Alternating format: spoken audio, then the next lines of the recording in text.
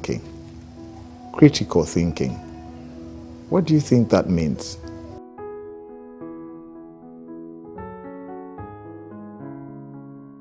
Someone will say it's deep thinking.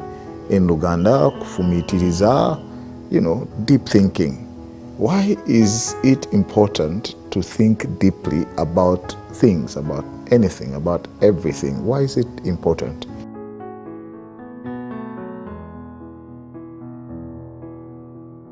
You will be saying mistakes. The reason why I need to think deeply about something is because I want to have the right outcome, the intended outcome. So we all live our lives in such a way that we have visions. Those visions is what you call intended outcome. I intend it, and therefore I work towards achieving it. But in the process of achieving, I need specific actions that should produce the results.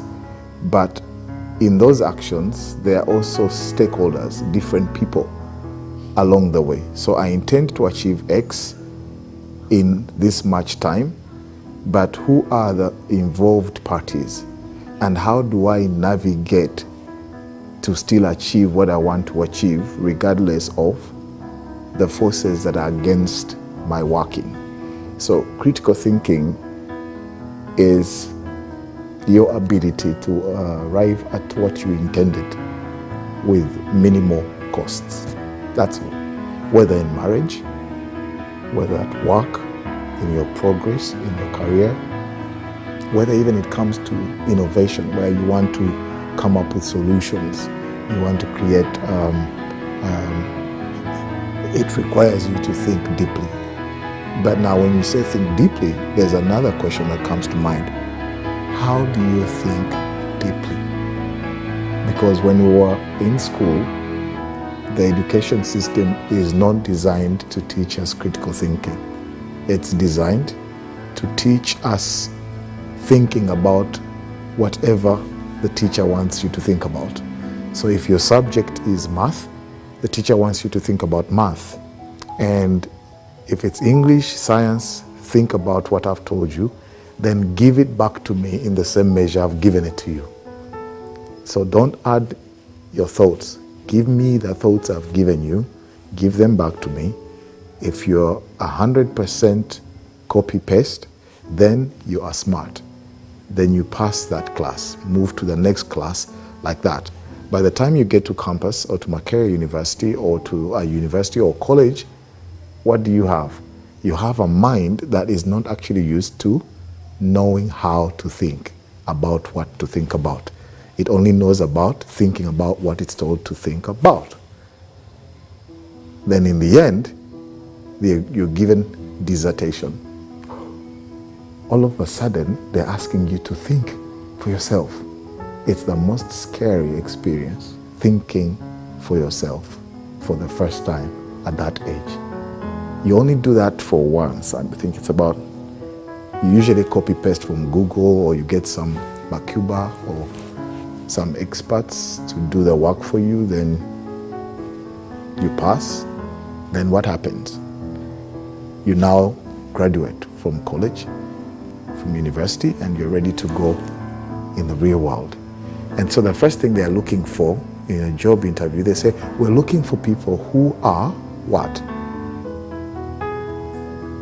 They will say it, they'll say critical thinking, they will say out of the box thinkers, people who think out of the box. But remember, you've been thinking in the box, but now they require you to think out of the box. They're looking for people who are resourceful, who can take initiative, who are creative, who can come up with solutions, things that no one actually told you. So critical thinking, and the book or the guide that I have written, is to allow people to have the tools, the mental tools, to navigate through their intentions and through the execution towards those intentions. That's the idea about critical thinking.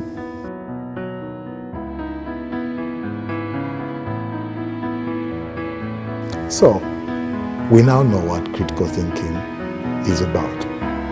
But what are the tools What tools? What are those mental tools? What do I do? How do I think critically? Now, how to think critically is what I summarize as 5-dimensional thinking, or different dimensions of thinking that collectively allow you to critically think about something. And it starts with the first dimension. But the first thing is to always look at the parts. But that is not only scientific, we also apply it in situations. Every situation starts as an event. One little event, second event, third event, then collectively they create a situation. The whole is made up of parts. So look at the parts. Number 2, look at the relationship between the parts. Meaning, how does this part relate to this part?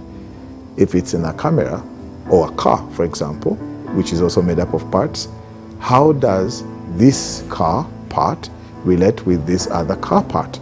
That's how we learn to drive. You cannot operate a car unless you know the relationship between and. See, those are all parts. Now, teaching you how to drive is to teach you how to relate. The timing between the parts allows for the function of such a device to actually work. So you look at the parts, you look at the relationship between the parts. Number 3, you look at the environment within which the parts relate. In Uganda, otunulira obuntu, buli kintu kyonna kikolebwa obuntu, obutundutundu. So otunulira obutundutundu bw'ekintu, n'otunulira n'enkolagana ey'obutundu.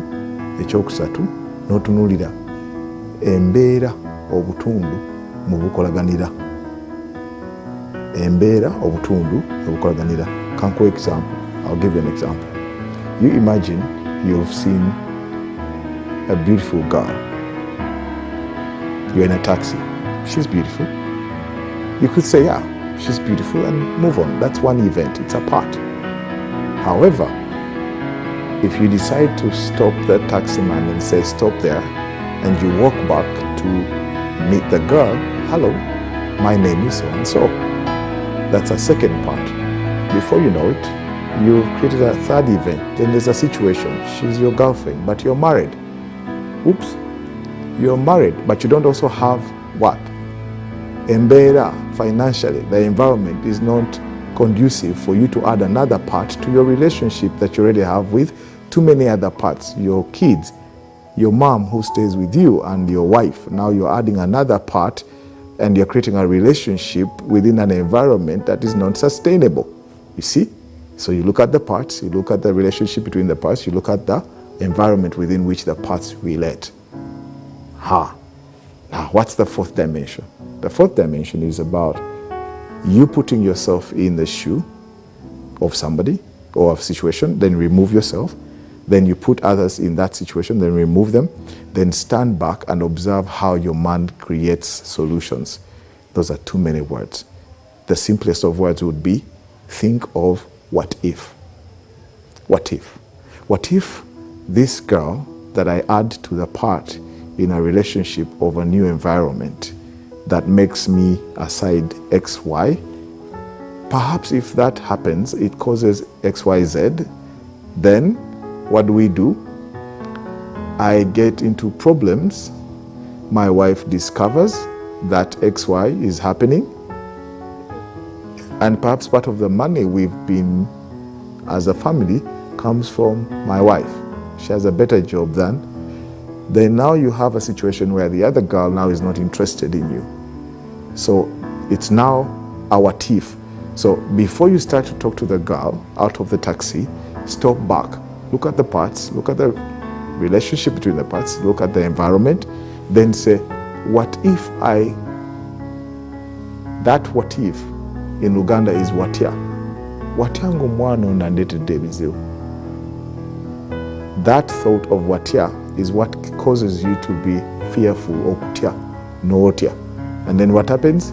You let go, you stay in your taxi and continue to your destination. So what have you done? You've solved a problem before it even began, because that problem is what you call a situation that takes place after a series of events that you did not intend, but you were just acting emotionally on your feelings, and now they become a burden on you.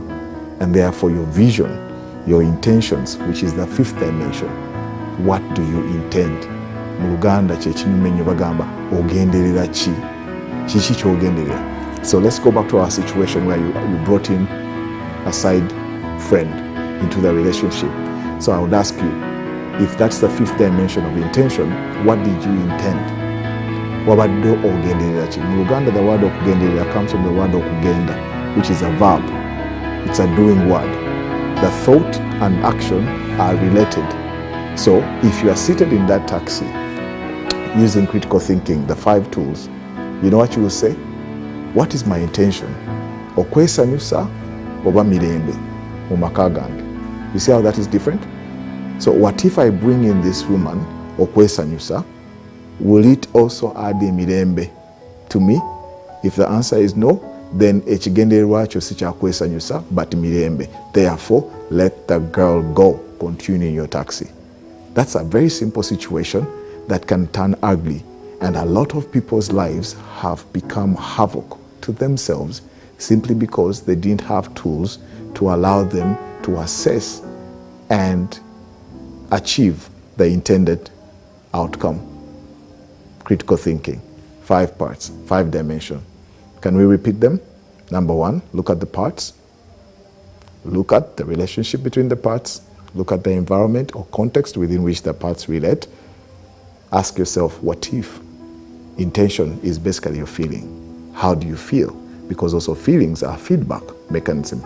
And always remember, every time you think about the 5th dimension, think of this scary thought. What you make others feel is what you mean to them.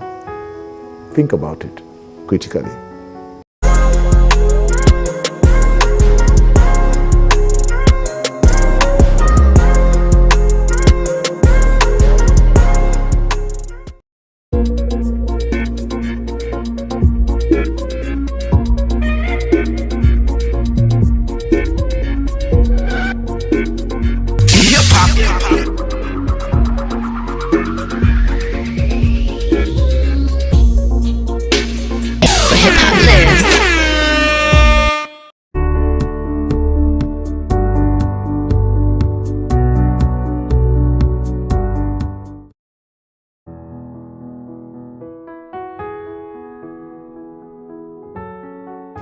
I've never noticed that I have daughters until recently in February 2019.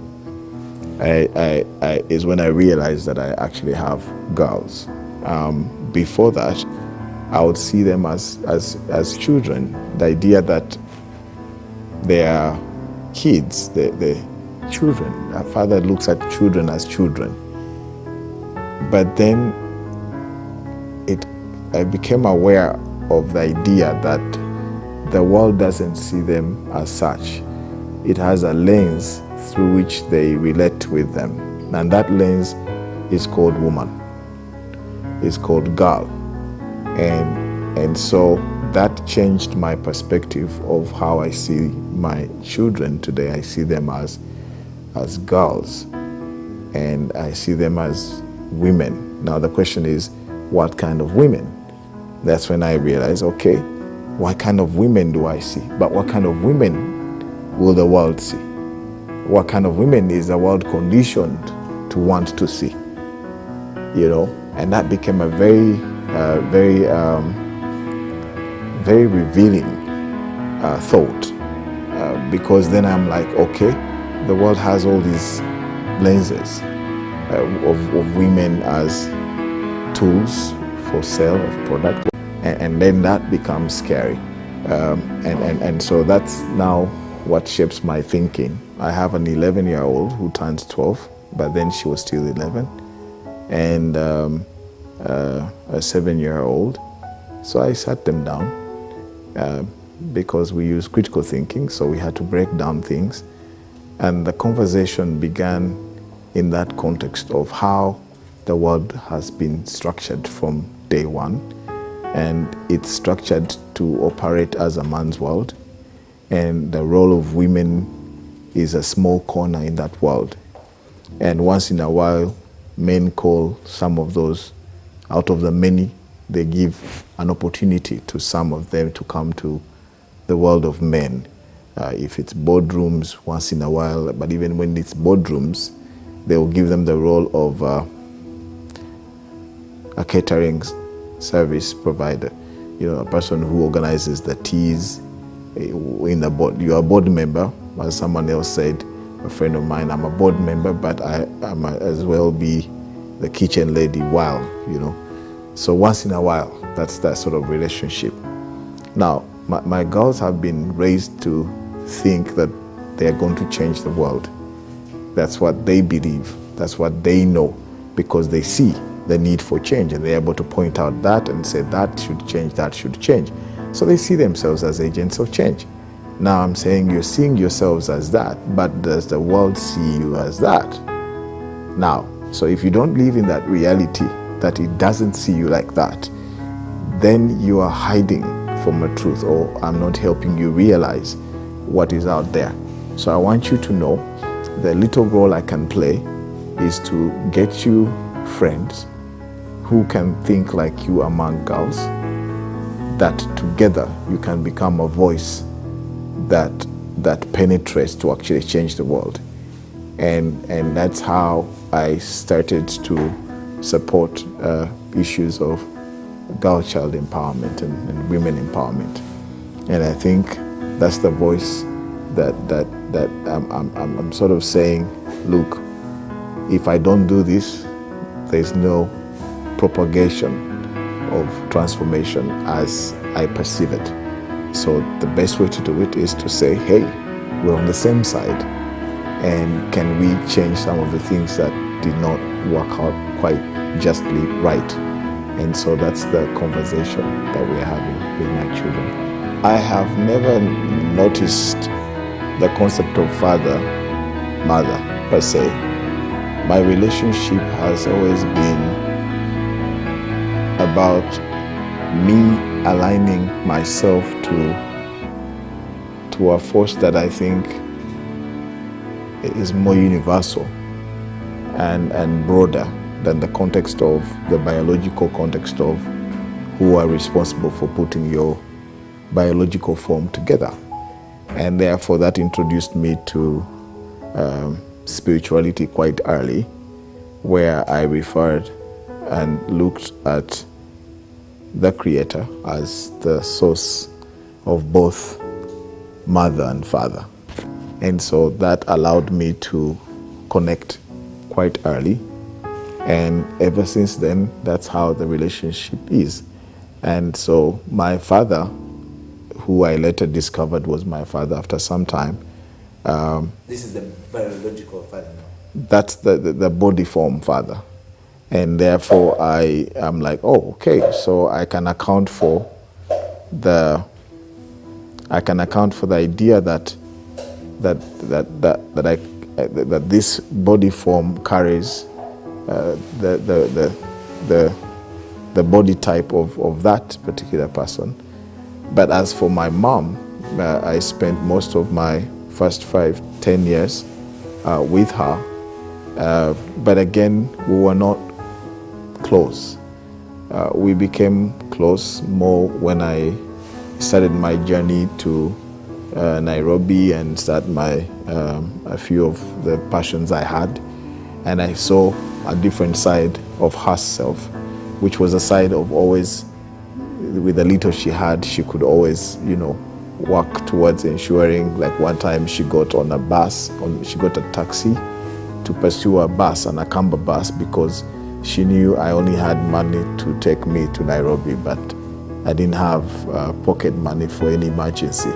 So when she found it, she had to pursue the Akamba bus until Nkoko Njeru, somewhere in Kono, and they had to stop the bus, and my mom came up with an envelope too. That's the first time I realized, oh, my mom cares. But before, she was struggling with the idea that this is a young man who has no father, and therefore the relationship wasn't really lovey-dovey. And so that was my first introduction of her as a mother, was when I was about 17 years. So as I said before, the biological dimension of myself in relation to the question you asked is limited, that I can't speak of it that much. I never thought of my mom as a person who doesn't care. And neither did I think of her as a person who cares. As I mentioned before, that side of myself was blocked. I had no opinion for both. And it was funny because the other source I was tapping in sort of fulfilled both sides. The female side of nurturing and love, I could feel it through that force. I could also feel that masculine sense of direction and purpose and being driven and intention and stuff. I could feel that strongly. So I developed both sides, but not through the biological parent. And I could also find elements of a mother in other people that were not directly related to me.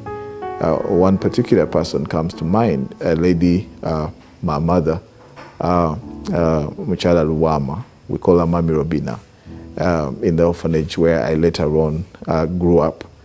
And I could see the other dimension of that. And that was even more powerful because it wasn't conditioned on biological relationship. Therefore, it introduced me to the idea that love is a universal sort of force. And so, yeah, that's how I relate with that body of knowledge. My daughter lives in a different dispensation than I did. And therefore, perhaps the tools of my upbringing might not be practical for her. So rather than giving her that, I thought that perhaps I need to give her something that is more user-friendly for the generation coming. Something that she can use, but also quickly pass on, and it becomes timeless. And so I'm not raising my girls to be great workers. No, I'm raising them to be great thinkers. That's all. I think in this information age, yeah, you don't want to get your children to work towards being workers and looking for jobs and doing jobs. No, you want them to be critical thinkers, because wherever life throws them, they don't need anything else. That's all they will need, and they can operate on a global scale because the principles are universal. And so that's how I'm raising them. So to answer your question, no, I can't raise them the way I was raised. It's absurd. It's a gone thing. I benefited from it to the extent that it's created and shaped my thinking. But a lot of my thinking is shaped with the future in mind. And I draw only from history beyond my history. So I read very widely from the Battle of Hastings in 1066 and its impact on the world. I read about the 1681, the laws in America that created. I read about aggregate efficiency in relation to near zero marginal costs in relation to productivity, growth. I read about energy forms. I read about communication forms. So I don't consider my history that great in relation to global history. However, where it becomes great is when I dig deep into my cultural roots. Then I find a certain value that shaped who I am, and I tend to draw more from that cultural identity of myself than I draw from my family identity as an individual. So then I can be able to analyze that cultural context in relation to other culture contexts globally that were running parallel to my culture in time, and seeing comparisons and being able to say, while this was happening in Europe, what were my kings doing at that time? When Christ was happening, what was Chintu doing? So I call it retrospective history. I keep analyzing the global context within our cultural context, and then I start looking for themes that allow me to understand the principles beyond the physical expressions of what they would call development. The things we look at and say, those guys are better. They spend too much time in the physical. My people spend too much time in the unseen, and they lived there quite a lot. So now that we live in a world that is unseen more because of the new 5G technology, the world is going to be more of the unseen, and how you experience it is going to be more important than physical. For example, Uber already has expressed that. People are tending to be more in love with having access to mobility or transportation as opposed to ownership of an item called a car. So then what happens to the physical realm where you thought that the car defined you? So that's from the perspective of Western history. The physical manifestation of their greatness dwelled within the physical realm quite a lot. And in Africa, the spiritual stayed deeply embedded in our psyche, in our music, in our expressions of forms of expressions. And now that we are in a world where it's 5G, then the African spirit is going to become the spiritual property, whereas theirs was intellectual property. So you see now, intellectual property protection, Africa, spiritual property protection. And that's where the future is. That's 5G. That's critical thinking. That's where I'm more focused on.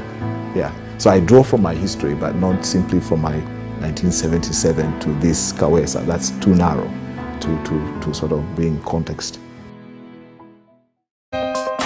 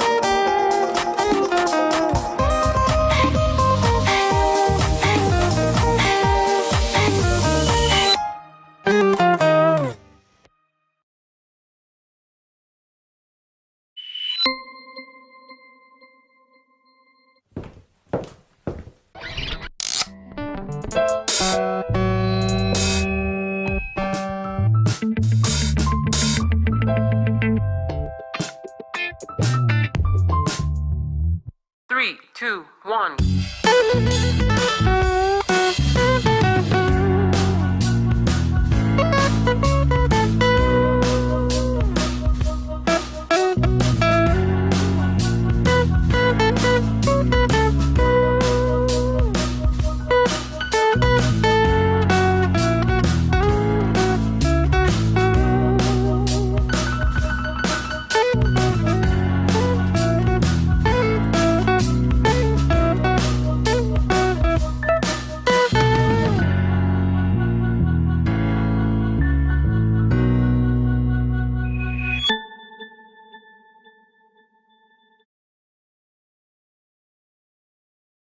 I have the pleasure to present to you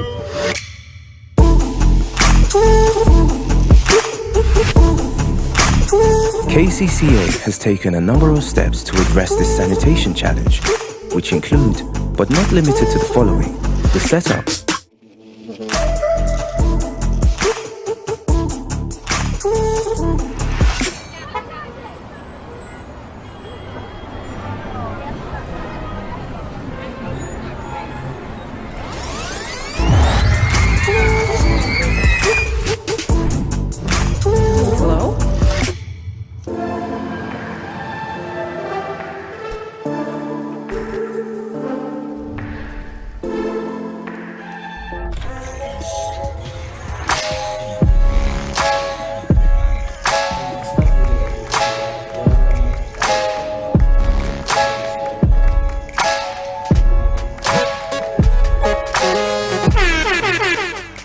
Welcome to Slam Dunk Basketball Talk.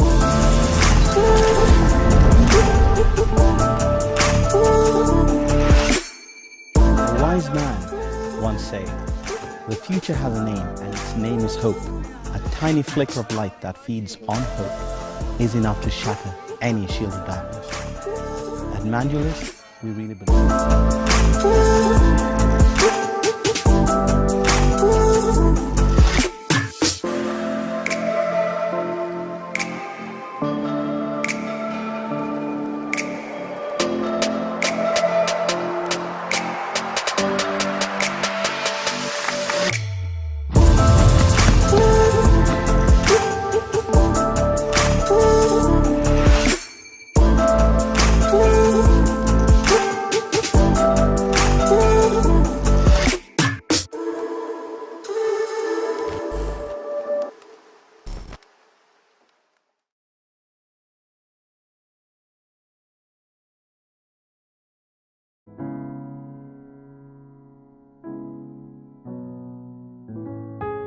As I said, culture expressions that reflect on property in physical forms would have such an argument as what the people had.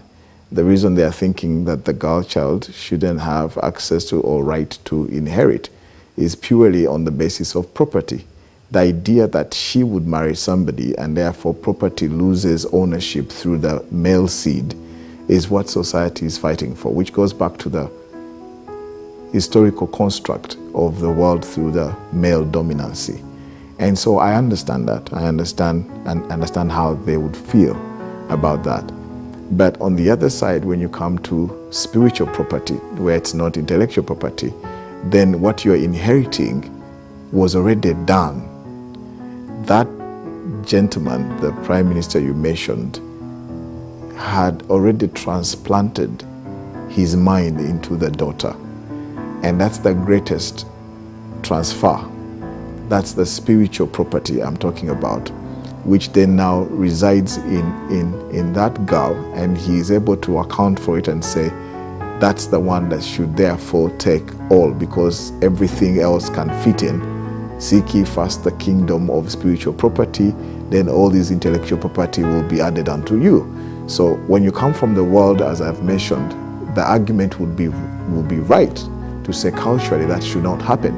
But also when you go back to our cultural context, especially the Uganda, you realize that very early on, men accounted for the role of women in the political establishment or management of society. How did they do it? It was simple.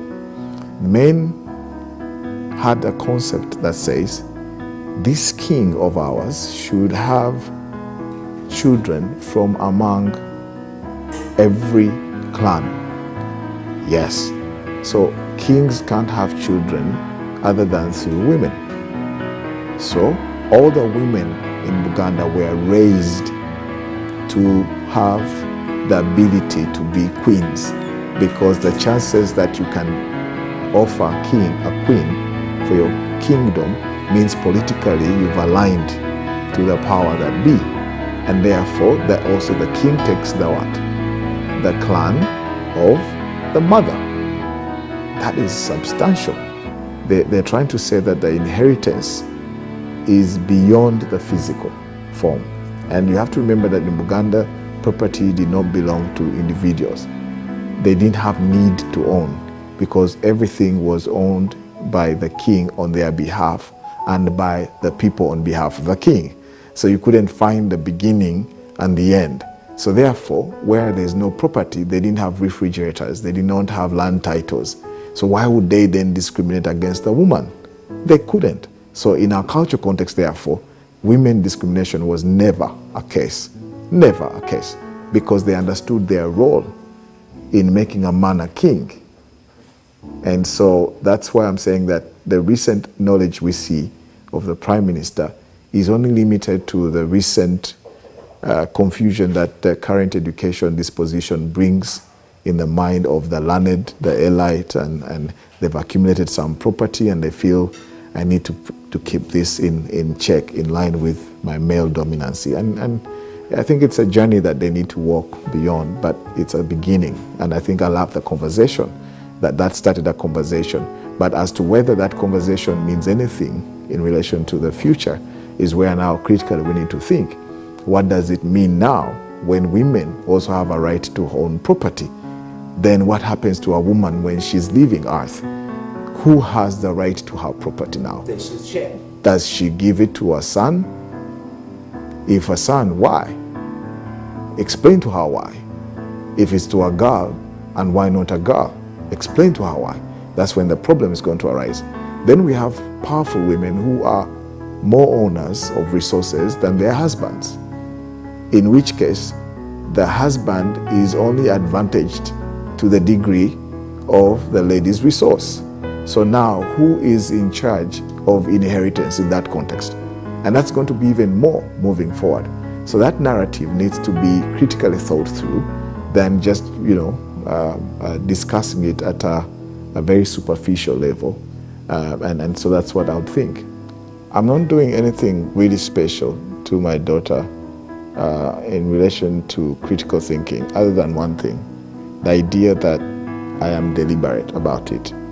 And they also find it interesting. I create little stories, like when you read the book, those little stories make sense to kids as much as they make sense to old people.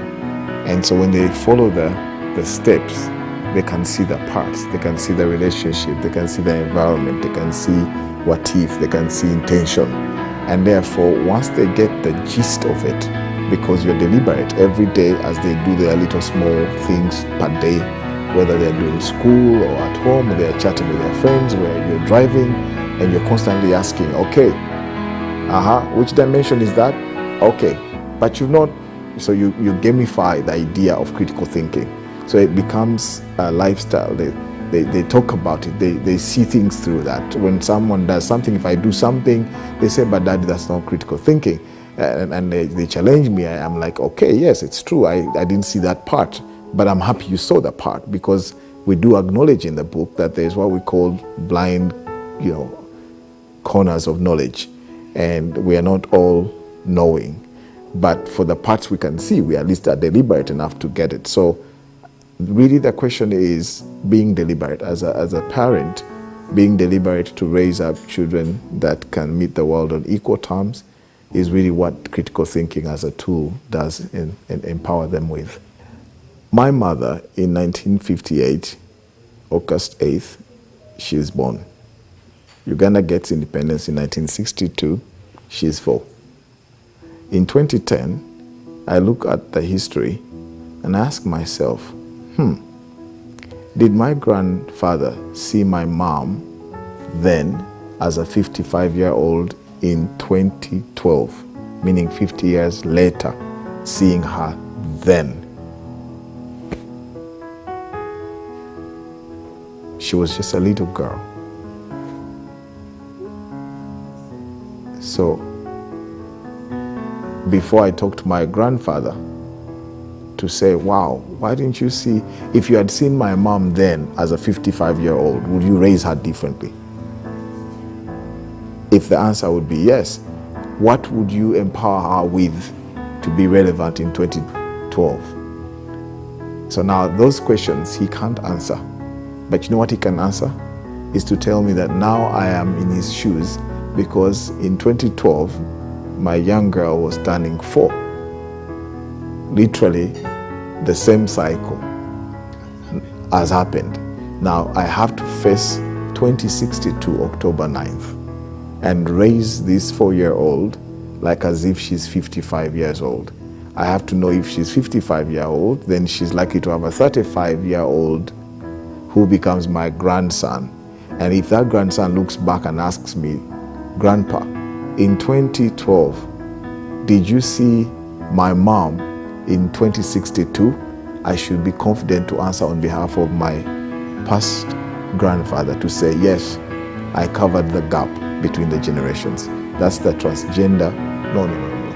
You see, it's a transgenerational agenda, not a transgender agenda. My mom looks at my life and my dad. My mom recently went to have a meal in one of the cafes in town, and she says, your late father called you his prophet and pastor. And those were very unique words for one reason, that she says, your late dad. I've never had that concept.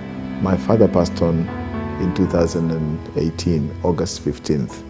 So he's about a year. But to think of the wife to my father saying to their child that your late father called you his prophet and pastor, I think to any woman who really saw value in a man enough to say, we have a child together, that's a statement of confidence that I don't need to tell her anything more. My life has been a reflection of a story that should make a mother be proud to have a son. My name is Kawesa Richard. I am a strategist, a father of 3, who is extremely intentional about critical thinking as a tool for success and also relevance for their lives for the next couple of 1,000 years to come.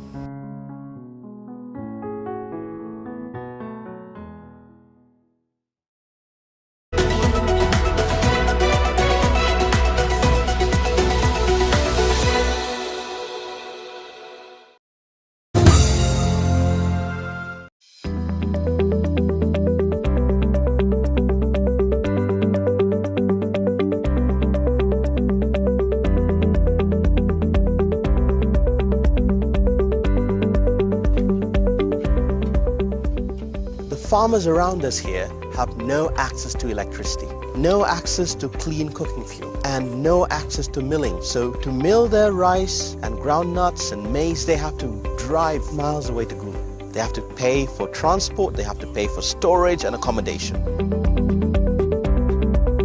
Mandulis is an electricity company that uniquely also provides agricultural value addition. Farmers bring us their crops and we turn this into higher value products. This alone doubles their income. We're trying to create a way of generating electricity that delivers value to the local communities in which we operate.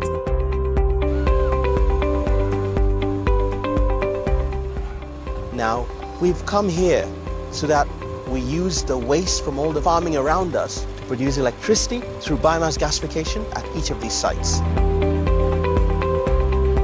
At the same time, that focus on biomass means we can not only generate electricity, but we end up with a byproduct, that biochar, which can be used to produce cooking fuel. Doing that means that we save nearly 1 million trees per annum. Technology is a thread that ties everything together. We combine the blockchain technology, AI, and Internet of Things to make sure that we can address critical bottlenecks that allows us to engage thousands of farmers. And the cost of settlement of electricity transactions go down significantly.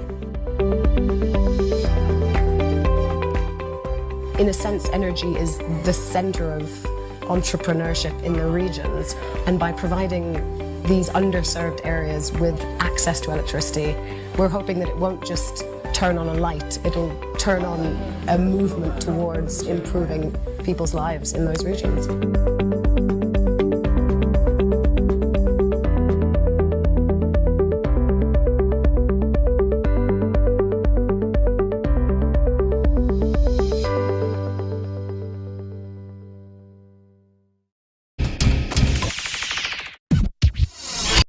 Mado ya Musa, twesala bukumba sibya Medusa. Tolina kalimo falo liluza. Reconnaissami, beba producer. Got chains on my neck and I'm looking like Kunta. Wanna close, boy I'm a shooter. I'm the boss with a dream like Luther. Namuongo boy, that's the hood I'm coming from, and I thought you knew that. Thugs and drug dealers, body mukako na. Why do I rap? I rap because I want to talk about stuff that other people don't talk about. I want to inspire people. I want to be the voice to the voiceless. I don't smoke. I don't do drugs, no. Wafuka so mean. In fact, Osinga I mean. Chirabikoli half man, half machine. Mundu nzira bakubuli street. Buli chimwe chicho cha gunpoint. My nigga, tell us the point. Power to the people, tebichakola kubanga nobulula baniga babubba, ba good cop, baba kuba masasi, our only hope, ne baba kwata, ba MPs, baba kuba kalimo lufu na kalulu nebebaka. Katite muji kwata ko. This is Leo Rich, rated fresh on XXL. Ruba. Yeah, Leo Rich. Oh yeah. This is Uganda. This is Uganda. This is Uganda. This is Uganda. This is Uganda. This is Uganda. This is Uganda. This is Uganda. Hey, wake up, go look for paper. No money, no power, Mutesa. Talk more and get yourself to your gas, so all we do is look for the pesa. Uganda Zabu, rest in peace Zakayo. I'm from the 256, born with the heart of a lion. Don't talk about Alicia Keys, we got Irene and Desire. Y'all think Trump is shit, y'all should come see ours. An MPP's on the wall, pays 40K and free he goes. After 20 years of school, you still won't get a decent job. A rich man shoots down a poor man, gets locked up but not for long. This is Uganda, brother, ain't nobody gives a fuck. Uganda, Uganda, Uganda, Uganda, Uganda, my country. Uganda, Uganda, Uganda, Uganda, Uganda, my country. Oh dear God up in heaven, bless my country. Oh dear God in heaven, please bless my country. Oh yeah. This is Uganda. This is Uganda. This is Uganda. This is Uganda. This is Uganda. This is Uganda. This is Uganda. This is Uganda. Hey. I fell in love with the Rolex. I ain't talking about watches. You don't need a big bando. Only few coins get a mando. Yeah, ba Kampala. Chino se chivuga chapafala. Smartphone ya kavitu jitwala. Do for the 256. Uganda. Can't touch my flow like a crested train. Dropped out of school, got a different brain. The eyes tell them that my future's faint. You and your stupid as claim. This is Uganda, part of Africa. Do what you wanna. Go to school, read your books, or else smoke marijuana. I don't care what you do as long as unayochofanya. This is Uganda, this is Uganda, light up your fire. This is Uganda. This is Uganda. This is Uganda. This is Uganda. This is Uganda. This is Uganda. This is Uganda. This is Uganda.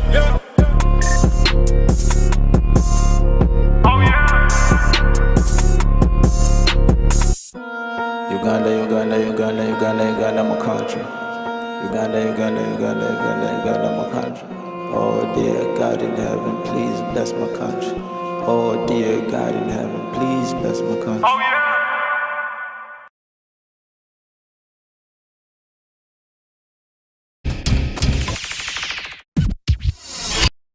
Hi, my name is Mujiz Hilary, and this is my story on XXL.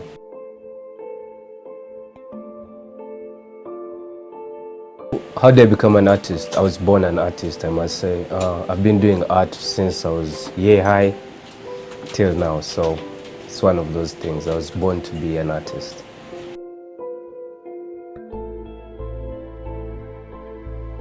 How do I describe my art form? I think I'm a digital artist. I use computers. The computer is what I use to create this amazing work I have. But I can draw and paint, but I'm focused on the digital kind of work.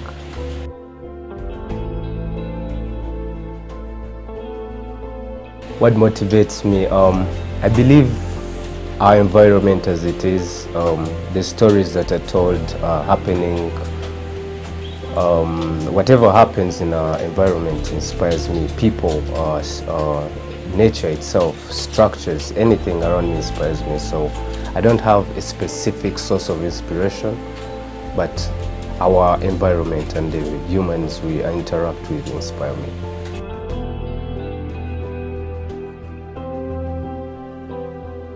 Does my work impact community? Of course, you know. Recently, there's this art piece that was done at a big cultural event. For those of you who don't know what I'm talking about, the Kabaka's piece during his coronation. It was unveiled. It made so many people happy. My phone was buzzing every minute or second. They're like, yo, we have seen your work at this event, congratulations. Many were happy. They like, oh, some money. Of course, some were like, some money. But it was the impact at which, actually the reason at which I did it that made so much to me. I wanted to give something to the Kabaka. How do you say happy birthday to a king, or congratulations on what you've done? I did something that changed the norm on what society embraces as art. 2, James Cambridge Butabika. I'm sure you people have heard of it. The buses that move around, definitely we haven't thought of buses with artwork. My work is on buses, you know. UAP, Old Mutual, it's an insurance company. Their office is branded with my work. And this is just art, you know. So how do I impact the community as well? Kids or the young generation looks up to me. I'm a symbol of hope to some. People stop me while I'm walking and shake my hand. They're happy to be around my presence. Those are things that inspire me as an artist, and I feel I'm a symbol of hope, and I'm creating a shift in what the community sees as an artist.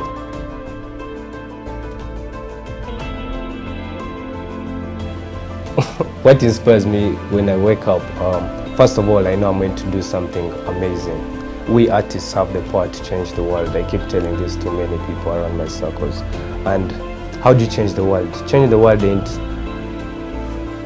changing the norm or changing political views. Changing the world is making someone happy through seeing your work. Changing the world is inspiring many to go with what you do as an artist. So that's what inspires me, especially when I wake up. But then I have projects I'm working on, so I have things I do every day.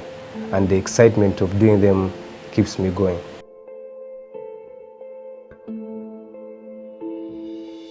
Where do I see myself 5 years from now? All over the place. I have plans to do so much. You know, I would want to have a foundation. I would have a foundation that would help change the world through my work. Maybe partner with organizations that can use my work, since it can be multiplied and blown up to infinity of size. And we see what we can do for certain communities, you know. How can we help a community of kids? Can we create a center for kids to come together and do stuff? But it's beautiful because it has my work. Couldn't we help the hospitals use art to heal? Medicine ain't the only way that heals people. I would want to have a school that would maybe teach the next generation what we as artists do, but at a fundamental level to the biggest level. So 5 years if I'm alive, definitely I intend to do so much with my work, and hope people will be able to support me as an artist and see what we can do together.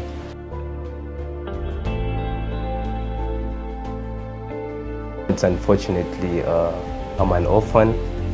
But I've been raised by this loving family that has been supportive, always taught me to be the best I can and believe in myself. So yeah, I believe it's always good to have a family that backs you up and wants you to do what you are meant to do. So school, I've always been a troublemaker in school, very, very troublesome, but then with the gifts, and it's good that people saw the beauty in me through my art and try to see the trouble as just a character I had. My brand is easy, of course. It's a combination of my name and my late mother. She was called Bomwezi. I'm called Mojizi. The last initials of both our names are Easy. So she's not around to see me be the man I am today, but I'm sure she is proud and she would be proud. And I'm not only doing this for my immediate parents. You know, family ain't just whoever birthed you or having the same blood flowing within you. Family is your friends, those who look up to you. So I believe my family is proud of me.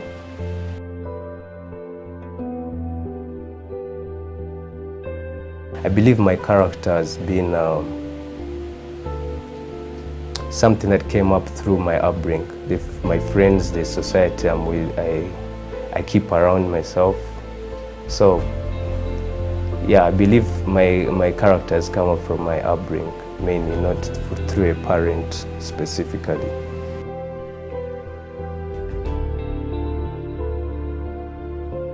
If you love me very well, touch me very well. That's my best song at the moment, and I'm glad it's done by Ugandan. I love it so much. So singing ain't one of those, but maybe boxing. Yeah, I'm a boxer, so that's something I can do.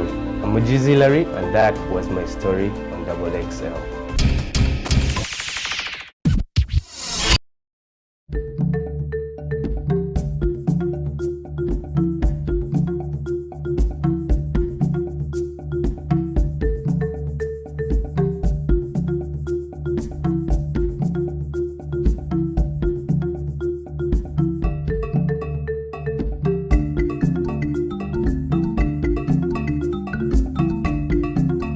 We use a generator of 250 kVA to run the whole plant. Every month we spend 144 million Uganda shillings on diesel only, and that is equivalent to around $62,000 US. That's the highest unit cost of production. If we can bring in some renewable energy technology, provide all the electricity they need at 30% less than what they're currently spending, we will immediately be able to release funding, which we can then plow back to the farmer. We're looking at a biomass gasification system. Everywhere you go here, you find biomass. It's being burnt out there every dry season instead of being collected. And one of the byproducts of syngas production through gasification of biomass is char dust. Adding value to this char dust by collecting, processing the char dust to turn it into charcoal briquettes. With any extra electricity that Unicef is able to produce, they're going to be charging batteries that can form a distribution network which is wireless. Not only will we be able to cut costs for an industry that's adding value to agricultural production in Uganda, we're also going to be able to provide electricity to small households that will replace the kerosene lamps they're currently burning in their homes, and provide them with a cheaper source of cooking fuel in the form of charcoal briquettes made from the biomass that they would otherwise be burning on their farms.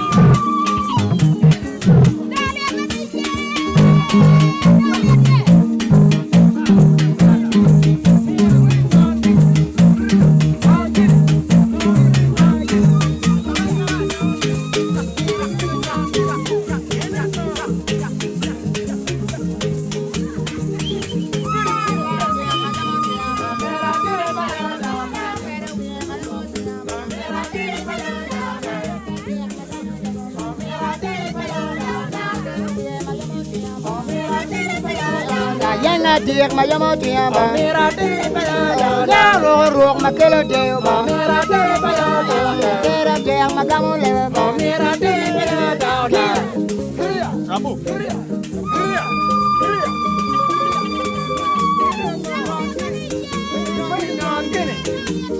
Nyana gini, man, baby, nyana gini, nyana gini, oh, nyana gini. I will down every year. I will down every year.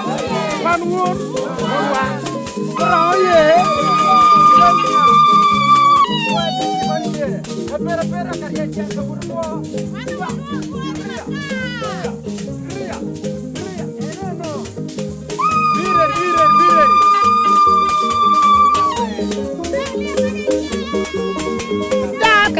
My young triumph, Mira, my down level, Mira, Ruka,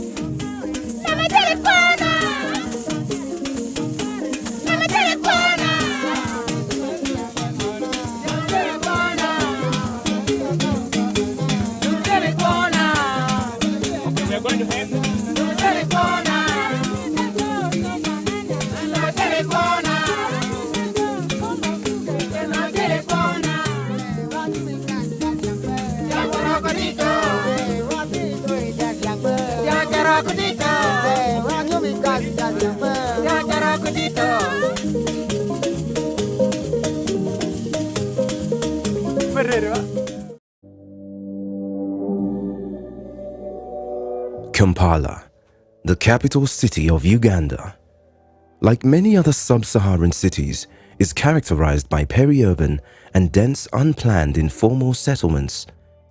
And with an ever-growing population that is gradually surging past the 1.5 million mark, city amenities are at times overwhelmed. Kampala Capital City Authority, KCCA, a body established to administer Kampala Capital City on behalf of the government of Uganda through its Directorate of Public Health and Environment, has been at the forefront of efforts to improve on-site sanitation in Kampala City.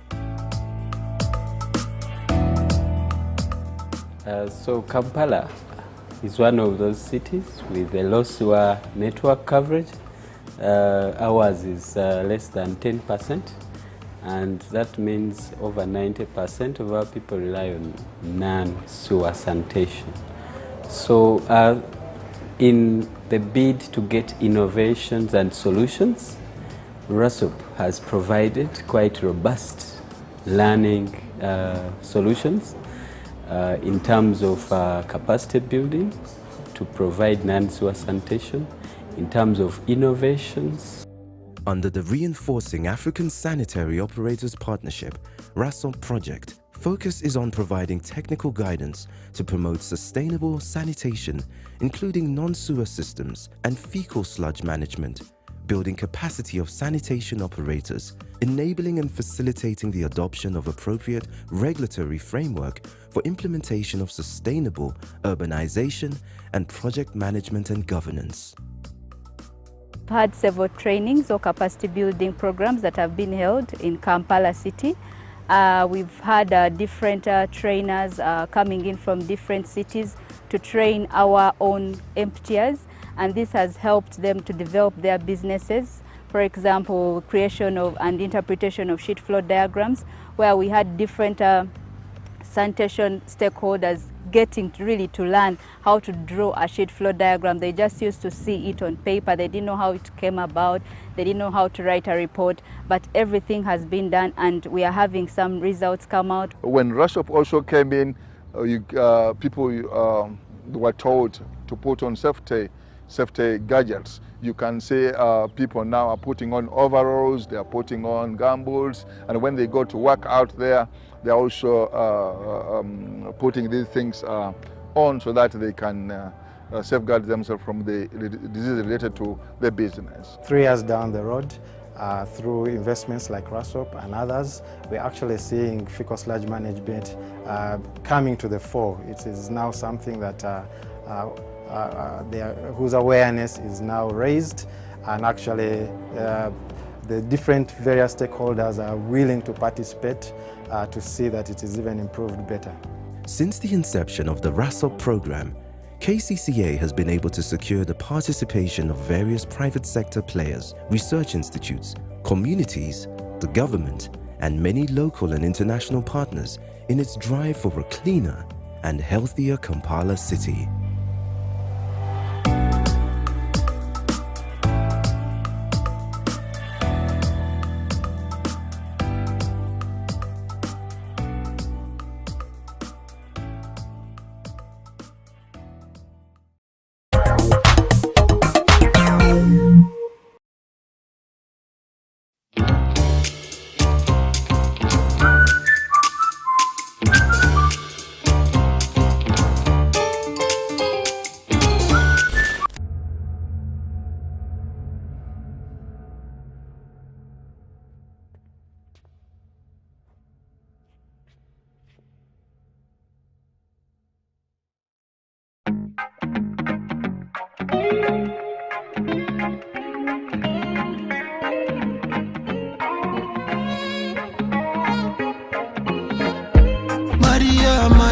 Mariana, ma Mariana, ono muwala teba mukwana. Mariana, ma Mariana, ono muwala teba mukwana. Big woman thing, girl me love how you talk so, girl when you talk me can't tell you shut up. Simplify when you talk, baby. When you talk, I'm just a blackout. Jagalanzi Jeff, your body hot. No visa, baby, got no passport. No money, boo, no visa too. But baby, me give you the comfort. Mariana, ma Mariana, ono muwala teba mukwana. Mariana, ma Mariana, ono muwala teba mukwana. Big woman thing, baby killer, bite me, Dracula. Send you from afar with my killer binocular. Me speak vernacular, Nkwagala you a killer. Me know say so many men I want you back to walk it up. She tell me she could love me, but she got HIV. How could I see that when she got no ID? Mariana, ma Mariana, ono muwala teba mukwana.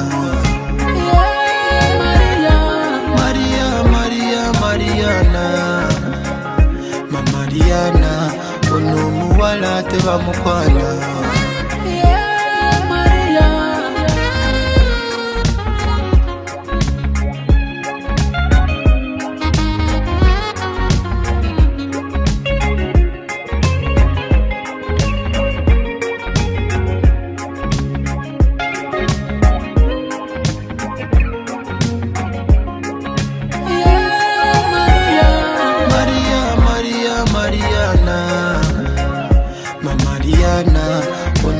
Wala teba mukwana. Mariana, ma Mariana, ono muwala teba mukwana.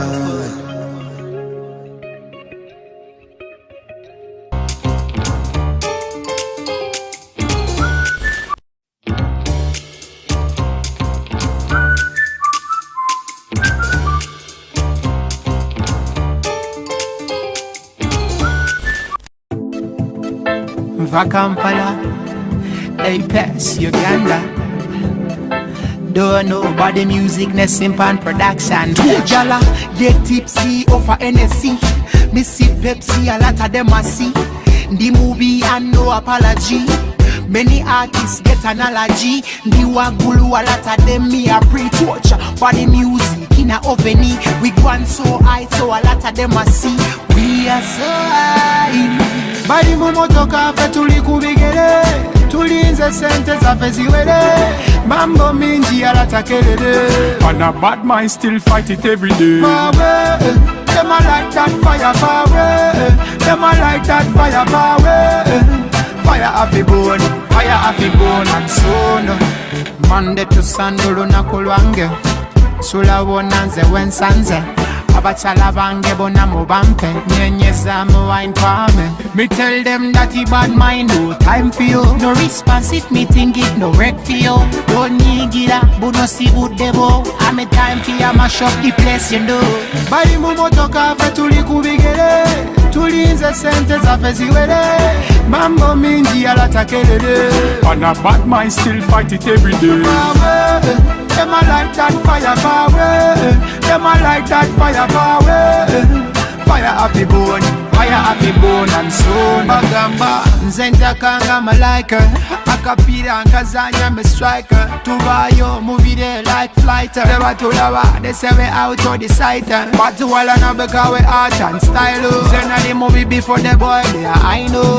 DJ me know your bad there, I know. Girl them off the wine pan time, oh. Bali mumotoka fe tuli kubigere, tulinze sente zafe ziwere, mambo mingi alatakelele.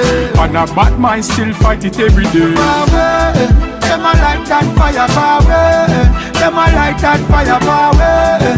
Fire happy bone and soon. Studio with Tony, now we not a killer. Everybody fall in when they see the killer. Everybody fall in, feel lyrical, oh me gala. Love me when me perform it. Me pull up the bad man style, yeah, hear me. Too much money to me till you can't help me. Now me self and the water like fairy. Some say me cool but me say I'd vary. Bali mumotoka fe tuli kubigere, tulinze sente zafe ziwere, mambo mingi alatakelele. And a bad mind still fight it every day. Power, them a like that fire power, them a like that fire power. Fire happy bone and soon. Stay on top like a pulpit. Flow got brain inside it. So busy but them can't hide it. No man to me think can't hide it.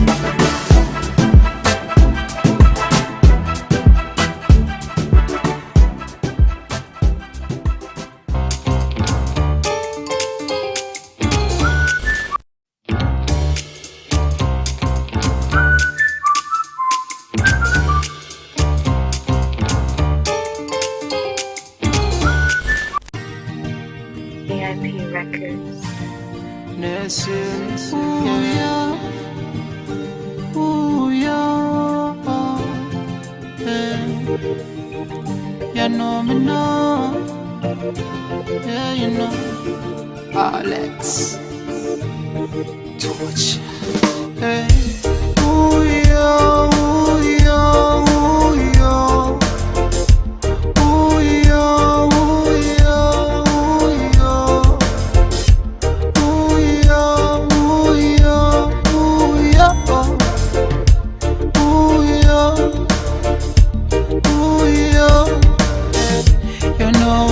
wange gwe nalonda sente tewali ne tusonda yono wange agumidde embeera zonna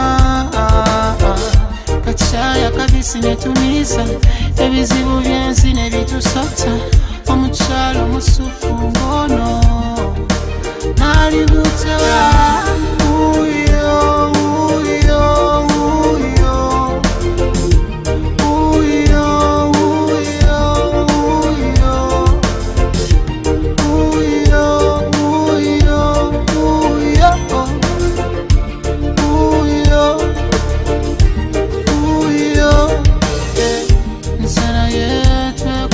Katonda kuba yalina pulani sagala ntunge nzenna nebase ku kyalani wendi wenambadde kali nza kubaabo you are my darling siri kusibya njala ekibuga nja kitambula yono wange gwe nalonda sente tewali ne tusonda yono netumiisa ebizibu byensi ne bitusota omukyalo musufu ngono nali butewa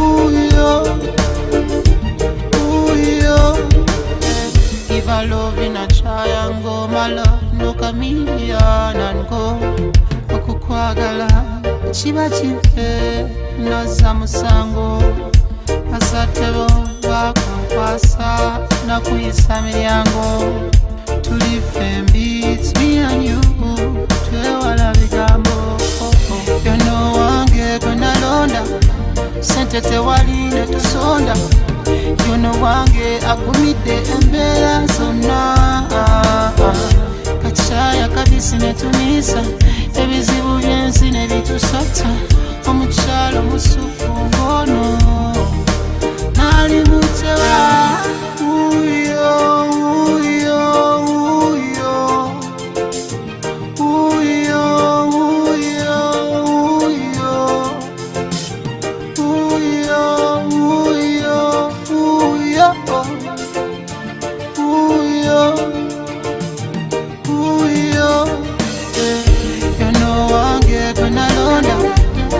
tewali ne tusonda yono wange agumidde embeera zonna kachaya kabisi ne tumiisa ebizibu byensi ne bitusota omukyalo musufu ngono nali butewa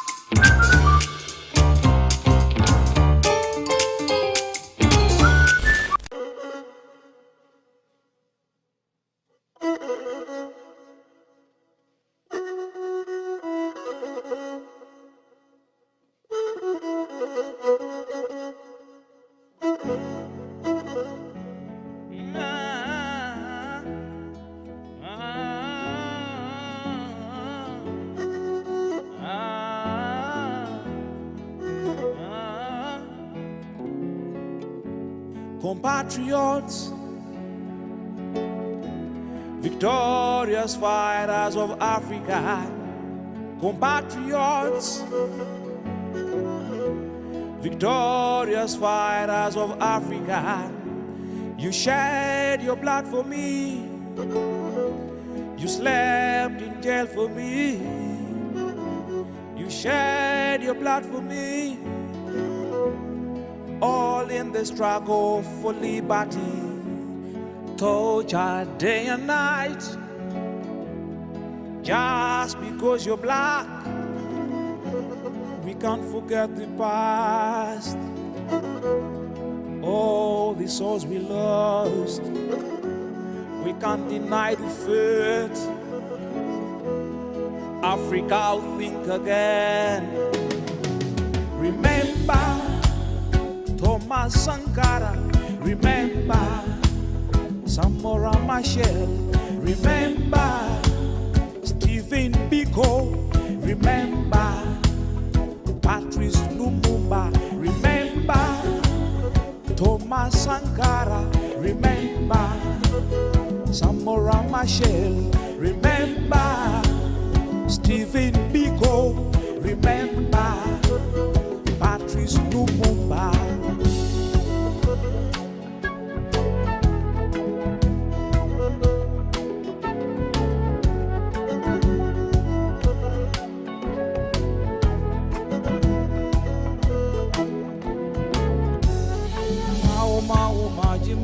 Voice of freedom, Kanutanu Frelimo, the movement of the people, the root of Pan-Africans. People must unite.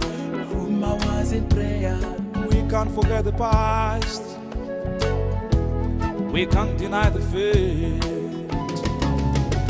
Remember Thomas Sankara, remember Samora Machel, remember Stephen Biko, remember Patrice Lumumba, remember Thomas Sankara, remember Samora Machel, remember Stephen Biko, remember Patrice Lumumba.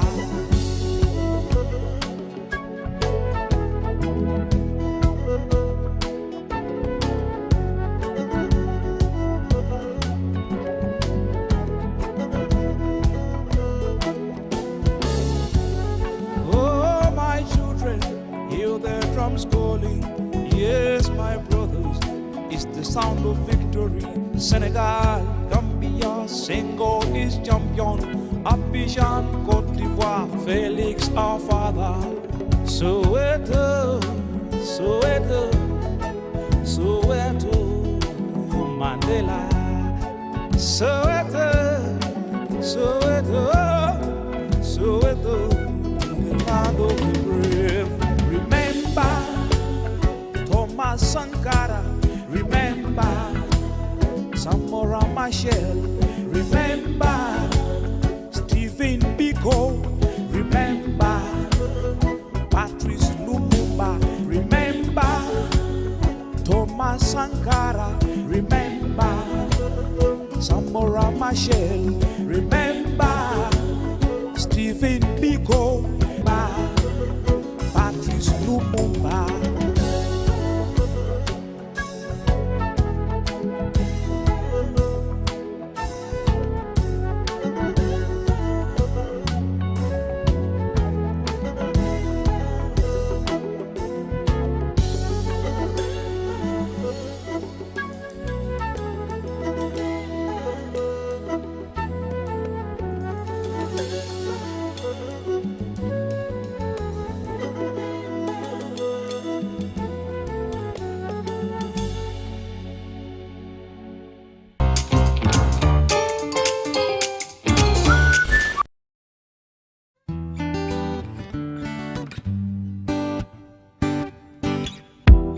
I will make you feel like you've never been loved, like you've never been loved.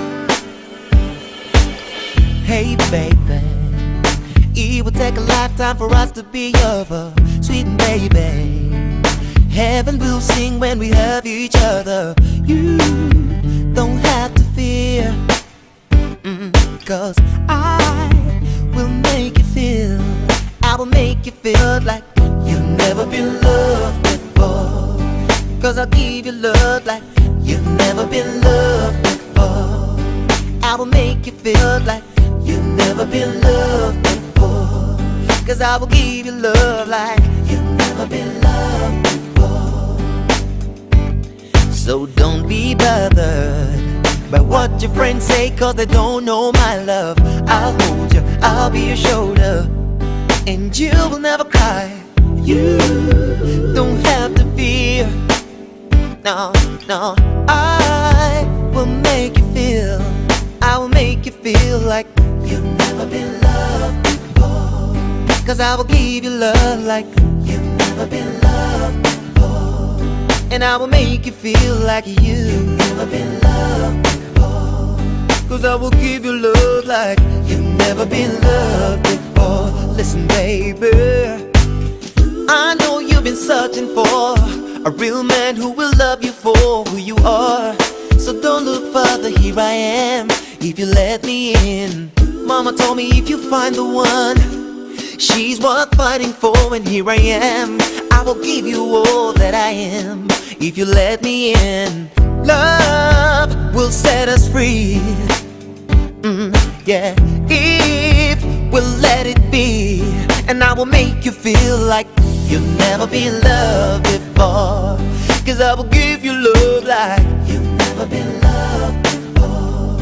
And I will make you feel like you've never been loved before. And I will make you feel like, yeah, oh. And I will make you feel like you've never been loved. Cause I'll forever ever give you love like you never had, like a blessing from above. I will always shower you with love. Feel like you've never been loved. Cause I'll forever ever give you love like you never had, like a blessing from above. I will shower you with love. I will make you feel like you've never been loved before. Cause I will give you love like you've never been loved before. And I will make you feel like you've never been loved. Oh, cause I will give you love like you've never been loved before. I will make you feel like you've never been loved, like you've never been loved. I will make you feel like you've never been loved, like you've never been loved.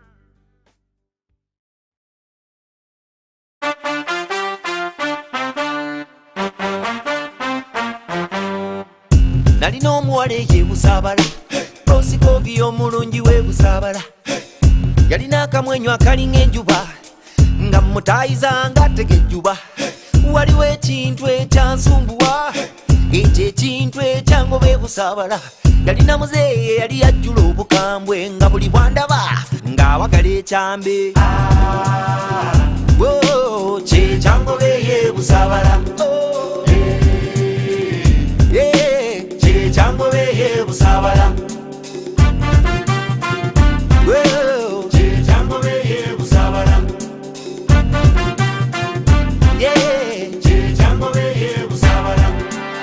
Muzeeyi yali mulodi w'ebusabala, okuva ebuvanjuba paka ebugwanjuba, ng'abanoonya abasajja ba local defense. Mikwano gya muzeeyi wa Sikovia, buli omukwano gwali gujja kunzisa, nga njiribayiriba ne Prosikovia. Obulamuzeeyi yali yajjula obukambwe, nga buli wandaba ng'awagala ekyambe.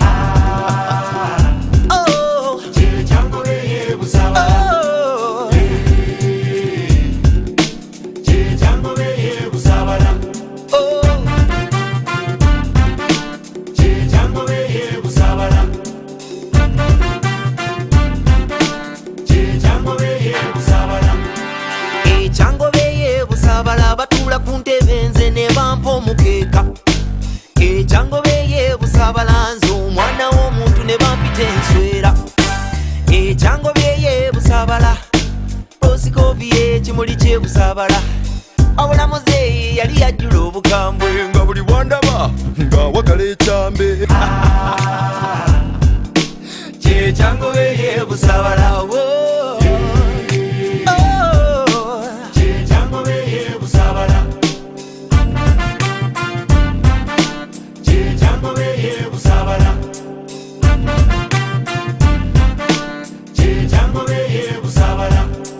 Ekyangoba ey'ebusabala batuula ku ntebe nze ne bampa omukeeka.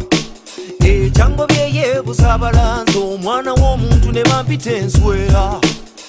Bichango byeye busabala Prosco bye chimuli che Proscovio yo Proscovia Proscovie chimuli che busabala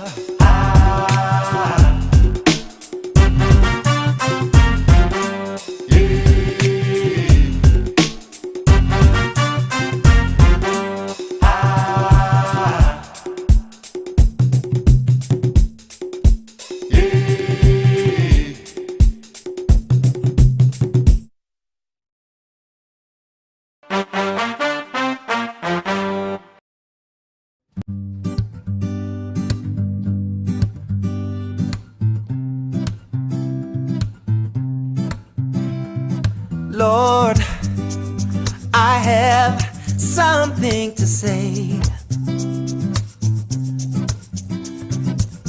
I keep on searching for meaning in everything I'm doing. They say you listen to everything we say. That's why I'm calling and asking for you to lead the way. Yeah, I'll keep on walking, keep on walking. Please, Lord, lead the way. Let the children sing now, yeah. Keep on walking, please lead the way.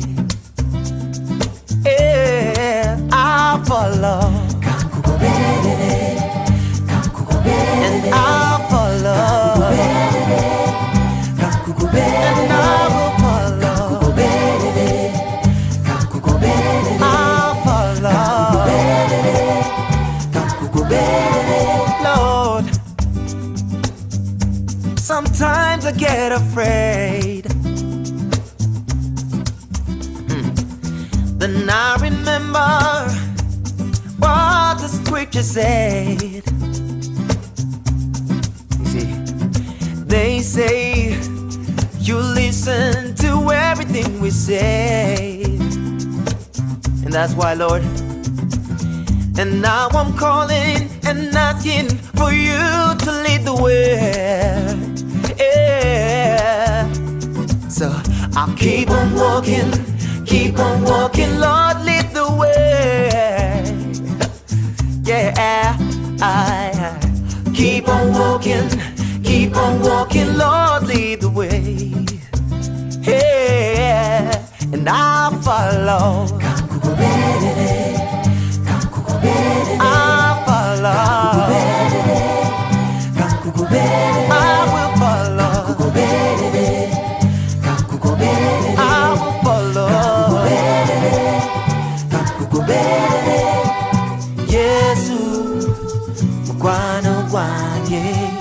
Yesu, tata wange. Yesu, subi yange. Kamugoberere,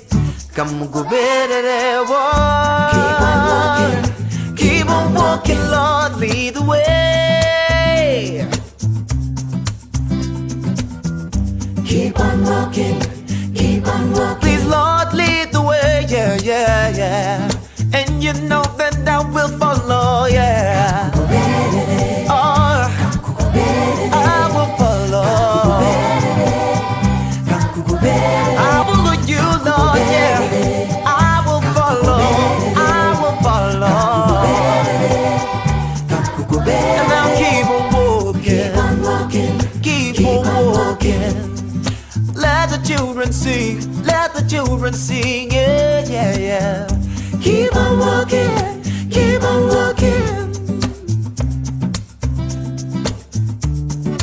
I will follow.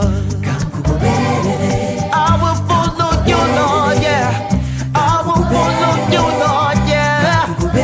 Oh, yeah. Kankubere means follow you. And I will follow you, oh Lord. I will follow.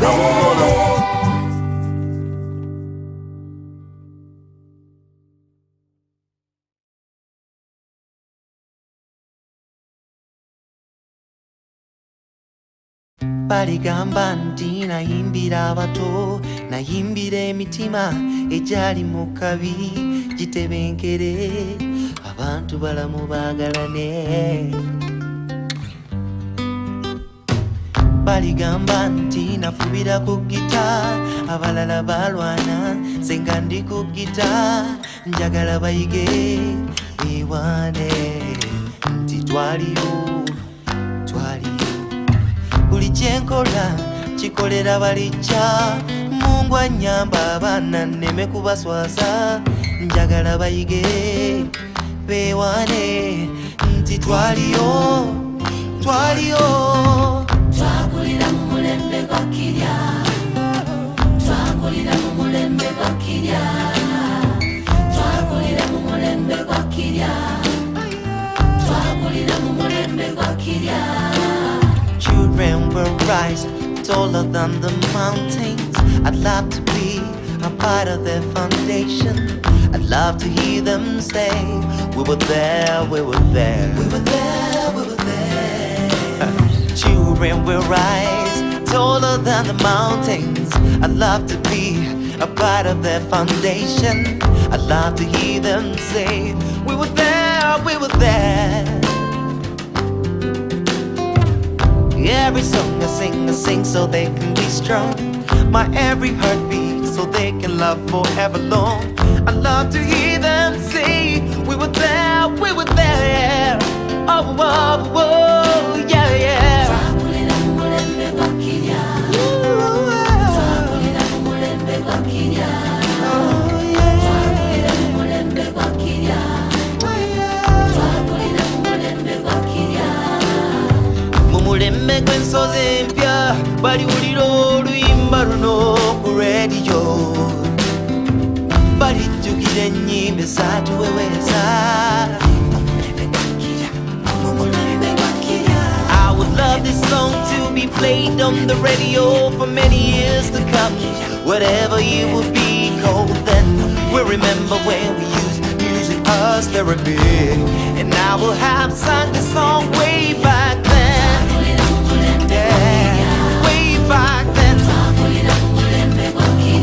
Way back then, yeah, yeah. Way back then.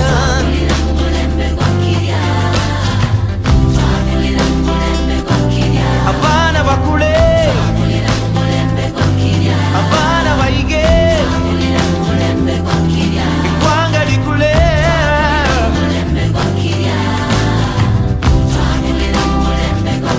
I wanna inspire the world, yeah.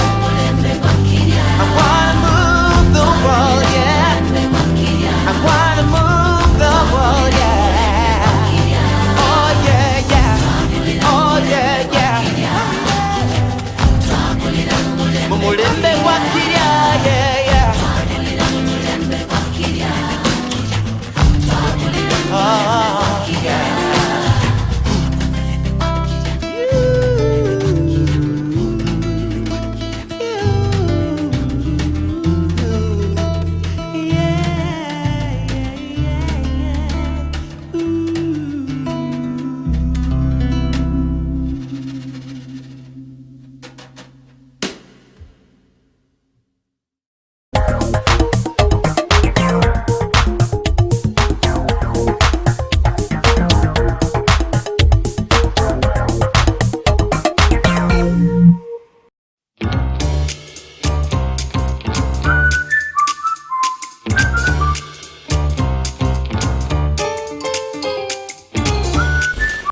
They projected the image of Africa negatively. They projected Africa always in a negative light. Jungles, savages, cannibals, nothing civilized. And naturally, it was so negative until it was negative to you and me. And you and I began to hate it. We didn't want anybody to tell us anything about Africa, and much less call us an African. And in hating Africa and hating the African, we ended up even hating ourselves without even realizing it. Because you can't hate the roots of a tree and not hate the tree. You can't hate your origin and not end up hating yourself. You can't hate Africa and not hate yourself. Africa, I love you daily.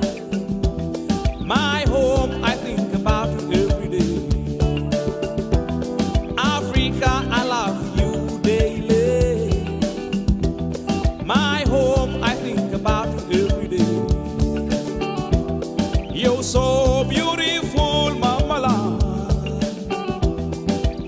fertile, glorious, sweet Africa. Flora and fauna is delicate, the oil and gold is tempting. Flora and fauna is delicate, the oil and gold is tempting. Rise up, Africa. I love you. Viva Africa. We love you. Rise up, Africa. I love you. Viva Africa. We love you. Africa, I love you daily. My home, I think about you every day. You're so beautiful, Mama land. Fertile, glorious, sweet Africa. Flora and fauna is delicate, oil and gold is tempting. Flora and fauna is delicate, the oil and gold is tempting. Rise up, Africa. I love you. Viva Africa. We love you. Rise up, Africa. I love you. Viva Africa. We love you.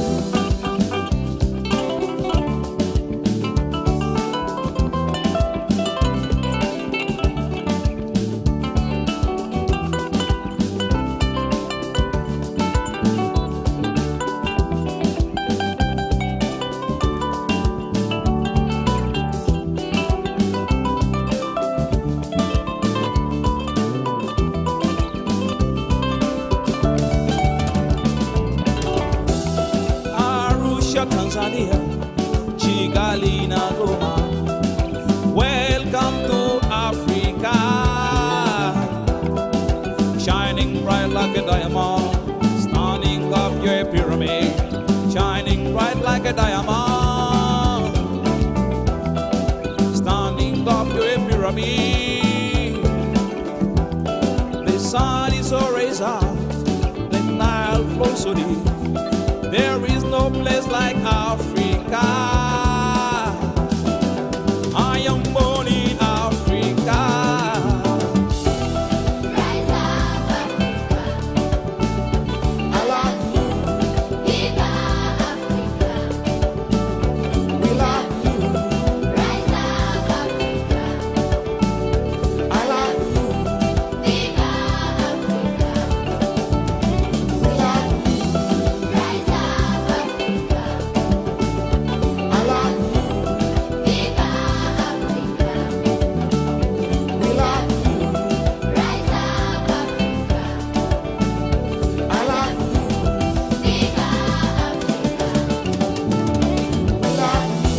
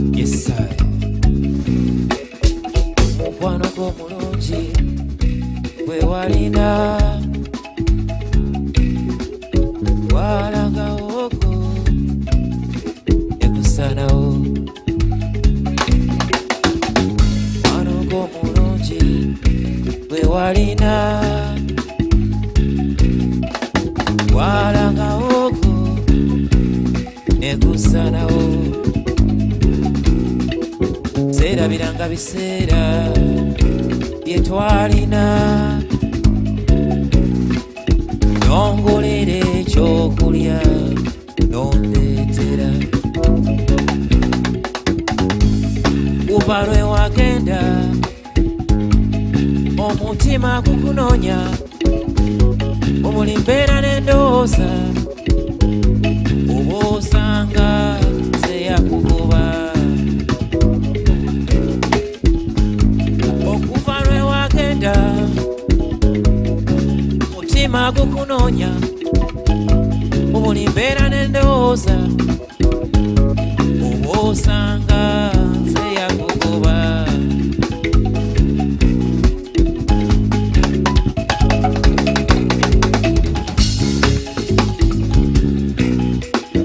Walirumu lwe wagenda tewasibula nange saamanya nalabiraawo nga kaseera ayiseewo nga sikulabako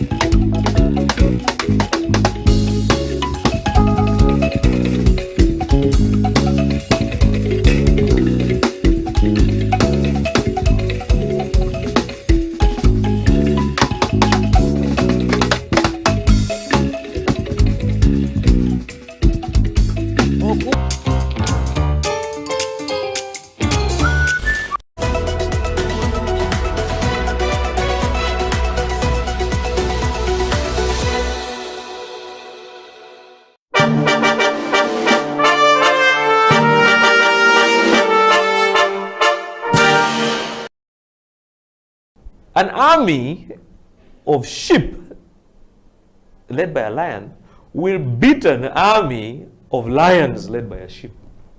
That's a fair. Yeah. So let's be very honest about this thing and really understand that you need to understand where you lie and where you fall. So it's very important for us to understand that leadership has to be definitive. You can't be laissez-faire. It has to be definitive.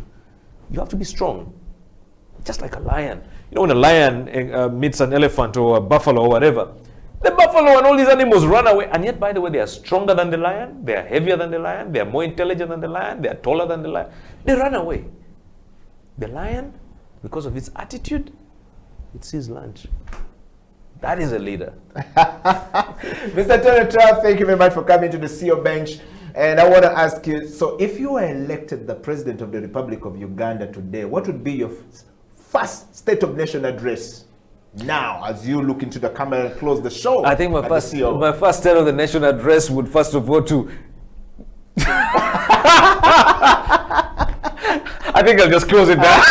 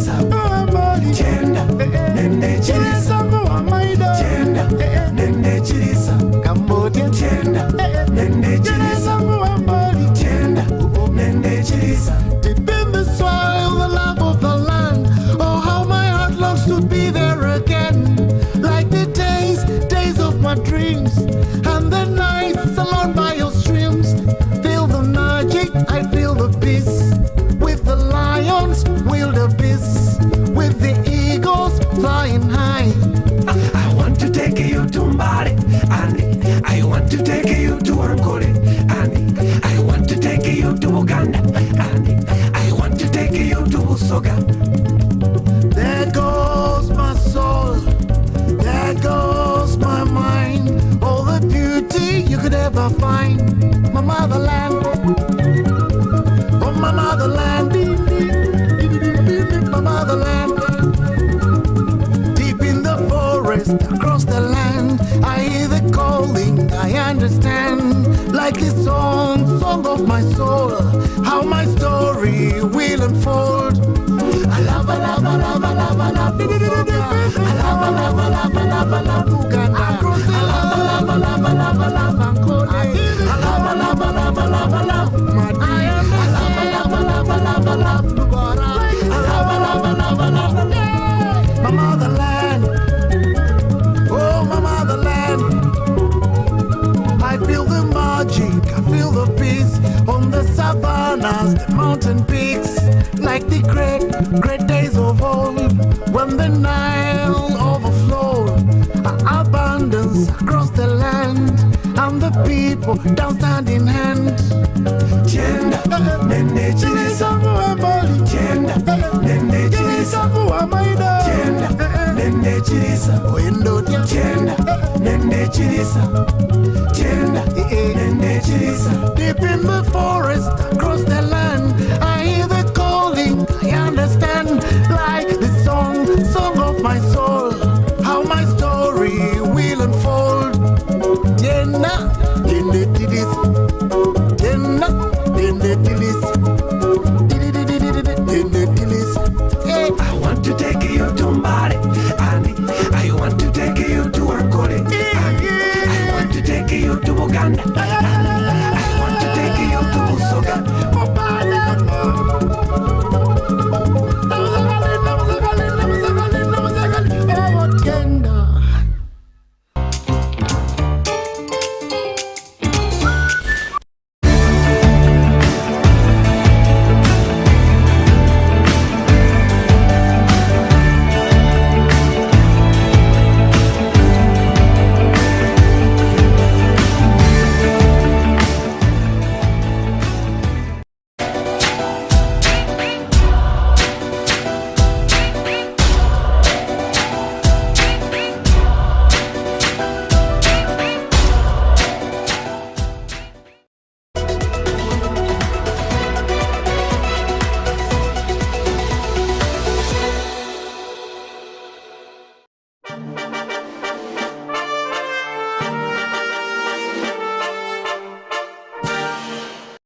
Let's talk about yourself, self-leadership. How did you pick yourself? Where did you come from?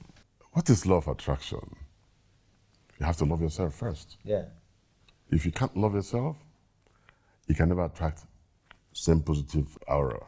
So I tell everybody to read that book. Either you read it or you watch it. It's Secret by Rhonda Byrons. It's quite captivating. I come as a very corporate person when it's necessary, as an activist when it's necessary.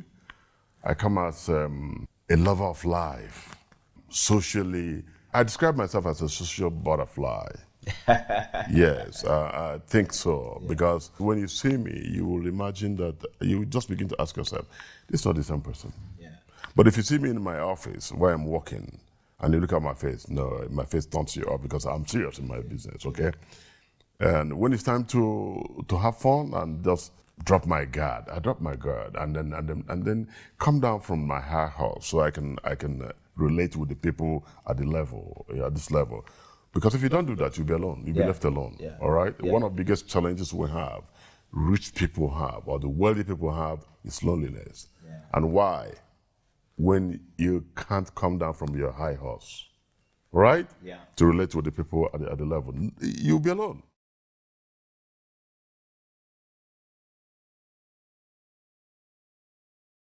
I have the pleasure to present to you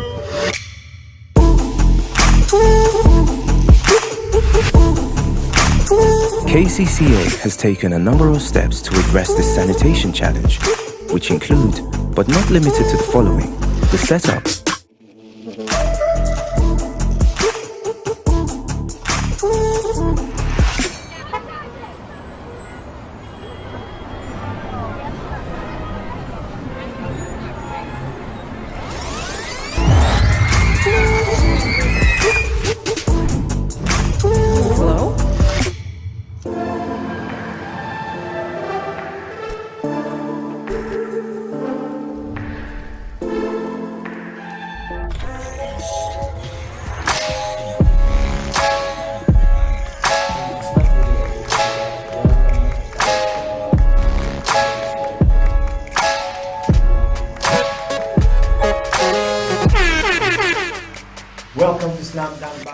A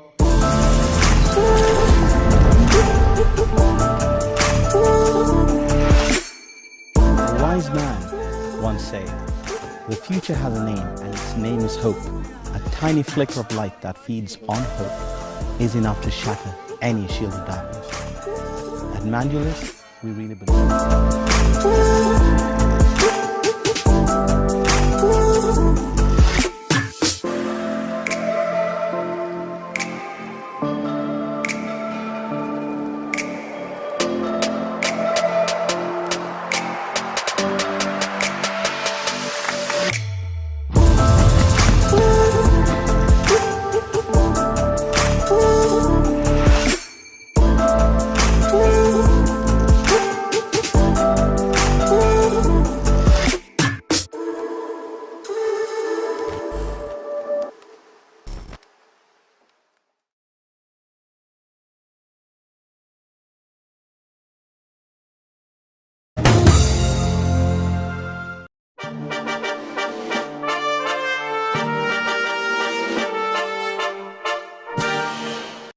Welcome to the CEO Bench. My name is Eddie Okila, and my guest this morning on the CEO Bench is a businessman, is an entrepreneur, is a philanthropist, and a social activist.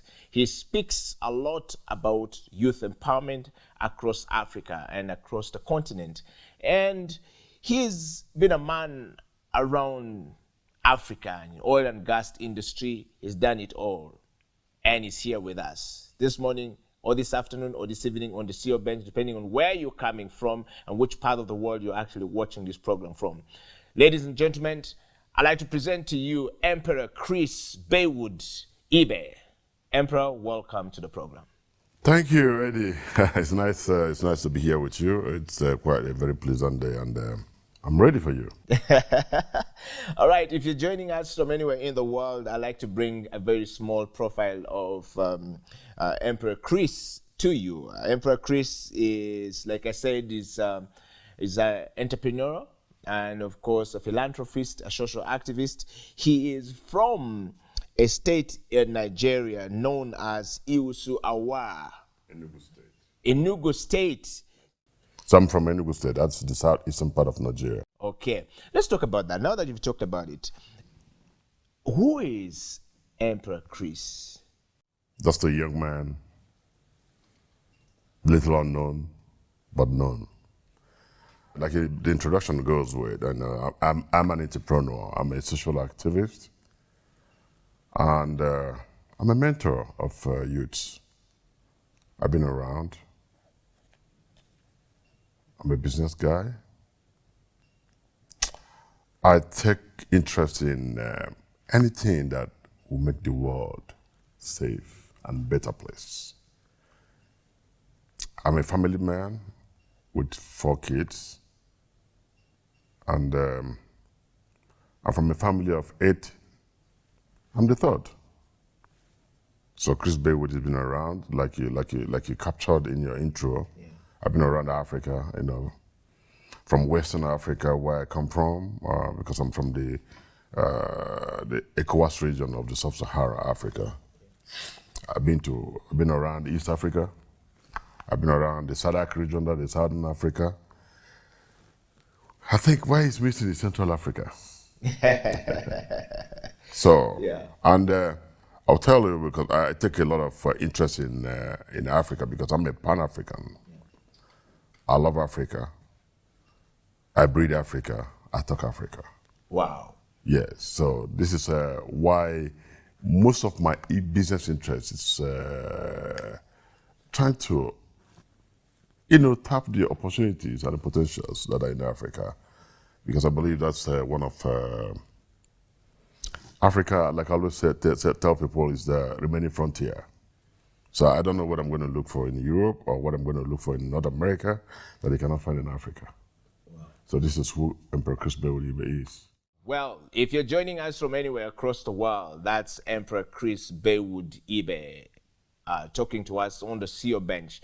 He is the CEO and the president of the Baywood Group, and the Baywood Group has offices all across Africa, and and Europe, and we're going to know, and in South America, I think, we're going to know. North America, and we're going to know a lot more about that on the CEO bench. But we want to start the discussion, Emperor Chris Baywood, from a point of leadership. A lot of people are doing great stuff across Africa, and sometimes those who are doing great stuff across Africa is not known to us. Sometimes we don't know the talent we have, but we have been looking at your profile, and I want to start from a more personal note of knowing you from what is leadership to you and what is self-leadership to you?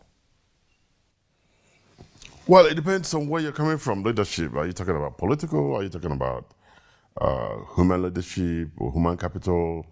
But generally, leadership is being this man that gives, sets the directives, or rather sets the process in motion, a thought out process, and you follow this process and you walk your talk, because it's not about the leadership. It's not just okay, this is how we're going to do it, and perhaps you set the process in place, but you're doing contrary.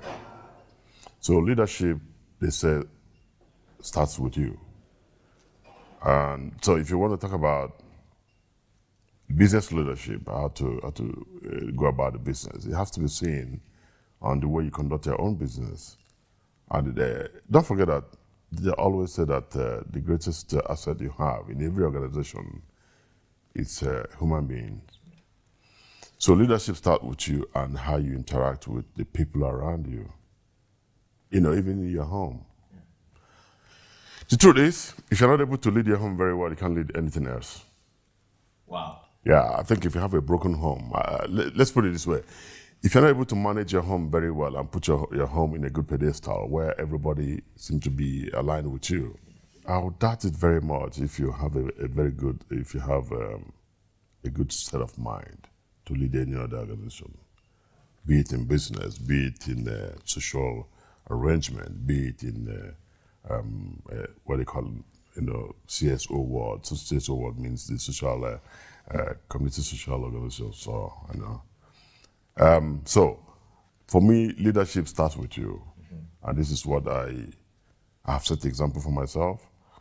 And whatever I do, I have to do it right. I know the principles that guides it.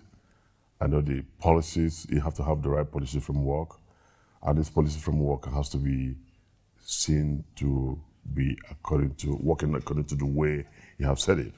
And he said everybody along that line, that trajectory. And you follow suit, and then make sure you lead by example. Because one of the challenges we have in Africa that a lot of people don't lead by example. You say one thing and do another. So this is exactly for me leadership. Leadership is that quality you have to lead others, and others will look at you and emulate you and follow you through and through because they believe in you. So first of all, you have to buy the confidence of the people. All right? And this is what I'm saying. If in your home, you can't get the confidence of your children, for example, daddy comes home every time by 4 a.m. and then daddy messes around in the house, maybe he smokes and everywhere is littered, or daddy drinks and is just so reckless with everything. You don't expect your child tomorrow. You tell your child, hey, listen, you must not come back anything later than 7 p.m. He can only say, yes, daddy, I hear you. But do you think he's going to abide by that? Because you're already setting leading by example. Yeah. He sees you come home at 4 a.m. Or anytime he asks for daddy, daddy's not at home. Yeah. So leadership starts with you. And if you set that example, others will follow you. Wow. Thank you very much, Emperor Chris Baywood. Let's talk about yourself, self-leadership. How did you pick yourself? Where did you come from? Take us back from growing up and getting to where you are today and who you are today. Some people out there may not know who you are today. They just think that you're just a man with a good, deep voice, sound like some movie star. Is like Barry White. Is his sound is? Many people would mistake you to be Barry White. Many people would take you to be, Morgan Freeman. Where is Emperor Chris? And the name Emperor? Well, like I always tell people, I'm a man with different shades of colors. Positive, right? But you can have different shades of colors, but negative. So I think I meet positive vibes, you know, because I've read quite a lot of books that teaches on positive energy and law of attraction. What is law of attraction? You have to love yourself first. Yeah. If you can't love yourself, you can never attract same positive aura. So I learned that over time by reading quite a lot of books. And one of such books I read is, I tell everybody to read that book. Either you read it or you watch it. It's Secret by Rhonda Byrons. It's quite captivating and it's quite insightful. It's motivational, it's inspirational. It's one of such books that when you read them, you see you start to especially when you read them and put them in practice, right? Because one thing is to read a book or read books and try to see, provided you are on the right path. You can read certain things and they have certain information that might send negative vibes. So for me, I always look at the positive vibes for everything. So a man of different shades of colors, I say, is I come as a very corporate person when it's necessary. I come as a very as an activist when it's necessary. I come as a lover of life. Socially, I describe myself as a social butterfly. Yes, I think so, because in certain quarters, when you see me, you will imagine that you just begin to ask yourself, this is not the same person. Yeah.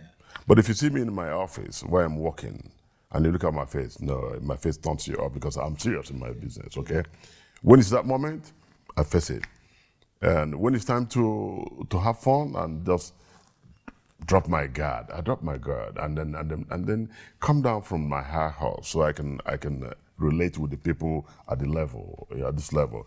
Because if you don't do that, you'll be alone. You'll be left alone. Yeah. All right? Yeah. One of the biggest challenges we have, rich people have, or the wealthy people have, is loneliness. Yeah. And why? When you can't come down from your high horse, right? Yeah. To relate with the people at the level, you'll be alone. Yeah. So it's a lonely world. Wow. So I grew up as a young man, like I said earlier, from a family of 8, I'm number 3. I would say from a mid-average family. My father was a farmer of an issue before he got into construction. He was a miner, a coal miner.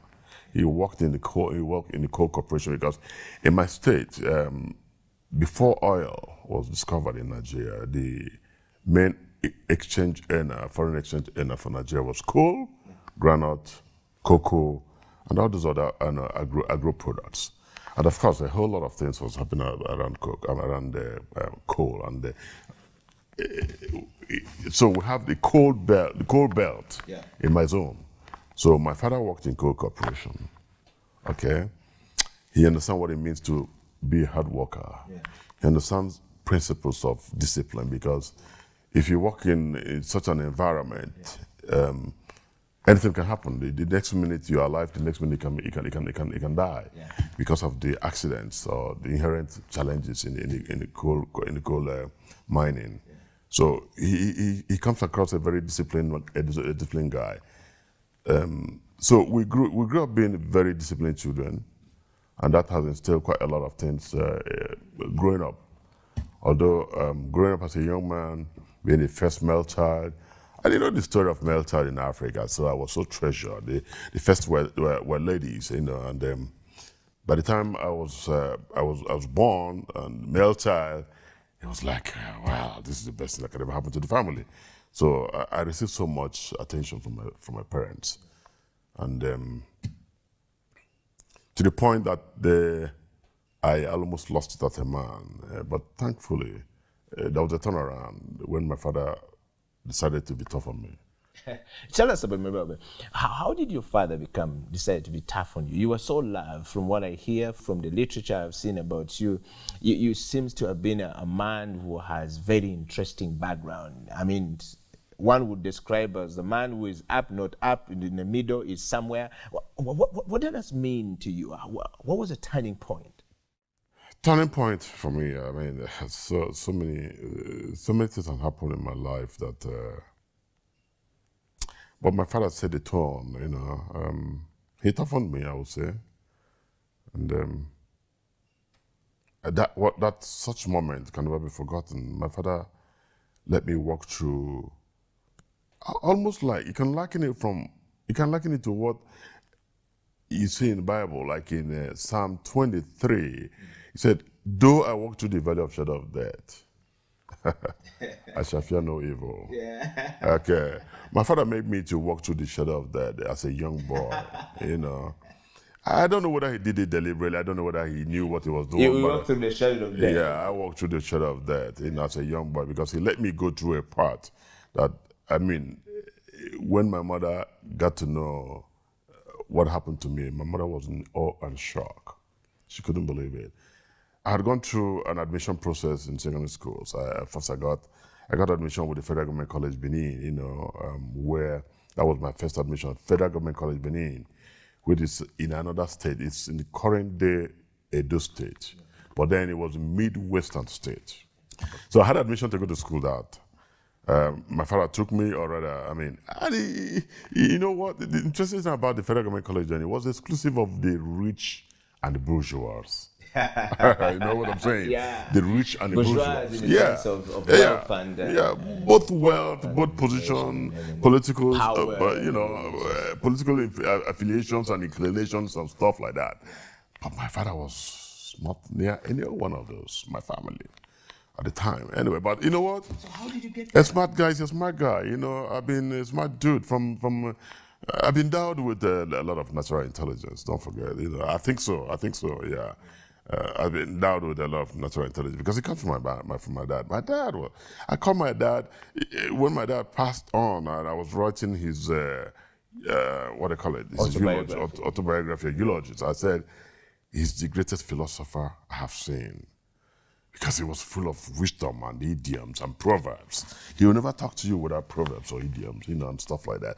And he will start with a lot of stories, and you think he's not going anywhere, and then he lands.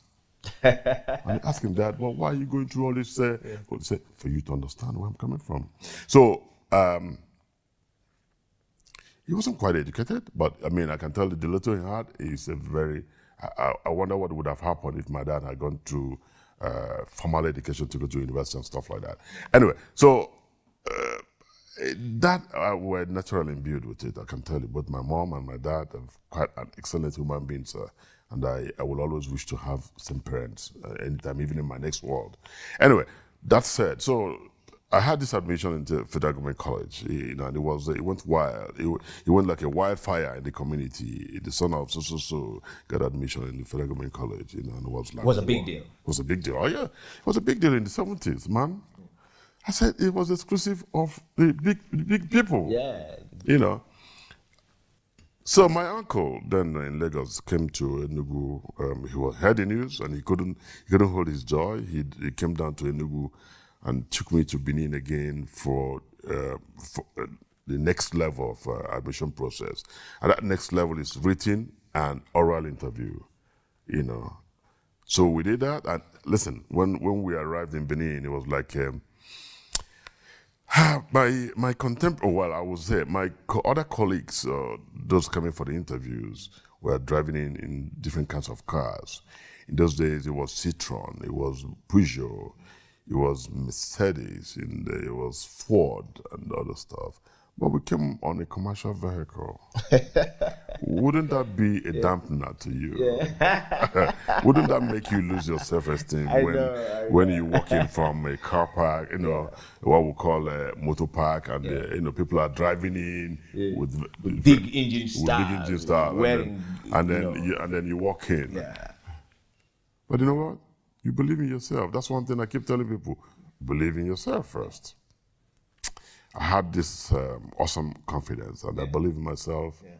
I walked in, had the exam, written, and the oral, because written and oral will form the cumulative result to gain you admission into the federal college.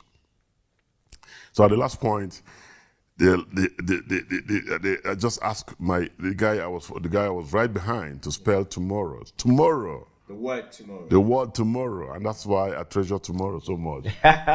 You know why? Tomorrow is pregnant. Wow. You don't know what's going to deliver. So you got to look forward for tomorrow. And I tell people, it's like what I tell people, the day of reckoning. There's always a day of reckoning in your life.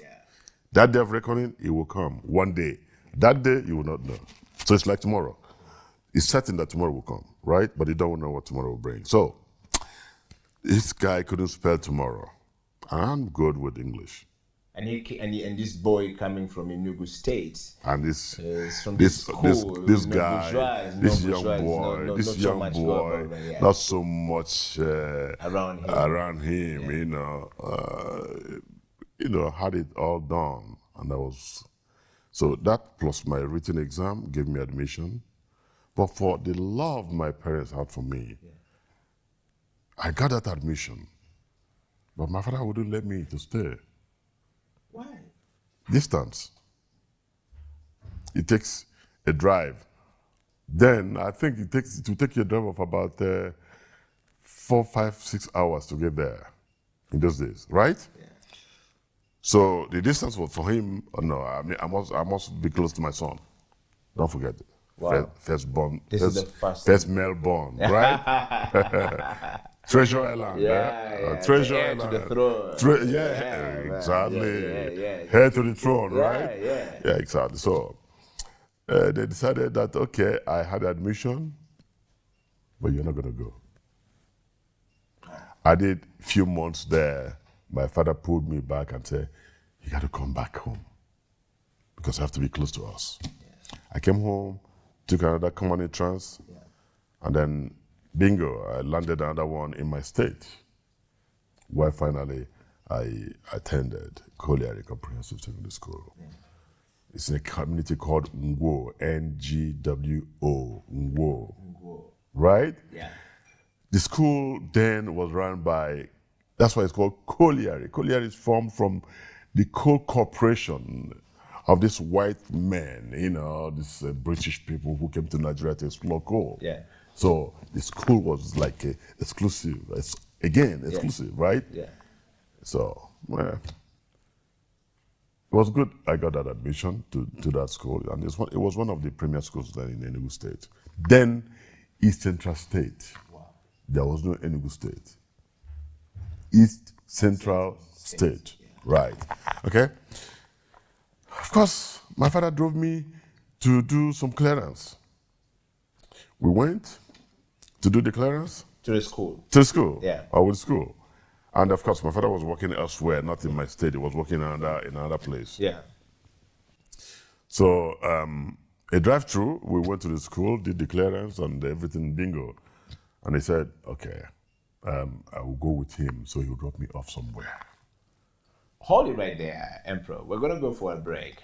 And when we come back from this break, Emperor will continue with his with his story of self-leadership, how the transformation happened, how, you know, he became a man from a 12-year-old man to becoming a man, the turning point of the young man, the heir to the throne. The man was heavily protected. Stay right there. The CEO Bench will be right back after this break.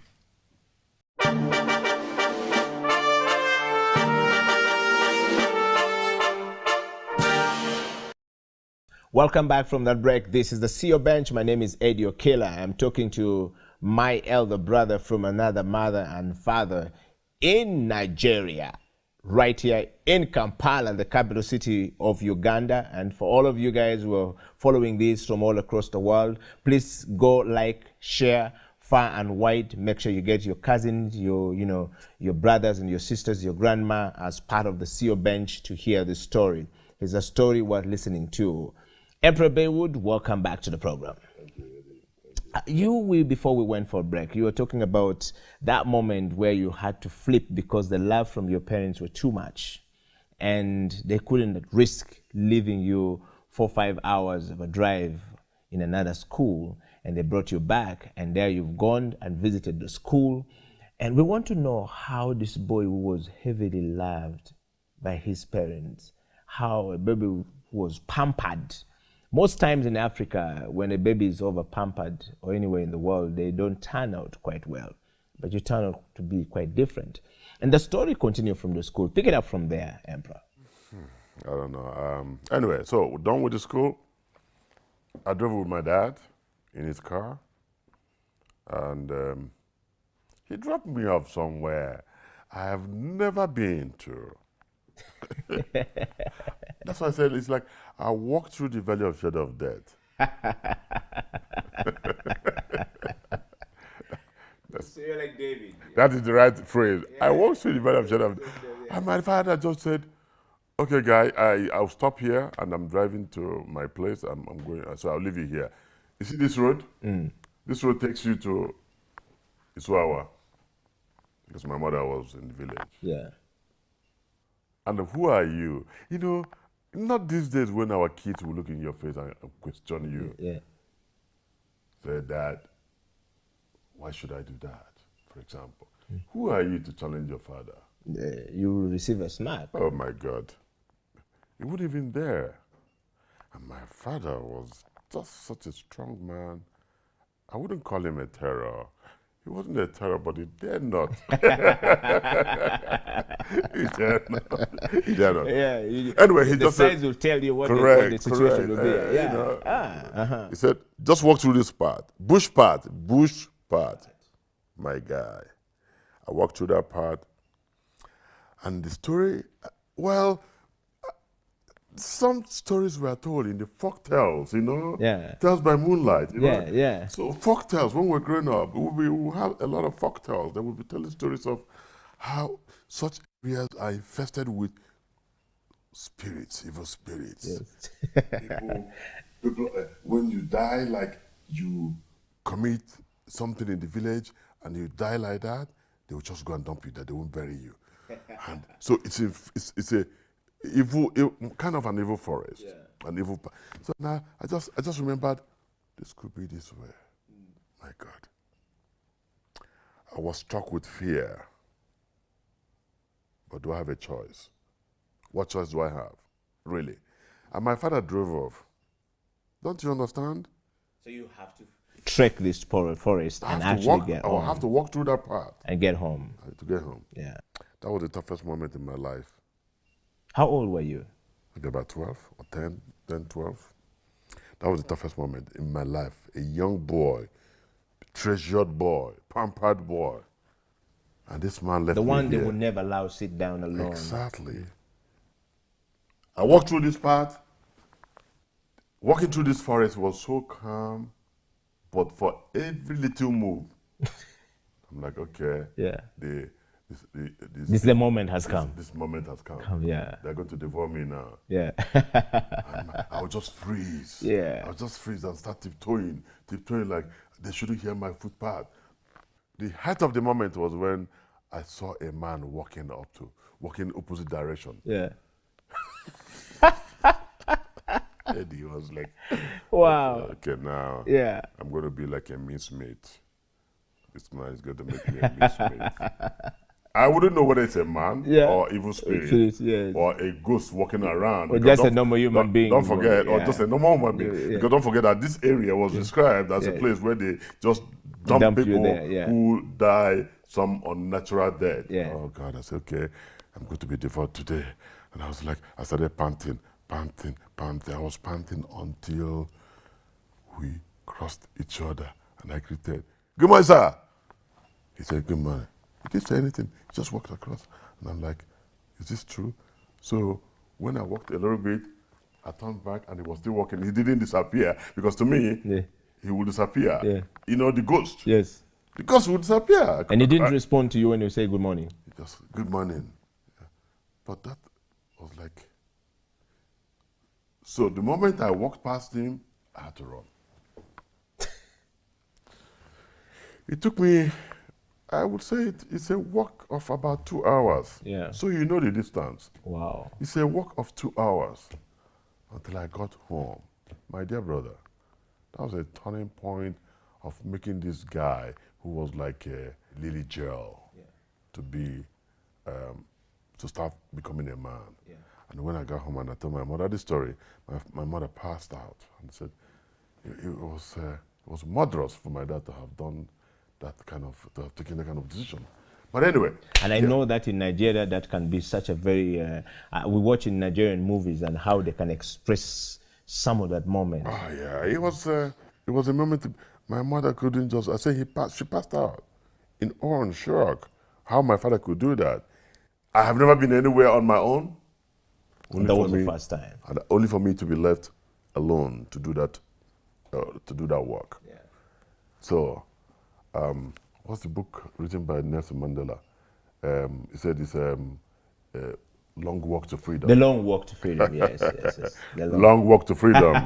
So you felt that was a long walk to freedom for you? Yeah. Long Walk to Freedom for me then. Yeah. I think I did it before Nelson Mandela.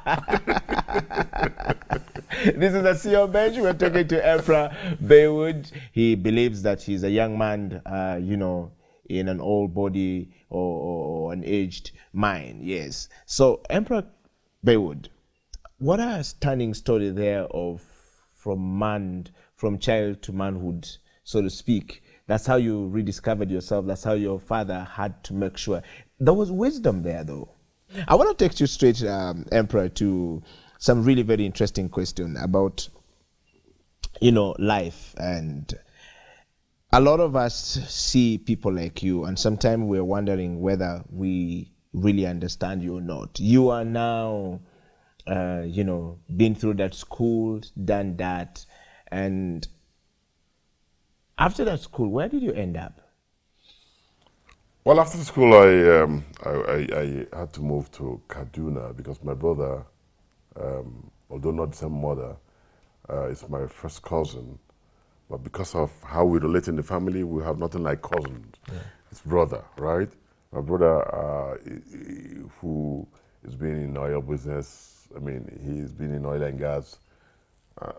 So they built Kaduna Refinery. Yeah. He was one of the major proponents of Kaduna Refinery with a group from Japan called Chiyoda.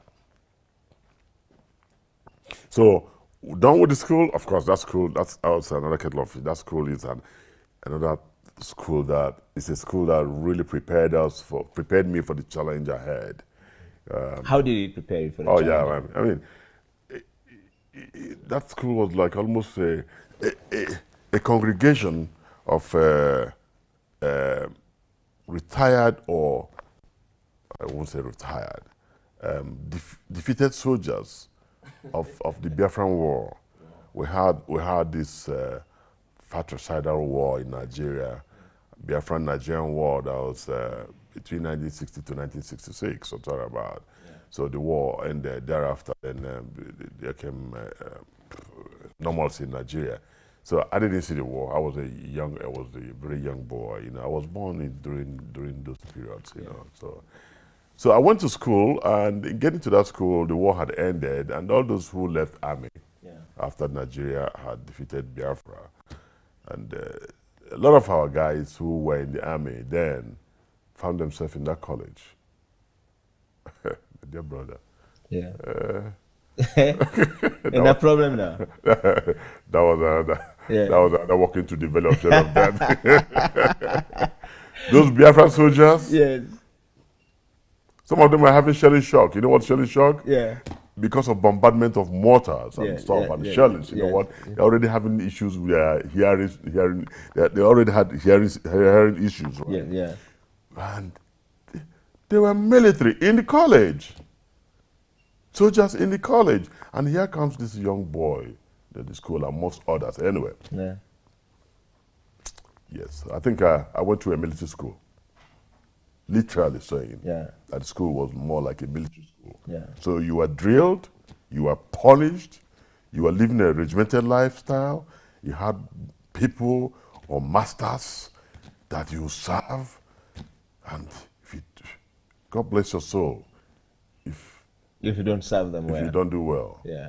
The punishment, the drill, a lot of us couldn't stand it. So for people like us who went through that school and stood up to them and passed through, I think it was a turning point, actually. Yeah. I tell you, it was one hell of school that toughened a lot of us. Smoking Indian hemp was just like drinking water. And this is when I know that I'll be a good boy, because I did it once, but I was walking in the air. All the time. No. When I tested it, yes. when they make you to smoke Indian hemp, right? Yes. So one time I did it, I was just floating. I was like somebody in the Mars. Yeah. You know, if you see the astronauts, how they float. Yes. This is where I saw myself floating. Yeah. And that told me that this is not a thing you can continue. That's one thing that I learned out of that. I had to cut. I couldn't proceed. Anyway, that school toughened me. Yeah. And it prepared us for the launch pad. Yeah. It was a launch pad for us, actually. Yeah. Those of us who went to the school. Yeah. A good number of us became useless. A good number of us, people didn't know they would turn out to be good people. Yeah. But I'm pretty happy that a good number of us are doing pretty well. And one of us today is the country director, head of UN in Rwanda, and many others. We have a lot of them in Army generals. Yeah. You know, and I'm happy that my father took that decision. If I'd gone to the other school that is meant for the bourgeois, children of bourgeois, perhaps I may not have turned out the way I turned out to be today. Wow. And again, hindsight, I thank God that my father took that decision. Wow. Talking of that, Emperor, let's look at, out of that college, how did you end up in the oil and gas sector? Which university, how did you launch yourself into that? You could have gone back and, continue with the mining like your father was doing. Most times parents raise children to go back to what they're doing, but you turn out different. Can you just share that, your journey into becoming an entrepreneur and later on as an, philanthropist? Yeah, so I left school and then I had to go to Kaduna to meet my brother, and then of course to apply for my US visa. Because I was heading to the US. Down the line, it wasn't coming pretty easy, so I had to set up. Because in school, we were involved in a lot of things. We did artisanal work, we did music, we did dancing, we did arts, we did construction. It's more like a technical college. Yeah. So we had all manner of things. So I learned a lot in that school. It's a technical college, so you had the opportunity to go to workshops. Yeah. That's again what I'm talking about, skill acquisition, right? Yeah. And once you acquire the first skill and passion, you never leave it. It becomes part of you. So I acquired a whole lot of skill while I was in school. So while waiting for this whole thing, I decided to set up something like a studio, a music studio. So I set up a music studio while waiting for my visa, and I became a DJ. Of course, in those days, we were doing LPs. LPs, long play. Yeah? Okay, so not these days that you can just do MP3, download music, and online music and stream, blah, blah. It's LP, man. It's gramophone. You just put it on display with a kind of makeshift, what do you call it, loudspeakers, built locally, So, and then I would go and be blasting my music, entertaining people. So I've been. So I was a DJ, man. So it's a passion that has not left me, because music is part of me. If I'm not doing anything, I'm listening to music today. Yeah. So I did that for 1 year, and I tell you one interesting thing that happened. During that time, my brother, like I said, my brother is being an oil mogul amongst many others again from my community. So we always envy them, how they make money, how they spend money, the things they do. So when I was giving money to go for my visa, some guys approached me. I don't know how they knew that I got money. Oh God, that's another thing again. Some guys approached me. These guys, they call them money doublers. Do you know that? I don't know if you have anything like that. Yeah, in this money part doublers, yes. We'll double your money. We call them here money gamblers. From nowhere, these guys appeared to me and said, listen, don't worry. If you give us that money, we'll make you get richer than your brother. You don't know what your brother is doing. You think he's doing oil and gas? No! This things you do, but people making him rich. So you become richer than your brother. Wow. I said, really? Good at 10. I decided to use my money for the visa to go and double.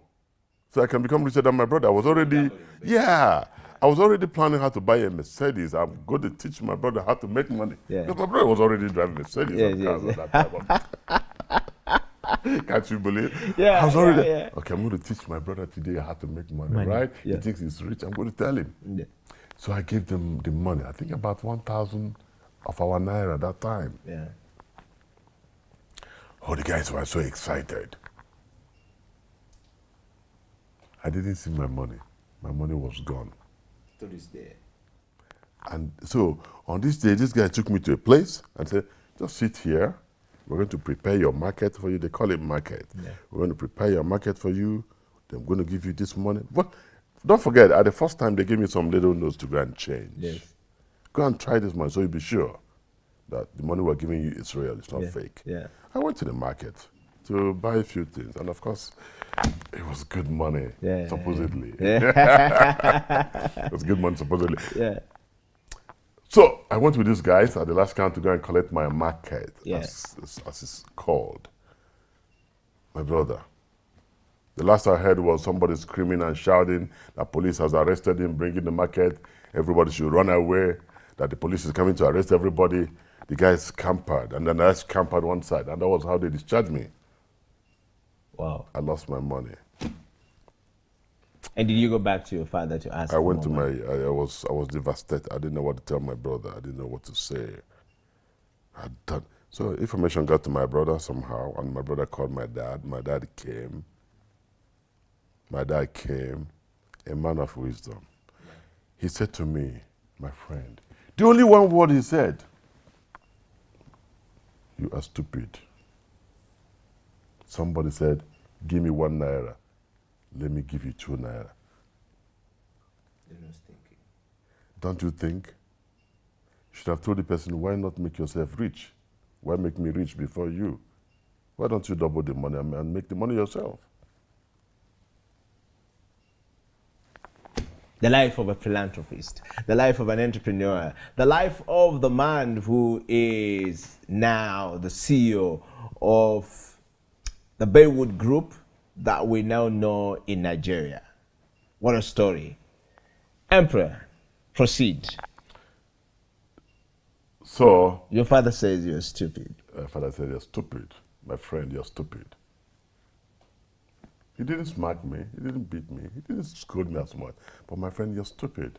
You want to double money, right? Yeah. So the person loves you more than himself. Should have doubled the money and make the money himself. It's stuck here. And that's what I go to everywhere. Man, when you're making a business proposal to me, I'm looking at you. Till tomorrow. Yeah. Till tomorrow. It's like my sixth sense. I will always remember that word. You're stupid. So, anyway, so he became a guide, and he set the tone for who I am in business. Then I went to school eventually to Yugoslavia. Yugoslavia is, of course, Soviet Union and all this Republic of Russia. Of all the places, you went to the US and you ended up in Yugoslavia. I didn't go to the US eventually. I ended up in Yugoslavia. Yeah. Of course, before I worked a little bit with my uncle again, who had one of the biggest construction industries in my state.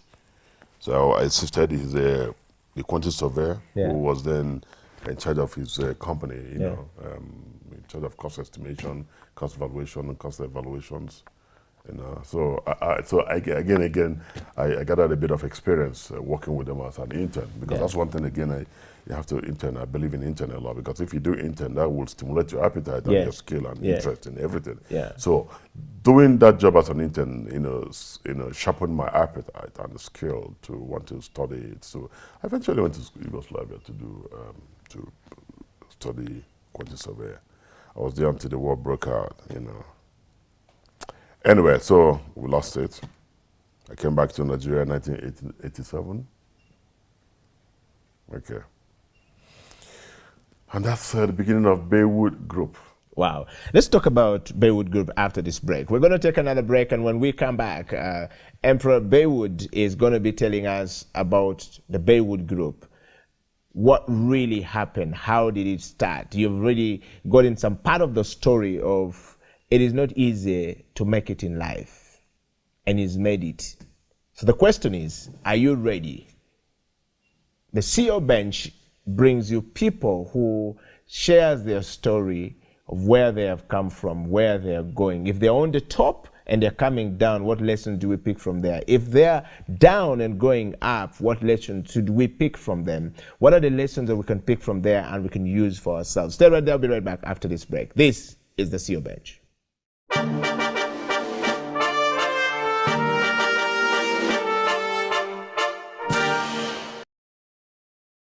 I come from the Pearl of Africa. It's a beautiful country with beautiful nature. To me, it really inspires me and motivates me. And actually, in one of my tags on my clothing, especially on my jeans, you see those lines that appear on the back pockets of the jeans.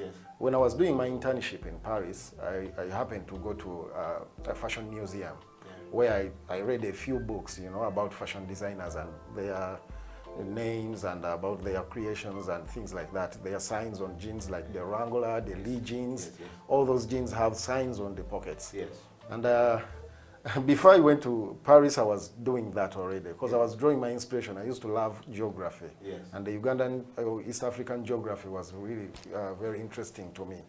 You know, knowing that I come from the Great Lakes, East African Rift Valley, that's why you see those lines on my jeans. I brought two theories because they are just theories about the creation of the Great East African Rift Valley. So I put those. So it's the nature and the music that really inspires me and motivates me. Wow.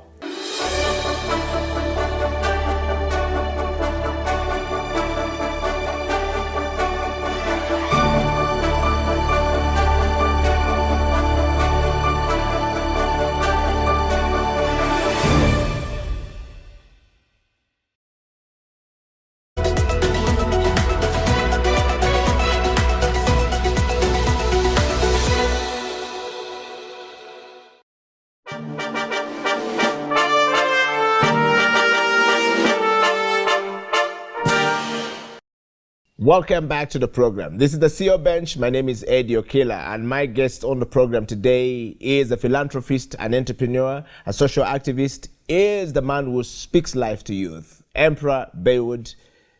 Welcome back to the program. Thank you.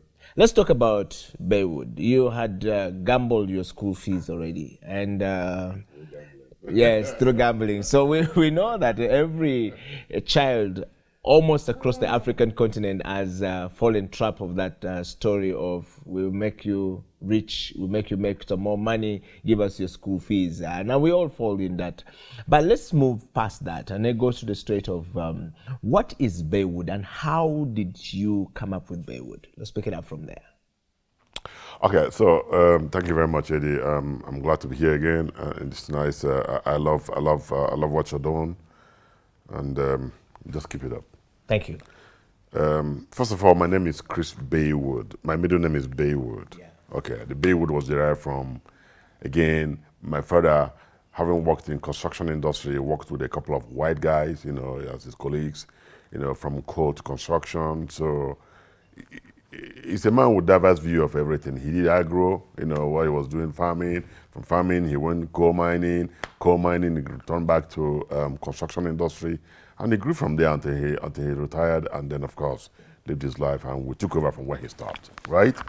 So Baywood is a name he gave to me because of relationship he had with some of his colleagues, you know, those days in working with Michelletti and go on, stuff like that. So I love the way the name resonates for me, you know what I'm saying? So when I decided to register a company, Baywood came very strong.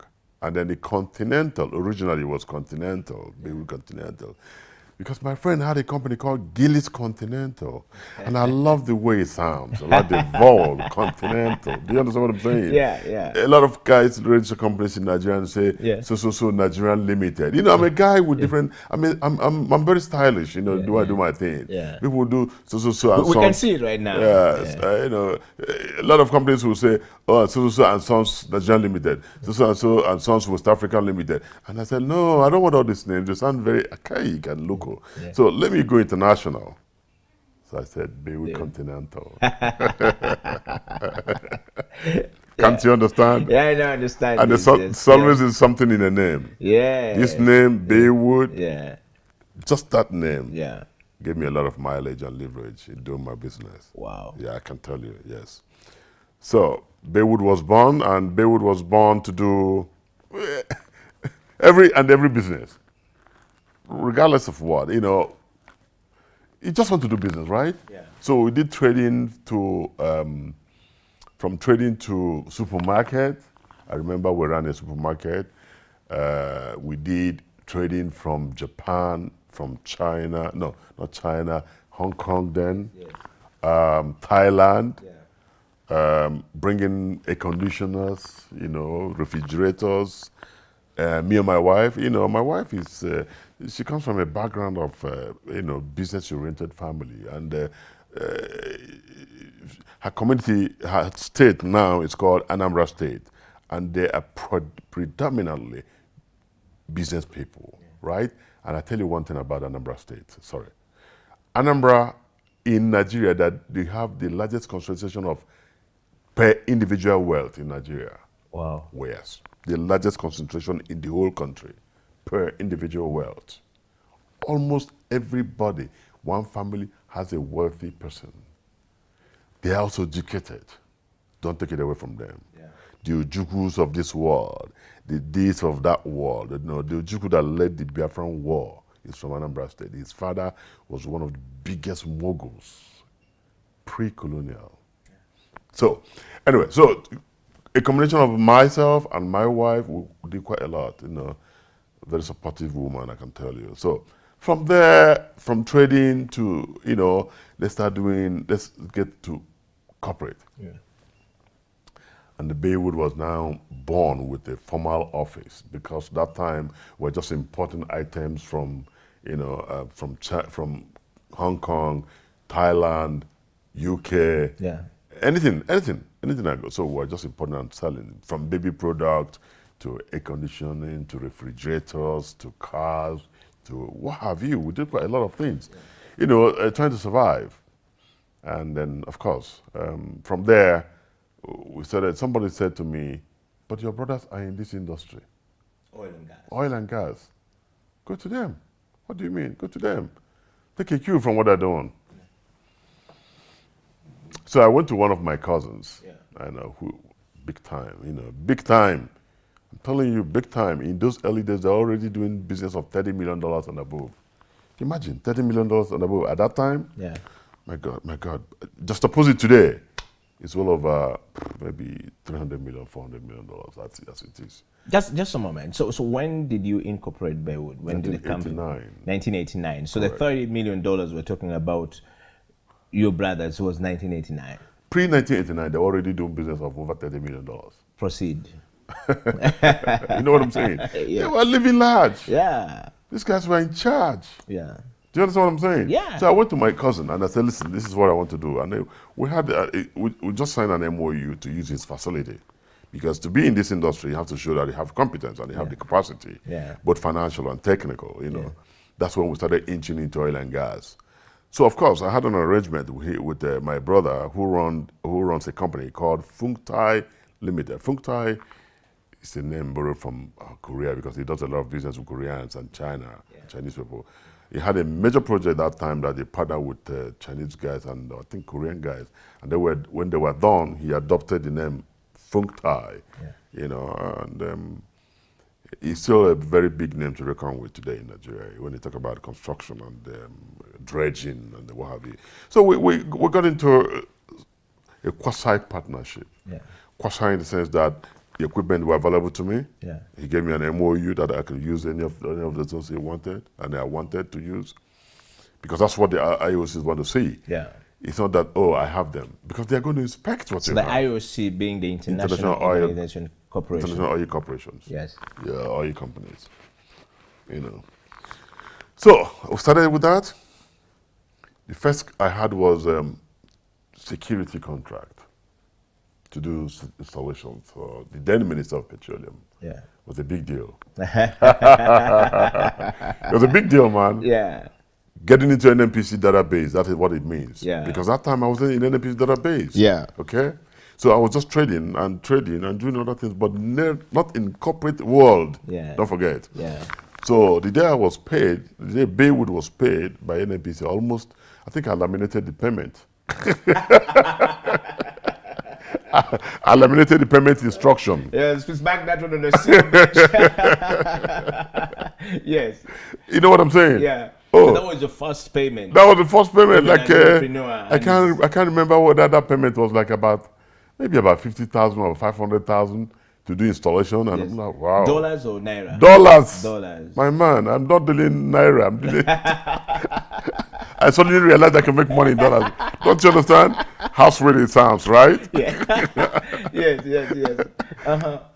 Like So I you said, laminated the it's like I laminated the payment instruction. Yeah. Wow. That was the spore. Wow. Okay. So And that's the turning point. That was a turning point. I said, okay, so I can do this. So I was virtually everywhere. Civil construction, ICT. Then the next one I had again was to do LAN, local area network. For the same NNPC. Like, wow. So things are turning around, right? Got into construction, did a lot of civil construction for NNPC again. NNPC stands for Nigerian National Petroleum Corporation. So, for records. So just like you have Ugandan National Oil Company here. So, wow. And Baywood was becoming a name. Baywood was becoming Baywood. Yes, Baywood was becoming Baywood. And that's why I said there's always something in a name. Yeah. Make no mistakes about it. Yeah. First of all, each time Baywood presents the business card or whatever, first thing, it's an international company. Yeah. Right? Yeah. Not Ikechukwu and Sons, Nigeria Limited. So the naming matters. Oh my God. Better be careful with selecting names, right? So, that name was a door opener for me.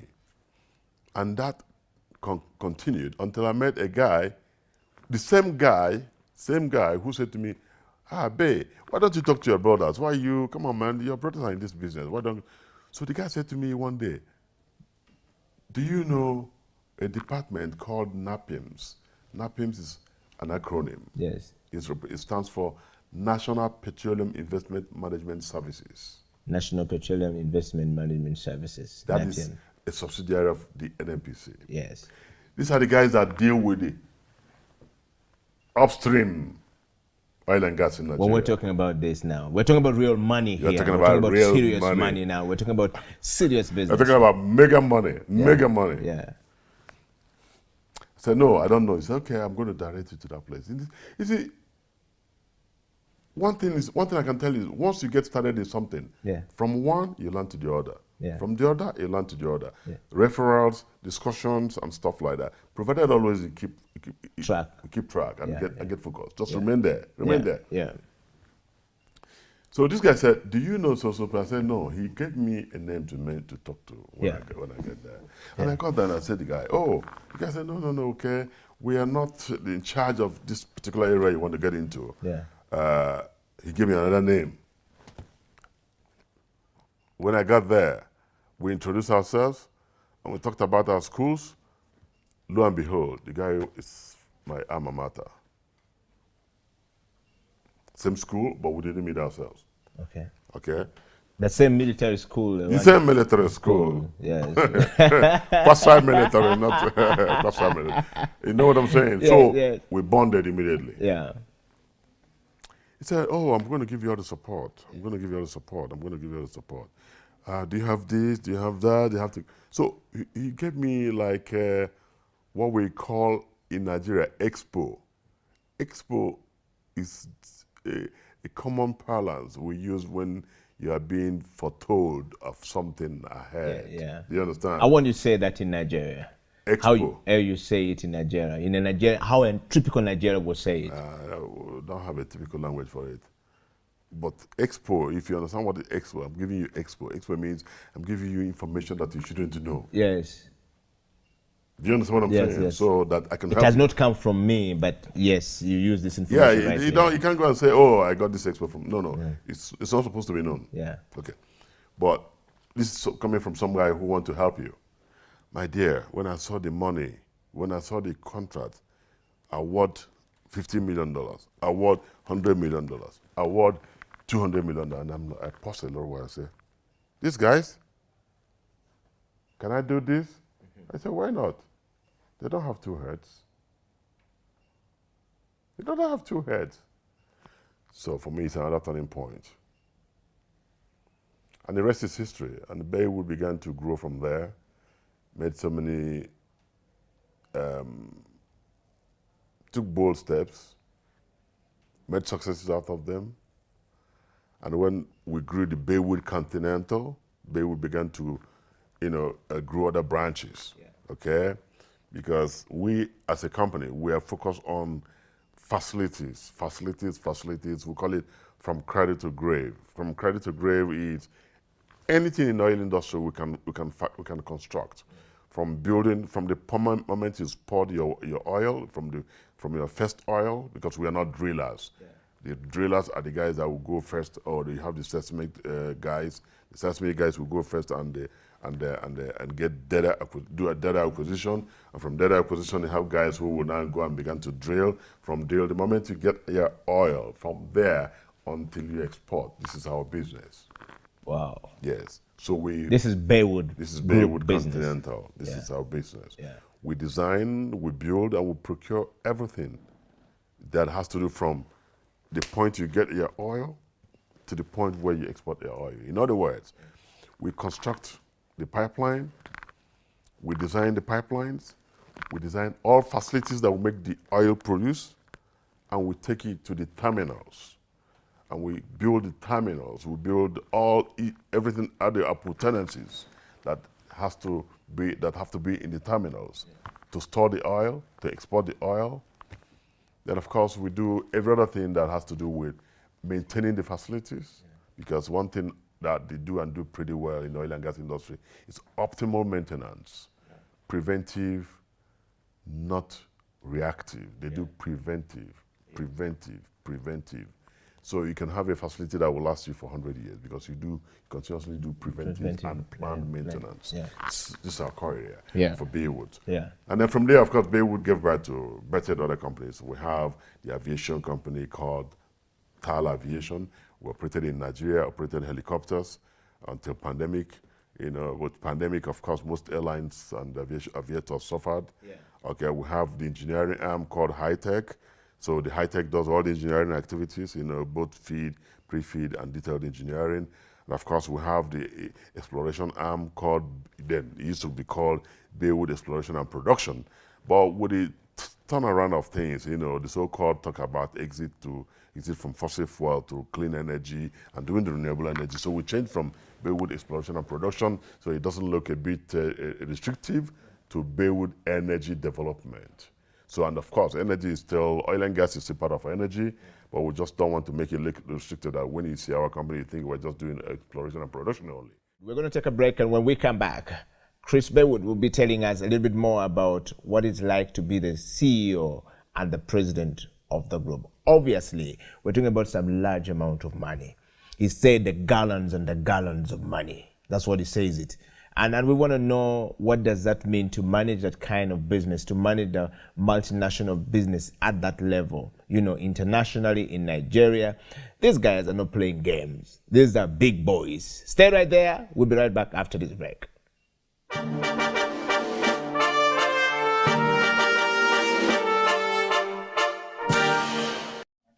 It is a CEO Bench. Welcome back to the program where we get to discuss change management, leadership, and transformation. We are now going to that part of, transformation. We've talked about, leadership. You've had the story of leadership of, Emperor Chris Baywood, eBay. And we're going to that moment where we talked about change management, or we're going to talk about change management. We've been talking about it already. We're going to wind up that, and we'll get into, the transformation. How does Baywood as a company, change lives of people? And how is this whole thing of, being a social activist and being a youth empowerment person, what change? How is it that a person of his caliber is beginning to push down here, yet is supposed to be talking about big things, Stay right there, okay? We're gonna bring back, Emperor Chris Baywood. Welcome back to the program. What a fascinating story and journey so far that you have had in your life. And you talked about this. I want to know, what is it like to be the president and the CEO of Baywood Continental Baywood Group? And all these things going on. How do you manage? First of all, is determination and purposefulness. I like to use the word purposefulness because you have to be very purposeful in life to succeed. Yeah. Another word for it, it's got to be deliberate, to succeed no matter what. And being deliberate and purposeful means that you got to stay focused and you have to have your eye on the ball. Yeah. Eye on the ball, always. So I'm one guy that has always had my eye on the ball, and what's that ball? To succeed, make a success, not minding the challenges. Of course, Baywood Continental didn't just get to become Baywood Continental without challenges, or Baywood Group without challenges. We have had enormous challenges that, for the faint-hearted, would have chickened out. Yeah. Right? Making money is not for the lily-livered. Making money is it's not for the faint-hearted. You have to have a very strong will to weather the storm because it comes with a lot of storm. Yeah. Right? It's not a walk in the park. If it's a walk in the park, it would have been like the normal proverb would say, if wishes were horses. If wishes were horses, yes. Beggars would do what? Would Yeah. ride. Yeah. So I can recall my very two experiences that, again, transformed Baywood. It couldn't have been without those things. Number one was my first project with Shell. Don't forget, I migrated from NNPC, right, as a service provider, to now I'm going to work for the IOCs. Different animal. Different ball game. Different ball game, man, because the IOCs, they take no prisoner, right? They take no prisoner, man. And in those early days, we were the guinea pigs, of course. In the oil and gas industry in Nigeria, there was no local content. Most countries never were practicing anything local content. It was exclusive of the multinationals. They come there, do their business, and of course, get in, get out, all right? No much of investment. So some of the local practitioners were one of the early callers in that industry. First, it comes with a very big price. Always a price you pay. And when you want to pay that price, it's very painful, right? Yeah. So I think one of our first project about 1993 with the IOC, if I'm correct, was about $5 million. Very excited, man. $5 million. From 50 million to 100,000 to 5 million. Yes, dollars. From 50,000. Dollars. Yes, dollars to now to 5 million. Before, yes. We did quite a lot of projects with NNPC there, maybe 30 million, 10 million, but it's not compared to $5 million. $5 million to $500 million. $5 million, initial money, initial award, first award from IOC, $5 million in 1993, my brother. It's like David, what do you call it?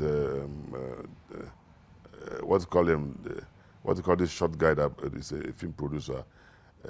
He said, money stinks, but he loves the smell. Yeah. Danny DeVito. Yeah, Danny DeVito. Yeah, he said money stinks when it lost its smell. It means you said money is the only thing that stinks, but he loves the smell. So for me, big money is what gives me a kick. When I hear big money, I'm like, huh?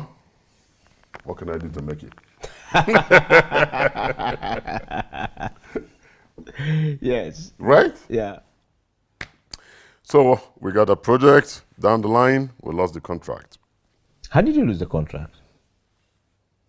Euphoria of a young man getting into a big project and not doing planning very well in accordance with the expectations of your client, which now happen to be IOCs.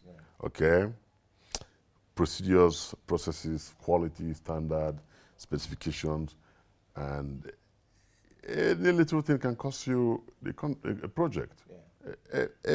More so, don't forget, there was no local content. So you're on your own. As a matter of fact, the first time or the first thing they do when you show up as a local company to do with before these other companies, you say, no, they don't want you. So it's local content that has made it look like, oh, okay, we are in charge. Okay, but it's good for the country. Okay, Yeah. you know. So we lost the project,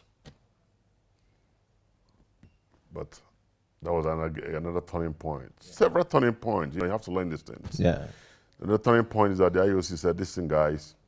Well, of course, I went to the regulators of the oil and gas industry in Nigeria at the time, and I complained that this is what happened. I don't think it was right for them to have taken my project. As God may have it, God is kind, you know what I'm saying? So, and everything we do in life, God must take preeminence, and you know, God first. So I had, in between, I had another project coming up from within the same client. But the client was so particular about this particular one, they cancelled. Yeah. I think they had an interest. Let me put it this way. I think that's an interest. Yeah. They needed that contract.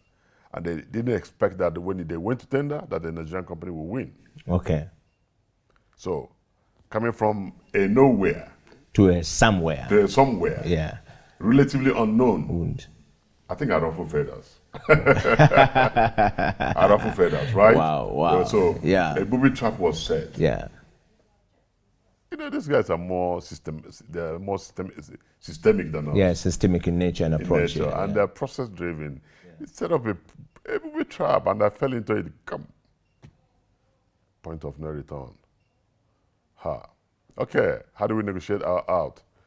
The regulator said, okay, if you must take this one, you have to let these guys do this other one. Yes. But they were not ready to let us be in the system any longer.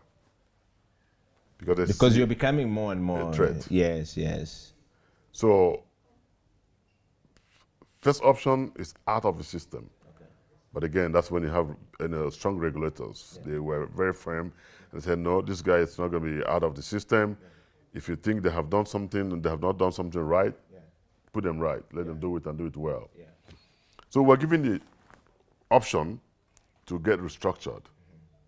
And you know, as a young businessman, restructure the contract. They would. Okay, restructure the company, not restructure the contract. Must be a structured company. Yeah. Not just one, because they see Baywood then as one-man business. Yeah. Which is what happens to a lot of us in Africa. Yeah. It's just about me, right? Yeah. And that's why we don't grow. Yeah. If you have to grow. And that right there is a lesson, is what we're saying to us. Say again? Is that right there is a lesson you're trying to share with us? A big one. So what the point here is, we have to let go from the company. We have to create a structure that separates us, me or you, from the company. Yeah. So because at that time it was me. What do I mean by that? I was the general manager, I was the managing director, I was the CFO, I was the accountant, I was more or less the admin officer. So the check was in my pocket. Yeah. Before that time, okay? So I write check, I approve check, I get cash, I dispense of cash, and blah, blah, blah. That's not the way, so you never get anywhere. And that's how our fathers operated. Because it's just about them, so they never go beyond the limit, okay? If you can't, the only way for you to go from where you are is to bring more brains. Yes. If you bring more brains, then it will increase the capacity of what you have, all right? And you have to let go. So, okay, that was done. They suggested, well, they didn't suggest, they said we should identify business process companies. Yeah. They will come and audit. We did. We appointed one. They audited Baywood. One thing they said is, first of all, please, sir, Chris Baywood is an individual. One hand. Baywood Contender is a company, right? So you have to place yourself on the right salary. And appoint certain positions, created certain positions. That we did, and we began to run. So the company readmitted us back. The IOC readmitted us back by that singular action that we restructured. They came, before the readmission, they had to come and assess the work done so far by the company, by the independent company. And they found that, yes, we have put in processes in place, we have put structures in place, and they have to see the individuals. It's not just creating the boxes. And filling the boxes without, yes. So that we did, and then of course the next is history, and Baywood began to run based on those structures. And every day we had that's what they call continuous improvement in your process, process improvement, structure improvement.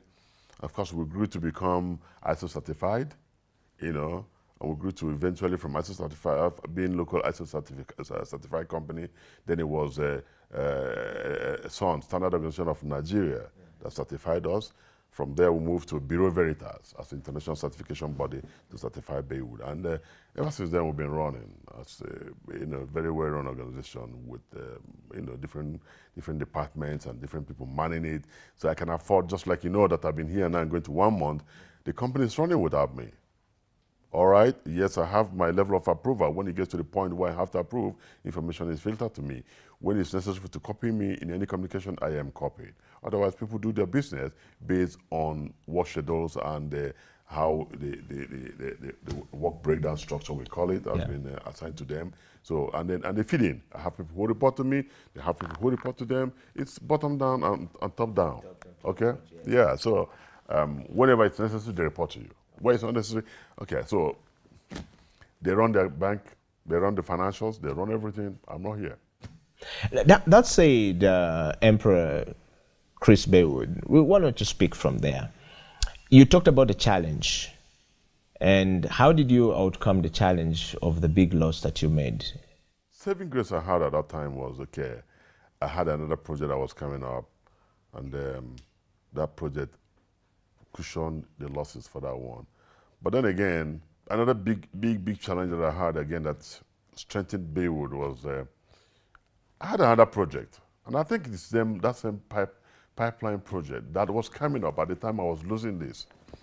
Oh God, multiple chain reactions, yes. That project came up, I took that project, down the line, we were caught up in the crisis in the Niger Delta. Because Niger Delta region is where you have the major oil production activities, in Nigeria. Yeah. So our operations pretty much revolves around Niger Delta, right? Whether it's in Port Harcourt, in Cross River State, Akwa Ibom, or Delta State, as it's called, But they're all called the, Niger Delta. This is where you have the large concentration of oil activities in Nigeria. So, but this particular incident happened in Warri. Warri is located in Delta State, all right? So we were in charge of the western region of certain IOCs doing the pipelines and stuff like that. But during this period, there was a whole lot of crisis within the region, between communal clashes, I would say. They engaged in a lot of communal crises that engulfed the state, and some of us were caught in the crossfire. Because we were down in the creeks, doing those projects. We were caught in the crossfire, where we lost a lot of our equipment. They were burnt down, some were thrown overboard into the water, and we had borrowed a lot of money from the bank that time, a bank called Citizens Bank, then borrowed a lot of money to do that project. That's one hell of a challenge I had in my life, again, as a businessman, which I don't see in a lot of people here in Uganda. They want to make money, but I don't think they want to carry on when they have challenges. They chicken out, But Nigerians, we know how to shrug it off. We know how to manage our situation. Yeah. So I had borrowed money from that bank to do that project. I think about 100-something million at the time. The 100-something million at the time was almost equivalent to $100 million. That's 160 million naira. 100-something million at the time. Yes. Because it was almost 90.900 to $1, in those early days. So. And what was the rate at which you borrowed the money per annum? 40%. Wow. Where in the world can you operate with 40%? Only at Chris Baywood. It's not about Chris Baywood. It's about that was the exchange, the interest rate regime and policy within the country at the time. Yeah. But what I mean is, my dear brother, it's how do I call it? It's so draconian. Yeah. Okay. It's a draconian law, kind of. But that's the best they could offer. Yeah. And we call them the new generation banks that time. Those guys were sharks. Those guys don't care a huge about you. They were just living large. Yeah. Okay. I don't know how they got their money. They set up banks, small banks here and there. and they're ready to fleece you, you know. And then exchange rate, I mean, the interest rate in Nigeria at that time was were the mercy of the bankers. So we had this thing. Upon the challenges that I had, so the interest rate ballooned the loan, and at the point I think it was almost ₦1 billion, my dear. At the time, ₦1 billion at the time in Nigeria at the time was almost like $900–800 million. Yeah. Okay. And then of course a lot of failed bank facilities. Yeah. Of course, why would it not fail? Yeah. 40%. 40% is quite a huge. Yeah. What yeah. business are you going to do with a 40% interest? Yeah. There were a lot of loan defaulters, that the banks were going on as well, because when you don't pay your loan and this one don't pay his loan or that one don't pay their loan, of course the banks will not survive. Yeah. So I think Central Bank came up with a policy to recover the debts, and then of course one of such policies was to publish the names of debtors. Lo and behold, the one and only Emperor Chris Baywood, Ibe. We had lost so much money. I think my loan position stood at about ₦1 billion at that time with that bank, and our name was published as one of the largest or the biggest debtors. I think either number 1 or number 2 at the time. My dear brother, I was not in the country when it happened. Had you taken off, or you just gone? No. I went out. I mean, I didn't know. I mean, one of these business trips. I think I was in India. I think I had a meeting with a partner. I was at the time prospecting to work with us in Nigeria, and our name, Baywood Continental, was listed in Nigerian newspapers. My God, as one of the largest debtors of that bank to that bank. You know, my office. My workers, they were dead before me. they were dead before me. Yeah. You know. I mean, it's all natural. Yeah, when you the know. news come like that, you don't know. Out what of love, yeah. out of compassion and everything, they didn't know what to do. So they called me and said, "Sir, this is what is going on in Nigeria. Please don't come back." Because they had set EFCC against the loan defaulters. EFCC is Economic and Financial Crimes Commission, set up by federal government of Nigeria, not primarily to hunt down loan defaulters, but against economic saboteurs, yes. right? Yes. In any form or shape. Yeah. And of course, in this regard, we have been classified as economic saboteurs because we're owing banks, okay? But you know what? Yeah. It's just owing supposedly a superfluous money. Yeah.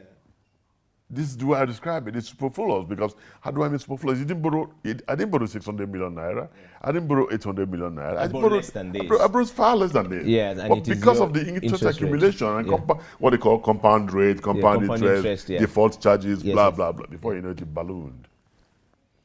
Then I told my staff who called me, I said, why shouldn't I come back? I have not defrauded anybody. This is legitimate business. We are a corporate organization. We have not taken anybody's money legally. So why should I not come back to Nigeria? And I don't think EFCC should arrest me because I have not defrauded anybody. Neither have I defrauded the federal government of Nigeria. Yeah. Okay? And so this we can discuss. I said, sir, please don't come back. I went against that. And you went back to Nigeria. I ruled against. I came back to Nigeria. Of course, I was not arrested. Lo and behold, this bank had appointed an attorney to go to court and start a process of wind-up of the company, Baywood Continental. Wow. Yes. That means they're going to appoint receiver manager. Receiver manager means you're bankrupt, you're insolvent. Yeah, so do you understand what I'm saying? Yes. You're going to receivership, right? Yeah. My God, that was the toughest moment. That's it. And I never wanted to lose my name, because if you go through such process, you never operate with that name any longer. Do you understand? Yeah. You can't do business again with Baywood. Yeah. Okay. Yeah. Unless you do. You find a way out. You find a way out. So it was a major concern to me, and on another thought, I said, okay, let me have a meeting with the bank before we go through that process. I went to the bank, had a meeting with the bank ED. And I told the AD, listen, guys, I mean, we need to do something about this. I didn't borrow this money, and I don't know why I have to be in this list. I think it's not very good. Something has to be done. And they said, no, you have to pay down, or you have to pay some money before you go into any negotiation. I said, I don't have the money to pay. I was very determined. But one thing that occurred to me is that in the worst case scenario, actually, I was going to declare bankruptcy. In which case they would not get their money. In this case, I don't. So I looked at this guy and I said, excuse me, sir, are you aware that the so-called money I'm owing you, they're all paper money? I don't owe you this money. Technically, we don't owe this money. It's just paper money. So best thing for us will be to negotiate and let's find a way and make a win-win situation so that we find a way to pay the money. This is between the bank and Baywood Continental. Correct. It's between the bank and Baywood Continental. Finally, I think they saw the reasoning with me. The sense of reasoning came into them and we discussed. And it was pruned down to about 600 million naira. We had a haircut down to 600, from almost 1 billion to 600 million. Yes.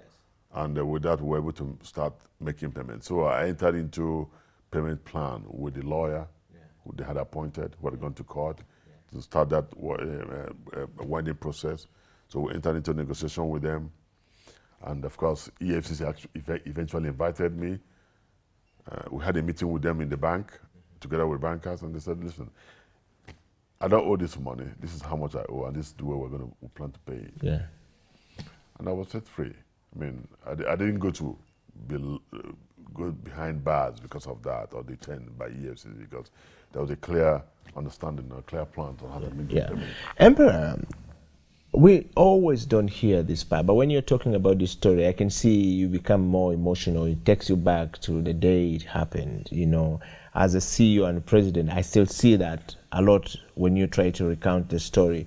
Many of them don't make it alive. We have had such situation in Uganda here where they just die of stress, or they just go to sleep and they don't get up, and then something happened. You know, what are the lessons that we can pick from here? What can we learn from you right now? For all the CEOs who are watching this CEO program from all across the world, you've been caught in a situation like Emperor Baywood is talking about with your company. How do you pull out of it? You know, how do you get out of it? What are the things that you need to do to get out of it? You are a CEO up on the top, or you are a CEO going to the top? You know, how do you get out of this situation? What are the lessons that we can pick from here? We want you to write us comments. Kisses and disses are all welcome. And of course, we will have, Emperor Bay would write back and, some of those comment sections to give us, a thing or two. And if you're young and you're building, this is quite a journey for you to pick. It's a journey of patience. Yeah, truly a journey of patience. You have to believe in yourself. That's number one. Number two, you have to be very confident. And you just have to have the spirit of can-do attitude. Again, let me put it this way. Yes, I know the banks are there. They want to collect as much money as they could. But you know what? They will always say, we're not in the business to sell your property. Yeah. We are not real estate owners. Our managers, we are interested in getting our money paid. So you can, most times you enter you schedule your debt.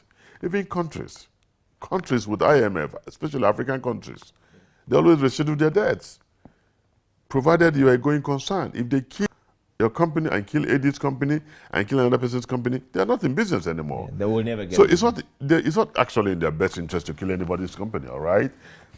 But they have to see a willingness for you to continue to be in business. You have to show that willingness and to pay. You have to have, again, there are two kinds of borrowers. People who really borrow to pay and those who borrow not to pay. Yeah. All right? And if you're amongst those who borrow not to pay, then it's a recipe for failure. Because sooner or later, your business will go into extinction, right? I set out not to allow my company to die because I look at other companies. I look at multinationals, and I ask myself, international organizations, I say, why are we not able to replicate such organizations in Africa? Why do we have to grow and die and fizzle away? when you have companies, they say established 200 years ago, established 100 years ago. Why can we not do it in Africa? Succession plan, sustainability plan, and the focus of the founder. Okay, these things got to come into play. It's a mix, right? I like to see my company being there for, and outlive me, and outlive my children. It's a legacy. So I pride myself in trying to build a legacy. It's not about how big. It's not about how big. You must not forget, right? Legacy is not about how big, but how you're able to nurture it, to grow and maintain. So that actually sets you apart from any other one. Wow. So we have grown as a company for over 30 years, and we have maintained the name. We didn't change the name. We have not changed the name, and we don't intend to change the name because it's a brand that we're very proud of. And I do not intend to lose my brand identity, because my brand identity says it all. If I go to the capital market to raise money, my brand identity also is a lot of brings in a lot of equity. Yeah, right? that is where your equity is calculated. And that's where my equity comes. Okay, yeah. I'm a brand identity. If you can't go to Shell today and say Baywood, they say we don't know Baywood. Yeah. You can't go to Total Energy in Nigeria and say Baywood. They say before you talk to 1, 2, 3 departments, at least they know. NMPC, just anywhere we have service. So it's a brand identity. Not only in the corporate world. What about the individuals that know you? What about the people you have come in contact with? Baywood. So it's a brand identity. It's priceless, and I treasure it. And this is one thing that I must tell to those people who are willing to build businesses. You must build your business to maintain your brand identity, right? It's not all about money. Make money, yes, we're all in business to make money, but it must be in business to make money and maintain and sustain your brand identity, because it's one thing that you can't wish away. It's priceless. Yeah. It's a treasure. Yeah. And this to me, I don't know about others, but to me, it's a treasure. And that's what I tell my children. I say, you must grow to this company. You must treasure this company. Yeah. Don't mess up with the name, because it's a name that is so dear to my heart, that I hold so dearly. Wow. Talking of that, Emperor Chris Baywood, as we hasten to the evening of our interview today, I mean, we're talking right here, and I'm sure somebody was watching the show, a young person or a middle-aged person in a corporation or employed, or somebody on a CEO ladder climbing up, or somebody coming down. Obviously, you have a wealth of knowledge.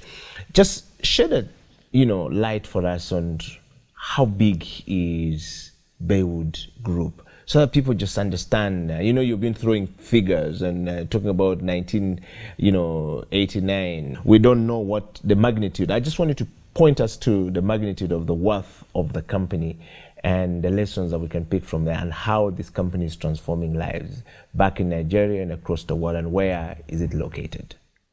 I would like to say that in Nigeria oil and gas, in my core area of business, I think we should be among the top 5. All right, in capacity, in experience, and in project portfolio. Yeah, I would say we're amongst the top 5, amongst the top 10 indigenous companies. Yeah. Our project portfolio is large, and in doing that, we try to develop skills in-house. I would say in my structure, I don't have international, except project-based. When it matters most, that I bring international experts. Other than that, we're a fully indigenous company. Yeah. From top to bottom, we're fully indigenous, providing the services. We bring in international experts on need basis. And that we have done a couple of times, but they finish a project and they go. Yeah. In terms of portfolio size, we'll say that our portfolio is quite large. I just like to keep it that simple. You give us a figure. I mean, it's just, if you don't mind. We have done projects in hundreds of millions of dollars. Okay? Hundreds of millions or billions of dollars? Not billions, hundreds of millions of dollars. Hundreds of millions of dollars. Hundreds of millions of dollars. Yeah. That I can tell you. Cumulatively over the time, I think we would have done projects in excess of about $2-3 billion. Okay. You know, over time, cumulatively, either as a solo or joint venture. Okay. Because And what's our asset base kind of looking like? our asset base is heavy, but you know these assets depreciate. Yes. Right. We have a large armada of assets. All right. Construction asset that is really quite very impressive, very impressive. In terms of its portfolio? In terms of portfolio, don't forget we were in aviation. We had our helicopters. Yeah. We operated 4 fleets of helicopters. Yeah. AW139. AW is Augusta Westland. Augusta Westland helicopters. We operated pre-COVID, but of course, Nigeria has been hit so much, particularly in oil and gas. Our operation went down because the activities of exploration and production in Nigeria went down so much so that business activities declined. And one of the major hits is aviation because this operation is done for the IOCs to move people back and forth. And when they reduced their footprint of operation, a lot of things didn't occur any longer, and it's still on because even as of today, due to the challenges we have in the Niger Delta, due to a lot of what I call oil theft, our production capacity has dropped from about 1.8 million barrels to 1.4 to 1.2, and now it's about 800,000 barrels per day of oil. So most of our activities is more or less, then with the insecurity in Nigeria actually. Activities have tapered down a little bit in Nigeria, that I can say. So our assets are just idling out because we don't have a lot of equipment, we don't have a lot of jobs right now to deploy this asset. Hence, the depreciation and our looking elsewhere, coming to Uganda, because we know that Uganda has a lot of opportunities today in the oil and gas industry, and they're yet to develop their local capacity. All right, and I'm very happy with the way the Ugandans are going.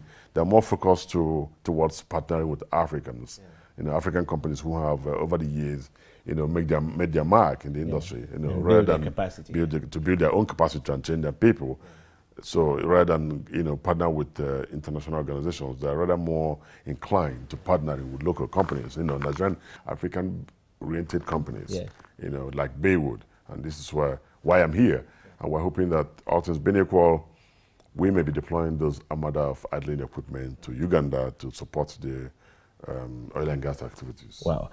I want to just bring this. I know you have not answered that, but I wanted to know, in terms of coming to Uganda, when you talk about, you've given out the portfolio in terms of the business, but in terms of the asset base, I know you talked about the depreciation, but just to give us an understanding. Sometime when you're talking, people will be thinking, and we're talking about mandazi, and we're talking about bananas and chips. We're not talking about this. We're talking these things that are different all level altogether. I want to give us that understanding of what the asset portfolio like, just rough. You mean in terms of value? Asset value, yeah. Asset value? Yeah. Well, if you have to buy those assets today, total as you have, what we have, you'll be spending close to about $150 million to $200 million to acquire the. Without the helicopters, of course, one helicopter is about $30 million, $35 million. Yes. But of course, we don't own those helicopters anymore because we return them. The beautiful thing about that is that that's what they call wet and dry lease, okay? If you do a wet lease, they will come with all the full complement of crews. Yes. But because we have capacity in-house, Nigeria, so we didn't come with crews. We operated the equipment. But so with the downturn, we didn't have to, have so much idle asset that would be wasted. So we returned back to our lessor, and then that saved us a lot of cost. But initially, it was a lot of exposure to fund the aviation and run the aviation to the extent we did, because aviation is also very capital intensive. and it's one place you cannot cut corners. All right. As my second to last question to you, as we wind up this interview, it goes to say, assuming you are now in Uganda today, will you help us develop the capacity? Will you help us develop the local talent? I mean, for some of this equipment, we're pretty much new into this oil and gas sector, into this oil and gas business. Uganda is a very young child that is coming up, that needs a lot of guidance, and that parents need to think through this whole process very well. But learning from those who have been before us, like you, Nigeria, will that be a possibility for local content, local people, local talent development? And also, how will that transform us, by the way? Let me go back to what I said. I love the spirit of Ugandans and the government and the regulatory authorities. They're more focused towards Africa, African-oriented companies. Again, and they're looking towards more to Nigeria, because when you talk about oil and gas activity in Africa, Nigeria will come top. All right, we have developed our local capacity. We have developed not only technical, we have developed the financial muscles. We have developed even the skills from the smallest to the biggest. So we come to Uganda with a whole lot of giving back, so to speak. Yeah. All we need is simply the support from the authorities of Uganda to either relocate or build an extension of what we have developed in Nigeria here, with some reasonability of assurance. What do I mean by reasonability of assurance? Every businessman wants to recoup his investment. It would be foolhardy for me to set up here, run my workshops, facilities, staff, people, different cadres without project. Because our money also not just projects, meaningful projects. Yeah. And our monies don't come cheap, or like our international partner, the counterparts.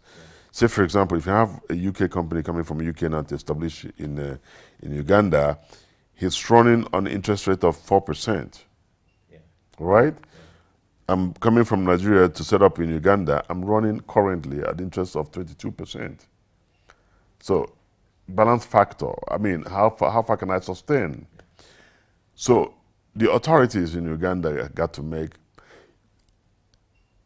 conscious effort to want to, make companies like us here to stay.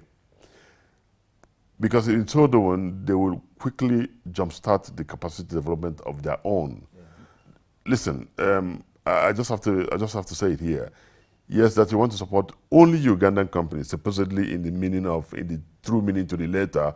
Ugandan companies means you have a D. Okila who has a company, a D. Okila and Sons Limited, blah, blah, blah, but it doesn't have anybody to support him. He's just an Ugandan. It's okay, give a D. Okila a section of the pipeline to go and construct. It doesn't have the financial muscle. It doesn't have the technical knowledge. They might claim that they have the technical knowledge, but it doesn't have it because it has not. These things are not wishful thinking, all right? It's over the years. The way we are today is not the way we were 20 years ago. There are a lot of lessons learned, because one of the things we have learned again in the course of our business is what I call lessons learned. At the end of every project, you sit down with your client and have what they call lessons learned register. What can I do better? How can I do it better than if I have the opportunity tomorrow? What can I do better to make me a better company? So this has to go on for a long time before you can say, dear killer, yes, if I give him this project, I can go to bed and sleep. He can deliver. Yes, I mean, you want to support your local guys, but you know what? I think a lot of emphasis need to be made to work with, to give companies like us that are coming into Uganda. However, there must be demonstrable, what I can call demonstrable measures and ways of making sure that we transfer technology.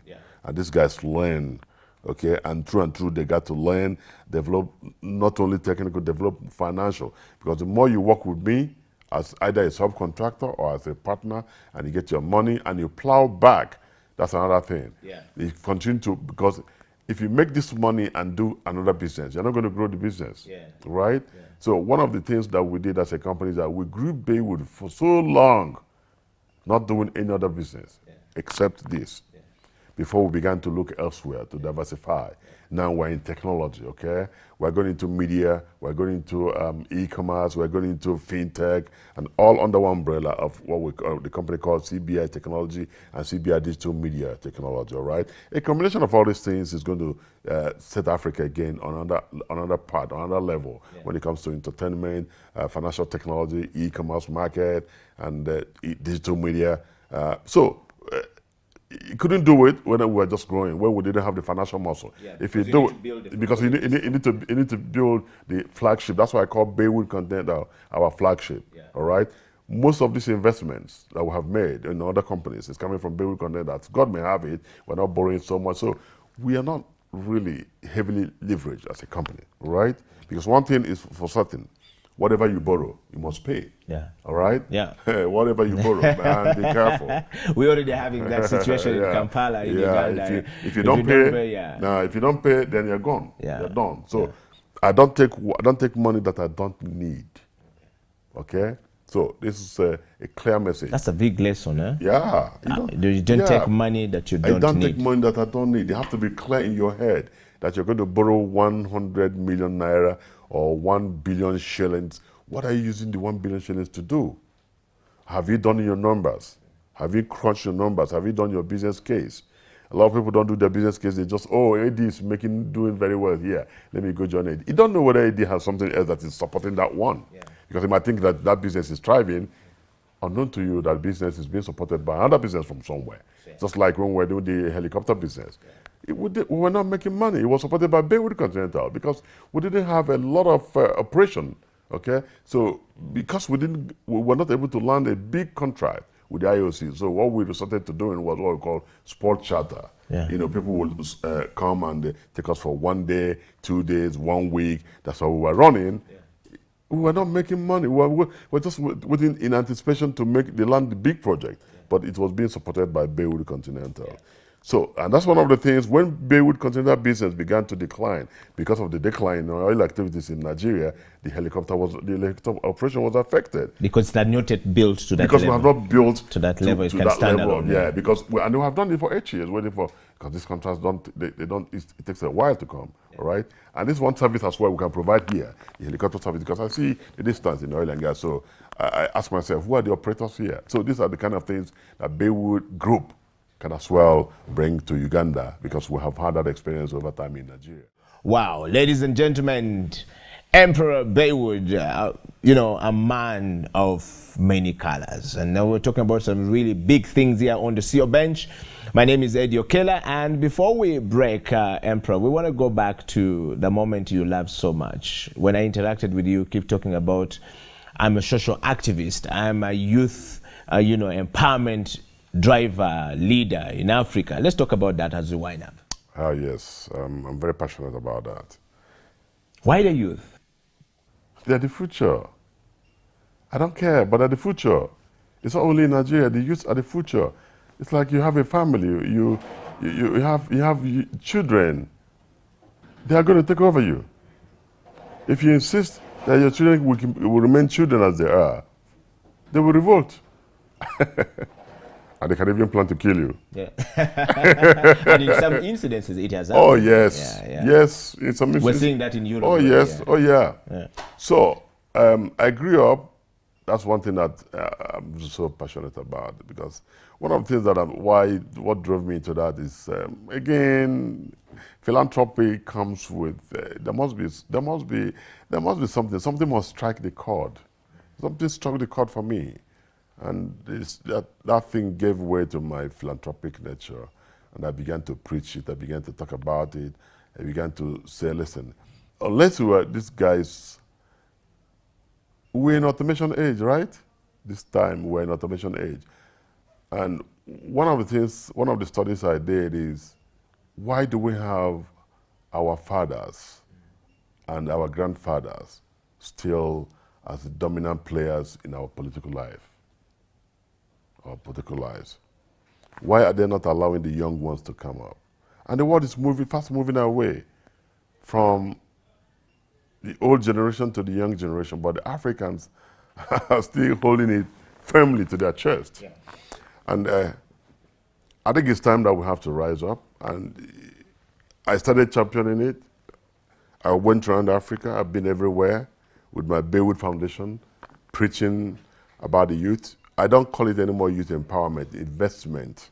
Youth investment. Yes, you have to invest in your youth. You have to make your youth to be employable, because today, most youths in Africa are not even employable because we believe so much in certificates, right? Other than substance of skill. Other than substance of skill. Yeah. Okay, so yes, without downplaying education, without downplaying educational qualifications like going to universities and everything, but I think we have to, again, consider vocational training, skill training, you know, exposing them to the realities of life, not just stay in the classroom and theorize, okay, and they come out and they look like they are lost, okay, because most of our universities are not equipped to expose them to such realities of the world, okay? Even in the Western world, where you are exposed to a lot of, maybe you have a very well set up laboratories, you have maybe process facilities, but at the end of the day, it's modular. Yeah. It's not natural. Yeah. When you go out there to work, you see that they're different. It's a different kind of fish.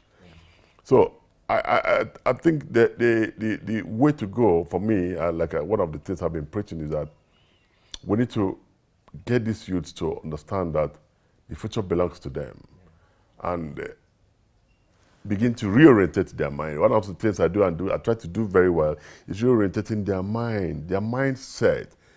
Because who are their mentors? Who are the people? Who are the people they're looking up to?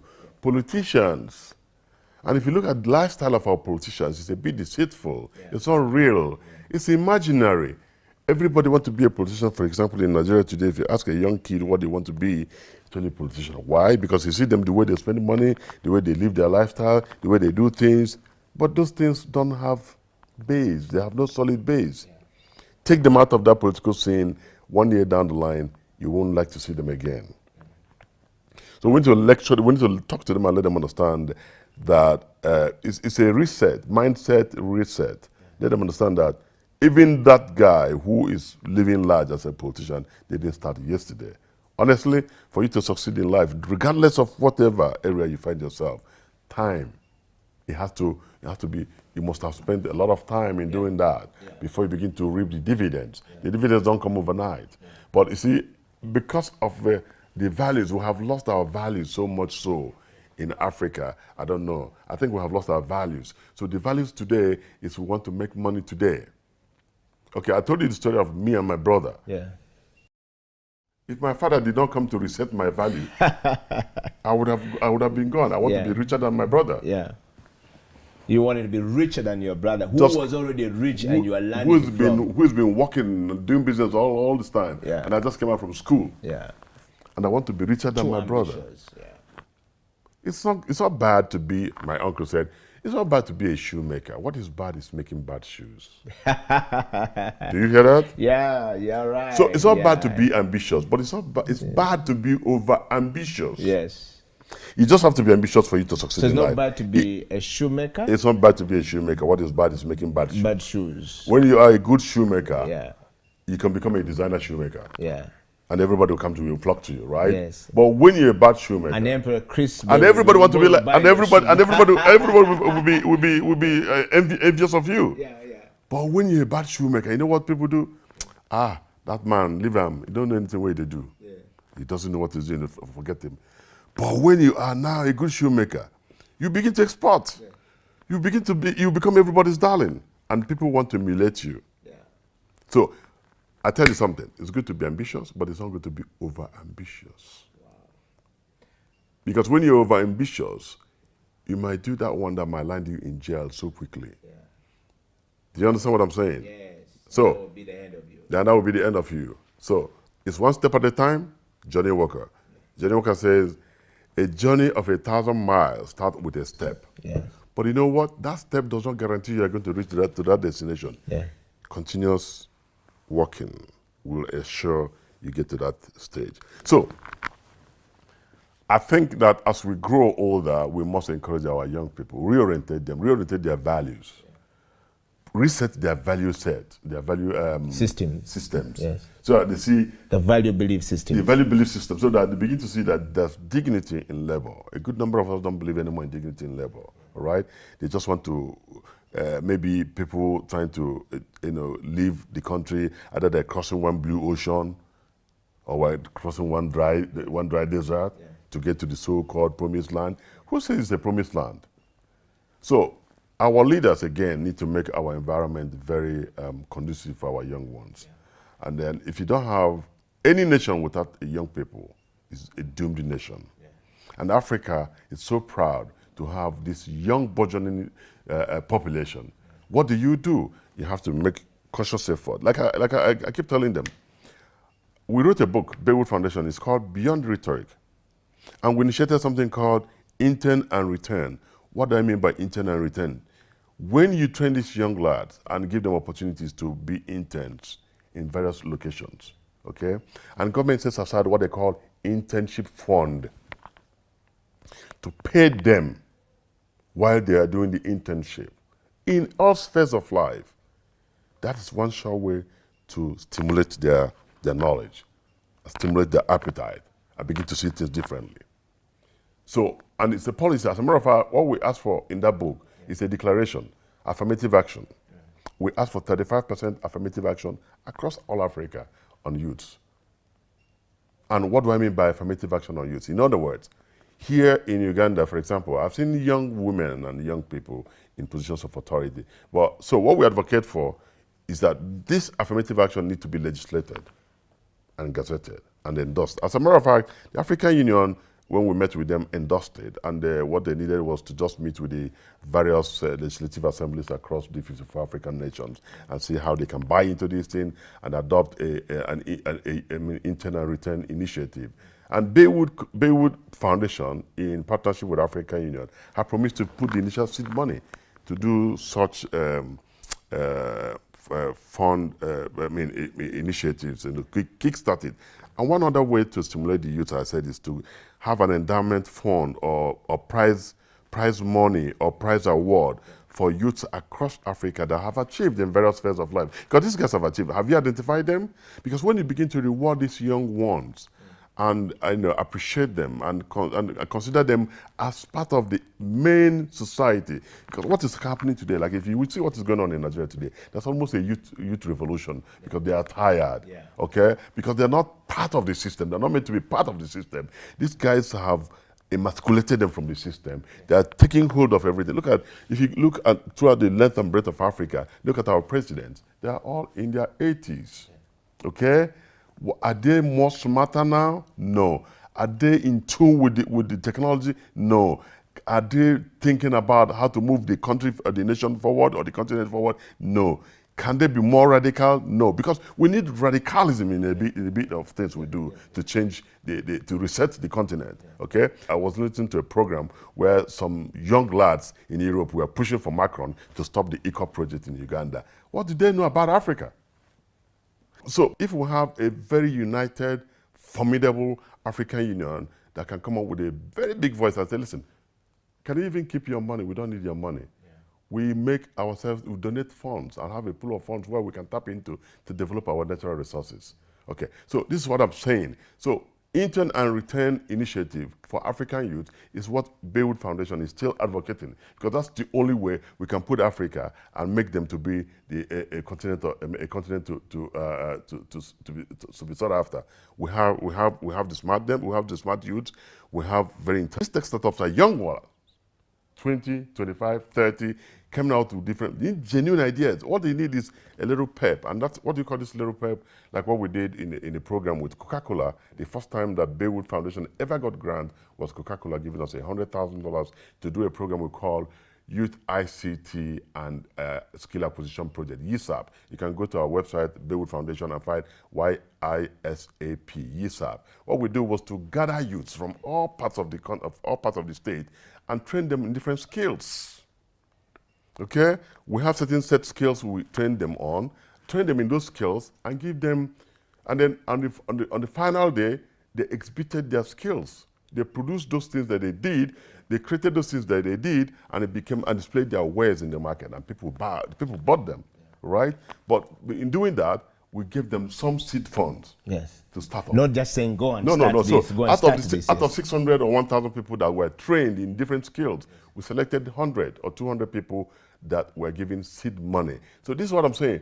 In every society, if you don't make such policies and drive those policies down, and it has to be driven by a youth, not when you set up a commission like that, you go and get some guy that's 80 years to manage. No, you got to be a youth of 30 who will drive the stage, because these guys, they're thinking differently from the way we're thinking today, and they're tech savvy. Listen, they can, when even you go agro-based, they can do a lot of things with agro, okay? Deploying technology, deploying skills.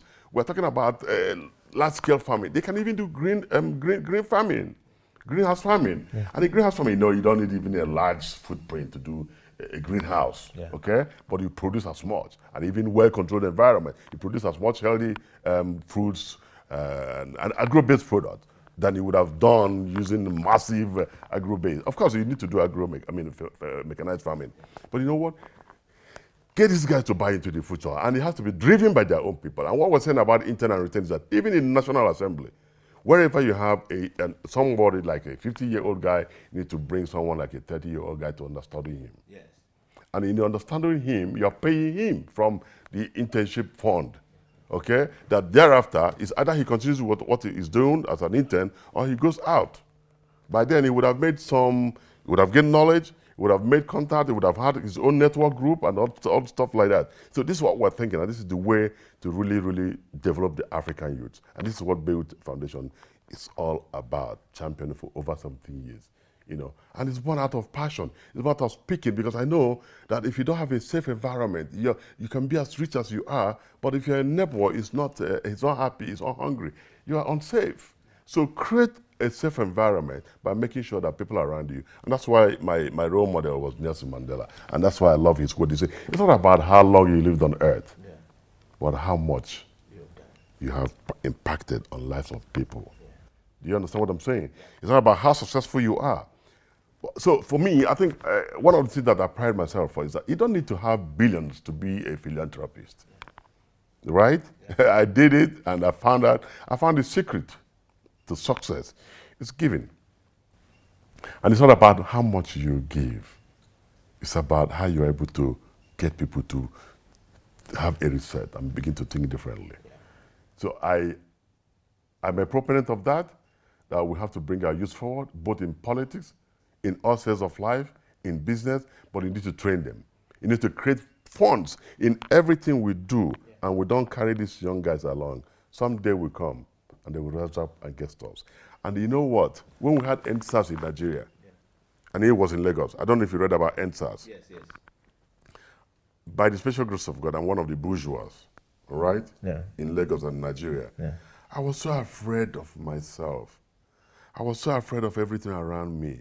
Because when an eruption like that engulfs, they don't know who's speaking for them. They don't know. It's like you are one of the oppressors. Do you understand what I'm saying? So you can become a target that you shouldn't have been. So why don't we nip this situation on the board before it balloons, okay, and out of control? So there was a lot of destruction, and they were going after the rich people. These rich people. And who are these rich people? It could have been a Baywood who had worked all his life, trying to make money legitimately, not being involved in any scam, not being involved in anything that is illicit, okay? And then even giving back to the society. But my dear brother, when a situation like that occurs, it's indiscriminatory. It's indiscriminatory because they're not thinking. Yeah, they're not thinking. Yeah. Everybody's a target, and I don't want to be that because I will regret it. So my position is, the earlier we nip the situation on board, the better for everybody, and together we can make Africa forward and move this nation, this continent, to where we expect it to be. We can't do it. We need these guys. But we need to reorientate their values. We need to reset their values, because the values is completely eroded right now. And in doing so, we need to reorientate ourselves again. Our value system is no more. Ladies and gentlemen, Emperor Chris Bewood Ibe. Thank you very much. This has been one of the most powerful interviews that we've done on the CEO Bench. And as we depart from here, question, in a second, tell us a joke.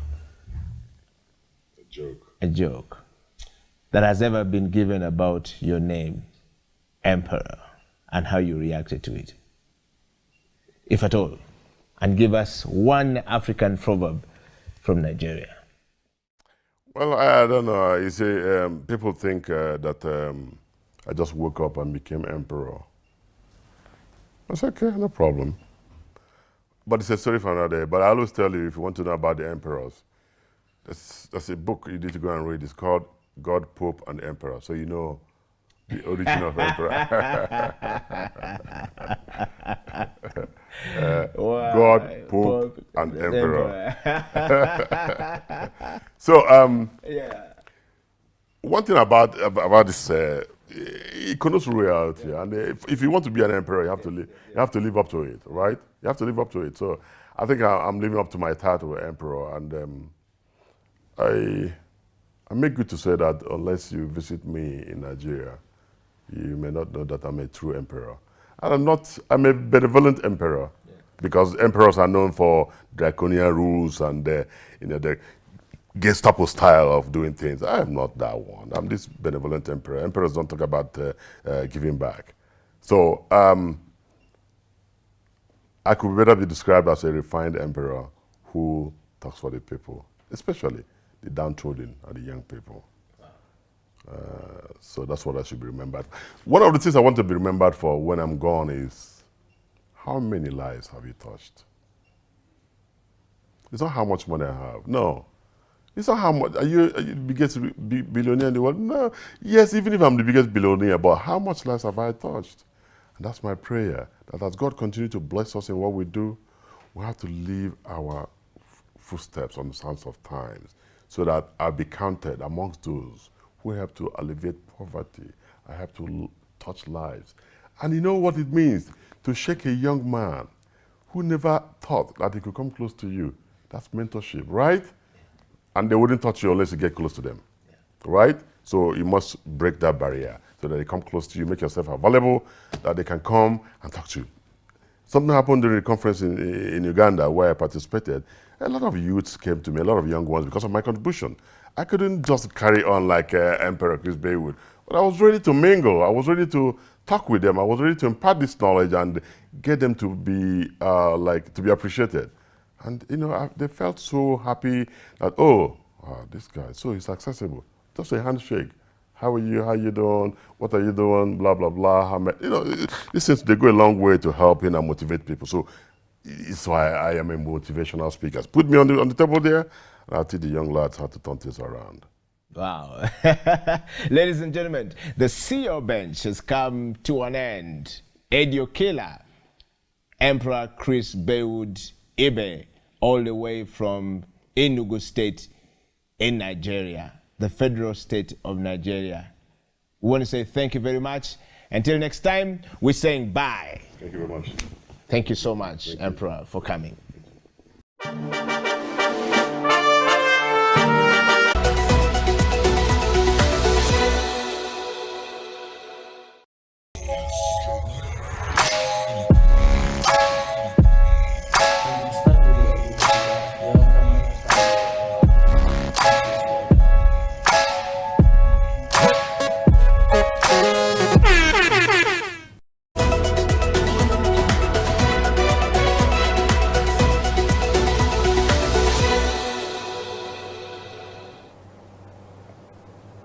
Good afternoon. My name is Felix Eopal, and it is Slam Dunk Basketball Talk, the show where I would discuss everything about basketball, what is happening, what is not happening, what we predict is going to happen. And this afternoon, we have graced with the appearance of Frederick Freedom Wara. Thank you so much, sir, for gracing Slam Dunk Basketball Talk with your time. Thank you, Felix, for inviting me to the show. Honored to be here. I think it's been a while. Definitely, it has been quite a while, and as proprietor of JKL Basketball Organization, there's a lot of talk since the season is about to begin.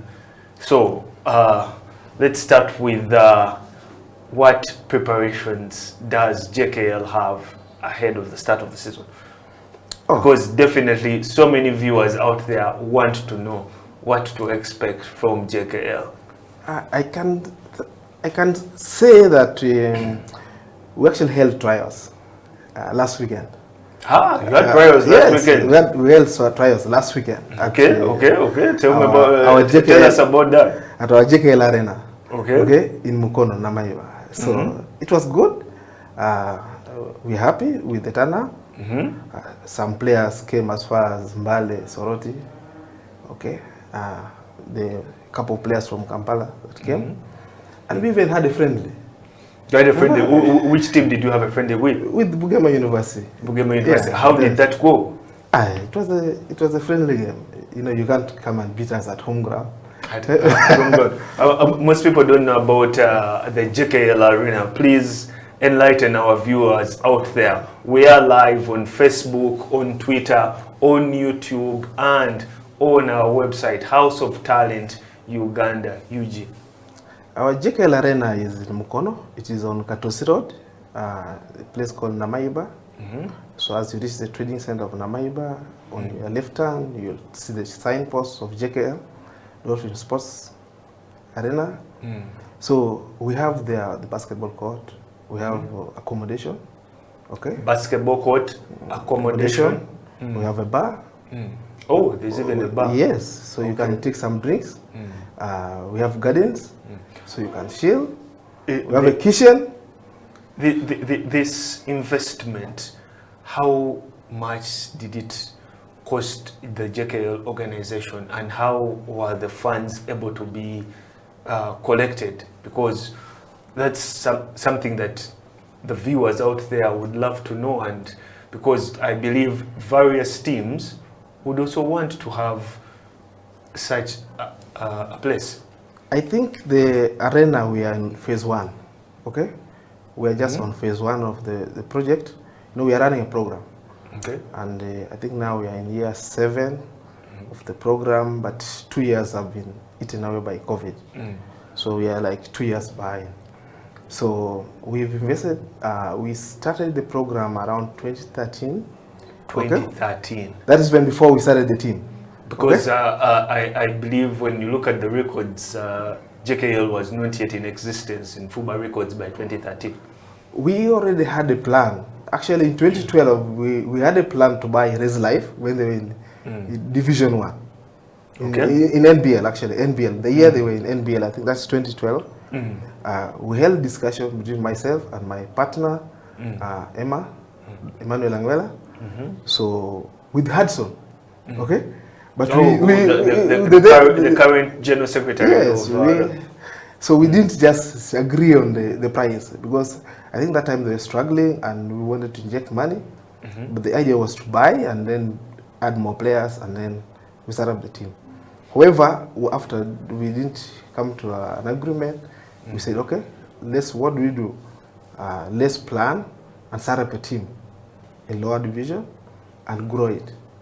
However, as a program, we started planning long term, and our program is way different from, I think, other teams.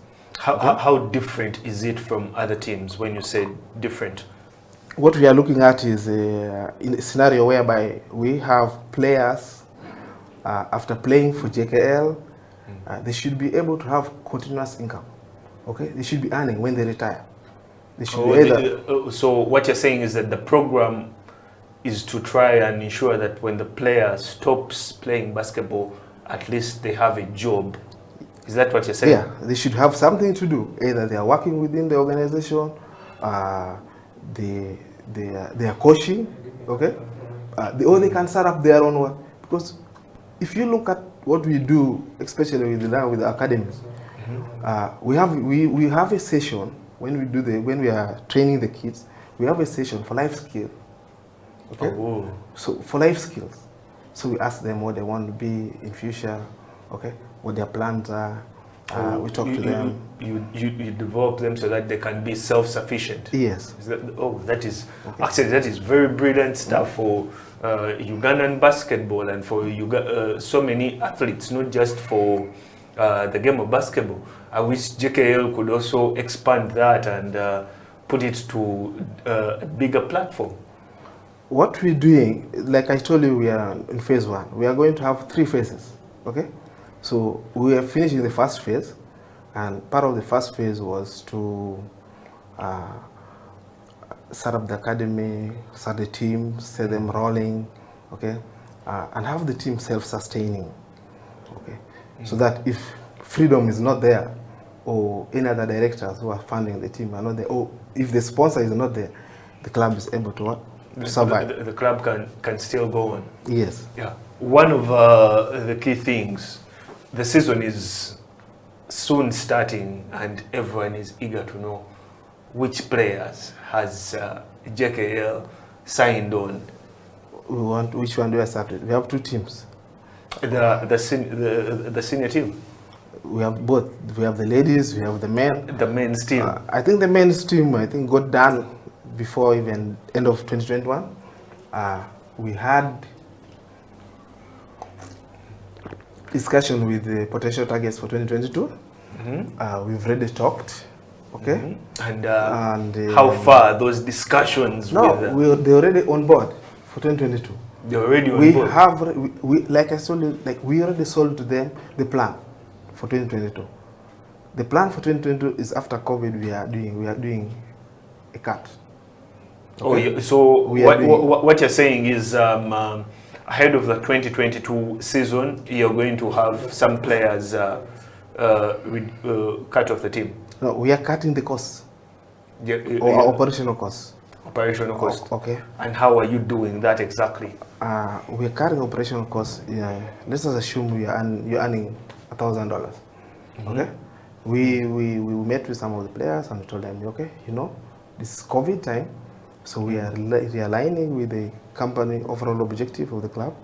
So if you can take a 20% pay cut. Oh, so you're doing pay cuts? No, we're doing restructuring. How okay, calling it restructuring is a way of being euphemistic about it. No, but how are the players interpreting it and taking it? They are okay. The players are okay, and we already have a team for 2022 season for the boys. I think which surprises can you give our viewers at the moment that they will be seeing wearing a JKL jersey? There are many players. Actually, we are rebuilding the boys team. We are rebuilding for BAL, so we are looking at a 3-year program. So most of the players are young. Okay, and then we have some experience. Oh, you are rebuilding for BAL. Yeah. So that means JKL is going all out to win it, because you cannot go to BAL unless you're a champion. We are rebuilding, so it's going to take a 3-year program. Okay, I said we are rebuilding for BAL, for 3 years. We are trying to do a 2 or 3-year program to rebuild, so that we are able to participate in BAL. We want to cut our expenditures slightly, okay, to align with the current market. Number 3 is we're going to recruit players that fit our profile. What is that profile exactly? What is the JKL profile?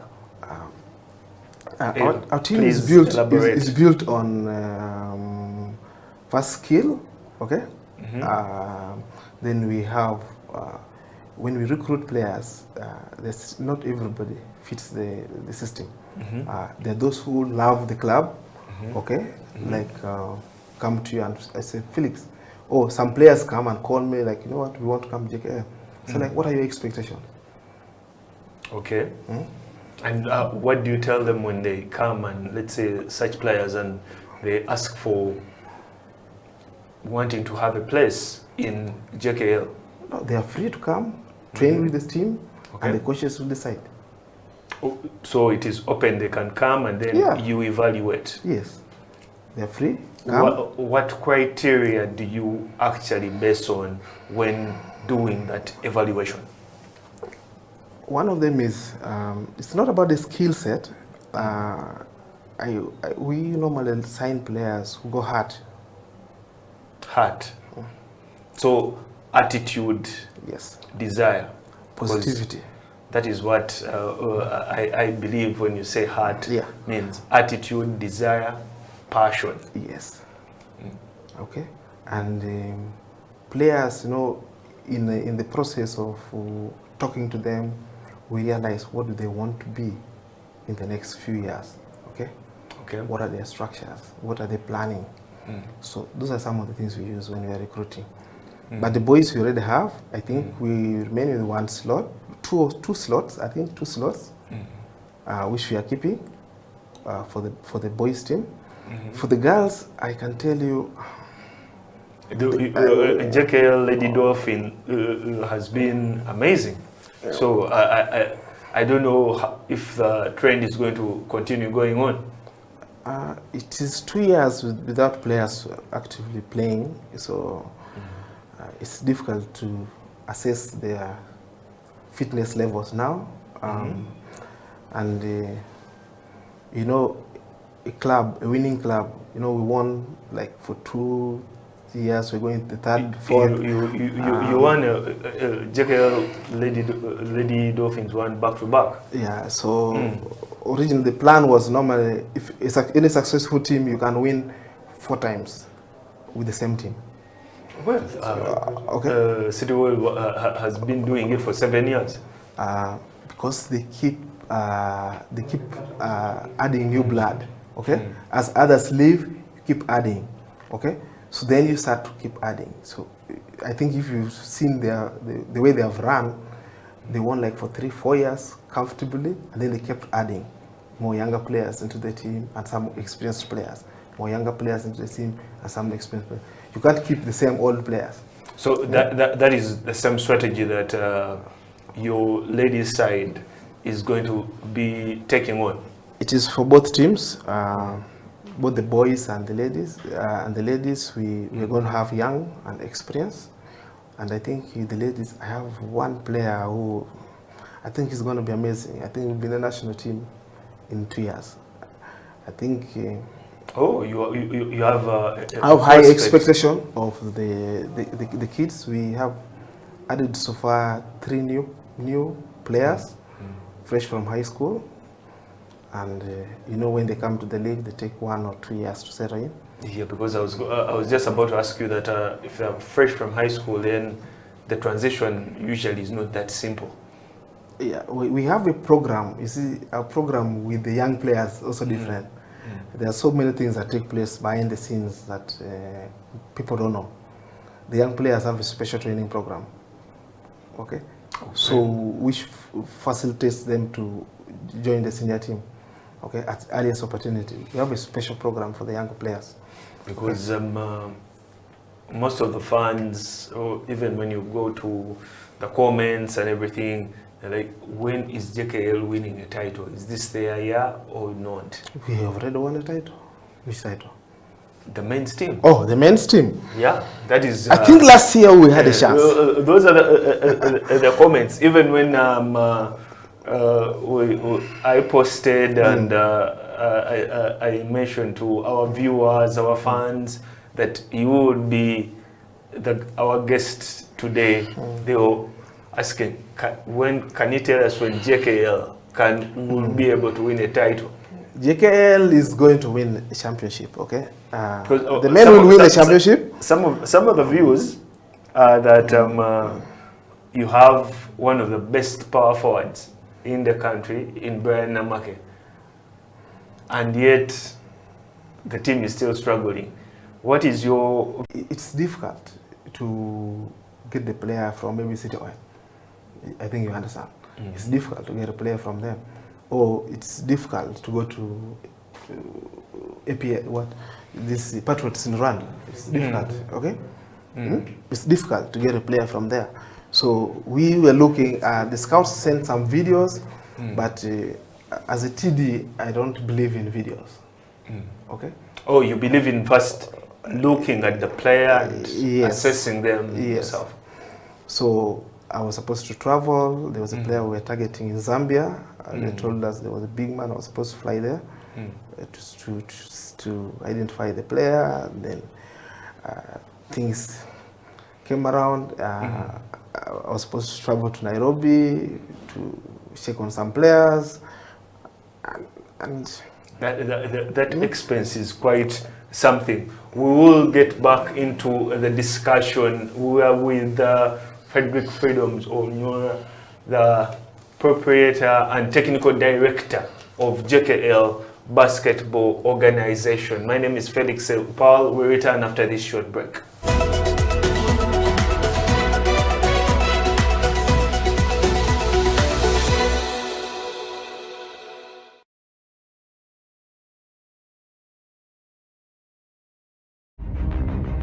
Engineered in the heart of the pearl, one face, four perspectives, embracing a hip urban and dynamic community, keeping dibs on the constantly evolving African scene, fanning the hottest talent in Uganda and beyond, inspiring beautiful minds across the world, literally changing the game on television. This is XXL TV Show Season 4. Go big or go home. Otherwise, be inspired.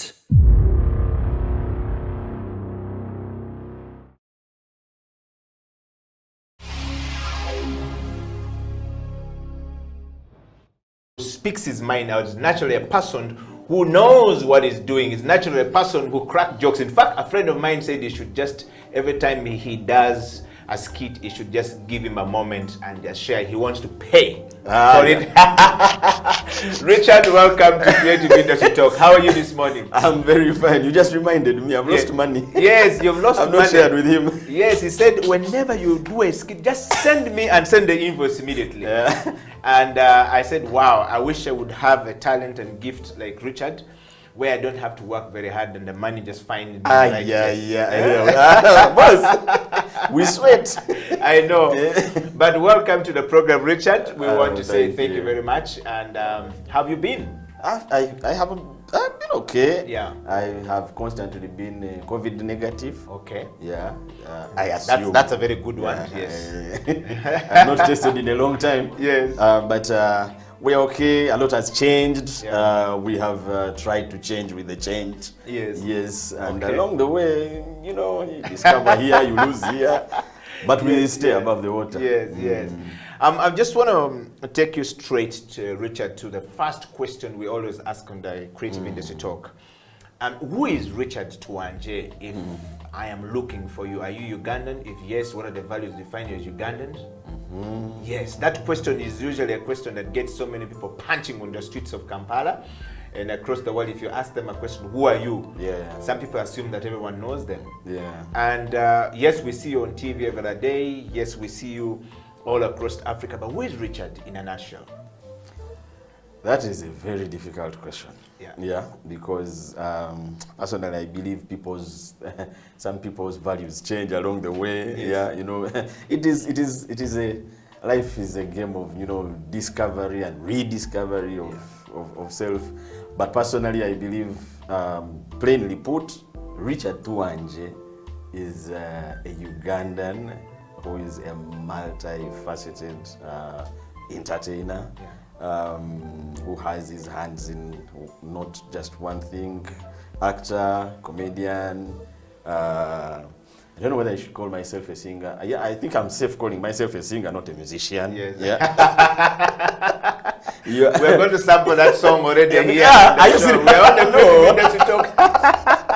So I do a bit of music. I'm a producer on a wider scale because most of the art I do, I also produce. Some with the team, some alone. And as a human being, I stand for good for all. Yeah. Wow. That right there is quite a deep statement. I stand for good for all. I would like to take this moment, first of all, to welcome everyone to the Creative Industry Talk from all across the world. Thank you very much, all our brothers and sisters in the United States of America. I hope you did not jump on that plane and you're part of the 600 people from Afghanistan, you know. And of course, to all the creative people all across the world, we want to say thank you very much and welcome to the space for the creative right here in Kampala, the capital city of Uganda, going to the rest of the world. Richard, yes, welcome to the show. And now that we know you, and now that we understand who you are, just away from seeing you on TV, our topic on the Creative Industry Talk today is about creativity for business success in Uganda. Yeah. Creativity for business success in Uganda. When we posted this yesterday, a lot of people wrote back and they were asking, creativity for business success in Uganda? They don't even understand what creativity is. Now you are putting the mix of success in it. And I mean, how are we going to do it? So I said, well, we will have to have a discussion about this. And of course, we're going to be joined by Faizo Chiwewa. We were supposed to be joined by, Jeremy Biemanzi from Nomad Advertising. But unfortunately, Jeremy has got an emergency that needs to attend to. He will be joining us next week. Okay. And of course, we want to take a moment to welcome Faizo Chiwewa all the way in the outside countries. How are you doing in the cold? Thank you so much, Eddie. I am okay. I just arrived like 5 minutes ago in Antwerp. It's I would say the capital of the Flanders in Belgium. So it's where I am, and I had to find my way to get to the show. So I'm very excited to join you guys. Very much, Faizo. Thank you very much, Faizo, first of all, for joining us. I hope you have had a very good ride on the train. In Uganda here, when we talk about the train, we only remember in the 60s. I don't know whether Richard... Our train hasn't yet been... I know nothing about trains in Uganda. I just read. What I see down there below Ginger Road, I think those are just carriers, you know. Wow. Train has... Yes, and when my uncle tells me the trains were good, so seeing Faizo ride on the train in Europe is quite an amazing stuff. But gentlemen, welcome to the show. So today we want to just ride straight to this, discussion. I want to give you a context, Richard. There is artistic creativity. Yes. And there is a more general kind of creativity that we see in people that could also be called the ingenuity, innovation, the lateral thinking outside the box. We've heard people talk about this very much, or simply the problem solver. Yes. And we are going to mix the two together to basically find what is best for us in our discussion today. We're talking about creativity for business in Uganda and the success. But the context here is that creativity in business is a nifty way of thinking that always inspires people, challenges people, and also help people to find innovative solutions that create opportunities that we always use in our day-to-day life, okay? And of course, opportunities out of problems are key, and we're talking about the pandemic situation right now. The COVID-19 has brought, a challenge in the industry. But how are we turning these opportunities and challenges to actually create opportunity to solve the problems that we have or we had already before? It is also the reason some individuals, of course, and companies attract our attention to either goods and services or to products that we need. Yes. Yeah. It comes from the creative mind. The ideas, the amazing ideas, sometimes seems very, far-fetched, and other times is merely the follow have-beaten, and some people really just go through with whatever the flow is. Yeah. But today on the show, I want to take you straight to this background. And I want to start with you, Richard, right here in the studio. First of all, is creativity an important skill to have? It is a very important skill to have. Unfortunately, it is not for all. Yeah. And I think, the nature's laws, I think, dictated like that, because I mean, if all of us were creative, it would be so hard to cope with the world. I mean, you're trying to catch on this and something new has come. But that is where we are going. It is very important to be creative because it helps you stand out in whatever sector. Yeah. I believe it. you know, when you come, most of us are followers before we get creative. There's always a trend, whether in banking, the arts, the sports. There's always a trend, and that trend, at whatever given time in history or in the future, it will have been brought about by a few creative minds. Yes. So, like you said, it's the creative ones who create even opportunities, not for just themselves, but for others. And without just limiting it to art, it is so important that if a particular sector is so clogged with competition, chances are the one who is going to slide off the conventions will either stand out or it's not a win all the time. Because you can create your way to your failure. That's true. Absolutely. So it is important to be creative, but it's also important to create with high regard of the audience. Wow. That you're creating for. Most cases, creative people are also very egoistic. So when the idea comes and he likes it, you're not going to try and tone his idea down. This is my idea. To match the targeted audience. He wants to run it the way he has thought about it. So creativity is very important, but also most important is who are you creating for? Wow. Faizo Chiwewa, all the way in outside countries, you've heard from Richard. Richard is saying that it is important that the creativity is important skill for a person to have. Do you agree with Richard, Faizo? And also on that background, Faizo, how do we, profit from the creativity in business, if at all it is important as a skill? Thank you so much. First of all, to compliment Richard for how he looks. I mean, you can see that creativity has made on some weight. Despite all of us who are losing weight during this COVID, Richard is gaining weight, which is good to see. That's a creative man. Excitingly, I would say. I totally agree with his notion on yes, creativity is necessary. It's not for him, but it's also something that we need nurture in everyone. That's why we encourage our children at a young age to really try to practice different things, test different experiences, so that they could define themselves in the future, whatever course they take in life. Be not just redundant or dependent on what they're told to do or what they must do, but also be supportive of our community. And I'm always fascinated creatives really contribute to changes that we see in societies. And you can see in Europe, you find a lot of things done, but not necessarily provided by authorities, governments, but by individuals who find hardships in terms of their day-to-day life, and they think about solutions to go through these hardships. And those solutions then eventually become public necessities or public goods that everyone now needs to use. For example, you can, if you walk around, or if you move around, like just what you talked about at the beginning, the necessity of having a train. I woke up in Holland this morning at 6:40, and by 10 I'm in Belgium, and I'm having a conversation here. So that thought of creativity to say, you can call it also innovation, to make people's lives easier is really what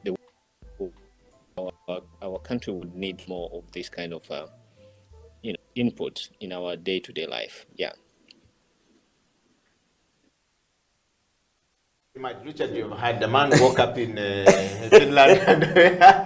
Was that meant to make me feel guilty? Because I'm the reason this show started late. Just from Muyenga to Bukoto. Yes, he has juggled so much traffic and a lot of things have happened. But you see, Richard, that's why we're saying if there's a creative way of thinking about stuff, would be able to save, and there'll be a lot more success. And that really resonates with our topic today. Richard, what jobs are in the creative industry? We're starting to build these things about our discussion today. What jobs do you think are available? You're already earning out of it. the creative industry. Yes. First, it is so wide. Yeah.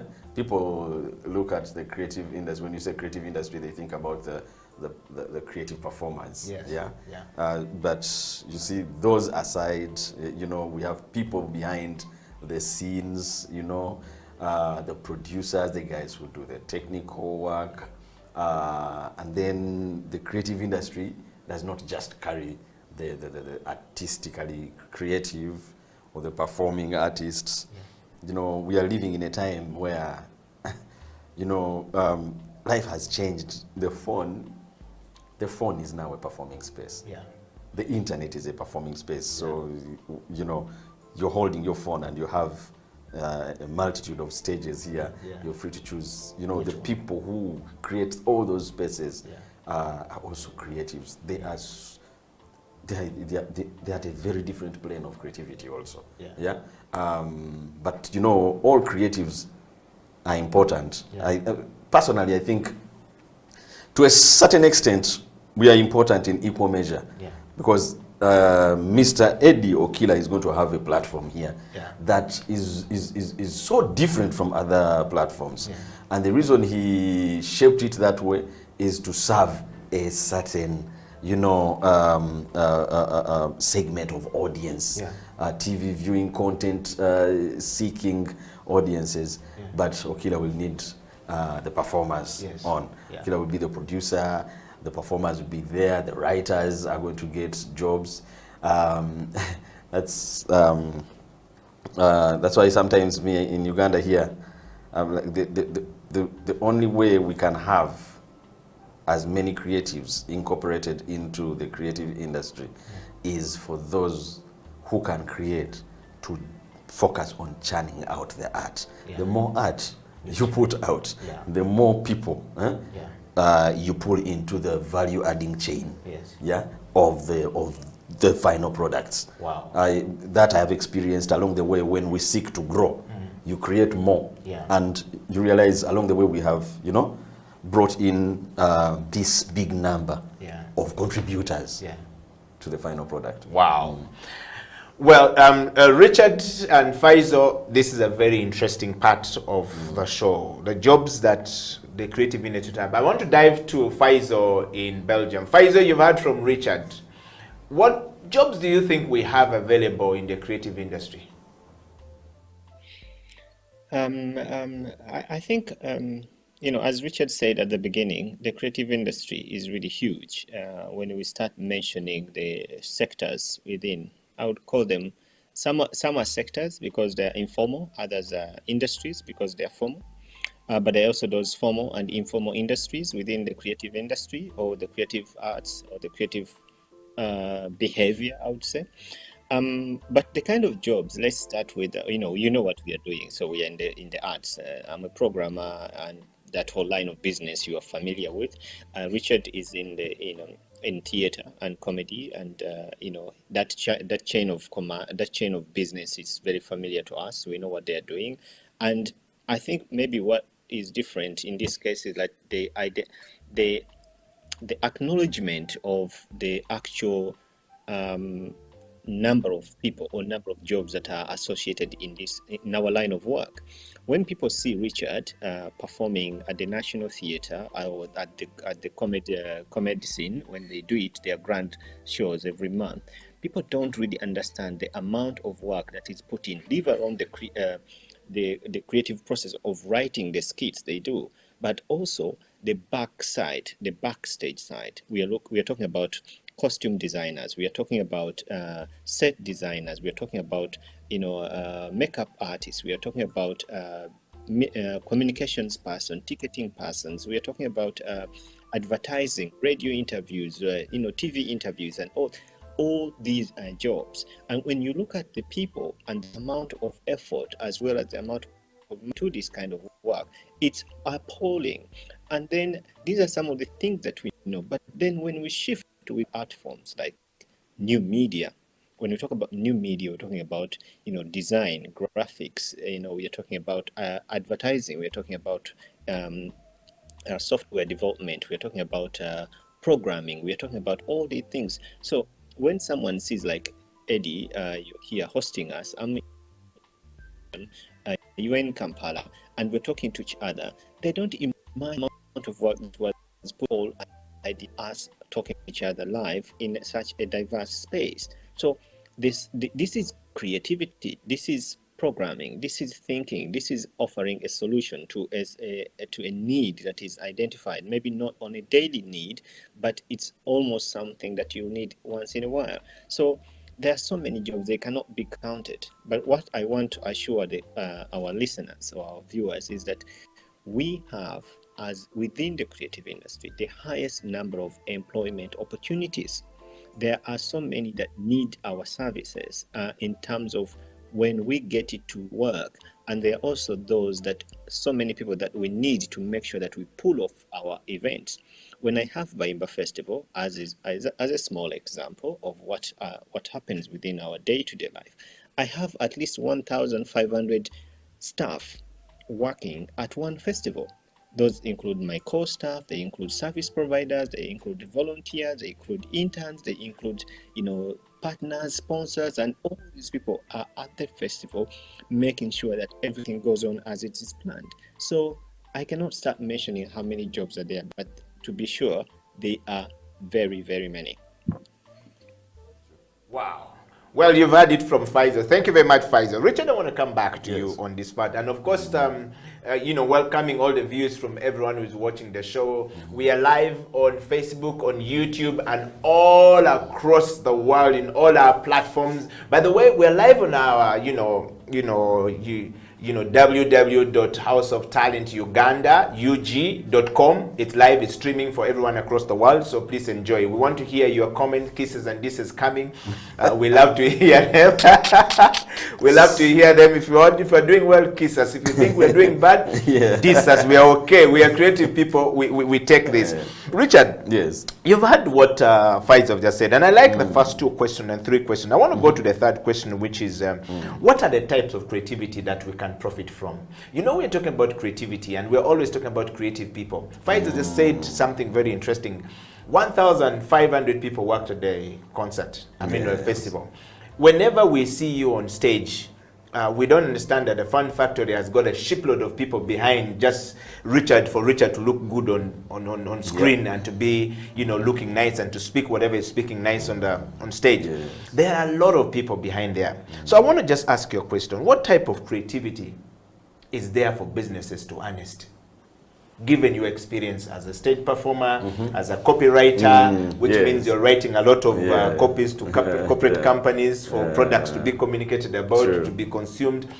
What do you think the types of creativity that is there that we can profit from? As businesses? Yes. As individuals as well as businesses, yes. You just mentioned some of the most important ones there.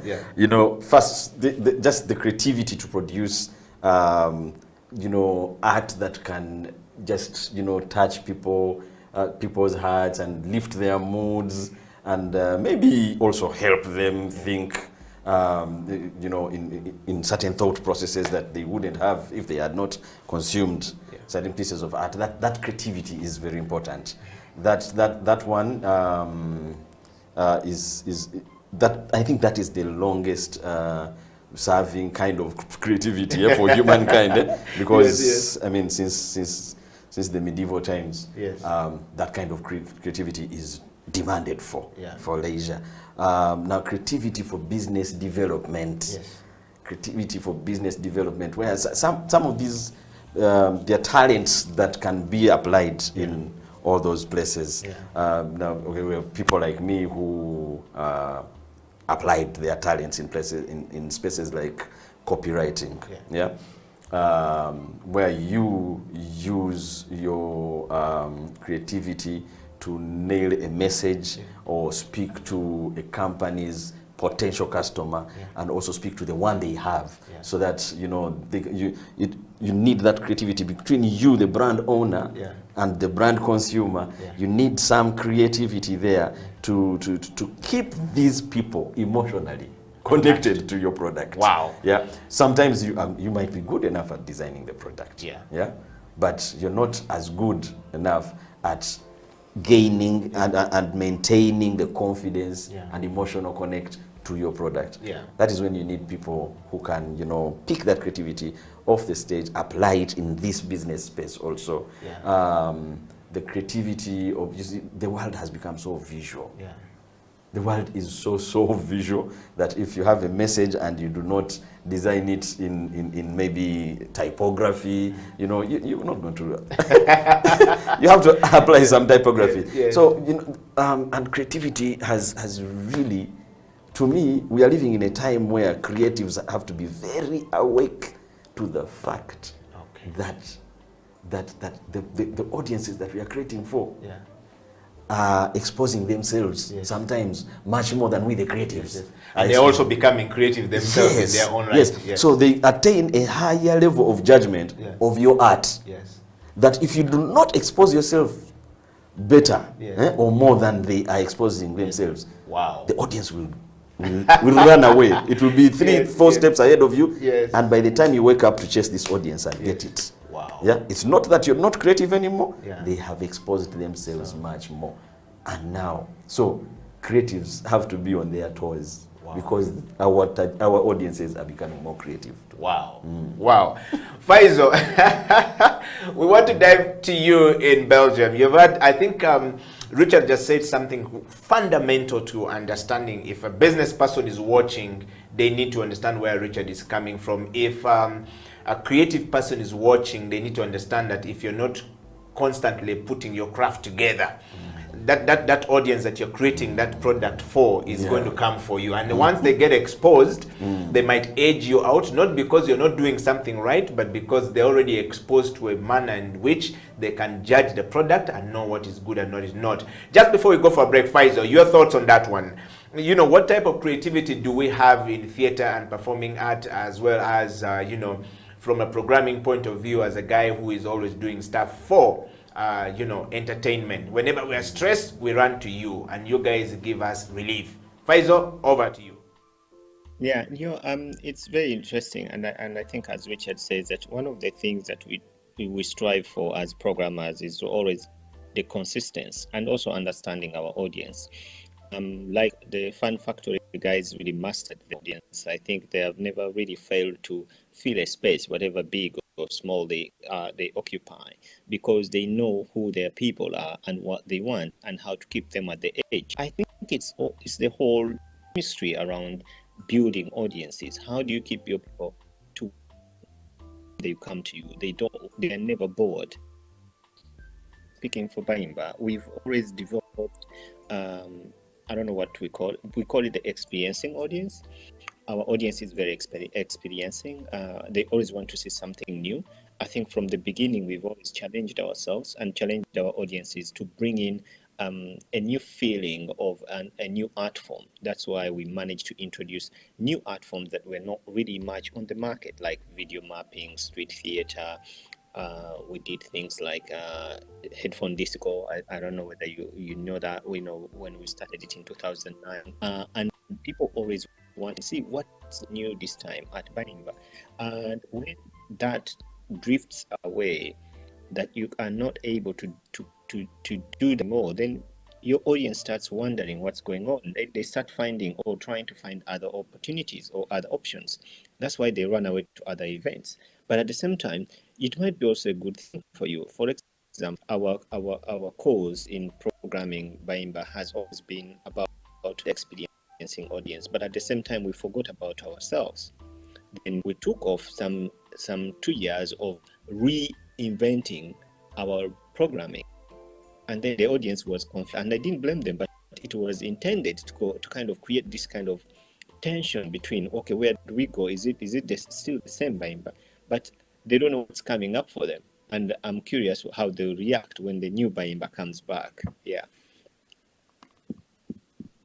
Well, thank you very much, Faisal. You don't know how somebody just sent a message and says, you don't know how important this program is to me right now. I'm learning something that Richard has just said has tickled somebody. And he said, you don't know how much I've just picked from Richard in that small space. I've always seen him on stage just making us laugh. I didn't know the man can speak too much sense. I don't know whether to take that as a compliment. I think you should take that as a compliment. You see, Richard, we're going to take a break, but when you come back, we're going to start from that particular point of where people just see you on stage and assume that this is the sum total of the person. And they never know that this person there's more to this person. Well, the creative industry is going for a break, and when we come back, Richard Chiwanje and of course Faizo Chiwewa all the way in Belgium will be giving us a lot bit more about the differences between, you know, the creativity and innovation. These two words are always, you know, confused. And you stay right there, pick a coffee, and when we come back, we want to hear your kisses and disses. If you have some kisses, if you don't have, you know, disses, whatever it is, we're okay. The Creative Ministry Talk will be right back after the break.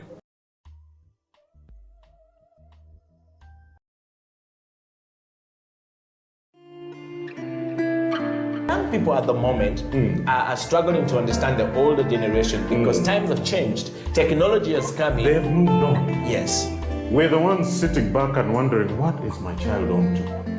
TikTok has surpassed WhatsApp.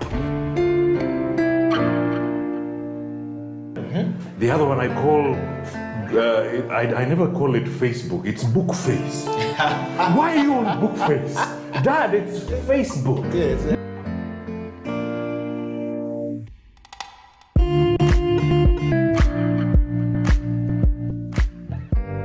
Me, I keep saying I have a foot amongst the millennials. Yeah. And I understand the traditionalists. Okay. There's a song in the 60s, by the way, and in the 90s, 70s, where they're like, parents don't understand. Yes. Remember Prince? Yes. Prince.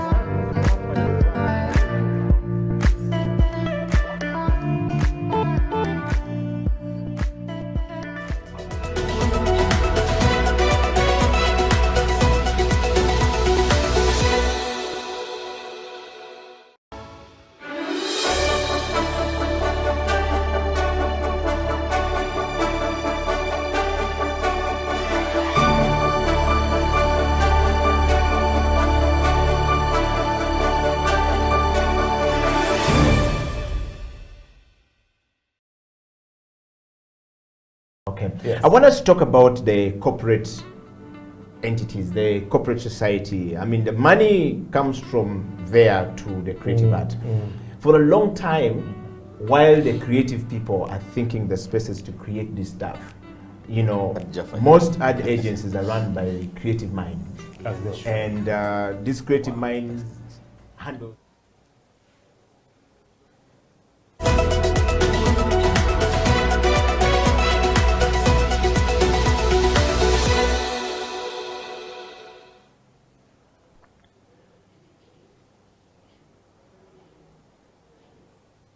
Welcome back from that break. This is Creative Industry Talk, where we sit and discuss things that affect the industry where we are. It's a platform that exists for everyone in the creative space to think. It's a platform that we come together to share ideas.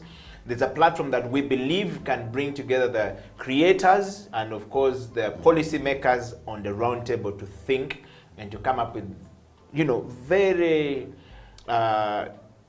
integrative mind maps that allows us to take the industry and the development around our country and our individual projects forward. Of course, Richard, welcome back to the show. And of course, Faizo Chiwewa all the way in Belgium. We are missing, you know, Jeremy Bemanzi from the advertising sector. We would have had a fantastic moment with him right there. And we hope that Jeremy will be here next week. We think that this series of having Richard and Jeremy coming in and Faizo will run for the next 2 weeks. So if you're missing this one, Richard will be back next week. But we want to hear from you. I'll start by a comment from one Frank Tugume says, I'm always glad to be here. And a shout out to Richard on the show and as well Faizo. And he says, I don't know how you guys are doing it, but Facebook is off in Uganda, but the show is on. And Faizo just we are not in Uganda. Yes, Faizo just gave him a tip on that one of what is going on. Well, Richard, welcome back to the program. I want to take you straight to, there is this, you know, thinking Ugandans usually have, or generally, you know, people always think that they see you on stage and they form an opinion about you. Yeah. And most times, because we are not being like politicians or sitting and wearing good ties and something like this, people assume that these are just funny guys. Even the president has said these funny people before.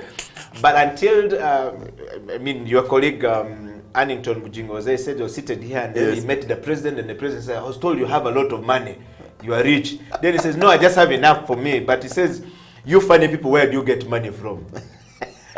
It's just an understanding that people don't have around people. But what's your thought on that one? How do we help people to start seeing that we're actually more serious people than they think we are? First, I think the people who have that kind of mindset, the mind is a very funny place.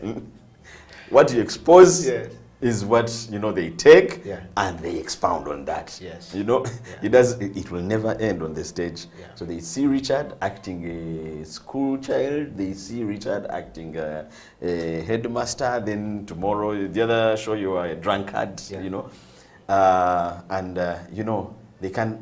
put you in there, they paint a picture of who Richard is, off the stage. Yes. And that picture will never be very far from the picture they see here, because you have given them the first brick to build their image of you. Yes. So me, personally, if I tell you my experiences as an artist and a creative who applies my creativity in different spaces, because I do professional emceeing for events of different sizes and shapes. Yes. But I know people who tell me when I get a gig, for example, they tell me, it was a process getting zeroing down to you as because a person, the bosses were like, wanted this person here. And we told them, this is gentleman is will fit for nail the it the way we want event. it. Yes. And it's like, but this guy, man, the kind of comedy he does, will he handle this very corporate event? And we see him like they throw around lines like, sio nazanyango mwana. Yes. Sio nazanyanga batamivu. This kind of event. Yes. Because you see, certain events I handle they're multinational. The audiences are not just Ugandan. And that goes down. It brings another issue, and all of us artists and creatives in Uganda have been victims of our own creativity. That is one, but also not working on our personal brands. Okay. It's just recently that we started working on our personal brands with the help of social media. People get to know the Richard Tuanje, separated from the actor, the comedian, the entertainer. I think it's now, you need to work on your personal brand. That is a given. There are no two ways about it, especially if your money, especially if you want to start earning while you're not performing. Yes. Because we are in a time where you need to earn while you're not performing. Because we've tested months where now there's no performance. Yes, 1.5 years were. And believe me, the talents in this city who have worked on their personal brands, and their personal brands speak for their personal brands work up a value for them, they still somehow survive. Compared to those whose brand they know is just on stage, on stage presence. Because then you limit yourself to a talent that only earns per performance. And if you get that and expound on it, build a personal brand, apply your talents elsewhere, or even learn, because a lot of people have talents in this city, but they don't skill the talent. Yes. That's another thing. Then also separating the talent from his personality.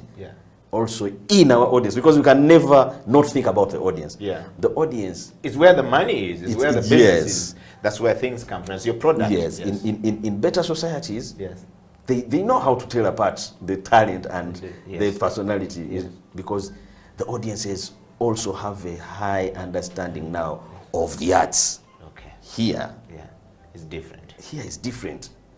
The audience is still in its infancy on that point. We are still pulling them up to consider the arts a legitimate source of livelihood. and revenue. Yes. Wow. As a matter of fact, another one has come here and says, I like what Richard is saying. This is now giving us an insight into who he is and what this is about. Thank you very much, Richard. You've changed my opinion of you on this show. I was wondering how you're going to discuss this topic, which seems to be a little bit more of a corporate side of things. Are you serious? Faisal Chiwewa, we want to dive to you. They see you with your backpack all the time moving. They don't know you are a person who creates serious stuff. Right now you are in Belgium, while others are in lockdown in Uganda. Yeah. How are you doing it? It's the perfect example, by the way. Faisal, over to you. Yeah, I mean, I was just laughing about the comment on Richard because I find it fascinating. And of course, I mean, you don't, our followers or fans, because for them, as Richard explained, they don't have maybe the opportunity to explore the personality of Richard off stage, but they often on stage and also on skits on social media. That's what they carry. And yeah, it's not different from all of us. I mean, even for you, don't expect you to be or lifting heavy lifts in the gym early in the morning. So this is what happens, like when people don't really tend to have a deeper thought about an individual. But I think, I mean, for me, I don't have a definition of my private or personal work life. It's kind of very intertwined. And of course, I try to keep as much distance, keep the mystery of me. I tend to be very much distanced from people, but I love crowds as well. So, and also maybe the other thing that you guys don't know, I'm very crowd phobic. So when there are too many people, I freak out. So I tend to be always hiding in the corners. That's why I'm always tending to be backstage when we have festivals, because I freak out when I see too many people or between too many people. But yeah, that's a personality. It's something we work on. But I think being what people expect of you, it's really difficult sometimes if you don't listen and you just see them and give them form your own opinion, but you know or hear or which I tend to ignore all the time. I think it's also good as you're building the brand of yourself to not to always be distracted by what you hear or know or hear or feel that people are saying or understanding of you, but on your line of work. And that's why for me, that's what I tend to do most of the time. That's so true. Well, thank you so much, Faisal, for that one. Richard, you've heard from Faisal. For a man who organizes festivals, is crowd phobic. I don't understand that. I think it was his way of psychologically fighting back the phobia. The phobia.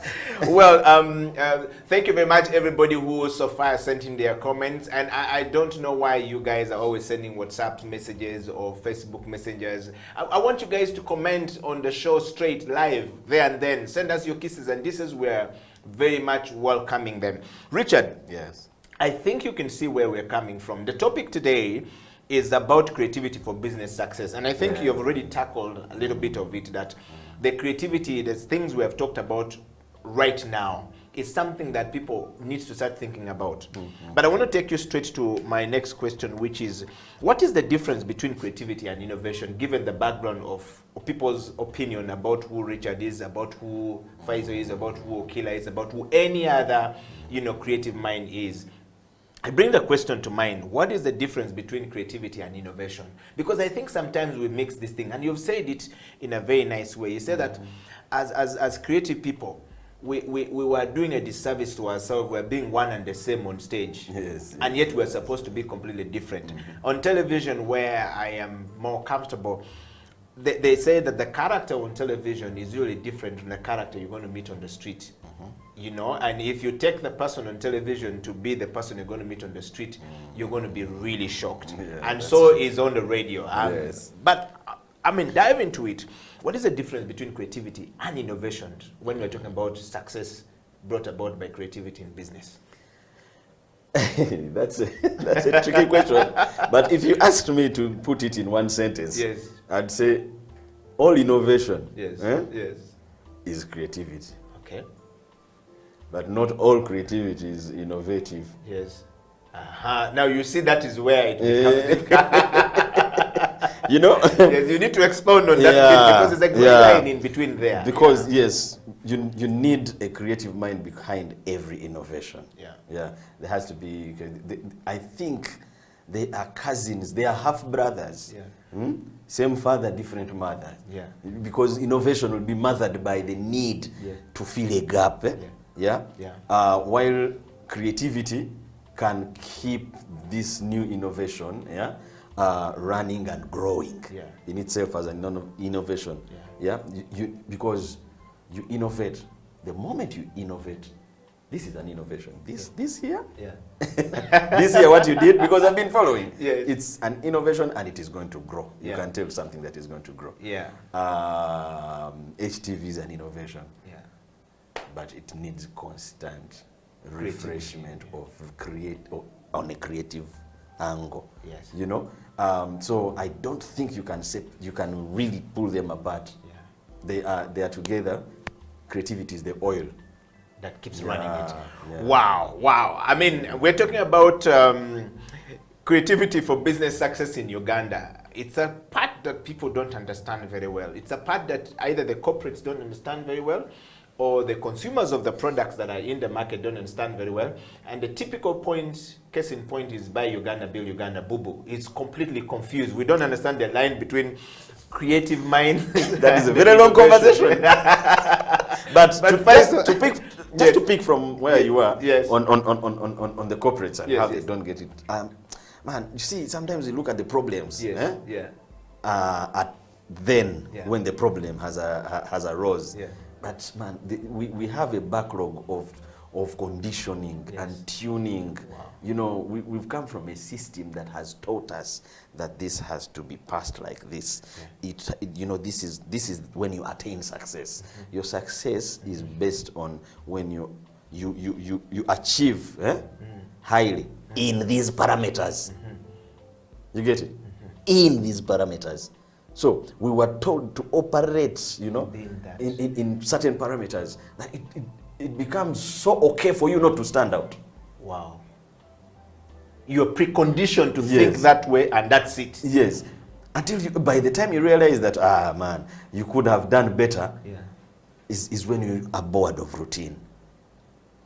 Because these corporates wake up to practice almost the same thing. Same thing. A friend of mine said, until the day a brand manager is fired from his job, that's the day he started looking for a sheet of paper to write his notes or to print his CV. That's when he realized he has never bought a ream of paper. He didn't know how much it costs. He didn't know how much a pen costs. Then he goes to Nasaro to look for it. I said, I think the best... The reality is distracting, The best company out of entertainment to really look at, to fully understand why creativity is important in business is Virgin. Okay, the conglomerate of businesses of, you know, Virgin... the umbrella of those businesses, Mr. Richard Branson. That's when you know if there is no creativity, he considers the business slugging. Wow. Faizo Chiwewa, what is the difference between creativity and innovation? I mean, a lot of people think that when you're programming a festival, it's one and the same, and that is it. And Richard has just given us a very nice perspective. But over to you, Faizo. What is the difference between creativity and innovation? Yeah, I mean, I would, Richard, as creativity is like the fuel, and then innovation is the engine that needs that fuel to keep on, moving as well. Service always this of finding new ways or new means of keeping, But the thin line between innovation and creativity is really up, I think. Whereas creativity could be just an enhancement of a space. You can, for example, the innovation, as Richard said, that HTV is an innovation. And the creative part of it is the fact that you have to continue creating new programs that are exciting for your followers and your audience. And I think that's the creative process, but the innovation has been done. But what makes innovation, what makes a product to be considered innovative? It's time, the test of time, and the fact that it has to be rendered relevant or useful to the target market or to the target audience. If you innovate a car and no one buys or no one needs to drive it, then it's not a very innovative idea. But you can have a car that you can work with in terms of continuing the process of revamping it, changing the color, or giving it a different style or a different design. It happens all the time, but you're not inventing a new car. You are basically creatively enhancing its look. So we always see innovation as a far process that has to be given time and also approved for the purpose, as well as creativity is the continuation of making sure that things keep exciting people, things keep being different, but also adding on to what is already there. Richard, you've heard what Faisal said. Let's just get straight to how do we practice creativity? Given the context we have now given to it, the flesh we've given to it, for the businesses in Uganda to be more successful? First, I think one of the key things is to adopt the mindset that nothing can limit imagination. Yeah. Imagination cannot be boxed up. It can't be put in it. You have to continuously imagine things better. Because if you do not imagine them better, there's no now spark for creativity. For example, we when we were starting off, we were trained actors, writers, directors. We had nowhere to get employment. Wow. We definitely, the natural thing to do was to run to theaters, to Bat Valley, National Theatre, look for, where you can be. There are only 3 theaters, and we're channeling out thousands of people from universities every single year. And by the way, by the time we finished, I think now conventional type of theatre ensembles were starting to die out slowly. Yeah, so we had like say 3 or 4 that were major. We had the AfriTalent, Ebony. By taking the young ones who are, but because he was a lecturer, he dared, and he said, you know what? If we get space and we have the talents, we can experiment. We shall get a formula. If we don't get a formula, we shall know. You can tell the formula is nowhere. Then maybe we can figure out another way. He handpicked talent, and we started figuring out how to do a weekly comedy show. Back then, which never existed before. It never existed. Wow. There was no weekly comedy shows. Theater was linear stories. You go sit, watch AfriTalent do a play called Navasangawa, and you seated for 4 hours watching. It was fun. It was entertaining. But how do you stand out if you want now to also start? You have to bring something new. Yeah. There's always a younger audience. Yes. Always. Or there's always an existing audience that has not seen something new. Wow. So he dared. He put us in the thick of things. We tried, and in about 1.5 years, a formula had been gotten. Wow. After a few 1-2 years, TV saw the value of the show, adopted the show, put it on NTV. The rest was history. So I think with experiences like that, it takes, don't limit the imagination. Whatever is trending, imagine it in a better way. It will spark your creativity. Then you have to dare. You have to dare. You have seen how hard it is for people to take on new ideas. Yes. Then you compare the rigidity they had when the idea had just come and how much they are enjoying it after a span of time. Because when we started weekly comedy shows, the ones in the city, even the audience was like, wow, who is going to watch this thing? I mean, which Ugandan is going to make me laugh for 2 hours on a weekly basis? So it was a case of, you come. Yes. If you don't like, Yeah. it's okay. The next week, they bring 2 other friends. It was word of mouth, word of mouth. By the time the entire world learned about the weekly comedy show, it had grown to 4 people at TLC to 1,000 people in the upper gardens of the National Theatre. Wow. Yeah, but now the trick is, now it is we Yes. who also have to Continue reinvent it. Yeah, or the innovation has to be continue being oiled by the creativity, Yeah. as you said. Wow. Well, we are talking about, you know, how do we, you know, creativity, how do we make money out of creativity? How can creativity make businesses successful in Uganda? You know, Richard is giving us a masterclass with Faizo on this one here, something that you've talked about that people don't usually take very seriously, Richard. I've heard people say, I want to show me the numbers. I only see 1 or 2 people, show me the numbers. And you've just unpacked the whole mystery behind the numbers. That 4 people is now 1,500. Yes. But it did not start with 1,500. True. And for me, something that I've learned from you right now is that if you continue being consistent with whatever you are doing, if you dare, you repeated the word, if you dare, you said 3 times, then it's going to pay off. But many times we don't know how to keep the consistency of daring to do something new. We give up very easily. And one time a young person told me, says, well, boss, I'm not going to eat creativity. So, and so off he walked the door. And he says, the Nagala sent, if you don't have money, kindness is not going to pay me. I don't want to eat this. But that's a story of everyone. So Richard Chiwanje, Faizo Chiwewa, we're going to have to let Faizo run for his meeting. We are now talking about the global village. You know, Faizo has been on the show, is running for his next meeting in Belgium, where he caught a train this morning.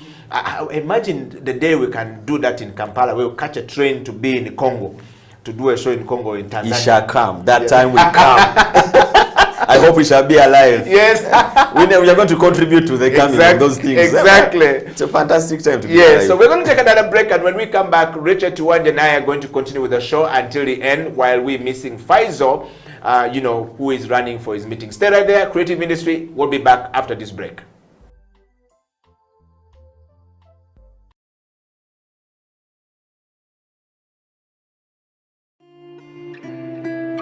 Young people at the moment are struggling to understand the older generation because times have changed. Technology has come in. They've moved on. Yes. We're the ones sitting back and wondering, what is my child on to? TikTok has surpassed WhatsApp. The other one I call, I never call it Facebook, it's Bookface. Why are you on Bookface? Dad, it's Facebook. Yes.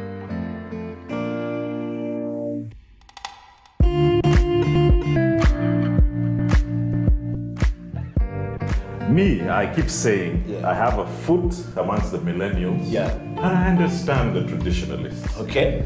There's a song in the 60s, by the way, and in the 90s, 70s, where they're like, parents don't understand. Yes. Remember Prince? Yes.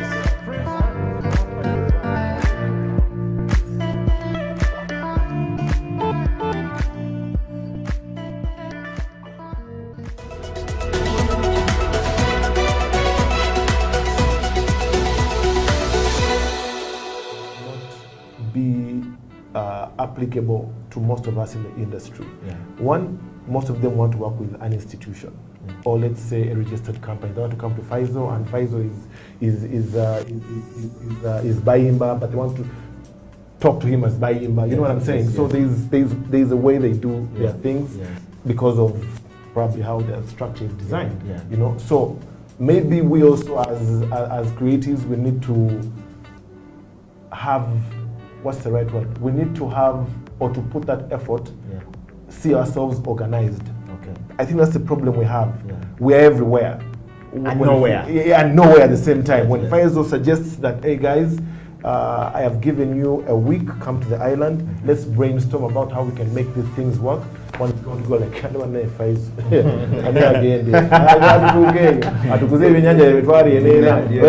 you know what I'm saying? Actually, our idea is then going to just take then he goes and whatever. You see it.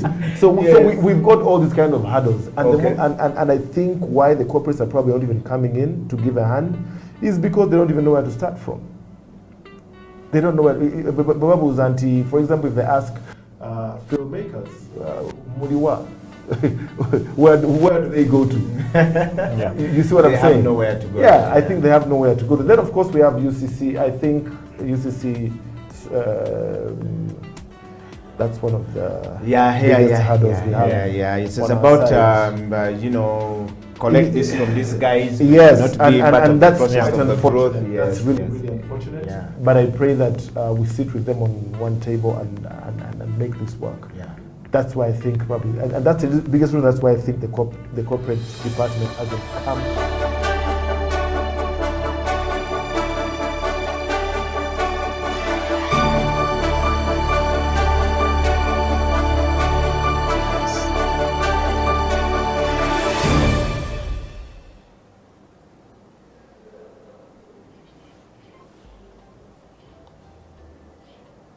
Welcome back from that break. I hope you've gotten a little bit of what we have been talking about here. There's that discussion with Musta in where we're talking about creative spaces in Uganda. For the first time in the history of Uganda, we actually have a creative space, Richard, in Uganda. Yeah.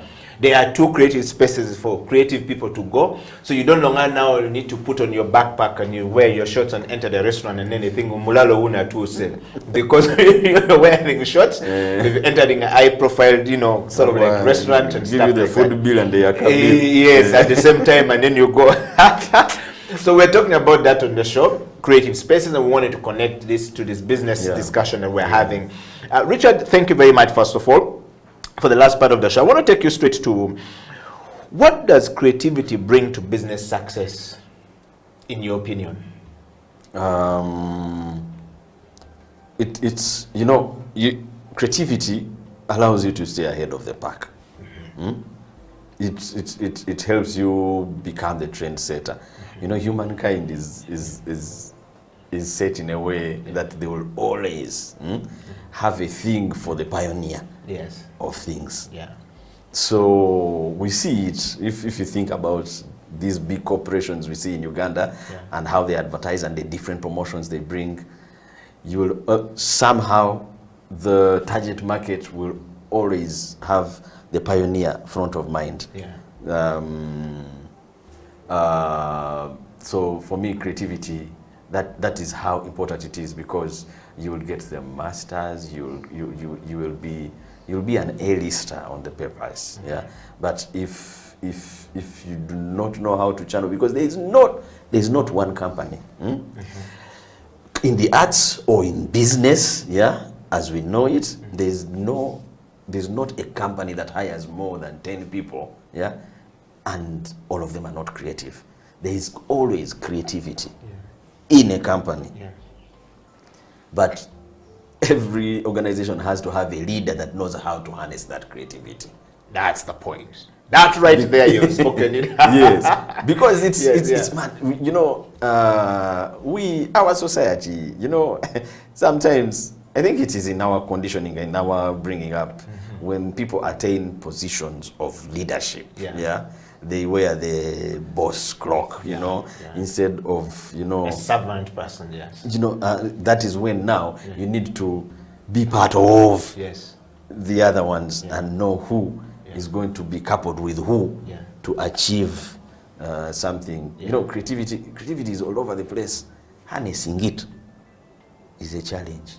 So in other words, you're saying every business needs to have that one leader, that one person who harnesses the creativity in the team that they have in order for that business to be successful. Yes, if they don't have that leader might come and go, but a system has to be created, or activities. It could be just activities, regular activities, that if a consistency is kept, a lot of our ideas will bounce off creative people and create one big thing. Wow. Well, that is one takeaway from Richard right there. How can businesses harness from creativity to be successful in Uganda? Richard, let's dive to the next one. I want to just go to this next question. Why is creativity very important for the success of a business, in your opinion? Why is creativity very important for the success of our businesses? For me, creativity is I'll take you a little bit back from what I mentioned. Is you don't want to start something, for just starting sake. Businesses have to grow. Businesses have to grow in revenue and in how many lives a business touches. So creativity is very important for growth, because business is not about just growth of revenue. Creativity is very important for growth of any kind of organization. In other words, Richard, you're saying, even as an individual, if I am not creative, there's nowhere, I can't wear this exact same shirt over and over. Even Balaam had to change his t-shirt at some point. We're used to Balaam wearing one type of t-shirt, and then at some point he had to change. So you're saying that we've got to be, it's important, creativity is important in business success as good as in an individual life, that we are reinventing ourselves over and over, and we're thinking about these things over and over. Richard, in that context, how does creativity facilitate the business growth, or how can it facilitate a business growth in Uganda? Take, for example, you guys of the Fun Factory. You started at the backyard of Kampala, and now you are in the city of Johannesburg, and springing out from there and going to the rest of Africa. And I'm sure soon enough somebody's going to see you from Hollywood and say, these guys, Annington was here and was telling us how you're producing 14 different skits every single week. He says that we're the only group in the entire Africa who has managed to do this. Entire Africa. And then in the world, I think it's only Fun Factory and Saturday Night Live that do a weekly sketch comedy show. Maybe somewhere in the Orientals, Japan, but sketch comedy, new show every week. I think that contributes to why we worked out a formula. We've been working together for a long time. We figured out each other's strengths, and we know I could be good, but I'm better when I'm with Dixon Zizinga. Because I know exactly how I and him can gel well together and create something bigger than if he did a skit on his own. So that tags into what I explained earlier. Creativity is there, harnessing it can be a problem. It is very easy to have Fun Factory and not to have a breakthrough till now. Because humans are humans. You have to know the creativity alone cannot be the winning horse. So you're saying, how does it facilitate business growth? I think whether we like it or not, whether formally or informally, we research. We research. Some people start businesses because they went around, they had, it is basically accidental research. But if we in the creative business accept and manage our creative business as well as businesses are managed, because it is a business, then we need to research. So research and development is equally very important. When you research and you know exactly what they want, and you already have this creativity, it will just boom. Wow. Because for us now, Ugandans are the only kind of talents that can entertain all English-speaking Africa. Not a lot of people are watching Nigerian movies here. Like they used to. Now they are watching our content. But our research shows that when Ugandan dramas go to West Africa, West Africans find our dramas more superior. To theirs. To theirs. Actually, a friend of mine, Uti Nwachuku, who was in Big Brother, wrote to me one time and I was saying the same thing. Now, you see, I'm going to tell you two stories here that will surprise you. But it is such research, not formally commissioned, that now allows us to even open the target wider. Yes. You know, because Zambia, Malawi, Ghana, Nigeria, Zimbabwe, even South Africa, and Tanzania and Kenya can be our audience. Because before lockdown, we used to stream our show for 2 hours. And little did we know, it was Zambians and Malawians that were making the numbers. Yes. Until you act in Uganda, then you see comments. But now, please go back to English. Yes. Then when you check their profiles, Malawi, Zambia, Kenya, Rwanda. Yeah. Yes, yes. It is that good for us. To capitalize on that. There's a time we had a TV drama called The Hostel, and it was airing on all Africa Magic channels at some point. So Ghana and Nigeria were watching. A friend of mine called me and told me, Richard, I'm going to win a bet here of $300. The Ghanaians who I'm watching The Hostel with think you guys are Zimbabwean. They think Uganda cannot produce this kind of stuff. He told them, wait for the credits and you will see. He won the bet, long story cut short. $300. And he told me, Richard, make it a point to create for English-speaking West Africa. And, well, that we knew years ago. But the resources to achieve that, the only way, the best way to do it is to now entertain Africa digitally. So now, Fun Factory might need Eddie as a consultant. Yes. Really, I don't think creativity alone can be a winning horse. Research and development. Research and development, and then you know, okay, we can create in this line, but the money, according to what we now know, will come from Rwanda and Kenya and Tanzania. Wow. Well, thank you so much, everybody. You've heard from Richard. In fact, I want to allow Richard to read this by himself. This is probably the longest of a comment here. I want you to read that comment loud to everyone. This is coming because sometimes when I read the comment, people say yes, yes. This is thanks a lot, Mr. Richard, Tuanje, Kofi, and Chiwewa. I still think more thought should be put into which word is this? Yes. Just want to delineating delineating the arts, and cultural sector, creative sector, and separate it from the umbrella creative industry, especially to support policy and decision making. A businessman selling healthcare products is part of the healthcare industry, but not a healthcare professional simply because healthcare is well delineated. Please excuse us if we don't pronounce delineating very well. Yeah, I'm from Chiruhura. You cannot run away from yourself. It makes sense that we clearly delineate. I think it's delineate the arts and culture sector. From the big umbrella creative industry. Wouldn't you agree? It is also possible. This is more academic and less practical. I agree with him. Yes. I also agree with him. I really agree with him. We need to delineate it. We need to create a proper lane for the creative the arts and cultural sector. Though it's fueled by creativity, but it's the arts and culture sector. What we can just say is, at some point, if creativity has to help business growth, some basics don't change. Which is always a constant. And then Richard, I want to just put this to my brother there. Thank you very much. First of all, my brother, Mr. Keith Nyende. You raise a fantastic point right there. And teacher Mpaire says, I love this conversation. So that's a by the way, Keith, I know Keith. Keith is one of the brightest cultural entrepreneurs in our times. That guy was the brainchild behind Nyege Nyege. Wow.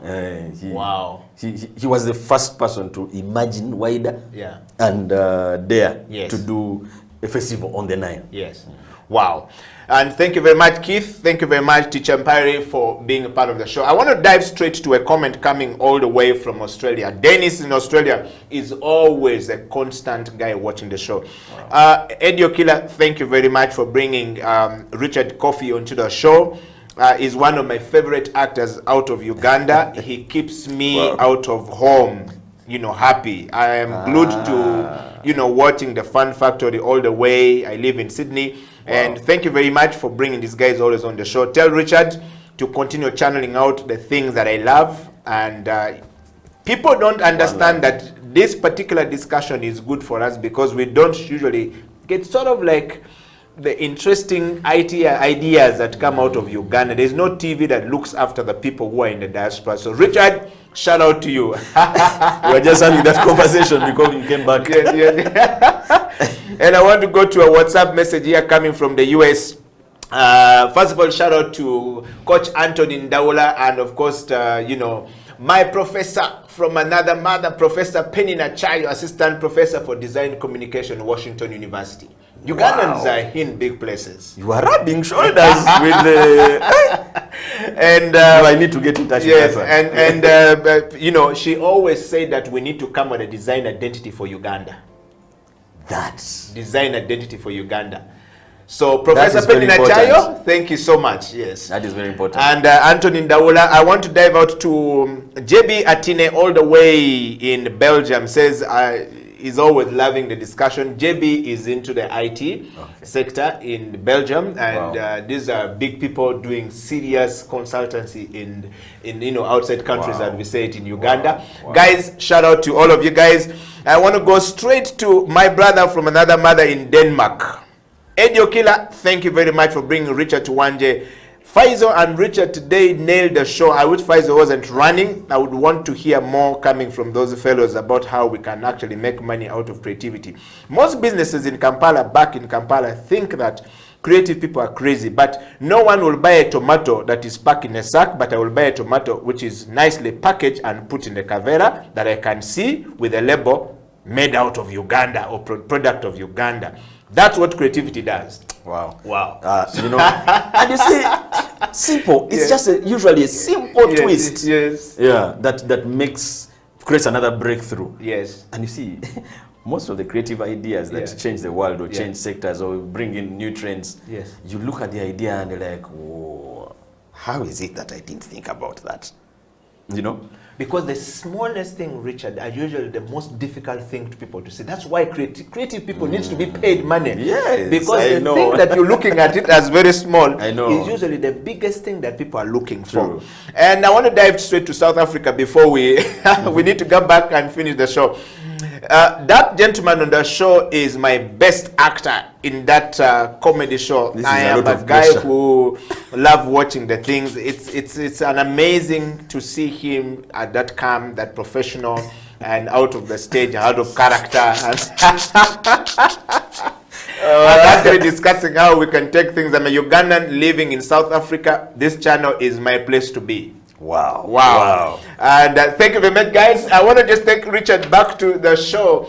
I told you to send your kisses, and this is coming. If you think we're not doing well, please diss us. If you think we're doing well, kiss us. Richard, this discussion, I know it's going to be a very important discussion to most people. And of course, we're going to be looking more into having a discussion with you going forward. How does creativity, Richard, or rather, my last question to you actually for the day, why is creativity very important for an entrepreneur? The world describes Uganda as the most entrepreneurial country in the world. Yes. But Ugandan businesses that are usually started, as they always say, die before they see the next birthday. In fact, to me, we don't go beyond 6 months of our existence. And people are always wondering that Ugandans are very creative, they're very entrepreneurial, but how businesses don't go beyond that. Richard, there's a university or an organization that did research, studies about entrepreneurship, about Uganda as being the most culturally diverse country in the world. True. And I think the Virgin, sort of like paid money for that research to come out. Now, all of this research is about Uganda, it's about the people out of Uganda, it's about Africa, it's about why is it that our businesses don't go beyond that? And today we're talking about creativity for business success in Uganda. Yes. My last question to you for the show is, why is creativity important for an entrepreneur?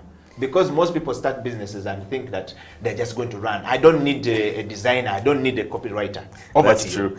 It is very important for at the core, the simple basic of being an entrepreneur is you're presenting something new, or you're solving a big problem in a new way, that is maybe you're making it comfortable for your target audience, or cheaper, you know, or you have basically killed or presented something new to buy and give people an experience. Because I think we can never think from the standpoint of the entrepreneur. We have to think from also the standpoint of the buyer. Yes. You know, what is the experience?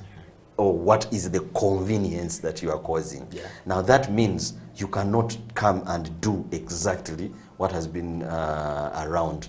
Now for me, in my thinking, I think that is the biggest problem with entrepreneurs or business startups. There's a syndrome we have as Ugandans. We come to fit in. We want to fit in. You think you can be a good singer, you come to fit in into what is happening. You think you can enter the whatever kind of business, you come to fit in, not to present it in a better or different way or convenient way for the end consumer. So for me, that is the challenge. Now, if you are not going to fit in, you need to have creativity. You need to work with teams. Like I told you, Fun Factory is made of like 10, 12 very creative minds. But Dixon's creativity amplifies mine, or mine gels well with his, and a big product is created. Dixon alone can earn all the money he wants if he's well managed.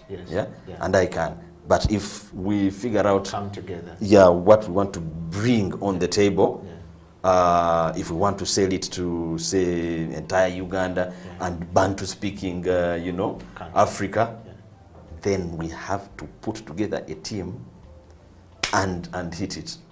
So for me, don't fit in. If you're going to be an entrepreneur, you don't have to fit in. Twist what has been around. And how are you going to do it if you don't get creative teams together? But I don't know, we need a creative hub in Uganda where this is my idea, but I need a brain like Okila's, then I need so and so. Where we are so weak also in Uganda is we are so weak on partnerships. Because we're very individualistic in our nature, in our thinking. We're quite very myopic and quite very mediocre-ish in a way of doing things, if the word exists. I'm talking about the word mediocrity striving where there's ignorance. In Uganda, man, mediocrity is a standard. It is a standard, as in they hit it like chukulie. Well, guys, I told you this show is going to be very interesting. Richard, we're going to bring the show to a close. Creativity for innovation and profit. What's your score? Creativity for innovation and profit. Yes, what's your score? How I've done over the years. Yes. I think I am happy that I am above average.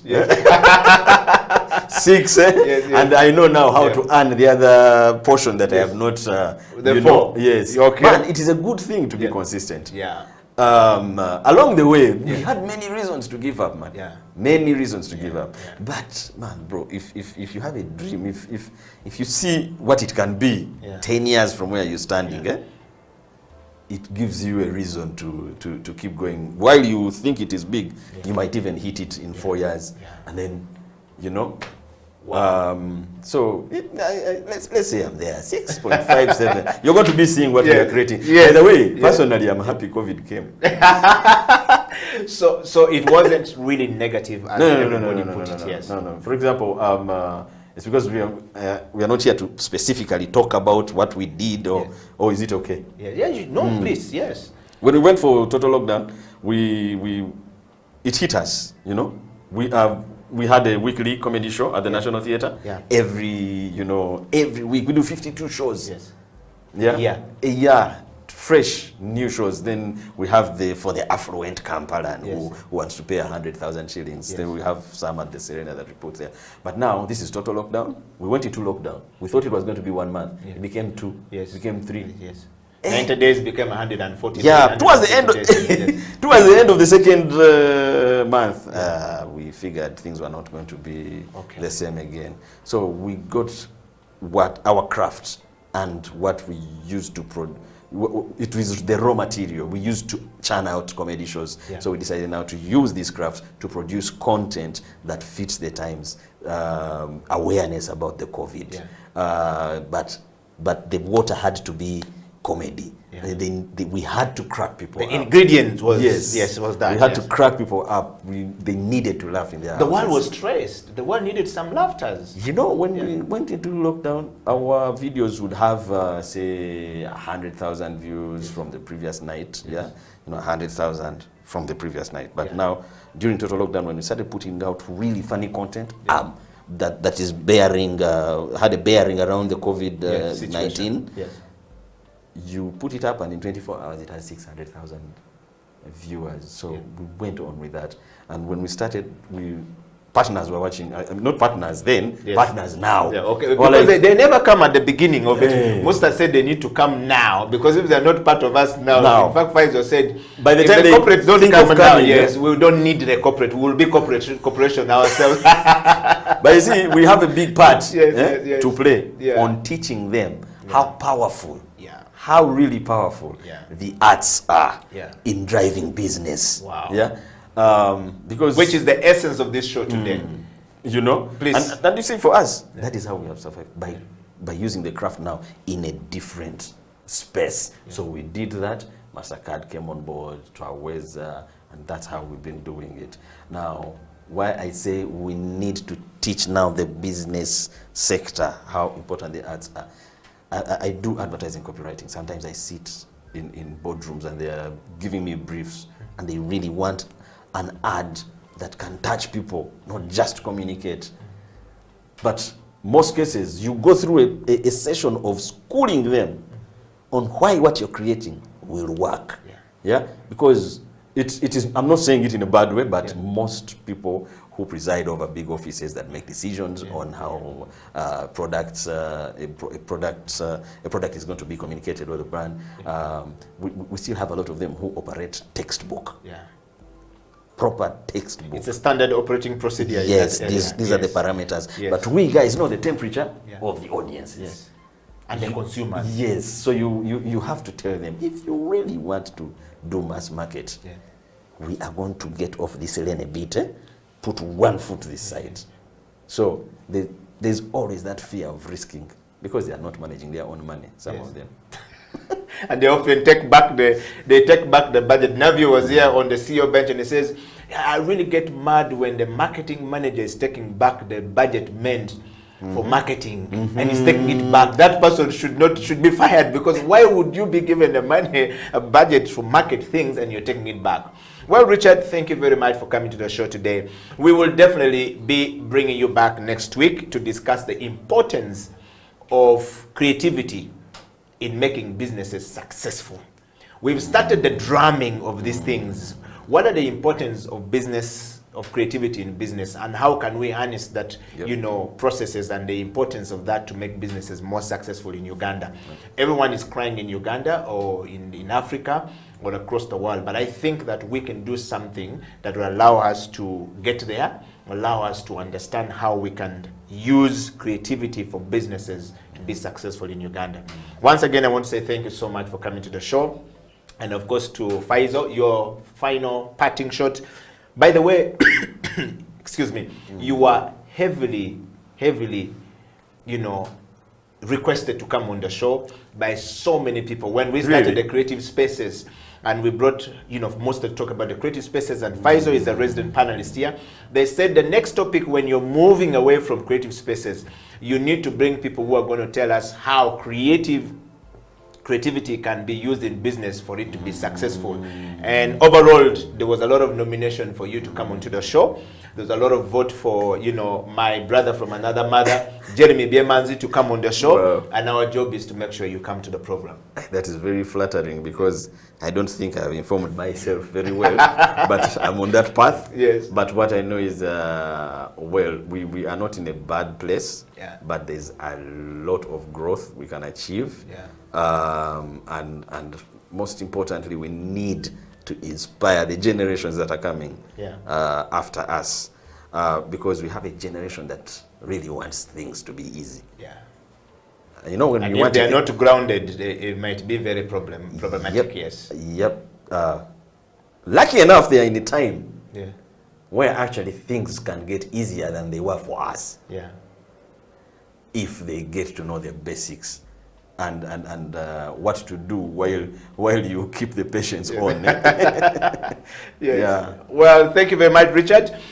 Creative industry has come to an end, but we want to close up the show by allowing Richard. He said at the beginning of the show that he's doesn't know whether he's a musician or he's a singer, so we want to know.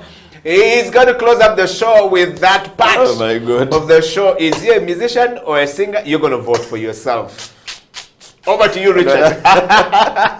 I'm a singer who sings for fun. Yes. Yes. So I get surprised when people pay. But anyway, yes. Do you know I started out as a singer? Yes. Something I shocked myself. Yes, and recorded also song, see what recorded and the became a target you hit. had in you. Yes. Had I known what I know now, Yes. Yes. then Yes. I would have had to fly in for this interview. All right, guys, the creative industry, it's a wrap from us here. Richard, Edio Killer, Faizo Chiwewa in Belgium, and to all of you guys all across the world, we want to say thank you. And to the crew here that makes this camera and the lighting and the things looks really beautiful, we want to say thank you. It is a teamwork, not a killer work, that makes things happen. Until next week, we'll be talking about the importance of creativity in making businesses successful, both in Uganda and all across the world. Stay right there. We'll be right back next week. Signing out, Edio Killer, Richard, Faizo. It's a wrap. Thank you.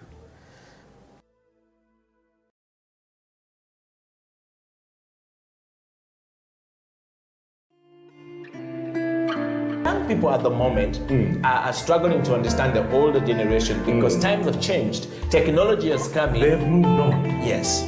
We're the ones sitting back and wondering, what is my child on to? TikTok has surpassed WhatsApp.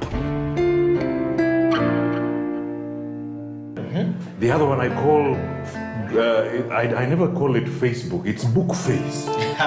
Why are you on Bookface? Dad, it's Facebook. Yes.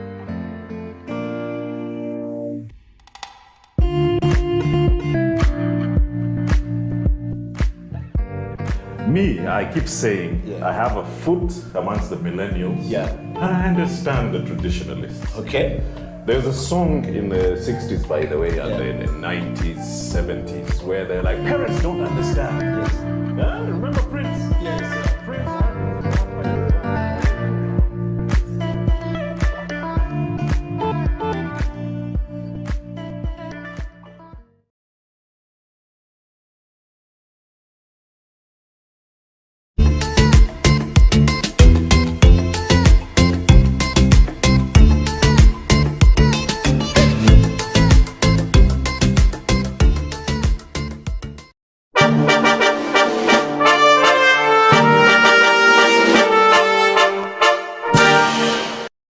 The private sector is not yet fully utilized because not everybody can be employed by government. And we are looking at a future whereby more people are employed in the private sector than in government. So I think if we all work hard, if we all work together and invest in the right areas, there's been a lot of talk about value addition in the agriculture sector, in the mineral sector. If there is enough investment in those areas, I think it can create enough jobs for our children and grandchildren. Okay. Yeah. I just want to take you to question number 4, Andrew, which is, let's talk about your journey at City Hall and the foray into the Executive Director's office, which is as Andrew Chitaka, Very and as interesting. well as the Director Engineering. Very interesting. I joined KCCA on 1st November 2011. And before then, I was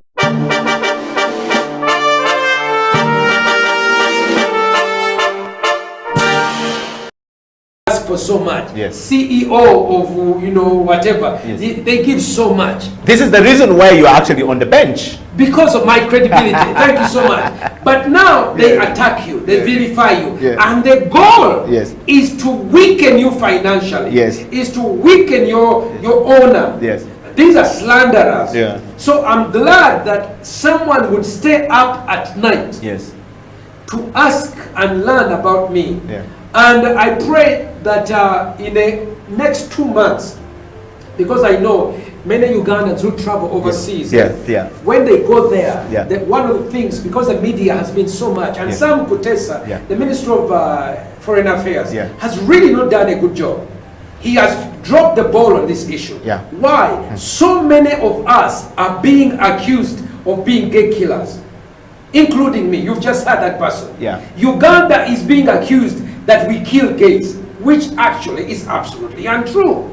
And because of this, it has affected our tourism. It affects people who go overseas to do work or study. It affects whenever you go to a conference. Hi, my name is Eddie Okiela. Where are you from? I'm from Uganda. Oh, you are the gay killers. And then you begin to describe. So one of the things that I've done is I've written a book, which should be coming out. I know that I keep saying the same thing, but the work of doing a book takes a long time, and I wish I could be supported. Many people who write on this subject, like Sylvia Tamale, she's supported by the Rockefeller Foundation, Carnegie Foundation. There is money.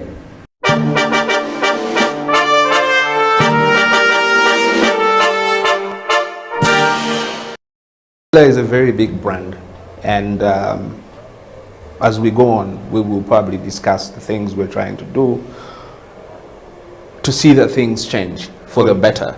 Good. Sean, on the CEO bench, for everyone who is following, we're live on our YouTube studio where we actually streaming from. So YouTube studio, for everybody asking for a link, is actually House of Talent Uganda.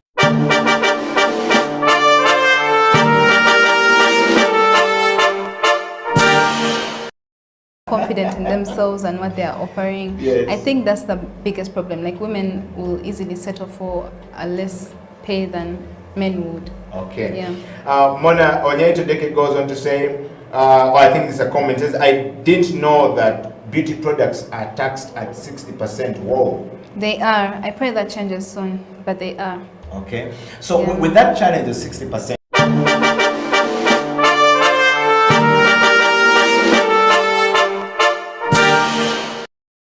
setting up the company, you're doing tours all across the world.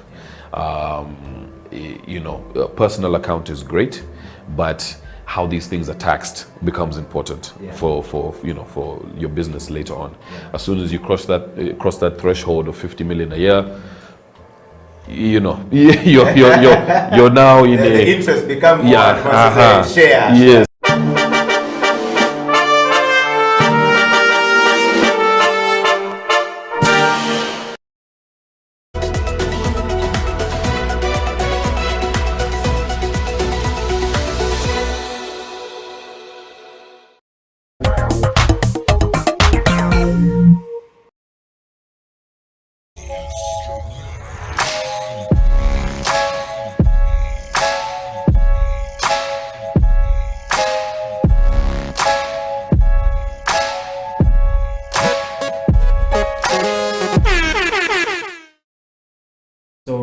According to you, do we have a financial problem in FUBA, or there's a certain underlying problem that we are not seeing that actually leads, to this financial issue? I think I will not say there's a financial issue in FUBA, because I don't know what takes place there. I think I'll talk about on the side of like managing a team or something. Most of these teams don't have sponsors, and you see when you have a league or when you have a team, there must be strategy for sponsorship to come in. And I was talking to, I think, one of I think there's no mileage and stuff like that. But since media houses have been coming in, yeah, because for a corporate company to invest, they must have value for money. Yeah, that's true. They must have that mileage. Yeah. So I think the marketing department of the federation had to do that, like to put the game out there. Yeah, the game out there so that sponsors can come in. But without that, we can't really get finances. You also know that. So where does it start? Basketball must get a home. If we get a home, maybe like YMCA, the fans, then we do marketing. You guys are doing a great job of putting out basketball talk shows, because when we talk about this, and maybe there's a corporate companies are following in, we'll get brands coming in. Otherwise, this is going to be the problem. We have to market, because the game is there. The referees have improved, the coaches are there, but we have to put in the game out there so that we can get sponsors.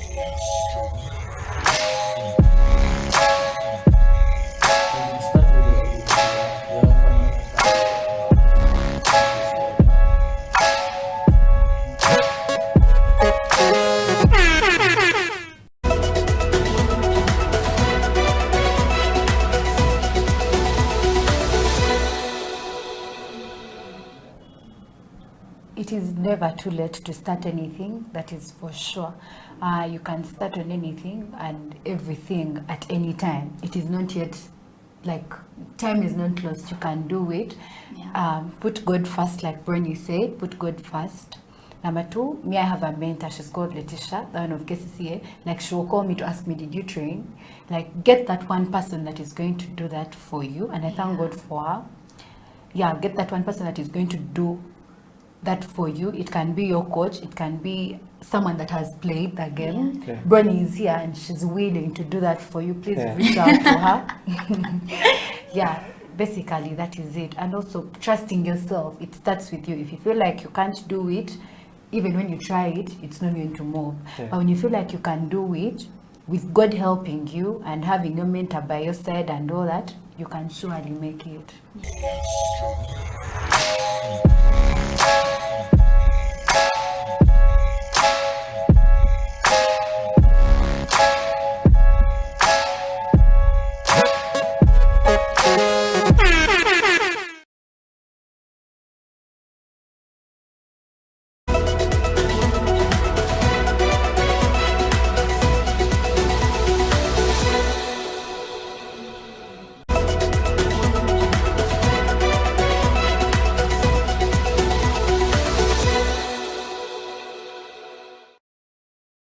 A lot has been happening in the game of basketball. First of all, as Slam Dunk Basketball, we would like to first thank the Silverbacks for doing the nation proud and for making it to the first time in the quarterfinals of the Afro Basketball Championship down in Kigali. It was a tough task, and history was made when the Silverbacks, our boys, were able to beat on Nigeria.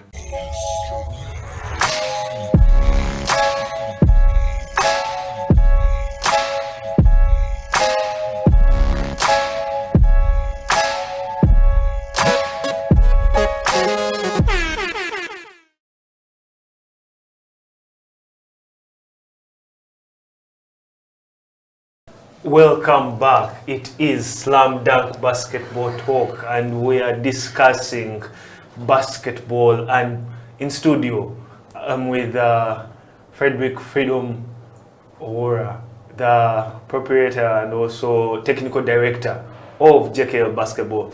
We were just discussing the issues of JKL and what is going to be happening coming the new season that is just about to start. So, Freedom, there was and there is trouble in paradise. Before a few months back,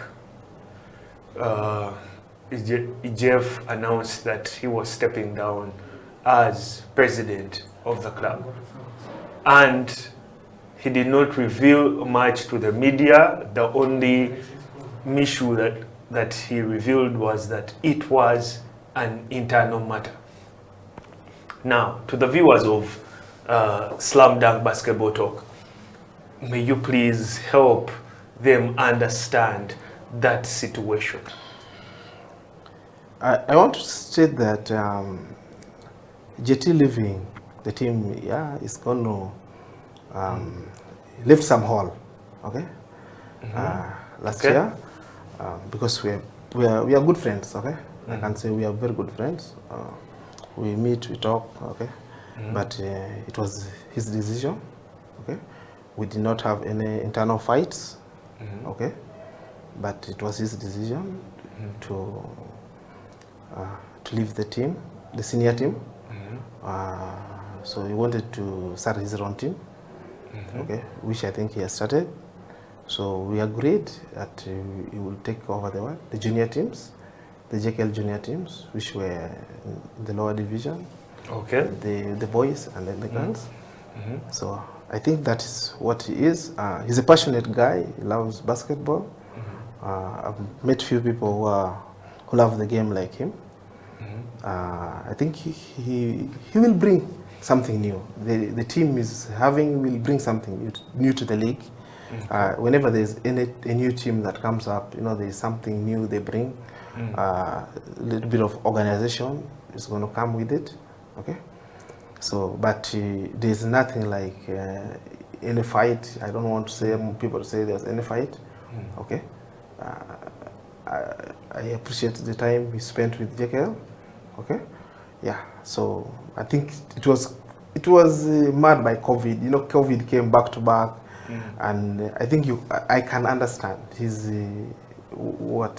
reasoning of the way he left the team. It's okay. Okay. But that does not mean that JKL is going down. I've recruited, I told you, 3 players. I've recruited for the senior team. We've been there before he came. Okay. I think we will still be okay, strong. As we speak now, I'm going to tell you, as part of our growth strategy, we've acquired like 5 acres of land outside Uganda. We were going to the far northwest Uganda. So we are going to put up an academy. JKL is putting up another academy? Yeah, we are going to put up another academy there, and we want to expand to other sports in future. So we're planning after we first want to monitor this first 10 years, which is 2024. We expect by next year to be self-sustaining. Okay, the club should be able to generate enough revenue with the plans we have put in place. We are setting up a new board. Okay, so soon we are still discussion with one more board member to have a strong board of 7. Okay, so we're planning this year to host our games, and we have written to the federation, and I hope they grant us the permission. They come and visit our home court. In that way, we can sell some drinks during game day. We can generate some money. We can get some money from branding the walls and whatever. The place, we will get some money. Okay. Brand value, and then you are planning on, let's say, in simple terms, attracting more sponsors. Yes, on board. But we're doing something. We just JKL is a company limited by guarantee. Okay. We explain that to the viewers. Now, a company limited by guarantee means we're not for profit. Okay. However, with the coming of COVID, most NGOs, we got a 5-year license from the NGO board in 2019. Okay, so that expires in 2024. Okay, so we are running the NGO part. So this year we are focusing on climate change. Okay, so those are some of the themes that are going to happen this year, and reducing poverty. And then we're also doing the business wing. So we are doing the social enterprise, kind of. So you will see us having a JKL shop. Okay. JKL is going to be a different club in Ugandan basketball. Yes, we are going to have a JKL shop. We are going to have merchandise being sold there. the jerseys, the balls, so many other things. And we're going to do international trading. Okay. International trading. Yes. Please, Father, explain that to me. So that, no, because I'm also intrigued by, by knowing this. We're going to do international trading. International trading, we do trading across borders, Europe, Africa, and everywhere. So that's the business wing. This shop, where do you intend it to be? Because so many viewers are actually now they're eager to know much more. So we are reorganizing we're going to have the shop will be there in Namaiba. We have an office space at our home clubhouse. We have an office space. We have stores. Okay. We have places where we have halls where we can keep the merchandise. So we're going to initially the first few months we're going to do an online shop. So wherever you want item you want, you order, and then we have people to deliver the items to you. So you, online, deliver. That has been working for various organizations. And then as towards the end of this year, by around August, September, we should be having at least a shop within the city, okay, where a store, where someone and some staff working there, where somebody who wants an item from the other side can easily pick them from the can pick them physically without the online stuff. So organization-wise, you talked about JKL having their own AGM. When is that going to happen, and what is the structure? We expect our AGM to be there before end of April. Okay, and then the new board will come into place. They will do the strategic plan, the 5 year. We are doing a 5-year strategic plan first, and then we plan the way forward. But by end of April, we'll be able to go to kick. We will be actually a step ahead. Now, this is phase 1 of our project. Phase 2 will start after 2024. Phase 2, we will convert the place into like an arena, because the structures are there. We started the foundation of the place a few years back. Then we hit financial stuck somewhere. So that's going to be in phase 2.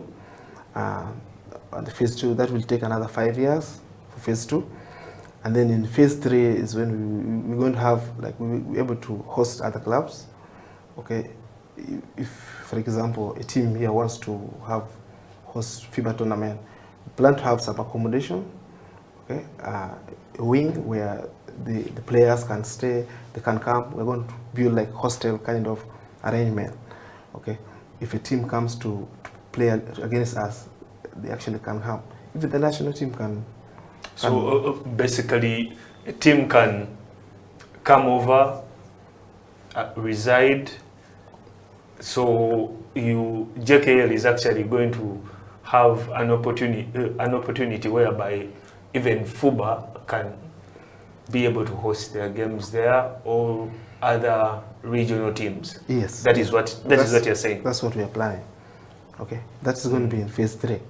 Okay, but in phase 2, we will finish the arena. So we don't want to finish the arena and then we don't have accommodation. So we'll be missing money. Even the fans can come and watch a game and sleep over. Oh, even me, I can come, and in case it gets later. Yes. That's quite interesting. Yes. Quite we still have we have accommodation, few places, few rooms right now there.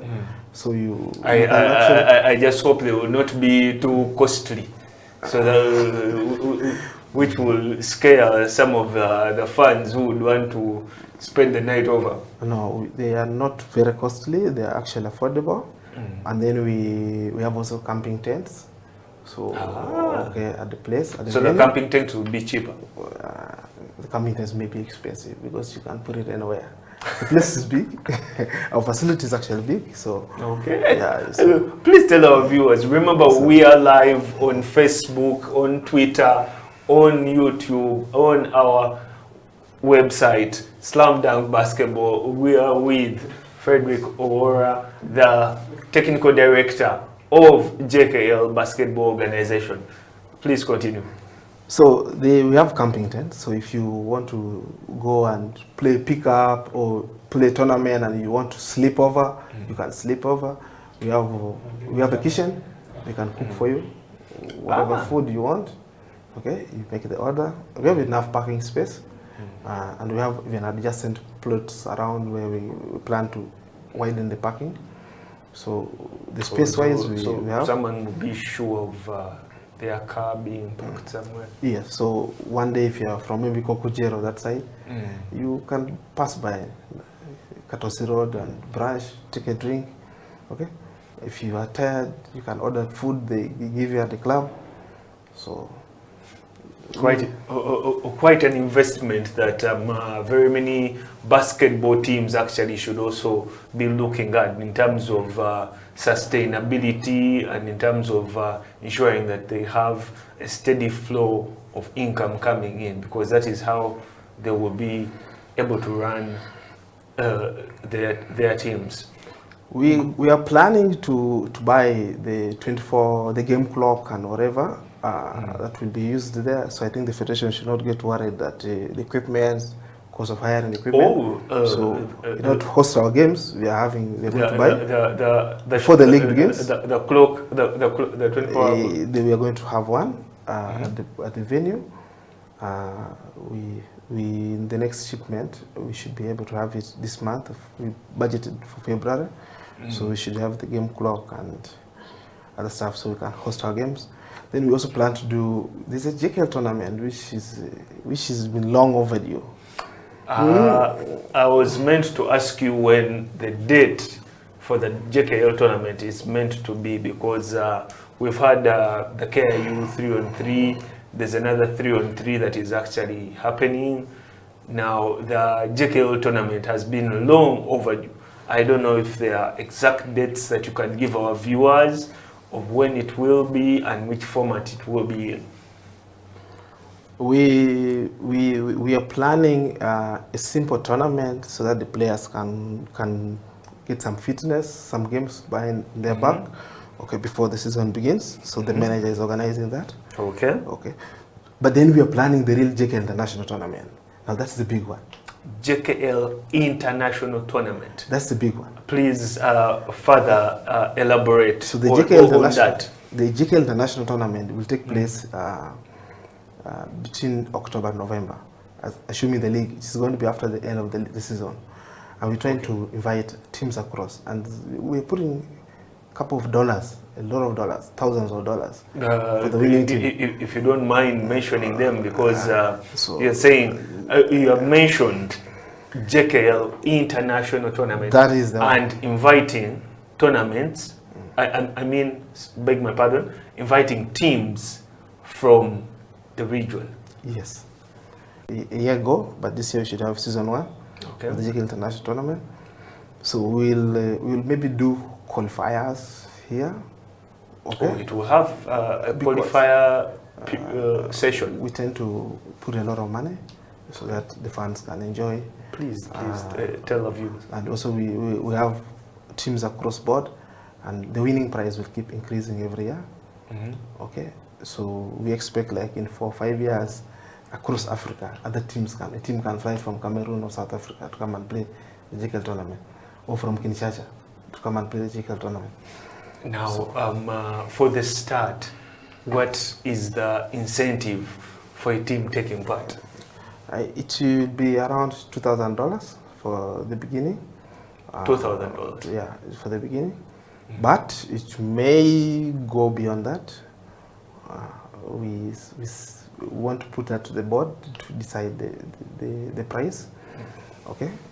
And then the partners that will come on board, we will be honest enough with them, okay? Because if the money is for the players, it's supposed to really motivate them. They'll earn. It may be more than that. So we're looking for new partners. We're looking for a CEO for the NGO. Right now we are looking for a programs manager. Okay, but we require someone with some sports experience, because we tend to expand into other sports discipline after this one. Oh, this is supposed to be the model project. This is the start. Yes. Of the JKL organization. Yeah. So this is the model. We are using the basketball as a model sport project for the program, and then we plan either to do rugby or football, but then we'll start the academies, and that's why we are looking for more space.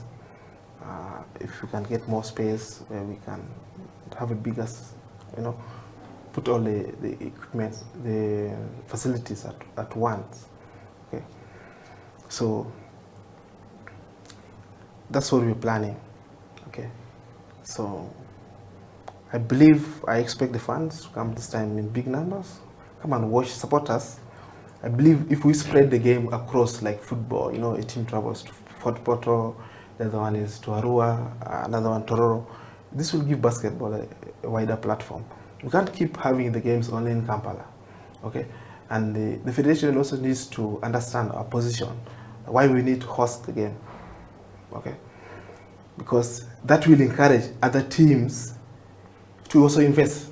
Definitely, because when they look at what you have set up as a JKL organization, they will also want to emulate, and they will also come and ask you about it. It is Slam Dunk Basketball. We return after this short break. Felix Opal is my name, and in studio, our special guest is Freedom, or the technical director of JKL Basketball Organization.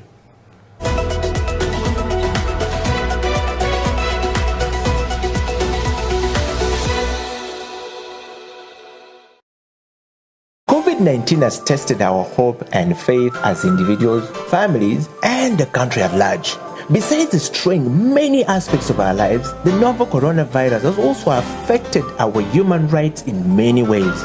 You and the Law, the COVID edition, is a 30-minute weekly television program that focuses on the impact of COVID-19 on human rights in Uganda. The program engages experts to explain the importance of rights-based approaches to the success of any public health response to ensure the respect, protection, and fulfillment of human rights amidst the challenges presented by COVID-19. You and the Law, the television program, brought to you by Legal Hub Uganda, taking the law to the last mile in proud association with I4C Africa Hub and House of Talent Television.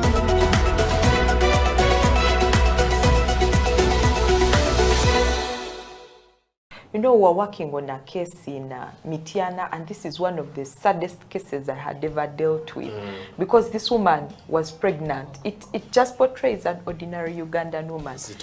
Very pregnant with twins. She didn't have money for a scan, so she didn't know she had twins. So she time to give birth, she goes to a health center 3. When she reaches there, she produces the first twin. After giving birth to the first twin, the second one was breech. Unfortunately, the health center 3 couldn't give her a C-section. So they give her a referral letter to go to Mitiana General Hospital. Mitiana General Hospital was 13 kilometers away on a Maram Road. Now just know there are no ambulances. They had to put on a border.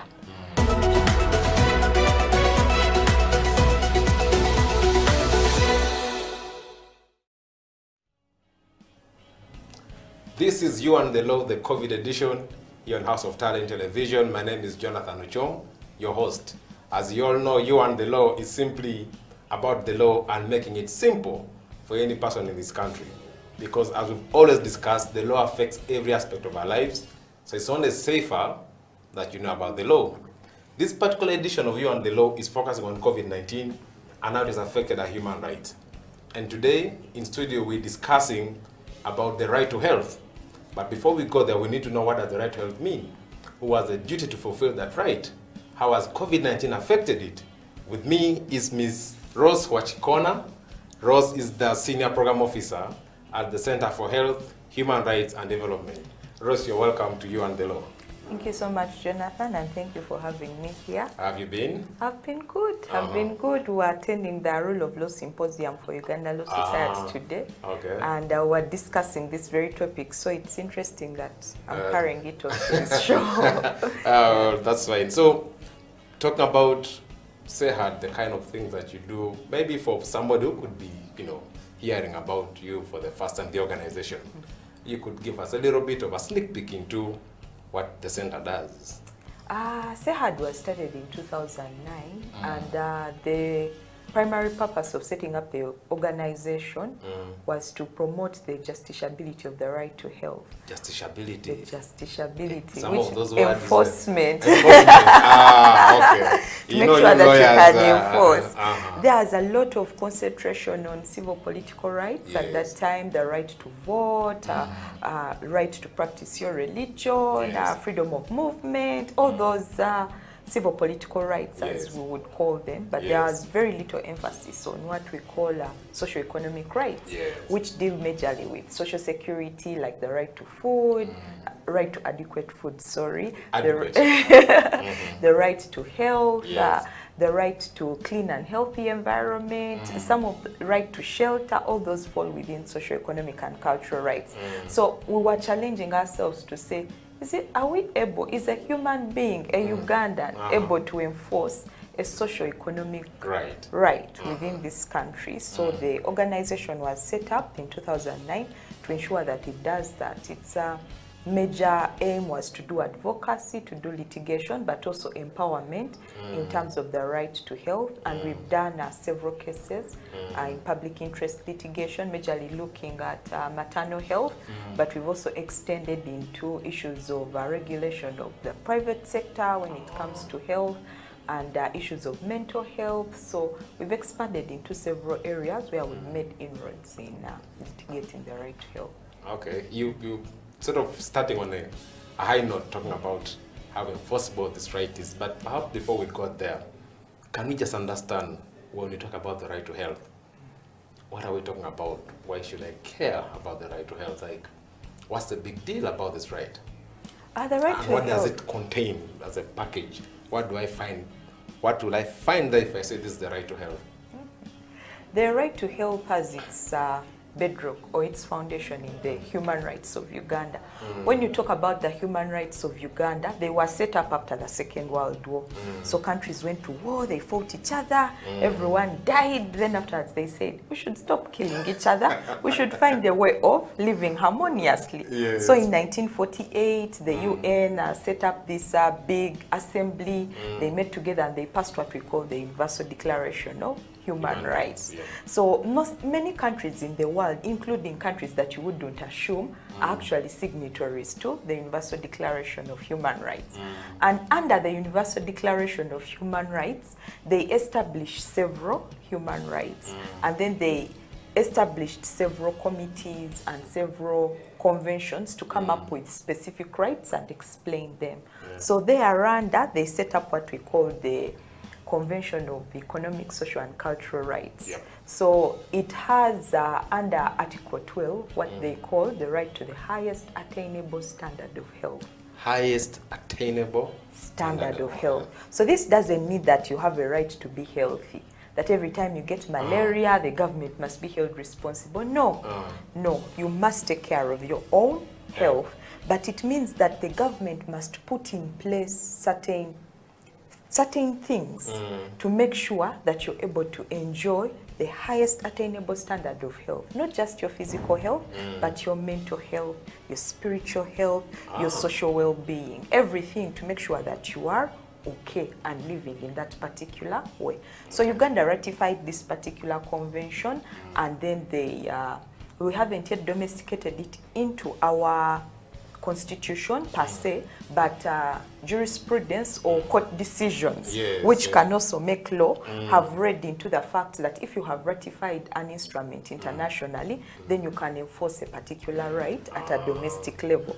So we enforce it through that, but we also enforce it through the right to life, and also through the right to freedom from cruel, inhuman, and degrading treatment, and also the right to dignity. So what does it mean for a normal Ugandan if the right exists? Yes. The right means that the government has what we call 3 obligations. Yes. There is an obligation to respect, yes, an obligation to protect, and an obligation to fulfill. Okay, that's a very interesting area. Yes. Yes, so let's build on those obligations because I want to see Ugandans holding people accountable on some of these issues. So when you talk about respect, what does it actually mean?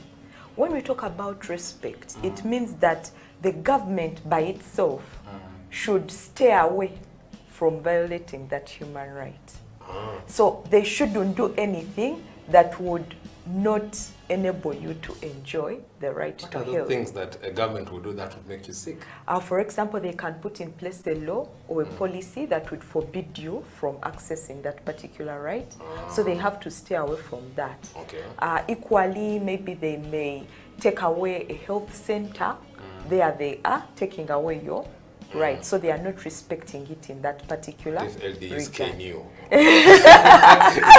You're enforcing another human right, not the right to health. Yeah, it could be in freedom from cruel, human, and degrading But affects your treatment. health. But it does affect your health because all human rights are interlinked and they just sort of feed into each other. So you can't have one without having the other, and it's one of the basic principles of human rights. Okay. So they cannot in any way stand in the way of you.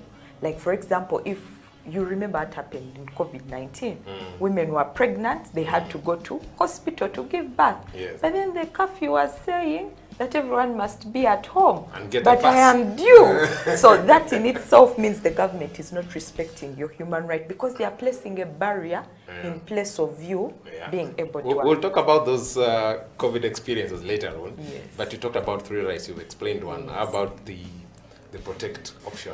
The protect option now extends to third parties. When you're talking about protecting, it means that the government must make sure that no third party hinders your right to health. So they must put in place processes to make sure that people don't stop you from enjoying your right to health. I'll give an example of maybe if you've got an accident on the road and you need emergency care and you're rushed to a hospital, they have in their guidelines what they say that when a person comes in and they need emergency help, before they pay, treat them, put them in a place where they are okay and can survive, then they pay later. Now, where a health facility tells you that cash down before we put your leg back in order, the government has not put in place enough protective mechanisms for you to enjoy your right to health. So it's about the government's obligation to make sure that third parties do not interfere with your right to health. And the last one, which is fulfill, is the most contentious. Because the other 2 are easy. They just mean an obligation. But the challenge with fulfilling is that it imposes a positive obligation on the government. That beyond you stopping other people or beyond you stopping yourself from interfering in my right to health, I must go ahead and put in place certain things to make sure that you enjoy your right to health. What are those things? They must put in place hospitals, they must put in place health workers, they must put in place what we call goods and services. Goods and services. Goods and services. Personnel. Exactly. Everything, all that, medicine, equipment, blood everything must run efficiently as per the 5 pillars of the public health system. Okay. Rose, you mentioned that we don't have an express law on the right to health. So what have you been basing your advocacy on? Because then people would say, it's not by mistake that Uganda has not ratified this. Maybe it's by design. I don't know. So where do you then derive your mandate from, especially at the national level? At a national level, where we derive our mandate from, as I said, our constitution within itself doesn't expressly provide for the right to health. But thereafter, they have a particular provision where they say that all the rights that are stated within Chapter 4 do not preclude other rights that are contained in any other instrument. They equally go ahead to say that if Uganda has ratified any other international instrument, then it can be enforced under the Constitution. So we have ratified the International Convention on Economic, Social and Cultural Rights. We've also ratified the African Charter, which provides for the right to health under Article 14. So we can therefore enforce them there. Also, you squeeze around. So it's a tall order. You go around the mountain, go around, but ultimately you arrive. But our Supreme Court, in a recent decision that was passed last year, I think it is a case that we had litigated on maternal health, where we were talking about challenging government's failure to provide basic maternal health commodities within public health facilities. Court agreed with us, and they said that the right to health is intrinsically provided for in the Constitution and therefore can be enforced. So that within itself, by court making that pronouncement, you can rely on that directly. You will survive under the, because Supreme Court definitely makes laws. And you talk about cases. I know that you put in a couple of cases in court on different, health rights. I don't know what your experience has been, litigating matters related to the right to health. What are some of the, issues, challenges that you've been encountering? I think some of the challenges that we have found is, number one, in the failure to delink the right to health from medical negligence. There is a need to always, the judges always, they don't understand the right to health independent of. As a concept of exactly, independent of medical negligence. The problem with medical negligence is that it looks at health in isolation, and it looks at the wrong that has been committed by a health worker individually. But when we tried to take cases to court through that way, we found that our system within itself is flawed. So a health worker may be available, but they cannot work on a patient because they have no gloves. Or maybe there is a case we had in Arua where there were 2 midwives and they were working on 40 mothers on a ward at one time. Definitely issues of blood, blood transfusion. A health worker may be there, but they don't have blood to transfuse you with. Or another case that we worked on in Mitiana, where the midwife was looking at a woman bleeding, but because they had no gloves, she couldn't even touch the woman.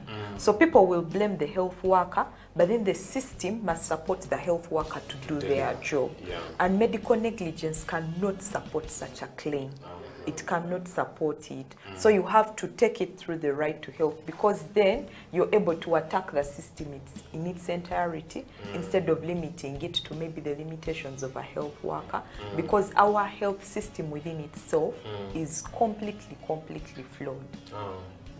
I mean, that's quite a chilling account, some of the revelations you're highlighting here. So then, with all the issues that we have in our health sector already, we get COVID-19.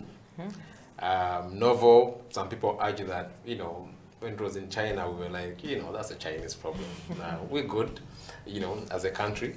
But then, I think it was around March or something like that, we started, the signal started dropping in that perhaps the virus is not very far from home, and a lot of things, had to change. So at this point, I would like to get your insights specifically on how COVID-19 impacted on, of course, human rights broadly, but specifically for this conversation, the right to health, because it's a health issue, of course. COVID is, but specifically from the way you've crafted explain the right to our viewers, we now see what obligations accrue and what needs to be done, and perhaps what was done. So I think we'll start after a short break on how the government of Uganda responded and how the virus affected our country. Viewers, you're watching You and the Law, the COVID edition here on House of Talent Television. My name is Jonathan Ochom, and today we are sitting with Ms. Rose Wachikona from the Center for Health, Human Rights and Development, that we mainly popularly know as CEHAD, to discuss how COVID-19 has affected the right to health. Let's go for a short break. We'll be right back.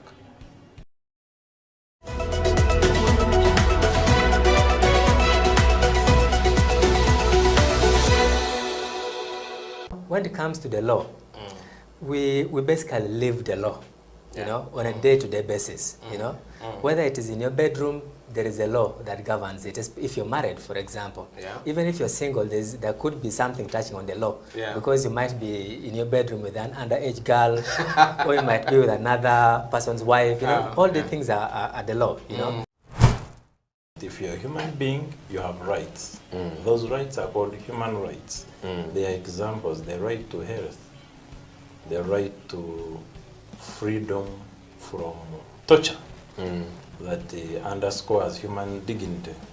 Freedom from slavery. You're not supposed to be someone's slave. If you look at our penal code, it sets out another marriage laws. It sets out the persons who can marry and those who cannot marry, right? For example, you can't marry your close relatives. You know, if you did, you'd be committing a crime. The state is not supposed to tell you who to worship, how to worship, how many times in a day. No, you have a right to work. A right to work. You have freedom of association. Cohabitation for whatever period of time does not make you husband and wife, right? And that is why we emphasize to people that when the relationship is still hot, you know, you must ensure that you do what? Marry. Yes. You know? For human rights to be respected, protected, and fulfilled, relevant government programs must actually work. Medicine should reach hospitals. Oxygen should be there. Health workers should have gloves. Teachers should be present. Now they are mostly absent, and they have left the profession, a good number of them. They are into trading. So things must work. If things don't work, human rights are not respected, are not protected, and are not fulfilled. COVID-19 has tested our hope and faith as individuals, families, and the country at large. Besides destroying many aspects of our lives, the novel coronavirus has also affected our human rights in many ways.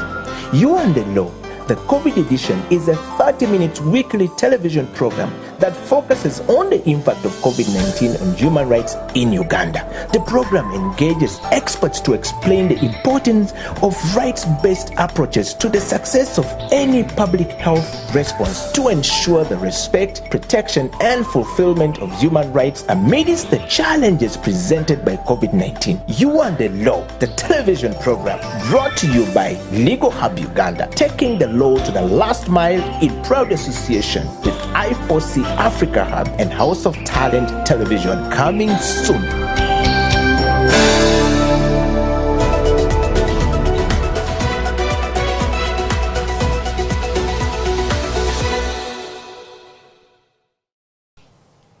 Welcome back. This is You and the Law, the COVID edition here on House of Talent Television.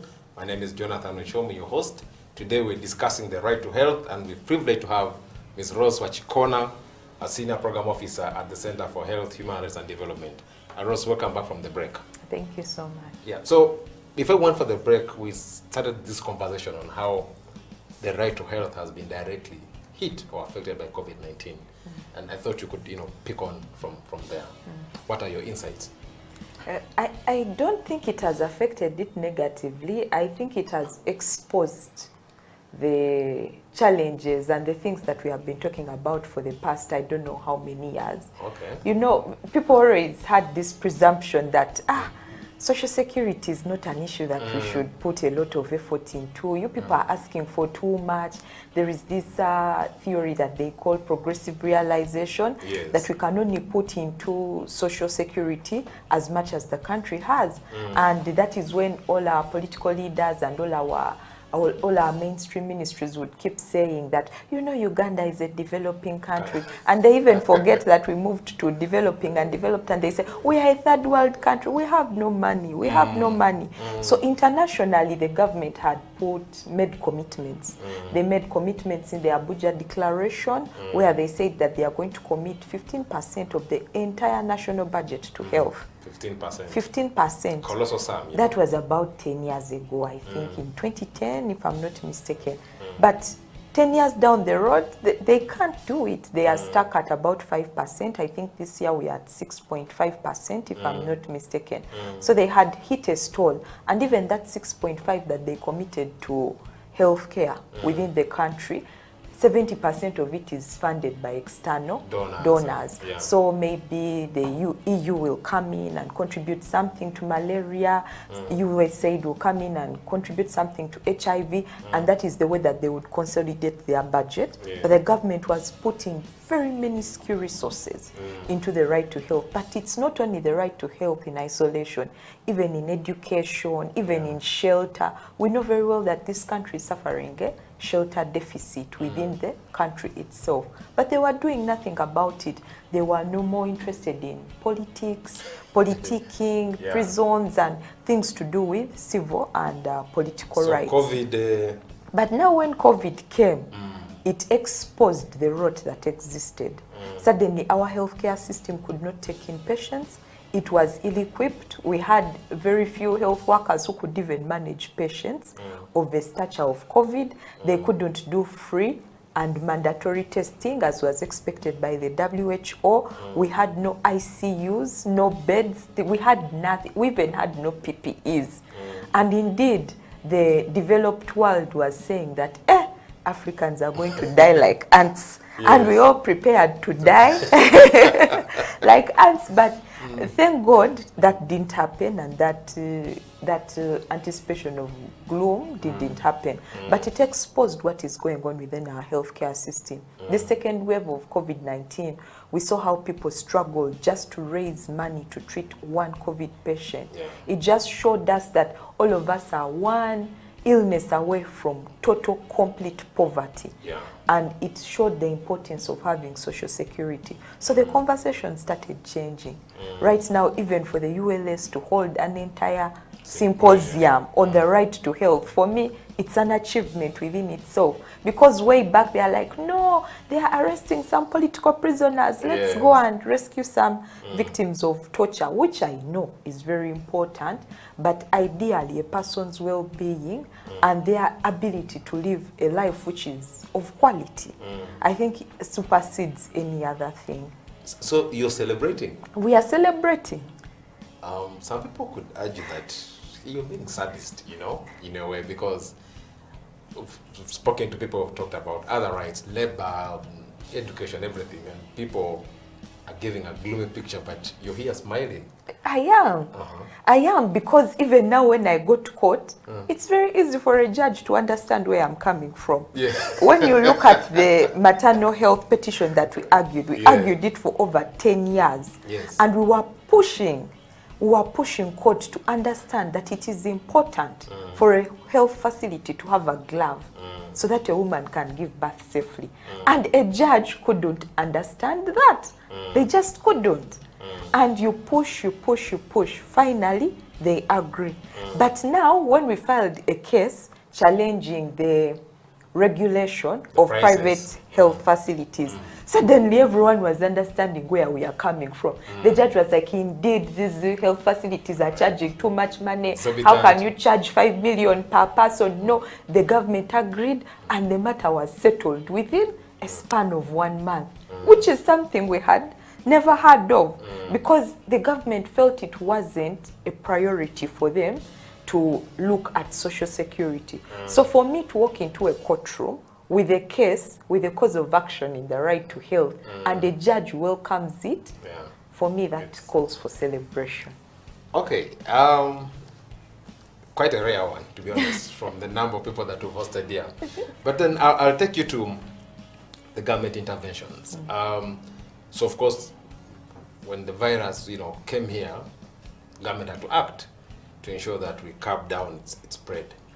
But what do you make of the interventions that were put in place, and to what extent did they protect the right to health? What worked? I think the COVID-19 exposed where we are going in the future with human rights, and that is the conflict that arises between human rights. Right now, you look at public health, then you look at them limiting our rights to freedom, you look at limiting the right to education, limiting the freedom to movement, and you see the tag. You begin to look at the tag. The interventions of the government, of course, were timely. For that, we thank them for whatever it is that they did. And they took it too far at one point. They took it too far because the purpose of limiting human rights was in order for them to establish, to prepare for the next phase, if I would say. So the first lockdown, they said, oh, all of you stay home. Let us buy beds. Let's equip our hospitals. Let's procure PPEs. Let's work on vaccines. And we all understood. And we stayed home. But they didn't do that. They didn't procure PPEs. They didn't equip our health facilities. They didn't do anything. So when the second phase comes in, again, it finds us where we were in the first phase. And again, they lock us down in order to prepare for a third wave. But again, they still haven't done what they are supposed to do. So the challenge is we now begin to delve deep into what does it mean to restrict a person's human rights indefinitely. When you're talking about restricting the right to education, and a child has been seated at home indefinitely, you don't know when the schools are going to open. Is that justifiable in a democratic society? We have to begin asking ourselves some of these questions, because it's well and good, even our constitution says that these rights can be limited for purposes of national security, which includes, it has been interpreted again in another case in the Supreme Court, to include issues of public health. But then again, there are schools of thought that are coming in to say, what does it mean to restrict my right indefinitely? So there are people who have come up, and there are decisions that have been made on how you can be able to restrict a human right. And number one, they say it must be within law.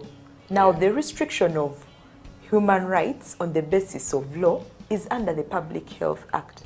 But our Public Health Act was made in 1935. It caters to diseases like smallpox, measles, diseases of long ago. Some of us just hear them like there used to be smallpox somewhere, but really it's not a reality for most of us. And this brings to our mind archaic laws. Can you limit my right based on an archaic law? But we had presidential directives. Were they not filling the void? But now those presidential directives, were they made legally? Because under the Public Health Act, the powers are given to the minister. I don't know when our president became a minister, but he constituted himself into a wrong. Some people argue it's a wrong office. That ministers exercise delegated authority. No, but for her, she's given powers directly from the law. But now she was deriving her powers from the presidential directives instead of from the Public Health Act, as she is mandated to do. So that within itself also wasn't legally done. The person who was supposed to be at the forefront of the fight against COVID-19 was supposed to be the minister to issue ministerial directives and statutory instruments. But now they turned it upside down. But on a basis of a law which is an inheritance of colonialism. Again, we go down to the discussions that we are having right now of decolonizing some of our laws. And this is not the only law. I'll also point out another archaic law we have in health, which is the Venereal Diseases Act. What makes it archaic? Is it just the year of birth? No, it was made in 1975. Do we still call them venereal diseases? I have no idea. They are now called sexually transmitted infections. But the law that is supposed to deal with some of these diseases still refers to syphilis, you know, all the diseases, not the new current STIs that we have. And it is the similar situation. So our law wasn't prepared to handle an epidemic like COVID-19. It wasn't, because it was on a basis of old law. It is really an old law. So it brings in issues. This law was even made before the Universal Declaration of Human Rights, which means that even within itself, it doesn't contextualize or bring the human rights aspects. So it centers not the patient, it centers the doctor. So the decision of the doctor becomes final in everything that you do. They will look at you and say, oh, it seems you have COVID-19, and then they will mandate your quarantining, they will mandate they can enter, search your property without any notice, they can destroy your property without compensation, isolate your family without any compensation to you, without any notice, without any explanation.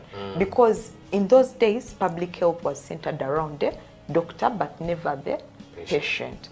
So that is the problem with that particular law. So we have statutory instruments that come out that again center the health worker. That's why you see women dying on streets while trying to give birth. You see so many things that are going wrong, but it's because we haven't inculcated human rights within our particular laws. So as far as you are concerned, COVID only acted to expose what you've been singing about, and just telling us as a country that, okay, perhaps now you can hear us out. Indeed. It exposed the rot within our healthcare system. Our healthcare system has a lot of challenges, right from the skilling of our doctors to the point of equipping our health facilities. You know, we're working on a case in Mityana, and this is one of the saddest cases I had ever dealt with, because this woman was pregnant. It just portrays an ordinary Ugandan woman. Very pregnant with twins. She didn't have money for a scan, so she didn't know she had twins. So she reaches, time to give birth, she goes to a health center 3. When she reaches there, she produces the first twin. After giving birth to the first twin, the second one was breech. Unfortunately, the health center 3 couldn't give her a C-section. So they give her a referral letter to go to Mityana General Hospital. Mityana General Hospital was 13 kilometers away on a Maram Road. Now just know there are no ambulances. They had to put on a border. So they put on a border, she sits like a man and they start moving. Along the way she falls off. Then they carry her, put her back. Then they reach Mityana General Hospital. When they reached there, she had only got one mama kit in antenatal because the expectation was she was going to give birth to one child. So at Mityana General Hospital, the midwife asked her, where is your mama kit? It's like, I don't know. I don't have. They used it the other side. Okay. Rose, we need to go for a break. We'll pick on from there and try to look to the future, thinking about how do we handle this in case we find ourselves in this situation. Viewers, you're watching You and the Law, the COVID edition. Today we're discussing the right to health. How has it been affected by COVID-19? Let's go for a break. We'll be right back.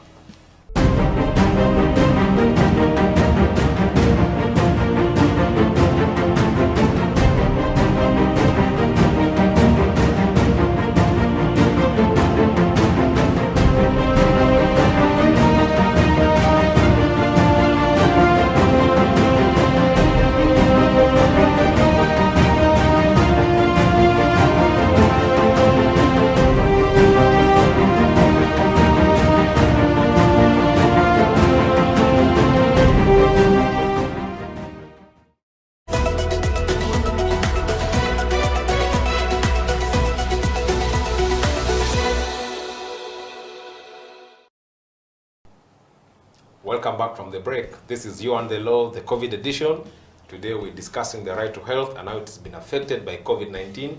And with me in studio is Rose Wachikona, our Senior Program Officer at CEHAD. CEHAD is the Center for Health, Human Rights and Development. Rose, welcome back from the break. Thank you. So we need to look at the future. We can walk a few steps back. Because I remember when COVID came, everybody said, you know, we've handled Ebola before. We've handled cholera before. So this will pass as well. But I wanted to sort of start with asking, what lessons have we learned or should we learn from COVID-19? What are the things that we should reflect on as a country? And then later on, I'll talk about, you know, your recommendation. But I thought it's important to learn first. What do we learn from the current situation that we find ourselves in from the angle of health rights? I think one of the biggest lessons that we have learned is about quality of life. we emphasize a lot, especially in African tradition, but even in Uganda, the number of people we have. But we rarely consider the quality of lives that people live. And we leave it to people to fend for themselves at that level.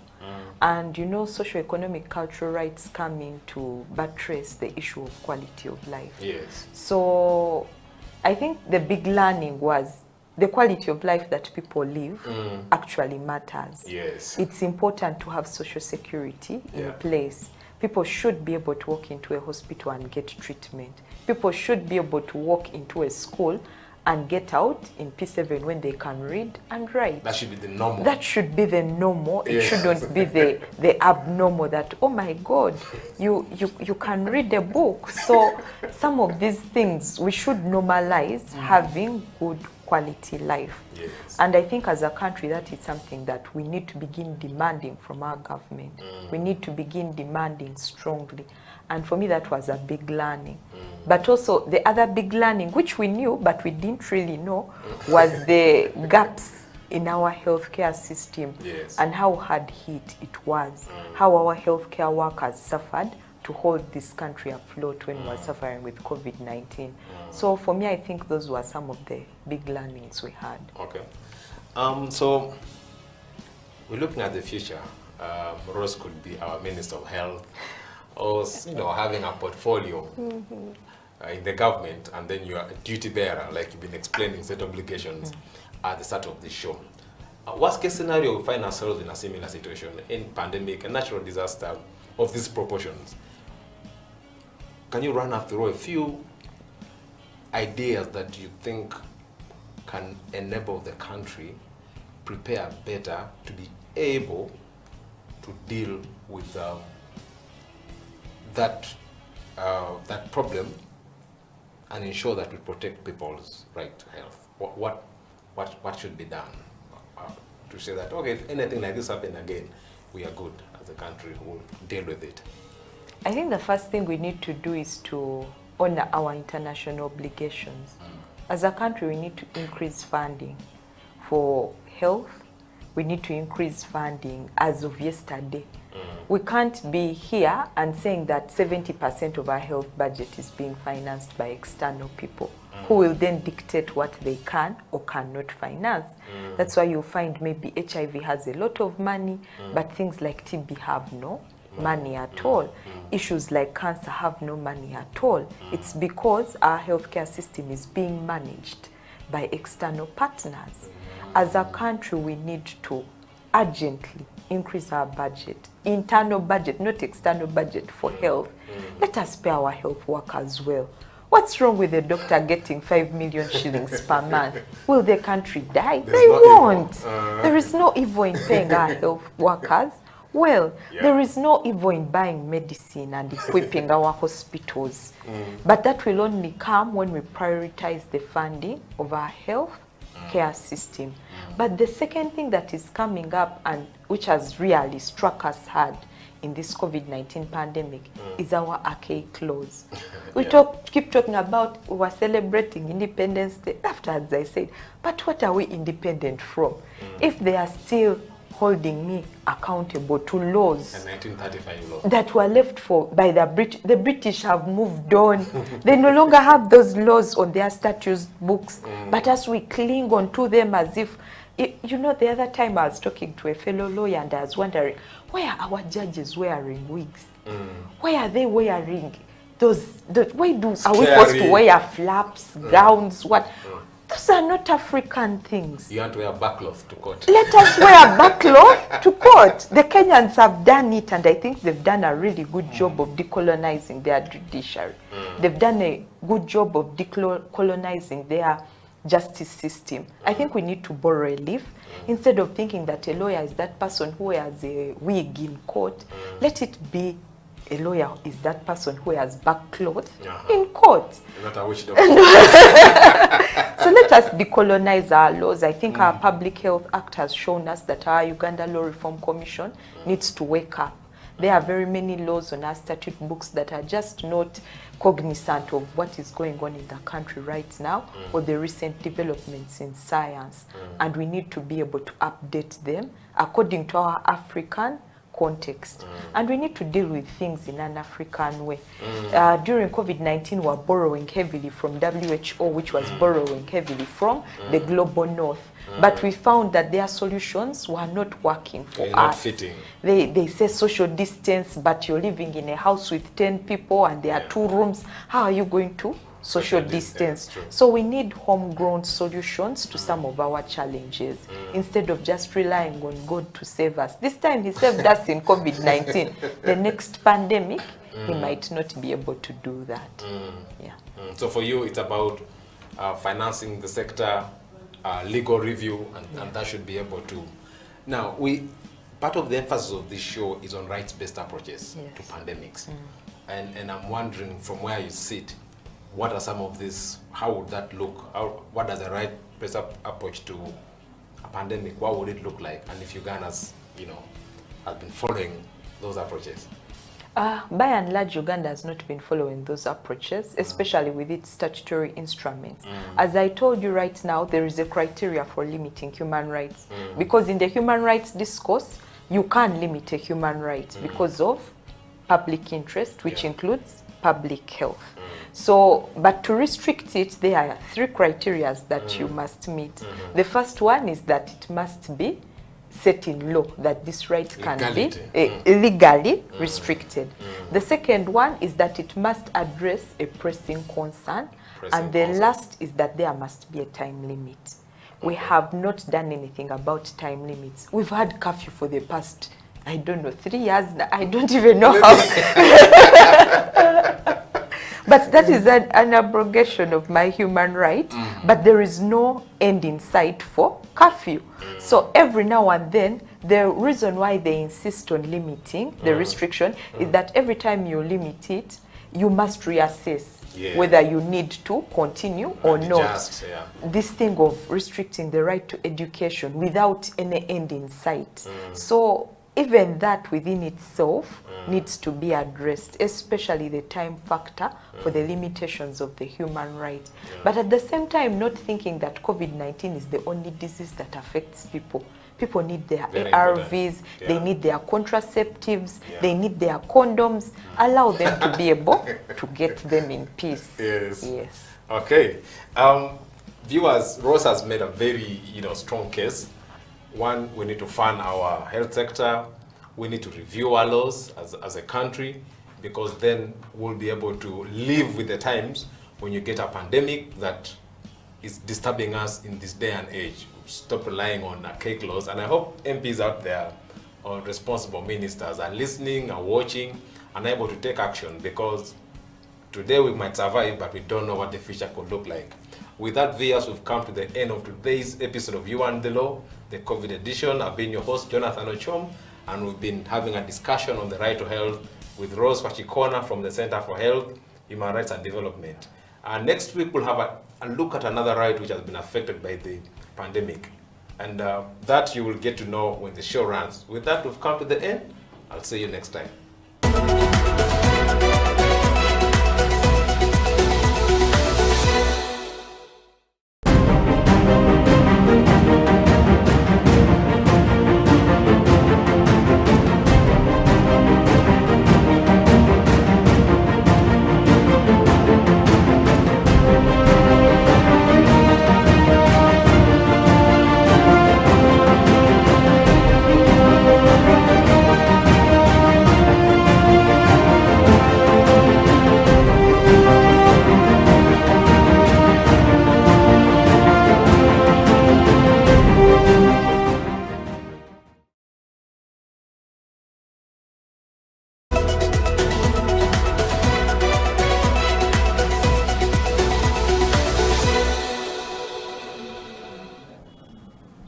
It is never true. So, according to you, do we have a financial problem in FUBA, or there's a certain underlying problem that we are not seeing that actually leads, to this financial issue?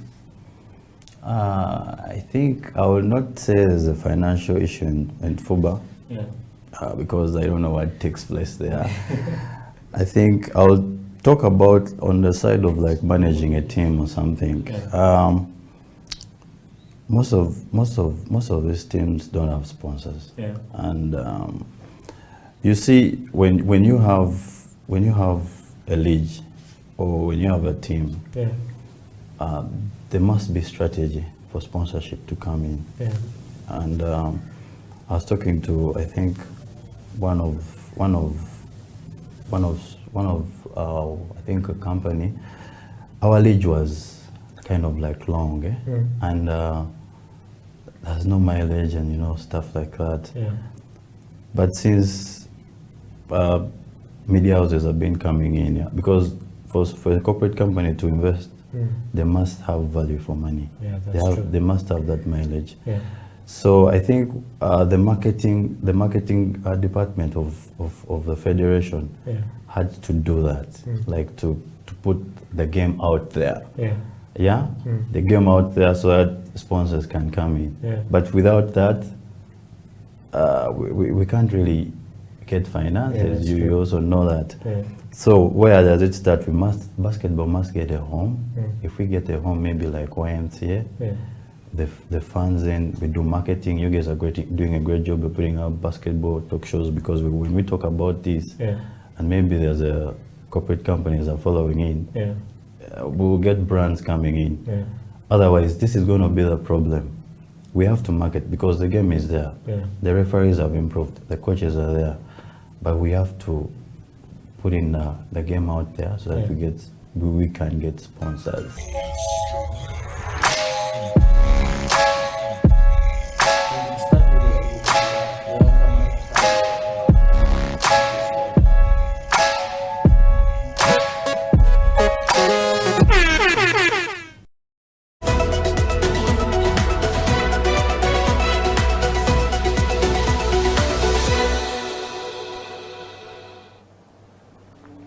Welcome back to the final segment of Slam Dunk Basketball Talk. Felix Opal is my name, and in studio, like we have been discussing, I'm with Freedom, or the technical director of JKL Basketball Organization. The league is about to start. So many things have been right and wrong. What do you think, in your view, are the major things that the administration should first focus on 2022 season kicking off? I think we need to have a clear plan. Okay, from the federation, they need to have a clear plan. We need to know how long the league is going to run.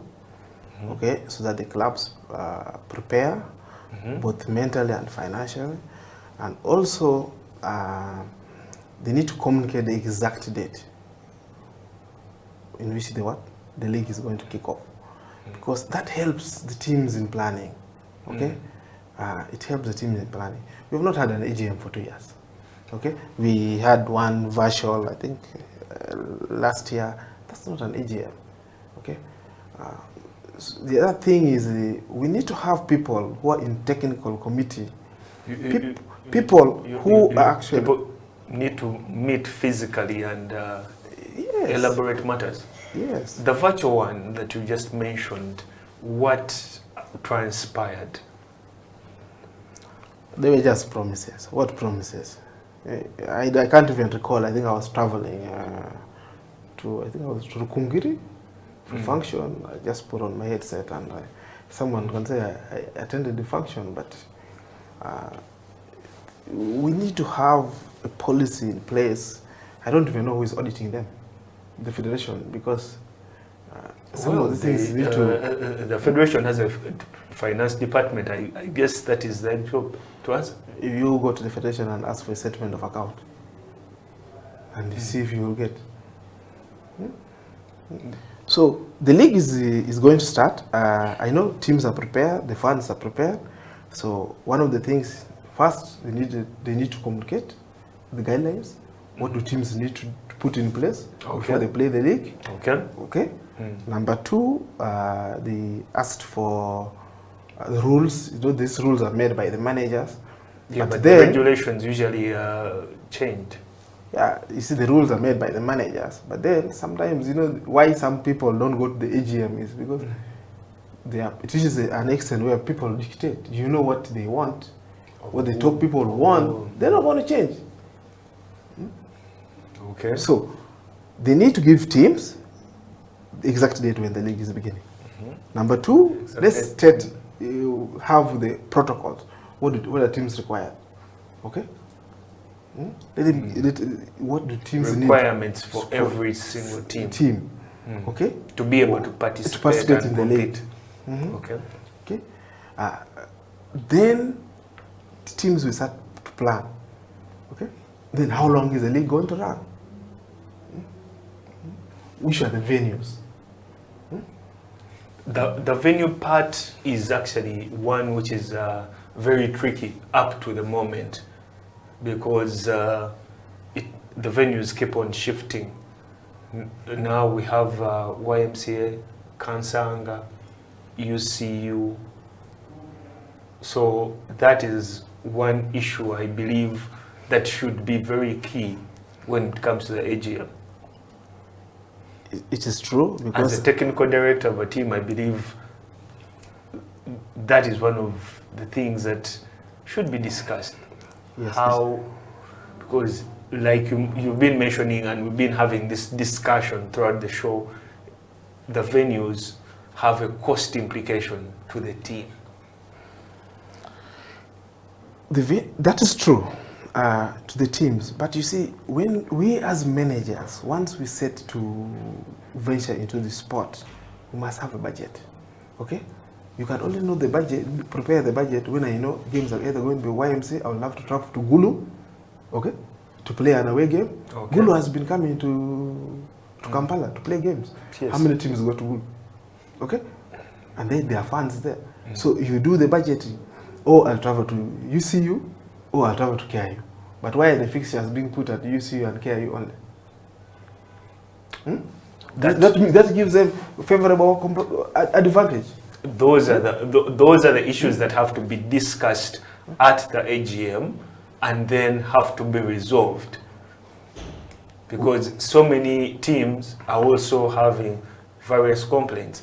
Those are the matters that have to be broken down when it comes to the league starting, so that 2022 basketball league does not start when it is like that. We wrote a letter beginning of 2020 when we finalized our court, requesting the federation to come and inspect our court, okay, premises, and we want to host our games from all the home games and all our playoff games. Okay? And because we had that in plan. Did you get a response? No response. They never came. Okay. Okay. So when you write a letter to the federation and they cannot communicate, there are so many instances where we've lost potential sponsors because we told the sponsor the game is at YMCA, and the last minute in the morning, maybe around 9 or 2 or in the evening, you receive an email at 10, game has been pushed to KIU or UCU. And how do you again communicate to the sponsor that, you know what, you see the federation, that's lack of what? Of organization. Let's have the venues, okay? If in a club, in Tebe, I'm seeing in Tebe Ushers are hosting, okay? They're hosting, which is good. So the basketball fans in Tebe can actually enjoy. Okay? Even the fans in Kampala, there are people who, some of them have never been to Entebbe, maybe. Okay, yeah, they want to use that. Others might also just want to take the drive to travel to Entebbe and have basketball in a different field. Rugby has been doing this. Pirates. I remember when they're shifting to Biogeren. They actually wanted us to have a court there, facility there, but I told them, no, we already have a program which we are running like this. I passed there 2 weeks ago and I met one of the rugby fans. He was very passionate, telling us, why don't we put for them a rugby ground? Shadon is soon going to be closed. Okay? Yeah, because but they are moving. what I'm trying to tell you is when I went to Kings Park in Biogerere, I saw more fans, more than 2,000 fans in the place, the facility. That is activity for that club. So that means the Pirates team can what? Generate revenue. It's activity, and at the same time it creates employment. Various people selling different things and all that. Unlike when they're still using legends.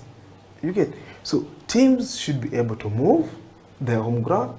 If Raise Life has a court, that I think around Lueza, we can go and play there. Okay?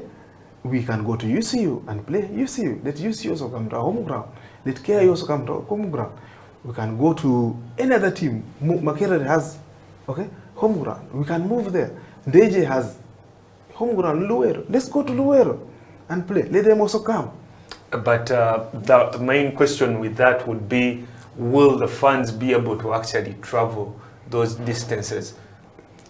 Telling them to go to, let's say, Luero, telling them to go to Ndeje, telling them to go to a different venue. I think fans will travel, and let's not say that fans won't travel. The fans will travel, then we will get new fans. Do you know there are so many kids who are in Luero, for example, if we go to Ndeje in Luero, who will want to come and watch the game? Okay? Yeah, that is very that is very true. Okay. Those are new fans. They'll get interested. That's very true. Okay? But if you see rugby, people travel to Jinja, people travel to Gulu, people travel to Masaka. Okay? Before we were only having few clubs in what? At Camp Legends and what? Yeah, the seven circuit. Yes. People traveled all over for all the 7 circuits. Kasese, people travel, and then you get new fans. So if you stop thinking, you know, this kind of, we are cutting, what expense are we cutting? We must invest, okay? And I applaud all the managers who are having teams, okay? For the efforts they are putting in. People are investing. Last year I didn't watch so many games, but I followed the lower division. I saw there was a lot of progress, okay? People are investing. There are new teams that have come up, okay? I'm seeing them, they're investing, okay? So what next? Let them also have, let's go to maybe Namongo and play, okay? The community there, those fans will come. If you go to Namaiba, we will organize a bus for them to come and what?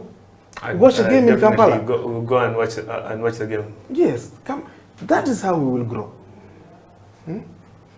Because we need to find various avenues of how our league is going to be evolving and diversifying, and mostly as we wind up the ladies game, JKL ladies are up there, but the ladies game of basketball, what else do you think as Freedom can be done to improve it, to make it more marketable?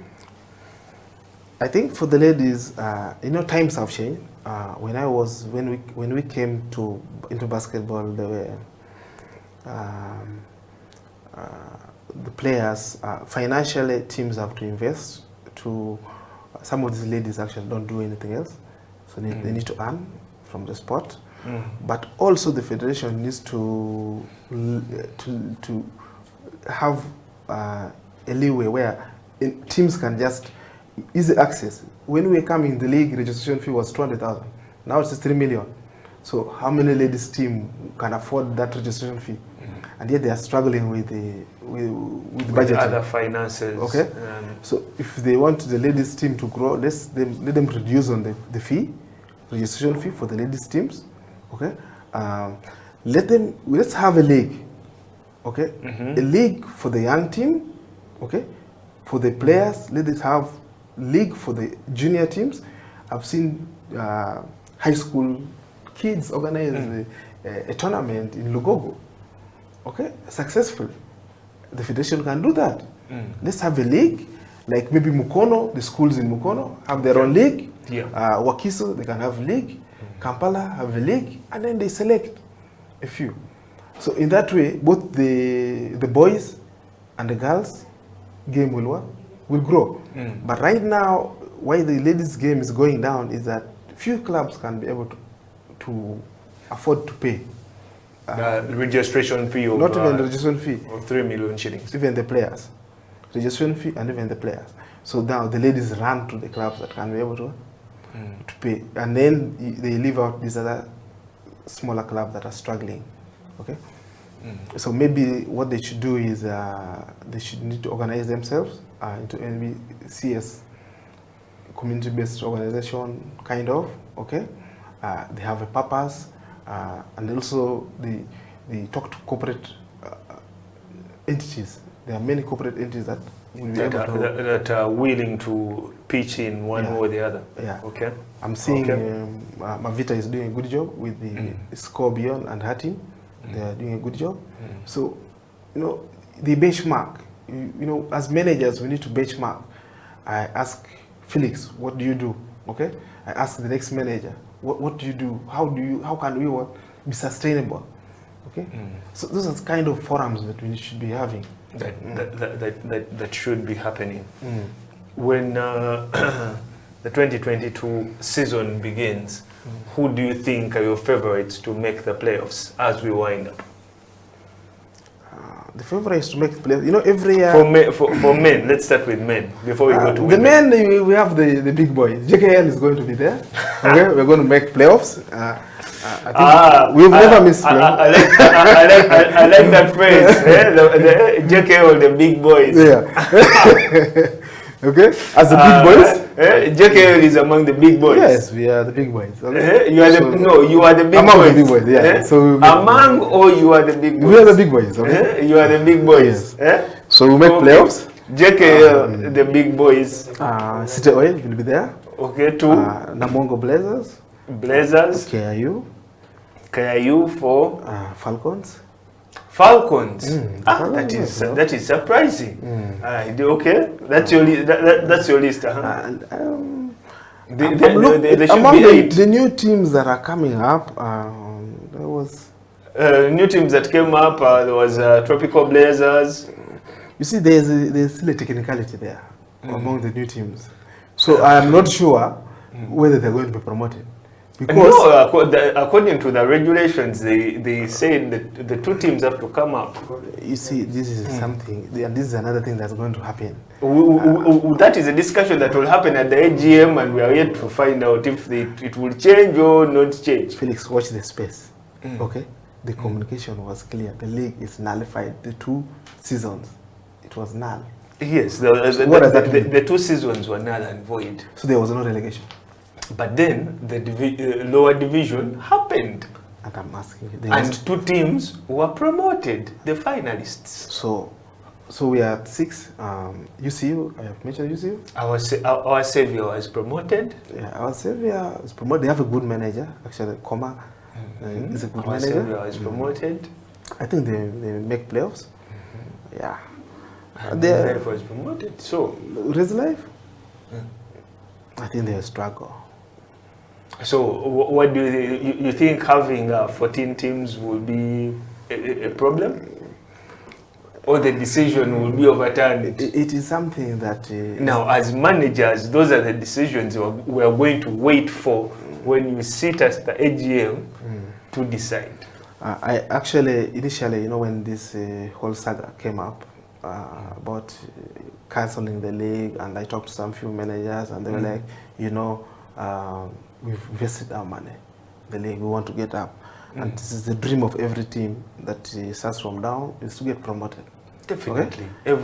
You have to keep on elevating. And also when you get promoted, we expect competition. So, but NBL is tough, you know. So they invest. So I expect every team. I actually advised some of them, and I told them, okay, guys, let's do this. We can let them play. We promote 2 teams. We have 14 teams, and then next season, at the end of this season, we relegate 4. Okay, if we want to keep 12 teams. Yeah, because that is how the money is supposed to work. That would personally would be a fair justification for the managers who have put in their money over the season. They promote 2 teams, and then we have plus the 12 which were there, and then we have 14 teams. Okay, so now the federation decides. That's why, you know, then they decide whether we do round robin or they group us. Okay, depending. But these players have not played for a long time, so we need to have more games for our players to compete at international level. So we need to have more games. So I think it's going to be an interesting season. It's going to be an interesting season. Definitely, it's going to be an interesting season. Thank you so much for sharing us with your presence and your time. Your last words to the viewers out there. This year, I've started, you know, I've grown. You know, I'm CPA actually. When you call me Fredericks, you need to call me CPA. I'm CPA. Thank you for that. I'm a CPA. So certified public. Yes. I've changed my firm from Oscilla and Company to we bought TGS franchise. It is a French global franchise. Congratulations on that. So, yes, that is a great way to start there. The managers need to come and consult us for their books of account audit. That is a great way to start. Congratulations from us at House of Talent. Congratulations to you. Thank you. The other thing is we're going to have an interesting season. It's going to be good season. Let people come and watch the games. Okay, let the fans come and watch the games. I encourage everyone to go and get vaccinated so that, you know, we have less issues of infection the players and whatever. That the fans go and vaccinate, the players vaccinate, the managers vaccinate, and then we get ready to rumble. It's going to be a good season, good, but a long one.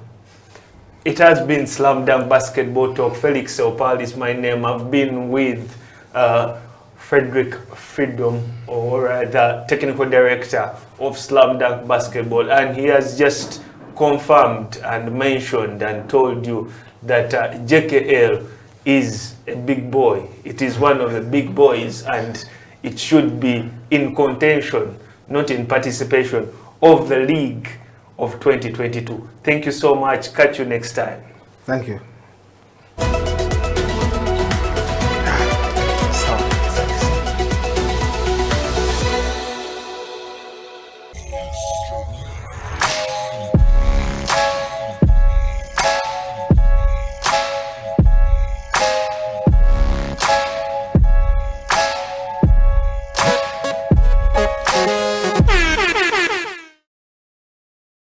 To start anything, that is for sure.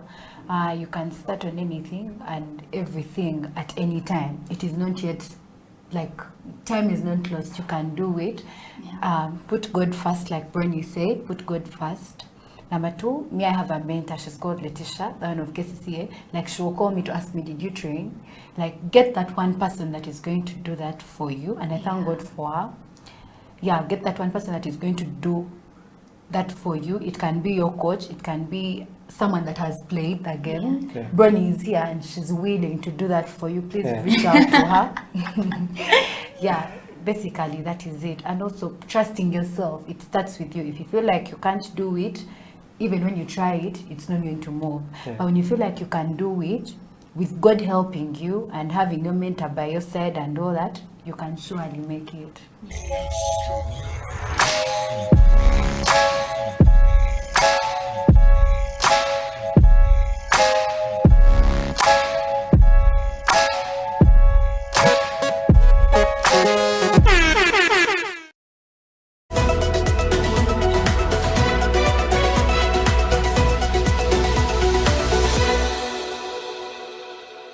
Yeah, thank you so much for having me here. And I want to tell our viewers out there, the players, the league is on. It's happening right now. Right now, the last game is being played in Entebbe and Gulu.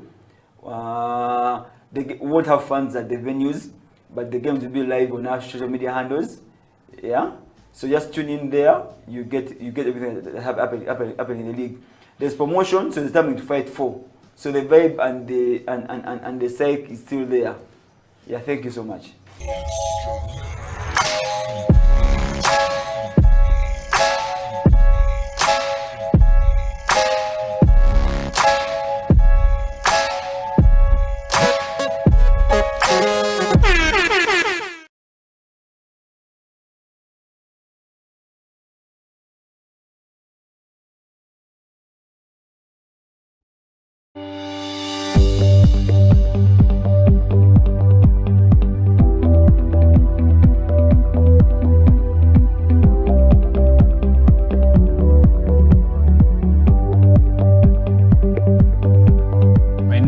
David Rogers Chintu, the principal of Asifiwe International Academy. So we started Asifiwe International Academy from a concept of affordability and well laid out procedures.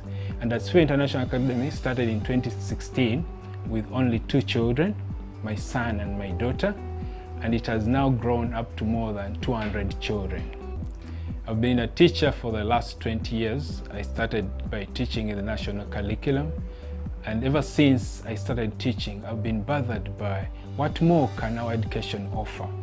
By so doing, I discovered that we can teach our children much more in schools, and I introduced a program called Behavior Change Program, which in itself was to teach skills, habits, and character. And I was amazed by the results. Always got feedback that the children learned more from the behavior change program than the physics and mathematics I taught. My name is Jeremy Baraka, a student of Asifiwe International Academy. I've been in the SEE curriculum ever since I was 4 years old. I'm now 12 years old in grade 7. The SEE curriculum has taught me so many things. And at the end of each day, I set goals for the following day. When I come in the next morning, after our devotions and morning programs, I start my work. If I need help in an academic matter, I raise up my Christian flag. If I need help in a non-academic matter, I raise up my Ugandan flag, and my monitor will attend to me. The turning point was when my son was due for school. We started looking for a curriculum that we could use, especially at home, and we landed on the SEE curriculum. SEE is Accelerated Christian Education. SEE has 3 major aspects. 1, it's individualized. SEE acknowledges that every child is an individual and different, and therefore every child is prescribed according to their level of performance. Children will get materials according to what they are able to do, and they will progress according to their speed and ability. A child goes to the next level when they are ready, and a child does not wait for the whole class to go to the next grade. Secondly, SEE is a Christian curriculum. Christian means that a child will grow in Christian values, and they will attain all the values that a Christian parent may want to. Thirdly, character training. SEE has character training traits. About 60 character traits are taught in a year. And you know character is very important as we build for the future.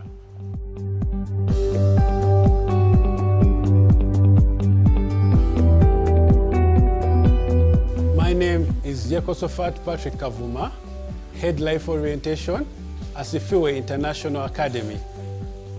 At Asifiwe International Academy, we don't only offer education, we offer other skills for life. We are blessed to have a number of clubs in which the children participate in these skills. Sports is one of them, where we have soccer, we have basketball, and swimming. We have dance that we offer at Asifiwe International Academy. We have music that offers, again, of the instruments done, and some again are able to do the vocals that are great and again help them as they grow up. We know currently in Uganda, as we look at the dynamic changes, those skills are key as they grow up for life. The most interesting part is that at the end of each day, I get to do a club. There are about 12 clubs in Asifiwe, but I personally do drama, puppetry, music, public speaking, sports, both football and basketball, and I can participate in either one of these at the National Student Convention, All Africa Student Convention, and the International Student Convention. My name is Kanji Christine. I'm an administrator at Asifiwe International Academy. My experience with SCE curriculum, that's accelerated Christian education, is number one, it's godly. The children grow up in a godly manner, and we have lessons of character first, whereby they enable children to be disciplined. The children grow up in a very good, they develop all the aspects of child growth, which are physical, emotional, spiritual, and intellectual growth.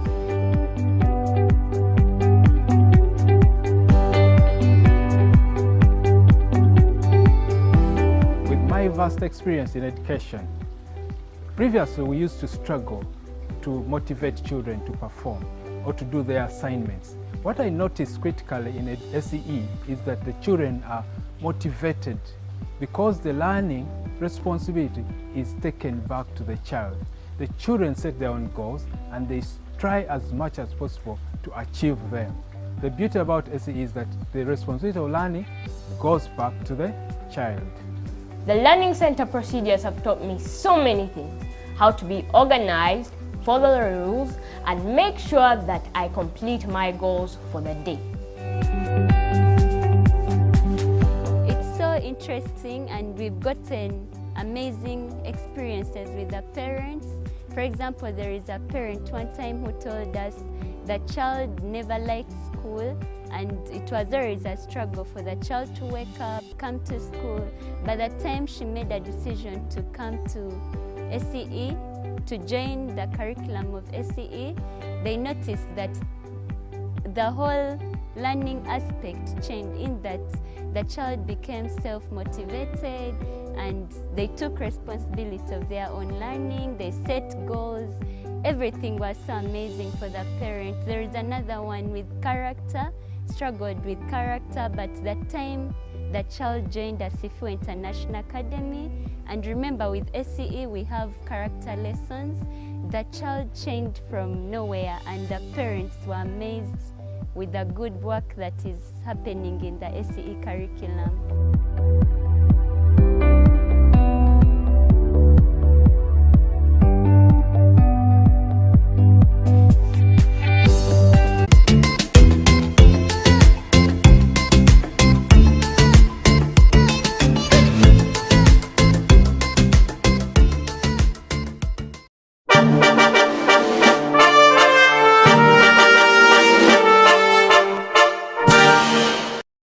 The private sector is not yet fully utilized because not everybody can be employed by government. And we are looking at a future whereby more people are employed in the private sector than in government. So I think if we all work hard, if we all work together and invest in the right areas, there's been a lot of talk about value addition in the agriculture sector, in the mineral sector. If there's enough investment in those areas, I think it can create enough jobs for our children and grandchildren. Okay. Yeah. I just want to take you to question number 4, Andrew, which is, let's talk about your journey at City Hall and the foray into the Executive Director's office, which is as Andrew Chitaka, Very and interesting. as well as the Director Engineering. Very interesting. I joined KCCA on 1st November 2011. And before then, I was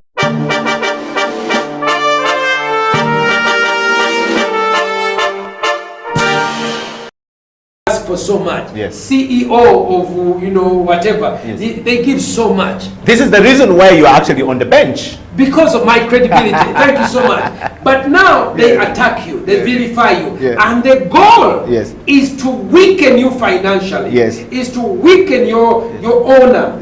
These are slanderers. So I'm glad that someone would stay up at night to ask and learn about me.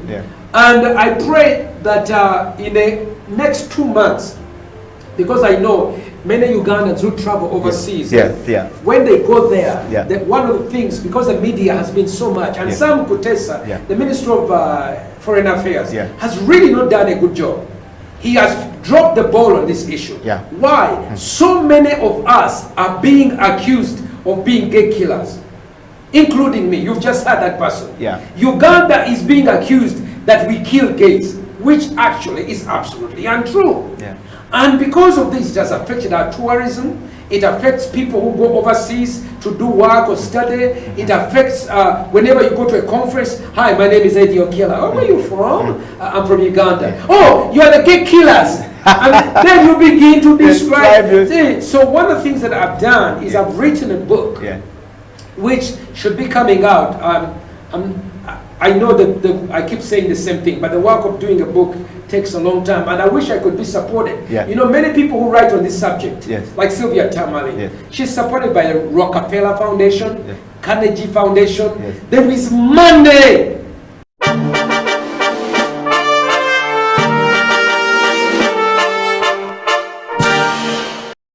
Is a very big brand, and as we go on, we will probably discuss the things we're trying to do. Everyone who is following, we're live on our YouTube studio where we actually stream from. So YouTube studio, for everybody asking for a link, is actually House of Talent Uganda.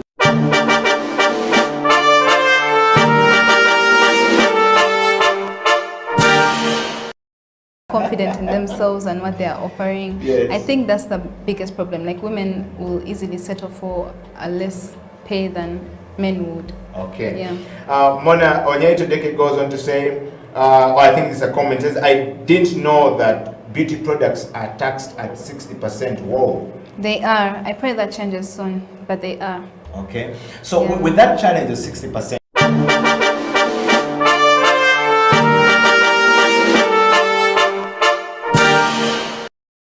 setting up the company, you're doing tours all across the world. You know, a personal account is great, but how these things are taxed becomes important for you know, for your business later on. As soon as you cross that threshold of 50 million a year, you know, you're now in the interest becomes more shares. Yes.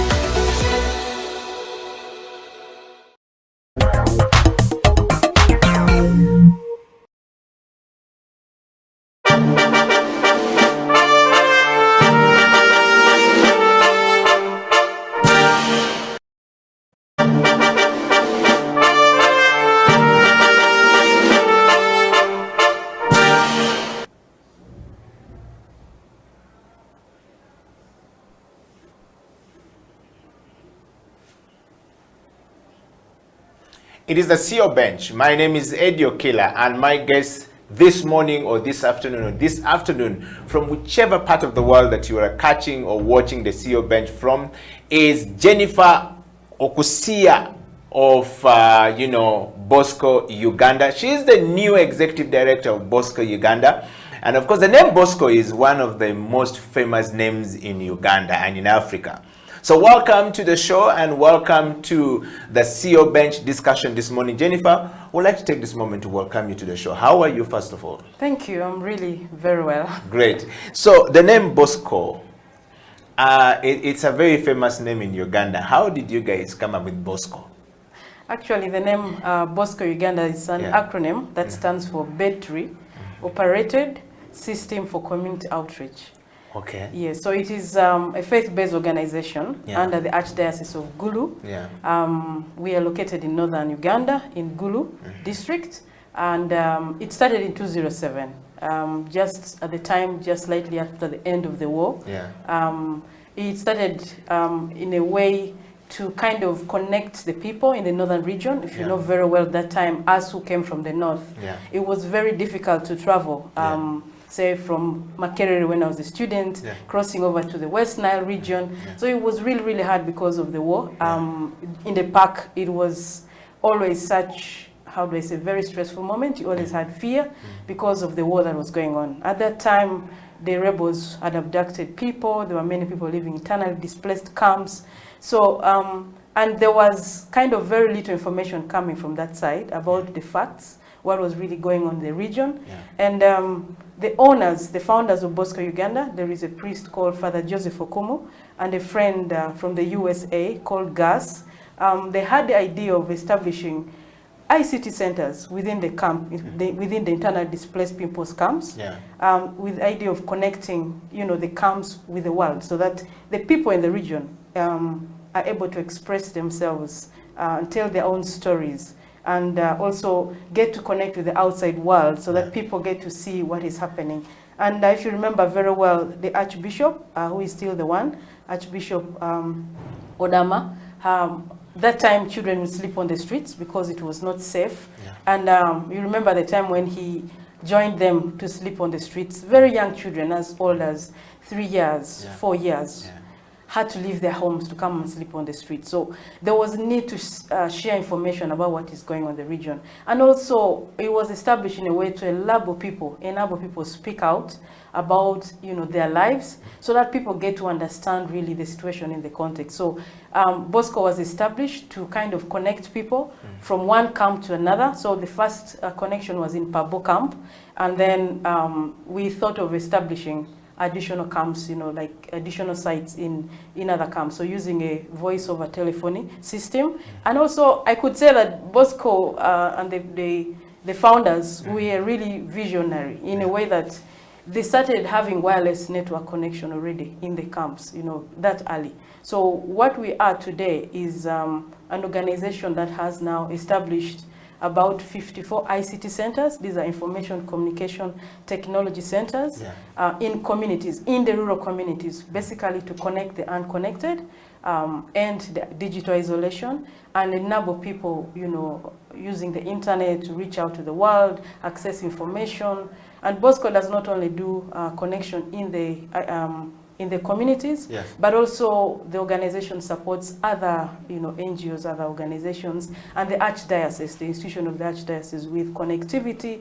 And it is a not-for-profit organization. It's a private, not-for-profit organization. So we don't do it for profit at all, but it is about the community and about extending services to the places where you find the main companies like MTN and others are not reaching, because the northern region, as you know, because of the war, fell behind on many development indicators. So access, even roads, are not very easy. So you find Bosco Uganda and its network, the wireless network, up to Pabo. You find it in Gago district. You find in really all the Acholi sub districts, and also in Lango. And we've also established some ICT centers in the West Nile.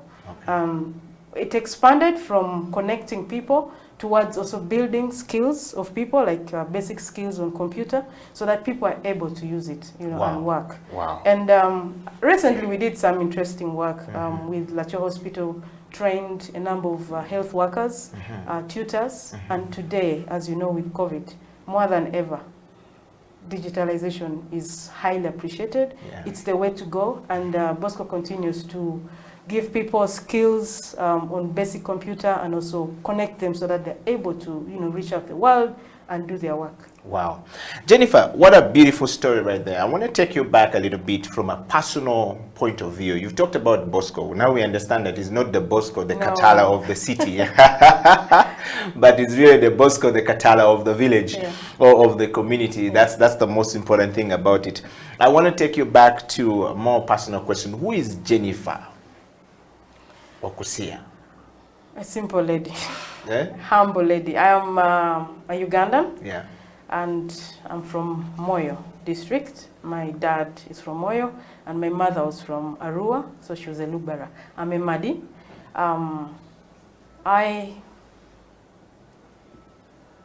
How do I say? I'm 41 years old. I look so young, but I'm 41 years old. And I studied in Makerere University. I started from studying in Arua. Arua was my school time, primary school in Arua. Arua Hill Primary School, which now is hosting, I think they are setting up a football pitch there. And then I studied Muni Girls Secondary School, a wonderful school. And then I came to Makerere University. So all my my life, I've been living up in the north in West Nile in Arua, and I studied development studies, bachelor's in development studies from Makerere University. Then after a few years, I did my postgraduate in business management, and then I did a master's with Uganda Matters University in development studies as well. Wow. So I'm a woman who, I would say I'm a development worker. Yes. Very passionate about social development and transformation of lives. Wow. Jennifer, you were nominated to come onto the CEO Bench. The program that you're on right now is called the CEO Bench. The CEO Bench exists to, you know, spotlight people who are on a good leadership journey from self-leadership to community leadership to national leadership and to, you know, infinity leadership, if that exists, which we know it does. Yeah. But the people who nominated you seems to have to believe that you're doing something good. And so whenever we have nomination to bring people to the CEO Bench, we're looking at their leadership abilities, we're looking at their level of change management, how do they manage change from one place to the next, because you're growing into ladder, and CEO Bench, you know, shine lights on people who are on the top, and those who are either on the top coming down or those who are going to the top. You've recently been appointed as the new executive director of Bosco Uganda. And I guess that is the reason why there's spotlight on you at the moment. And on the CEO Bench, we want to know from you. We've asked you the question, who is Jennifer, and what is your story like as a person, growing up as a girl child from Arua, from Moyo? I mean, did you ever see yourself where you are today? What was the story like? As I said before, I came from a humble family, a family of 5 people, 5 children. My father and a mother recently passed on. May God rest their soul in eternal peace. Yeah. But I grew up like many other young girls in this country who are from the countryside, not very advantaged with life.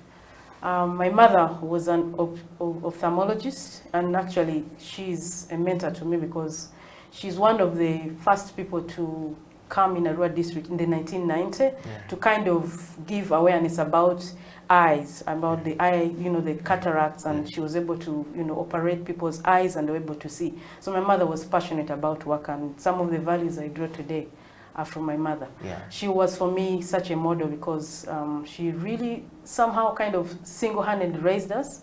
Although I had a father, he was, you call him an electrical engineer. Yeah. And he kind of retired early. So in the early 94, my dad, for some reason, decided to get early retrenchment. So he left the burden of care to my mother. So my mother was raising nearly 5 children on her own. Yeah. I am the third born in the family. Yeah. I had a stepbrother, he's passed on. My elder sister is in police keeping mission now. Myself, and then 2 siblings, a boy and a girl, and then we had a cousin that was with me. But what I'm telling this story because as a mother, women, I'm relating so much to women and what they go through, families, what they go through. Yeah. So I had a mother who was doing everything she could do to raise nearly the children alone, although the husband was there. It was hard for us because I experienced also hardship, poverty, and I know what it means. And one of them, I remember in the university we had a course called Poverty and Development. I didn't have to study it. I'm like, you know what, poverty. You are the course itself. I'm like, I am the course itself. So this one, no need to study. So I had to pass it very highly because I understood. It was a tough life because, you know, civil service work, the payments, and it was hard to pay school fees for many children. So, well, in short, I had to stand out as a leader already as a child. I was helping my mother in running her clinic that she was using to get some income. So when she's in the hospital, I would take care of the clinic and be like a nurse. So I started that actually by primary school and went on to secondary. But when I reached senior 6, I said, no, this is illegal. I can't do this. So it's a profession and you've got to become a nurse, you know, or a doctor. And I had to leave it. But that in short, we had challenges as far as school fees is concerned. You know, a single parent really, I would say, not very easy to raise it. So, you know, when you're in school those days, you carry yourself as a lady, even on a bicycle. You carry yourself to school, fall on the way as you go with your luggage, but you come back. And so it was a struggle with school fees for us. But one thing that made me think already at that time, I was a leader in various settings. I was an active leader in the youth category, I would say. We had what they call the young Christian students. I was a leader right from secondary school, and I was the head of the section in the school. Even at the district, I was a publicity secretary. And eventually, when I came to Makerere, I was the vice national leader.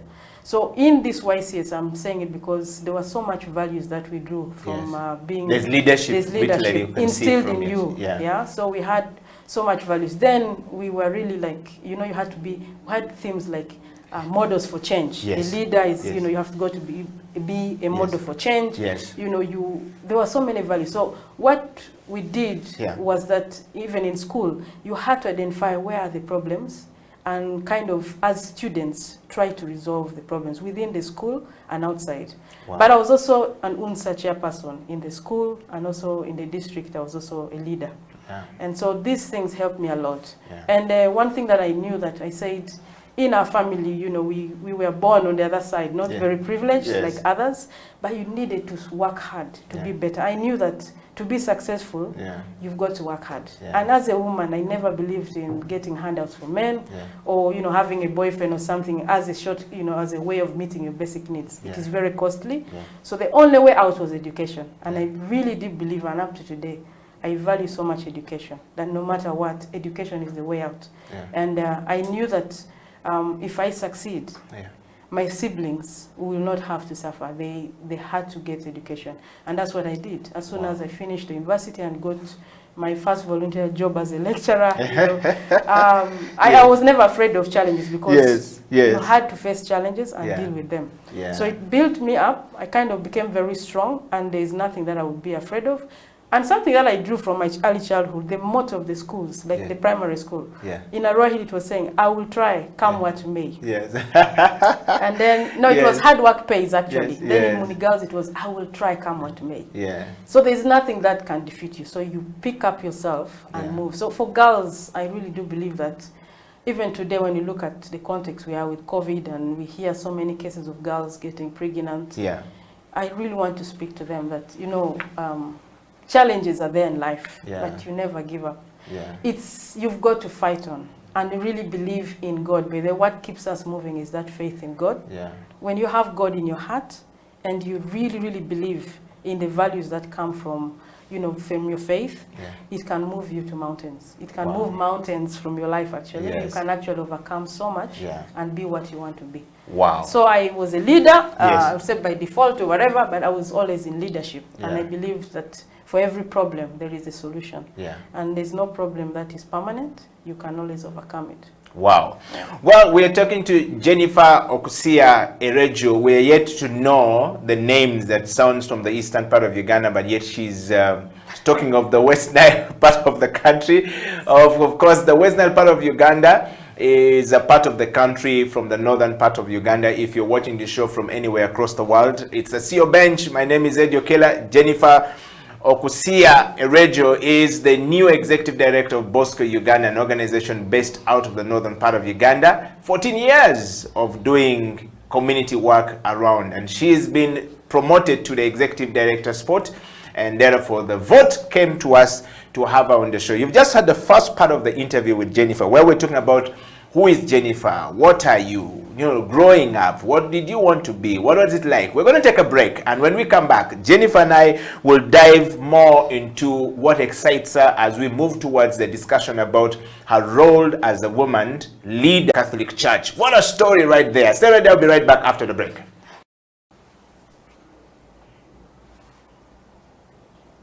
Welcome back from that break. This is the CEO Bench. My name is Eddie Okela, and my guest this morning on the CEO Bench, or this night or this evening, depending on which part of the world you're actually watching the program from, is Jennifer Okusia Erejo. Jennifer, welcome back to the program. Thank you. First of all, let's talk about your name, the set of your names.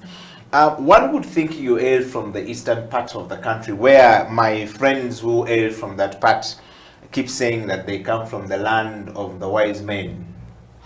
The eastern part of Uganda is Teso. How did you acquire the name from Teso? Actually, that name is not from Teso. Yes. But I always find, whenever I say I'm Okusia, people think I'm from Teso. And I always get people greeting me in the language. Yes. And all I could, respond maybe with the response, and that's it. But it's actually named from West Nile. From West Nile. From Arua. Yeah. What does it mean, by the way? It means because of woman. Because of woman. Okusia? Yes. Wow. And Hereju? Hereju is actually my husband's name. Okay. Is he also from the West Nile? Yes, he's from Arua. So this is just a coincidence that both of you have the names from, the northern part and the eastern part of the country. But welcome back. So now we know that Okusia means it's because of a woman. Oh, woman, yes. Wow. Jennifer, what excites you right now that you are a new executive director of this new organization? Let's dive into it briefly. Thank you. Before I became an executive director, I was working with an organization called Horizon 3000, an Austrian organization for development cooperation. I was working for many years with them, at least 13 years, and in the area of programming, like project development. So it was an amazing work to plan with them projects that have big impacts on lives. So projects on water and sanitation, agriculture, and so on. And Bosco Uganda was one of the partner organizations of Horizon 3000. I decided to leave. I was working in Kampala here, but I decided to go up north to the ground because I felt I needed to have better impact on the ground, kind of relate to the people on the ground and plan projects that actually transform lives. So what really is passionate for me is designing projects or interventions that really transform lives.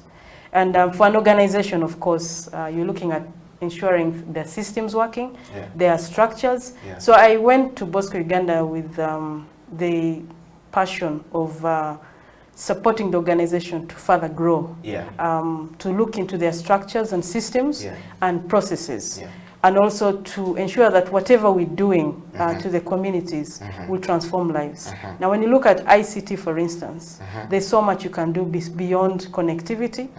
If you look at the education sector right now, we have so many, my children have lost 2 years at home for staying at home. Wow. The lower level children, they Yes. have lost time. Now, what can you do? What can ICT do? What can you do to bridge the gap? And so we see that there is so much with ICT that we can actually do now to transform lives.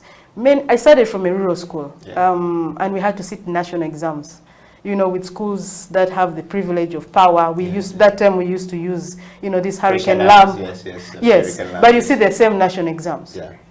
But now with ICT, with government, things have changed. We now at least have connectivity, although not reaching to many rural places yet.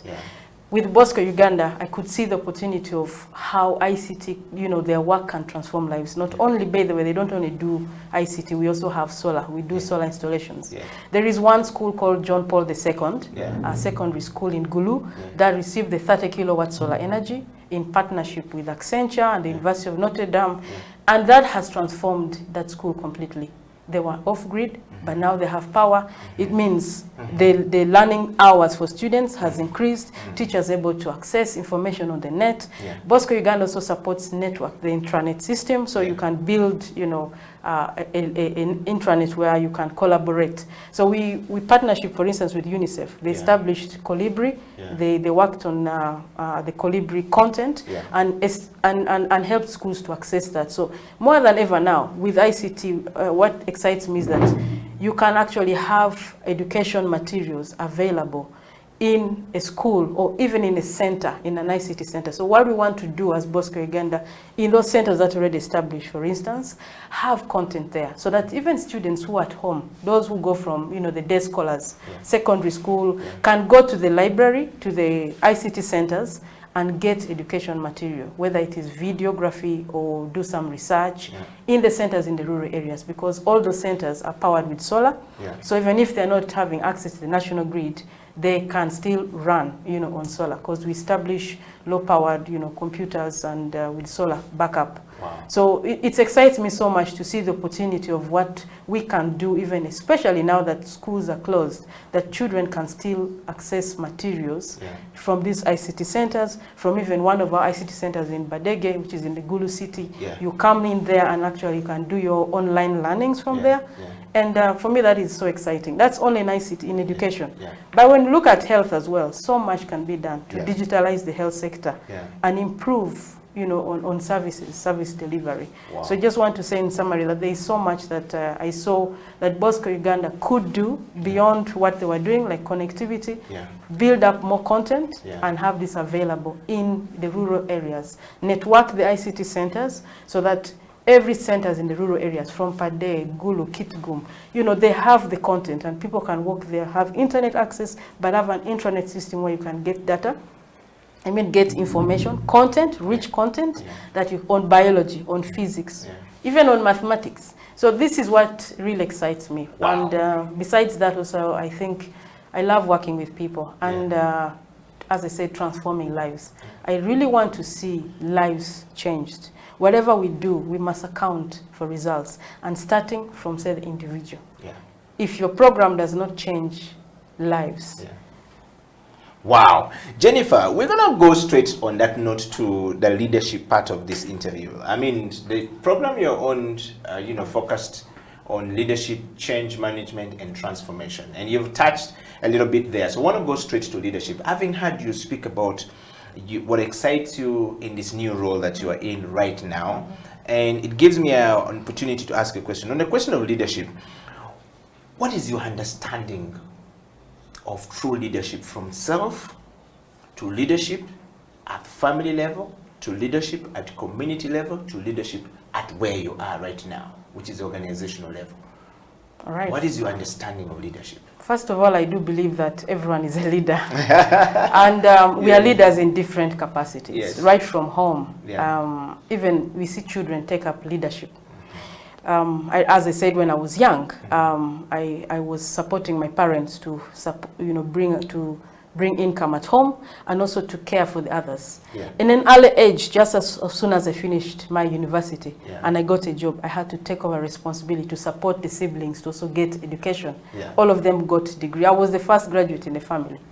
And I do believe even at family levels, when you see the husband and wife, they always believe men are the heads of the family. But we've seen so many women do so much in the family, and it's not recognized. Leadership for me is when you recognize that you have something to offer, when you recognize you have passion to do something, you can inspire others, and you actually are committed to what you do and to the values that you have. I think for me that is leadership. Wow. So the values that carry you right from your childhood to your workplace and even to the society. It's not about how good you speak, it's about the things that you do. The things that you say you will do, and do you actually do them? Do you inspire people to go to greater heights? And another thing I think in leadership is about the transformation. Are you able to leave people behind in a better way?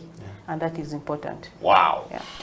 Well, we're talking to Jennifer Okusia Ereju. I need to get that name correct. She's the executive director of Bosco Uganda. Bosco Uganda is an international, or rather a local organization that is going international from Uganda, based in northern part of Uganda. It's been there for 14 years. She's been nominated as our guest on the CEO bench today.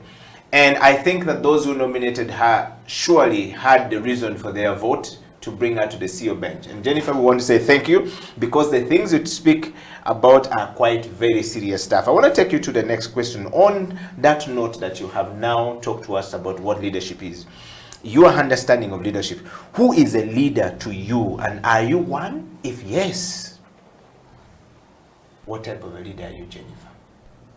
I am a leader, and I think a transformational leader, in the mix with a democratic kind of leadership. But I think, as I said, leadership is what you, when you believe you can do something, you stand out.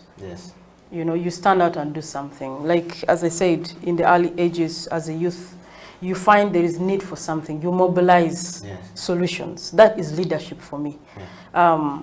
you, like right now in the organization, you're looking at how do I put up systems and structures that would help the organization to function even beyond my existence. That is a good trait of a leader. A leader has to raise up other people.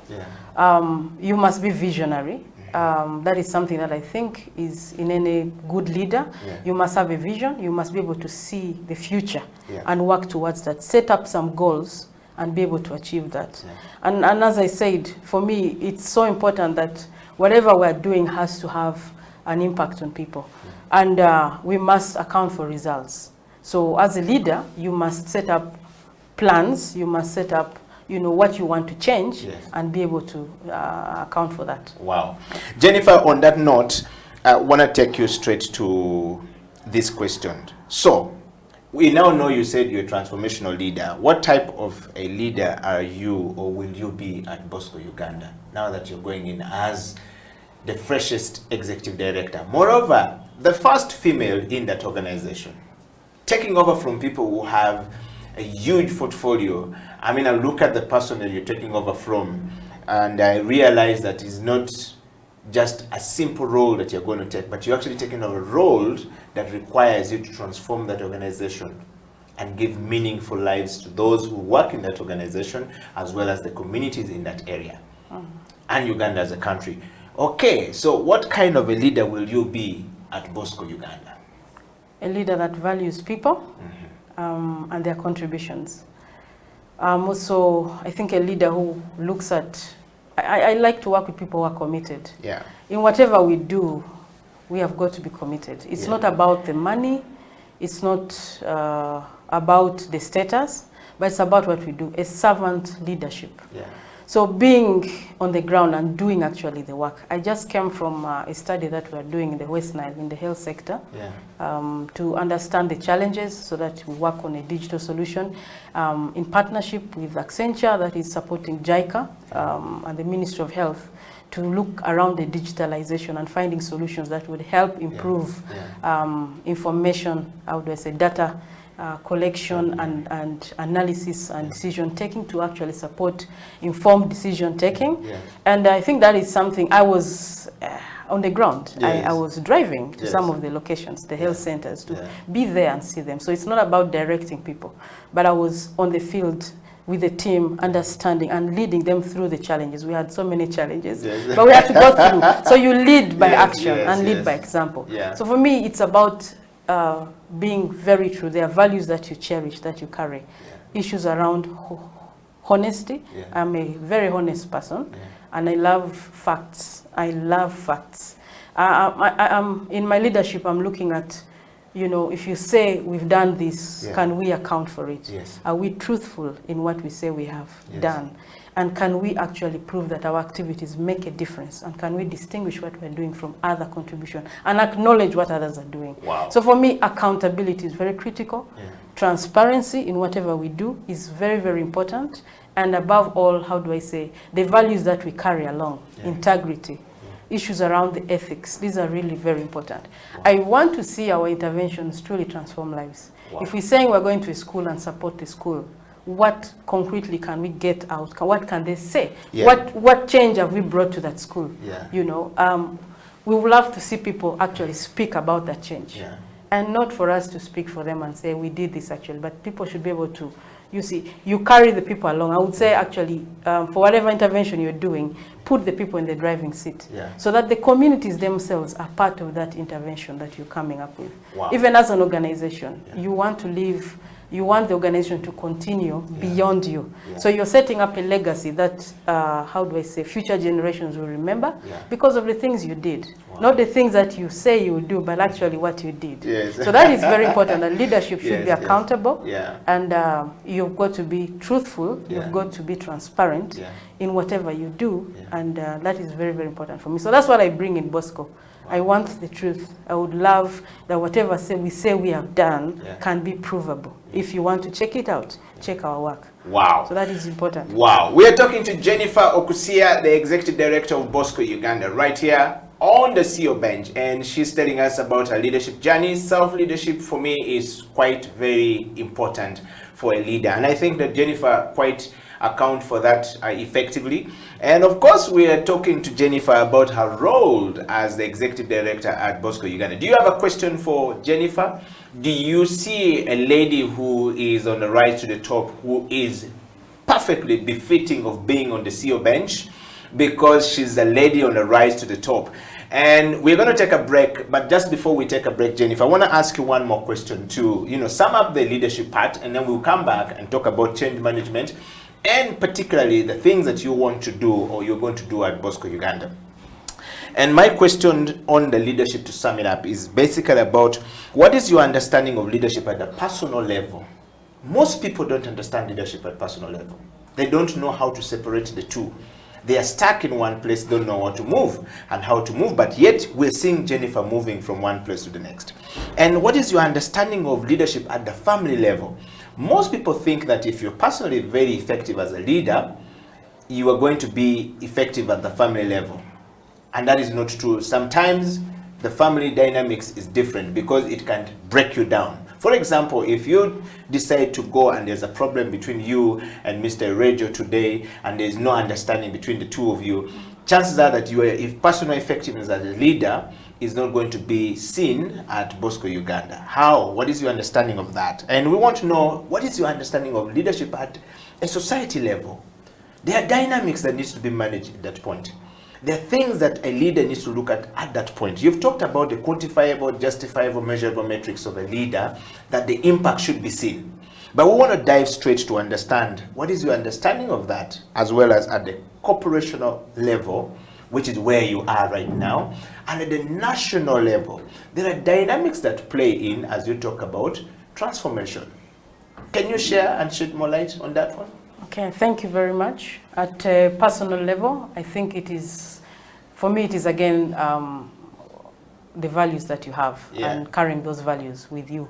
For instance, now I have raised up children, not only my own children, I've raised quite a number of children.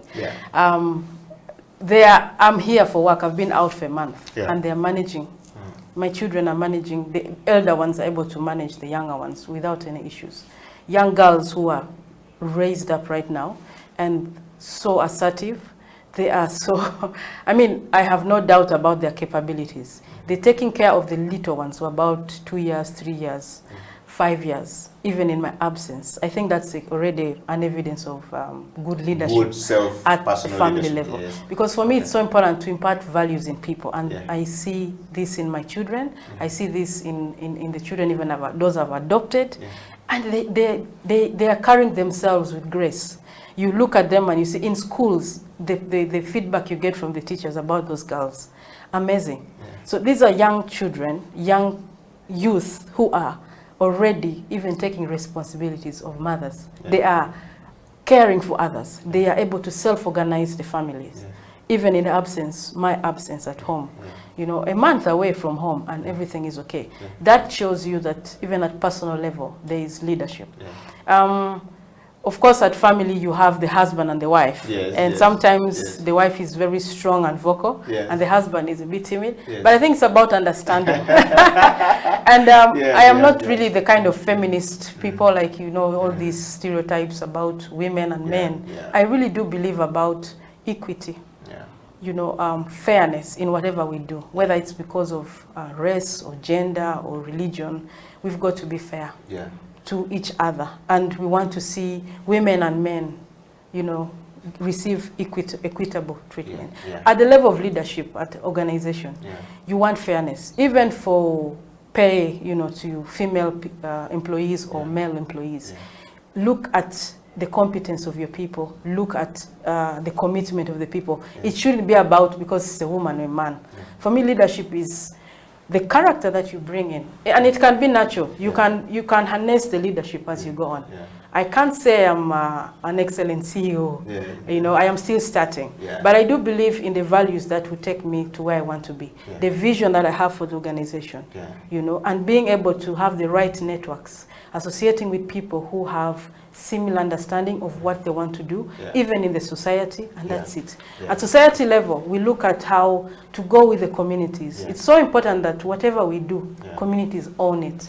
So you do not want to be, how do I say, a big talker talker and never an implementer. And that is why you see sometimes people who you hold very highly at a higher level because they hold very important positions. But when you get to know them personally, you're very disappointed because there seems to be a mismatch in the values that they carry right from home and there. So outside they may look so good, but internally at home they're having other kind of values. Yeah. So for me, a leader, whether you are seen or not seen, are you doing the right thing? As a leader, you've got to do the right thing. You do the right thing whether people appreciate it or not. Take the tough decisions, even when others are not happy. But most important for me at organization, leaders, it is being able to raise other people and let other people, if you've left, if you are, raise other people so that when you go, there is no gap. You get Jennifer has left. Yes, and everybody collapses. Then everybody collapses, yes. That is very important. You must carry people along. Give the people opportunity, give them higher tasks so that you're building up capabilities within your people. Give them tasks. Move to higher levels. So that when you go, you not hold on. I've seen that challenge sometimes with organizations and the people hold on and they don't give you the chance to be what you want to be. You have conflicted visions. It's so important. Because even leadership at the board level, how are you aligning yourself with the CEO to ensure that the systems that you're putting in place are working, putting in structures, and moving beyond an individual, how do I say it? Is it a structure? Yes. You know, the organizations that depend on individuals. Yes. It's very dangerous because it will collapse. It should be building systems and structures and internal processes that will help a system to function even without you. And that's what I stand for, and that's what I really believe on. Wow. And if I had the opportunity to get additional funding, I think there's so much that we can do. From what we've been doing in the study and seeing the gaps that are there, very sad. I have moved to the communities in the West Nile, nearly most of the districts, 12 districts of West Nile, and I have seen the challenges that women face, men face, from infrastructure issues in the health centers. They're very inadequate.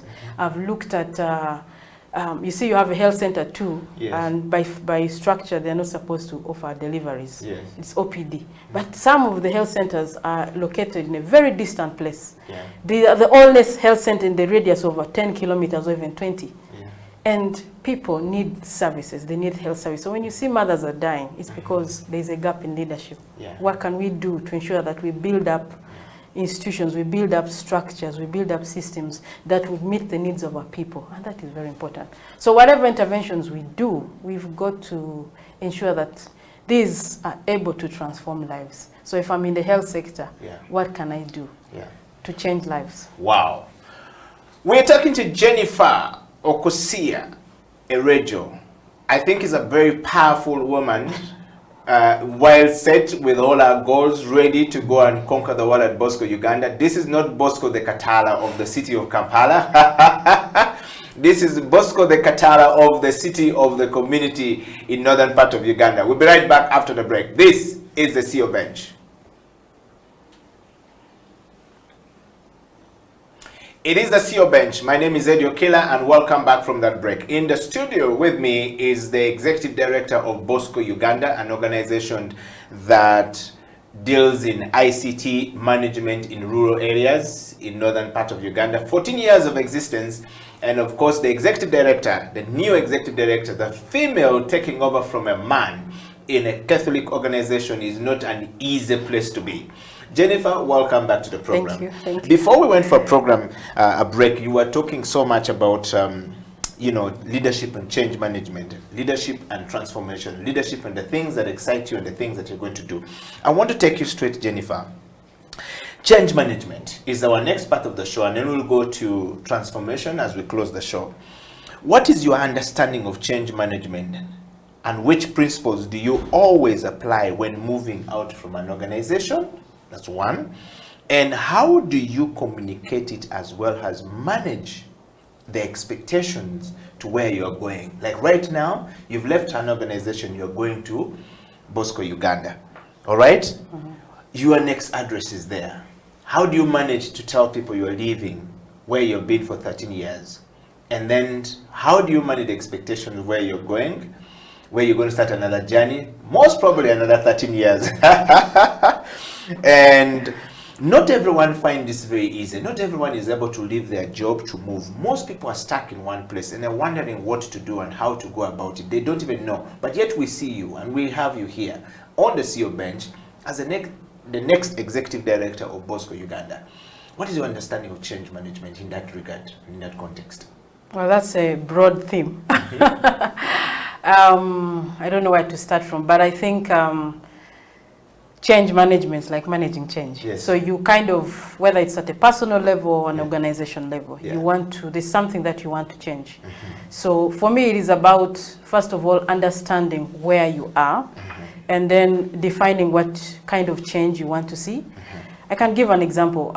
For instance, for programs, when you are designing a program, it is so critical to understand where you are.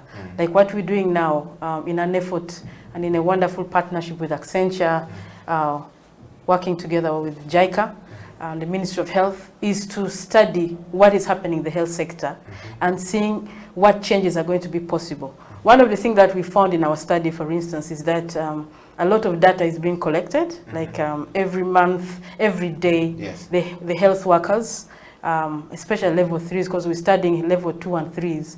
There's so much data being recorded every day. If you walk to a rural health center, 2 or 3, you'll find the workers very busy. They are not only seeing patients, but they have to record data every single day. But what is the challenge with that is that at the end of the month, they must submit the report, so they don't even have the time to do analysis. And in order to make change possible, you need to use also technology. You need to change from a manual system to a system that is going to help you do analysis and be able to make an informed, timely, real-time decision. So what we're doing now, for instance, now, in that, I'm just giving an example of a health center. There's going to be, we visualize a lot of change going to happen. That even at the clinical officer will be able to do, start building up their management capabilities. They are going to start analyzing the data, understand why some kind of diseases, why malaria cases are going up, and not wait for feedback three months later from the district. They are able to look at the performance of the workers. They are able to understand how to even allocate resources, and a number of things like that. So for change to happen, you've got to understand where are you and where do you want to go, and then set up a strategy to go. When I left the previous organization, they have never fallen back and said, where are you? And you build systems.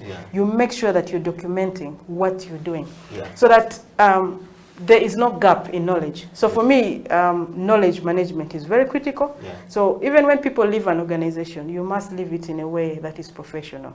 I've seen organizations where people just, tomorrow they disappear, they're not there. That is a bad practice. Change is inevitable.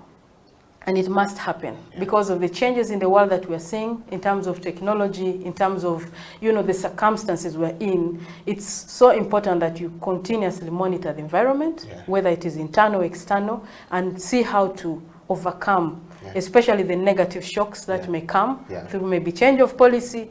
COVID has happened, and people have been, those who didn't want to change, who didn't want to learn computer, have no choice now. Now, they are going to struggle, because they missed opportunities to adopt to the change that is happening. So managing change for me is looking within an organization and seeing what has to change. For instance, the organization culture. If you find a culture of, not only you talk about laissez-faire leadership, but there's also laissez-faire kind of behaviors among staff. You find where you have people leave their coats on the seats. You're waiting for an officer, it is his coat there. It's a Monday. It's a Friday, they are gone. So you're seeing cultures, you're seeing behaviors which need to be changed through the values that you must bring into an organization. So you realize you must set up systems, and you must be tough about some of the changes. Sometimes it doesn't go well for you, but you have to do the right thing. Because if you want to move from here to there, you must have a clear vision, and you must have clear strategies on how to reach there, including punitive measures. It's very important. So for me, in an organization, for instance, to change the culture, it's a big one. Change that culture of where people come at 10 a.m. and they leave at 3. Or people come early and they're actually not doing anything. So a change process could be having a result-based system where you account for results. And you may not like it. But what do? That is what you want to see. You want to be honest, you want to be accountable, you want to account for results, you want to see impact, you want to see changes in people's lives. So that means you've got to do something that even is unpopular, but for the right cause. So for me, managing change is not very easy. You may get the struggles, like your vision may conflict with others. But what do? You stand to what you do. And if you find that, for instance, the values are conflicting with what is there, you can't change something. Move on. Because why would you change your values if you find, for instance, the things that you cherish, and I talk about values, and you're not getting the opportunity to be what you want to be. You go. In leadership, sometimes there are many people I know who are stuck because they feel the name of the organization is what, is popular. They could be good leaders, yet the world is waiting to see them. They have actually outgrown this space. They have outgrown the space. They are so afraid of change. I am not afraid of change. I move, even if it means taking risks, but for the right reasons. Once you check your intentions are right, and you feel you can make a contribution somewhere. Correct. It is good to lose something, but you gain it along the way. So for me, that change has to be well thought. What is it I want to change? How does that resonate around my values? How does it help me? For instance, it was so helpful for me to have more time with my children, which was very difficult in Kampala now because, traffic jam. You lose 6 hours in traffic. You reach home when the kids are sleeping, you leave when they're sleeping. As a mother, for me, that was not something that it was really conflicting with my values. I had to do something to make sure that I am able to be busy as a CEO, as an ED in work, but still knowing what is going on in my home and making sure that the children are growing up with values. That when you come to my home, you're not embarrassing. As a woman, it's so in the office and even at home. It's not easy, but it is possible to achieve it. So I see many women held behind because they're also afraid. Maybe their husbands are not encouraging them to do what they want to do. And life is to be lived once. You, as an individual in this world, have been put for a purpose here. And once you understand that you are, an ambassador in this world, and you have a purpose to fulfill on this world, you're not afraid of even what your husband may say. He will catch along the vision as you go. But you move. And along the way, he'll say you took the right decision. So I really encourage people out there that change, sometimes change is inevitable. You've got to change. And sometimes people insist on holding on when everything is falling apart. You're going to fall eventually. Because it's like an ice. You have an ice and there is sun. Slowly it is melting away, but you're still holding on. You remain and fall. So you need to take the change and move. Sometimes it's a tough decision, but you must move the change. You must act so that you reach where you want to reach. Because the vision that you had before, this is how many years now back. Align it to the context today. Align it to the challenges and opportunities that you see today, like with COVID now. There's so much that we can do. Yes, there's a problem, but for every problem, there is a solution. So you have got to change some of the, your activities, your actions, in order to bring that positive change that you want to see. Wow. Well, we're talking to Jennifer Okusia Erejo. She is the Executive Director of Bosco Uganda, and I can tell you the nominations were not in vain. She is really fit for where she's going. Jennifer, we want to just encourage people to send in their kisses and disses coming. If Jennifer is doing well, kiss us. If she's not doing well, please diss us. We're okay. We will be able to respond to you. And please set your questions ready for Jennifer. We'll be able to try and pick a couple of 2 or 3 questions coming from all the viewers all out there and all across the world onto this topic of the CEO bench and leadership change management and transformation. Jennifer, let me drive you to a very specific part of the show, which is, closing change management, going to transformation, as it is here on the show. When you speak with a lot of passion, you speak with a lot of energy, you speak with a lot of, drive and self-motivation. How does it feel to be leading an organization at the forefront of digital technology and connectivity founded by the Catholic Church? And of course, the essential, as we know, as a young mother from Uganda, from a young girl from Arua, with all the background you've given, how does it feel like to be now at the forefront of this organization that usually are led by men, not women? It feels great. It feels great because there's so much we can do today with technology, with ICT. to transform lives, to transform even business operations, to transform organizations. We've seen many organizations struggling. You know, the cost of internet is still very, very expensive, very, very high for many people. You know, it's not affordable with the commercial networks. It's quite expensive. So Bosco Uganda gives support to organizations that actually aids their work. They get it at a very, very low cost. It is really actually free, especially like the Archdiocese, the Archbishop.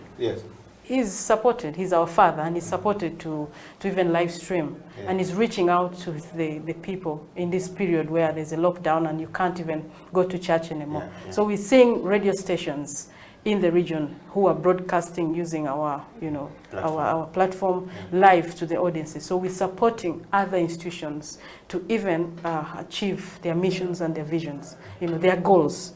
That is something beautiful that Bosco Uganda is doing. And we thank actually NITAU, we thank UCC that supported a community network organization like Bosco Uganda to exist.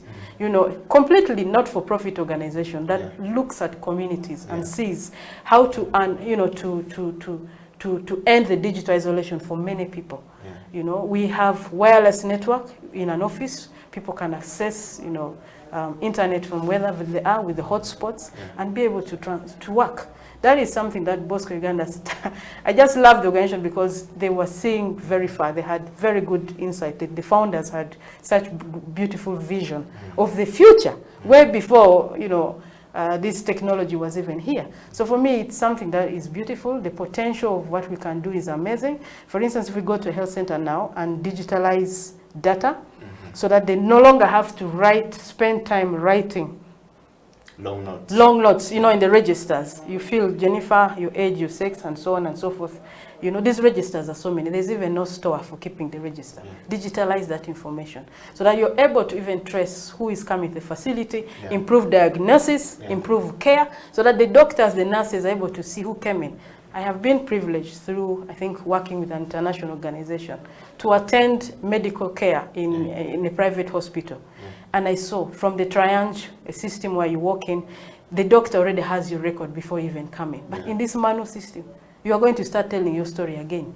So with technology, the potential of even improving health service delivery is amazing. You can, for instance, we've seen some partners do, for instance, something on addressing mortality rates, you know, death among children, that is like say under 1 year, using technology. The doctor is able to monitor the health of the children and even improve diagnosis. So with technology, there is so much that we can do. We can have students studying from home. Many schools now are doing virtual. If you see the schools in the northern region, many of them are very rural. They don't have power. They don't have even a single computer. Many schools don't have a computer. So as Bosco Uganda, coming in and providing them with computer, providing them a network system, an intranet system within the school system so that there are networks, the students can go learn basic computer skills. We are building up leaders, we're building up Ugandans who are digitally literate. And these people are going to be able to do their own coursework. For us, we learned computer in the university. We didn't. I learned it at university. I was lucky. A cousin of mine told me, you need to attend, you need to go and learn computer. In 2 weeks, I was able to learn, and I took off.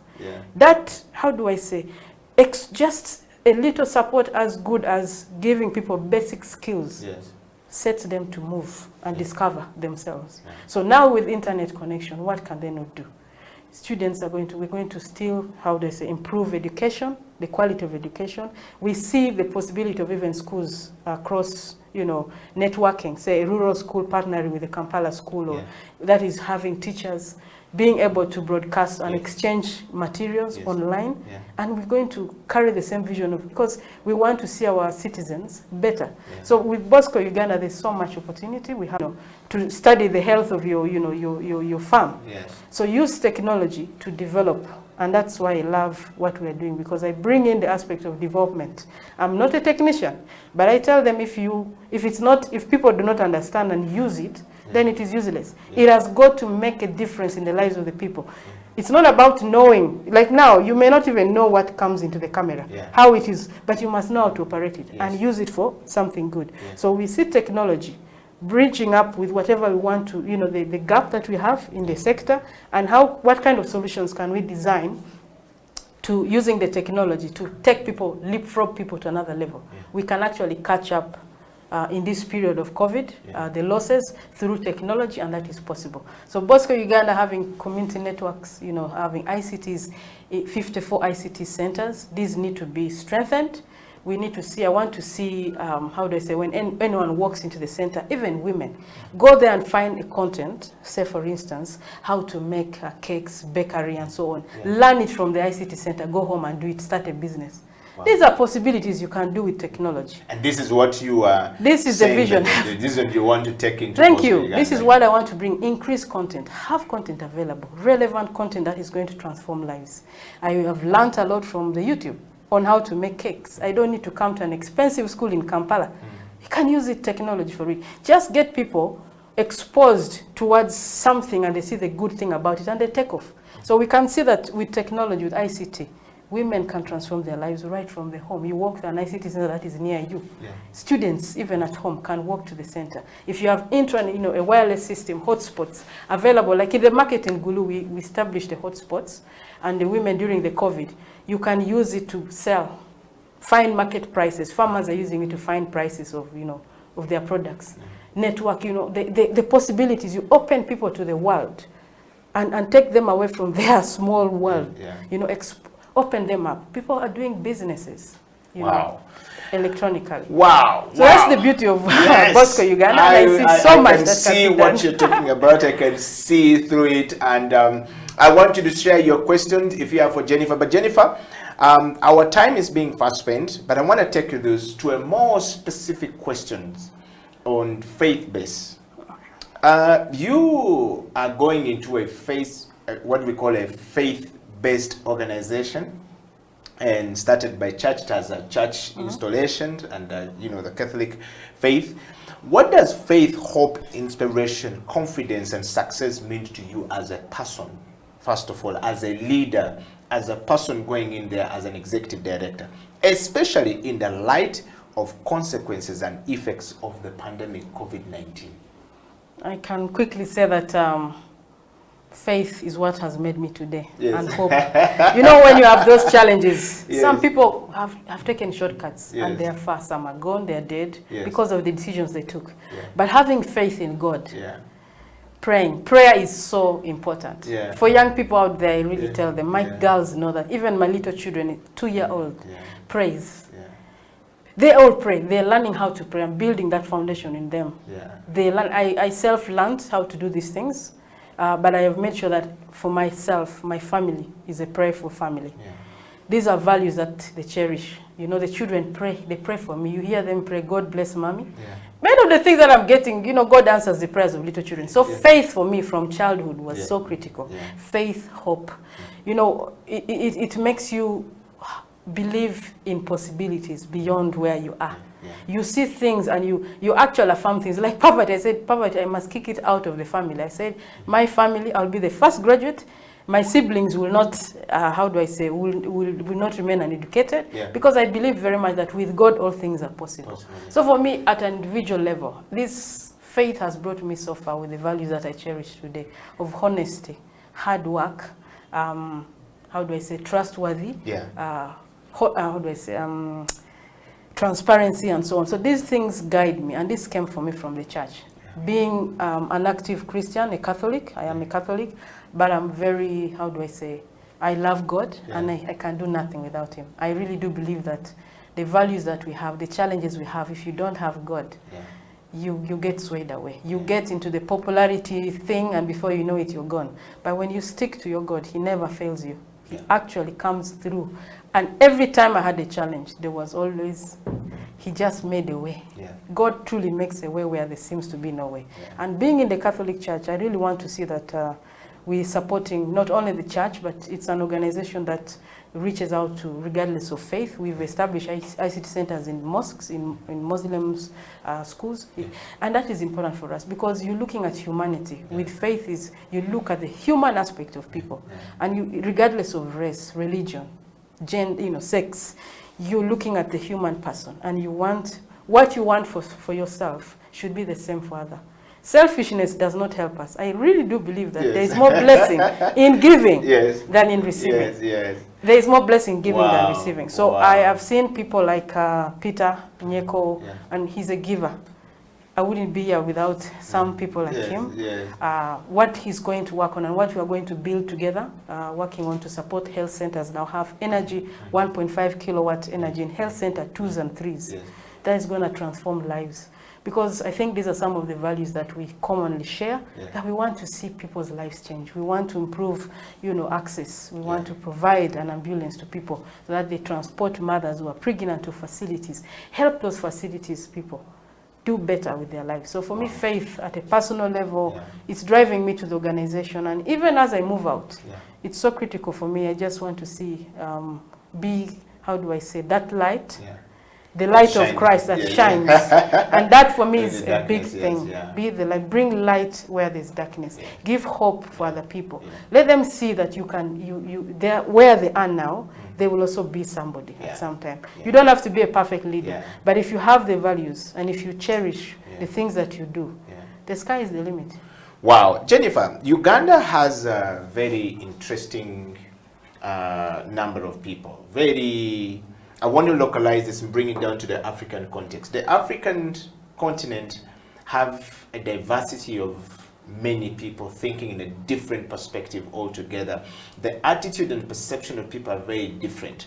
But bringing it down here at home in Uganda, particularly most Ugandans, or Uganda is mostly a country that is friendly to many people, likes to receive as many people as possible. And in recent times and in recent years, we've seen Uganda as a country that receives as many refugees as possible. But also pressure is beginning to build, in a sense that people are beginning to see that the space is going, and there's a lot of now small talks and brewing issues happening between the refugee communities and then the local indigenous people in this space. But yet, Uganda is one of the country in Africa that mostly rural and agricultural, based. As a country, we are blessed with the soil, but we also host as more refugees as possible compared to most of the cities or countries across Africa, or even in the world. There's no country in the world that is hosting more refugees than Uganda. All right? And when you look at this, what is the biggest challenge in the rural and refugee hosting communities that you are inspired to transform through your work? We're getting into the transformation part of this program, the CEO Bench. Thank you. Well, the challenges in the rural areas are just too many. As I said, I just came from doing a study in the West Nile, and I looked back at the roads, the road network, the distance from one facility to the next referral. You have a facility, and the next referral is, say, if you are in Madiokolo, they will tell you the next referral is a rural hospital, 50 kilometers away. If you were a mother, about to give birth, in Lebanon, you failed. The labor has failed. You are as good as really gone, because there's no transport. Some districts have only one ambulance for the entire district, and if you call for the ambulance, it has taken someone to Mulago or to Lacho Hospital. That is so sad. So sad. So I looked at the women there and I said, they are really, I looked at them and I said, God bless the women. This is resilience. I mean, you're still able to give birth in a situation where you're not sure of medical care, and that is not easy. So refugees are coming in. I know there's some development coming in with partners coming to support, which is a great thing, that you have different partners, international partners, even the local organizations putting an effort to help, but there's still so much need.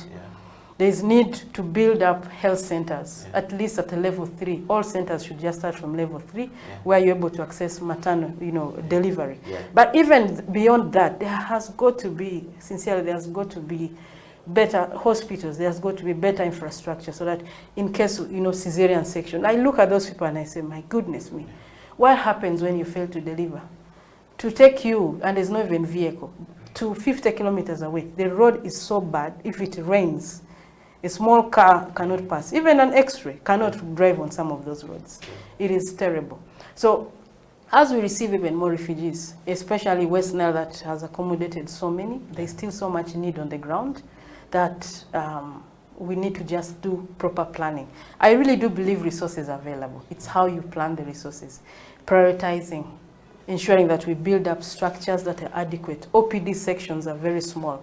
We've seen patients come in an OPD so small. It's the same place where they dispense drugs. So you are talking about social distance of 2 meters apart. Yeah. It's not possible. They are ill-equipped. There are no housing for nurses. Yeah. These nurses are working day and night. They need adequate motivation. They need to be paid well. And there is need really to increase the budget for the health sector. But above all, leadership is important even at those levels, not only at the district, but even at the facility level, to get people to work, but also to be able to support people to do their work. Because these are people who have children. I look at myself as a mother. If an organization does not facilitate their staff adequately, that's why you have many cases of corruption. Because sometimes organization thinks you must give a voluntary service. Yeah. It's not possible. And this compromises, some people will not manage to, hardship, and they end up falling apart on their values. Yeah. So the international community has to continue supporting, but also we want to see government do better in terms of planning the resources and perhaps driving the demand from down up and not top down. There's got to be, because some of these health center twos are doing deliveries, yet they are not supposed to. But they have no choice because people come there, it's the only one nearby. Yeah, yeah. So they need to immediately prioritize support to such kind of centers. So I'm really happy that with Mandulis, we are an Accenture, and we are rolling out a pilot study on digitalization that we're going to do to try to support health center twos and threes, which are the most needy.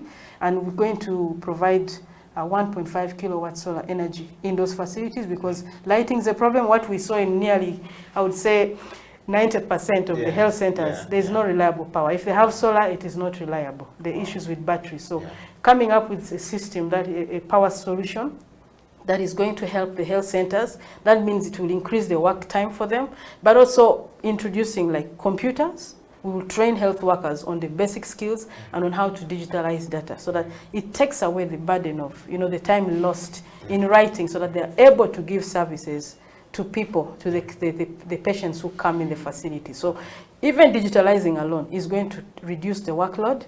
We believe it will reduce the workload. It will give more patient time. And I'm really looking at a time when health centers can have patient, how do I say, in those rural health centers, that you can actually, if you walked in as AD, your data is available and the doctor knows your previous record and is able to help to improve, diagnosis. Reduce the time. Leave alone that to even follow your history and able to support you, because with the manual system, it's impossible. If you come with your patient book, because in the villages, in those centers, you come with your exercise book where they write the prescriptions and everything. Tomorrow you leave it at home. You come with a new one. They will not remember. They will not remember. Or the rain has washed you. So there's no way they will remember that you had TB. Yes. You may come for malaria and actually you're a TB person. So how do you manage that? So we really want using technology, that partners out there who have the technology who can actually help to integrate the system so that you don't do a one standalone, that this is me, I do my own, and you have a museum, so many standalone, but integrated so that you really support the health sector. Because the challenges are many and we need concerted effort. That's why working in partnership is very important. And I really love partnership, the collaboration. So I'm really happy to work with Mandulis. I look at the future so bright that we shall support health centers. One aspect is digital, bringing in laptops with JICA support to help improve, the work in the facilities, but also bring energy, which is something great, and even transport that would help the community to be able to access medical services in emergencies. Like we have electric ambulances that Mandulis is working on, beautiful ideas. We need more people, more Ugandans to get out and do something that is going to transform lives. It's not about money. Many of the companies, by the way, if you go to those areas in West Nile, for the facilities that we sample, about 75 of them, network is a problem. You don't even have voice. You cannot call On MTN, you cannot call on Airtel. Airtel does quite better. They have really reached out in a wider coverage, but you can't even call. You can't call a health center. At the health center, you must find a spot to stand to call someone in the district. Yes, so you must go under some kind of tree, surely. Climb and hunt him. I say, where is the corporate responsibility? Should it be about market-driven? But let's it be about the people. Reach the services to the community. So there is need for network, like we need intranet systems, we need internet access in those facilities so that you just at real time click and send the information to the district. Instead of somebody look for border. They don't even have by their motorcycles. Ride to the district just to take a report. How about just use technology, click away and it's at the district, I continue with my work. Now I lose 2 days to move from one health center to come to the district to give a report. 2 days would have done so much to help lives, save lives. So with technology alone, a click away, instant reports to the ministry, even up to Kampala. So there's need for partners to come in and work with Bosco Uganda, work with the existing partners on the ground to support technology rollout to the health center so that we improve on services by bringing technology closer, power, energy, and also for these companies, the MTN, Airtel, to really do something as a corporate responsibility, to really target the people and support connectivity. So that we have access. We are happy with NITA, they're doing quite a lot, they have reached the highways, but on the ground, there is a gap. So there's need for partnership on how to bring that internet closer to the people so that we really support development of the rural areas in health, in education, in agriculture. Mention it. Technology is the way to go, and I'm glad to be with Bosco Uganda and to work with people who are willing to support such change, technology that is going to help transform lives. Wow. Well, you're hearing, you know, Jennifer Okusia Erejo talk about her journey as the new executive director, you know, of Bosco Uganda. Again, this is not Bosco the Katara of the city of Kampala, okay? This is Bosco Uganda, the organization that looks after ICT in community, you know, in rural areas in northern part of Uganda. I think they have been there for about 14 years. And for the first time, a lady is taking over the leadership role in there as an executive director, and she was nominated to be on the CEO bench. And Jennifer Okusia, as I am concerned, you are on a good role to, you know, being a good leader in that organization. They are blessed to have you. Jennifer, last question. Our time is fast spent, but I want to ask you my last question. Uganda has a vision 2040. We've talked about the vision 2040. We've discussed this over and over. The government has been talking about it. The people of Uganda have been talking about it. Just like any other country in the world, we must have a vision. So Uganda has a vision 2040. What hope do you have for Uganda as a woman taking over from Bosco Uganda at the moment, and Africa 2040? And how can we, each person, anywhere in Uganda, Africa, and the world, be inspired to do things and join hands to, you know, help realize that vision for the country called Uganda? Wow, those are many questions in one. Yes. But as a woman, as a mother, yes. How do I say? I stand to reflect on myself as a woman. Yes. And what I want to. The change that I want to see in others. Yes. I want to be an image for women out there with Bosco Uganda to reach out to schools. So, and who wants to ensure must transform lives. And we want to ensure that people are in the driving seat. The communities, the young people, the youth, that they are on the driving seat. So designing programs with them. As we go out to do studies, get their views. So what we did is to go and actually listen to the different, how do I say, actors, players in the whole ecosystem of health, from the district health officers, biostats, in charges of facility, sub-county chiefs, they now call them SAS, you know, the patients even, to get their views. So it's so important that we get the views of the people and the change that they want to see, so that we define that change process and be able to work towards what we want to see. So you asked many questions, so I hope I am answering it. But I really believe that as a woman who wants to see my children and all other children, I'm really so passionate about young people, children, women, men, who working together, whether it's at the family level, work together. Why do you fight? Put your efforts together, put your resources together. I have seen families where the man is working, the woman is working, but it's only the man who is spending the money in the family. What is the money of the woman doing? Why not work together? Because together together you can go far. Yeah. But if you stand as an individual, you're going to fail.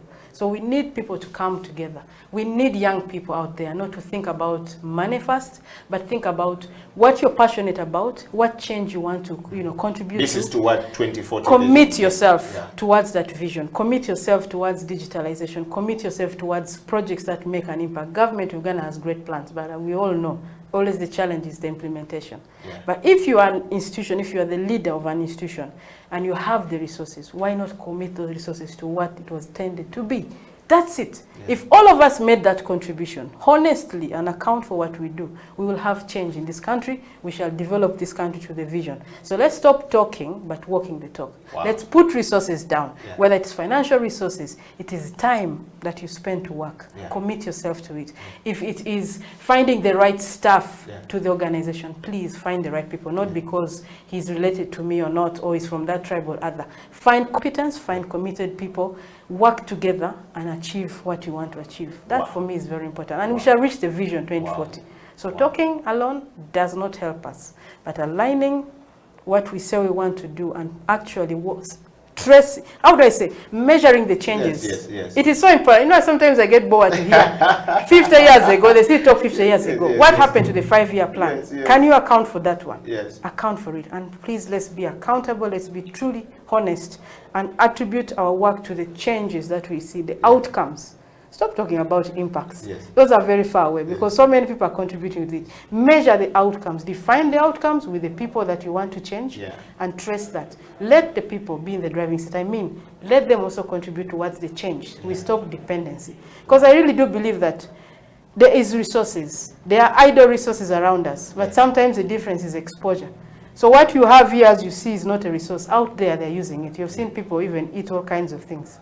But for us, because we have the food, we don't. Yes. I'm just using that in terms of resources. If you have the resource, we need exposure, we need support in training, leadership, train us as leaders, support us in the work that we're doing, reach out to organizations that are doing a great work, support them, and build them, so that they're able to remain a going concern, they're able to build up system structures, programs that will outlive the leadership of the organization. I think that is so important. Wow. Leaders, when it's time to go, go. Stop hanging in. Your vision might have expired. Allow others to lead. And let them also try. Next 5 years, 10 years. And when you believe that you've done your part, let other people build. Because as I said, change is inevitable. And new people can come in with new ideas. People need to embrace that change and catch the vision and move on. And that is so important. Wow. Well, you've heard from Jennifer right there. Powerful woman taking over Bosco, Uganda. You're truly blessed. And the community of the people in northern Uganda and the Western Islands, you are really blessed. And to my people from Arua, I think you have, and people from the West Nile, you have a powerful host right there in Jennifer. Jennifer, your parting short question here. I mean, what is the most important thing that the viewers and the followers of the CEO bench that nominated you to come onto the program should take over from you today or should know about Jennifer going forward as we bring this show to a close, as your parting shot? Jennifer is so passionate about... I want you to look into the camera. Oh, yeah. Jennifer is so passionate about transforming lives. She's a woman who holds the values of honesty, accountability, transparency. And that is what drives me, and that's what I want people to check me for. Am I doing what I say I want to do? As a leader, I must be an exemplary person, so I lead by example.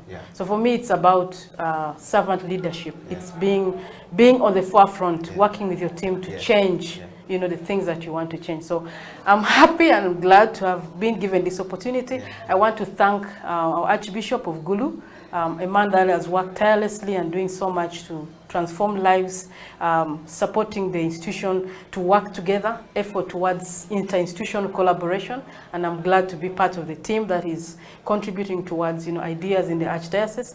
For me as a Christian, I carry the Christian values, and I do believe so much that those values drive us and make us live the kingdom principles. So it's so important that actually we live our values, we work together, and we bring about the change that we really want to see, carrying the people along, actually putting the people in the driving seat. So I'm really happy that you gave me the opportunity to come here and, inspire someone out there and to tell the young people there is hope for you. Young girls do not rush into marriage. Do not rush into relationships. It is a temporary solution, but it's going to cause you long-lasting problem. Focus on education. You know, challenges are there, but there's a solution to every problem. So stand up and fight on. Many people who are something today, you know, had the option of, you know, having a shortcut to, you know, give up and, you know, say me, Masao, you know, you know, I've reached the traffic light. It is red, I stop here. No, it always changes from red to yellow to green and yellow. So please keep working hard. You know, set up your vision, set up the strategies, build systems, build structures, and build internal processes that will outlive your legacy. As a CEO, as an ED, for me, that is what I cherish. I really want to set up an organization, a system that can outlive my time, and that is so important. But it must impact the lives. I must be among those that are contributing towards the change, whatever sector it is, whether agriculture or health or education. Am I making an impact? Am I transforming lives? That's what I believe in. Wow. Jennifer, thank you very much for coming to the show. Here, we always do this and we say that we have to spread the love going forward. And to all of you guys, thank you very much for joining us on the CEO Bench today. The CEO Bench has come to an end. We've been talking to Jennifer Okusia Ereju, who is the executive director of Bosco Uganda. Check them out. Check Bosco Uganda online, www.boscouganda.com, and check them out, and you'll be able to, you know, touch base with them. You'll be amazed. The CEO Bench will return next week, same time, same place. God bless, and stay focused on your leadership journey. Amen.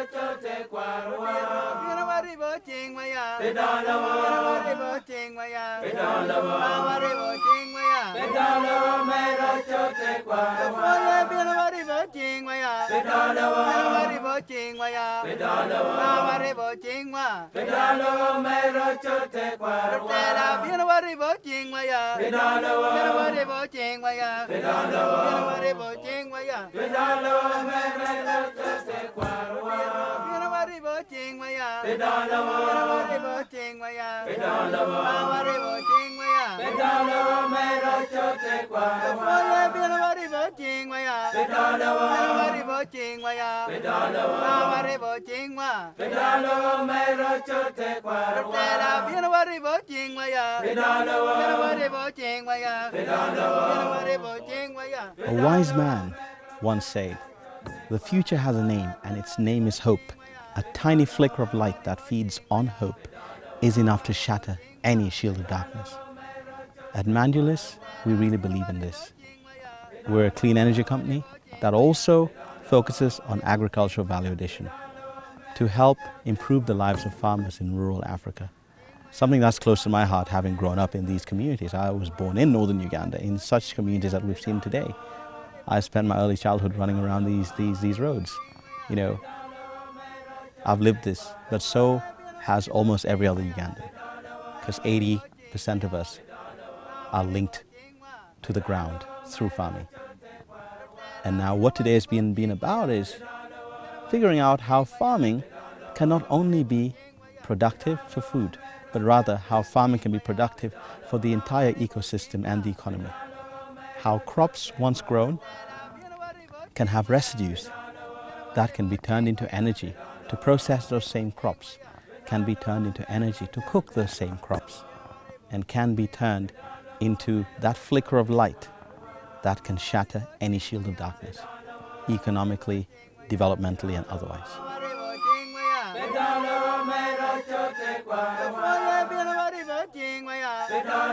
I am Jean-Baptiste Fauvel.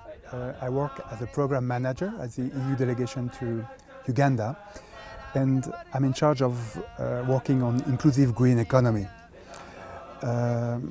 Inclusive green economy is one of two focal sectors of the EU's development cooperation with Uganda, so we have allocated a significant amount of resources to advancing this agenda of promoting inclusive green economy in line with the government's ambitions in this regard. because Ugandan authorities have launched the Ugandan Green Growth Development Strategy end of 2017, and we are keen on supporting this.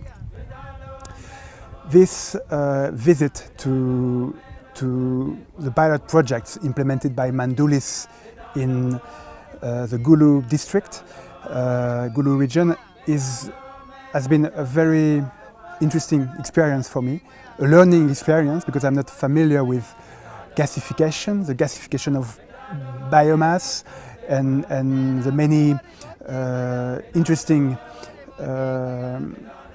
technologies implemented by Mandulis here. So I've learned a lot, and I am extremely grateful to Peter and his colleagues for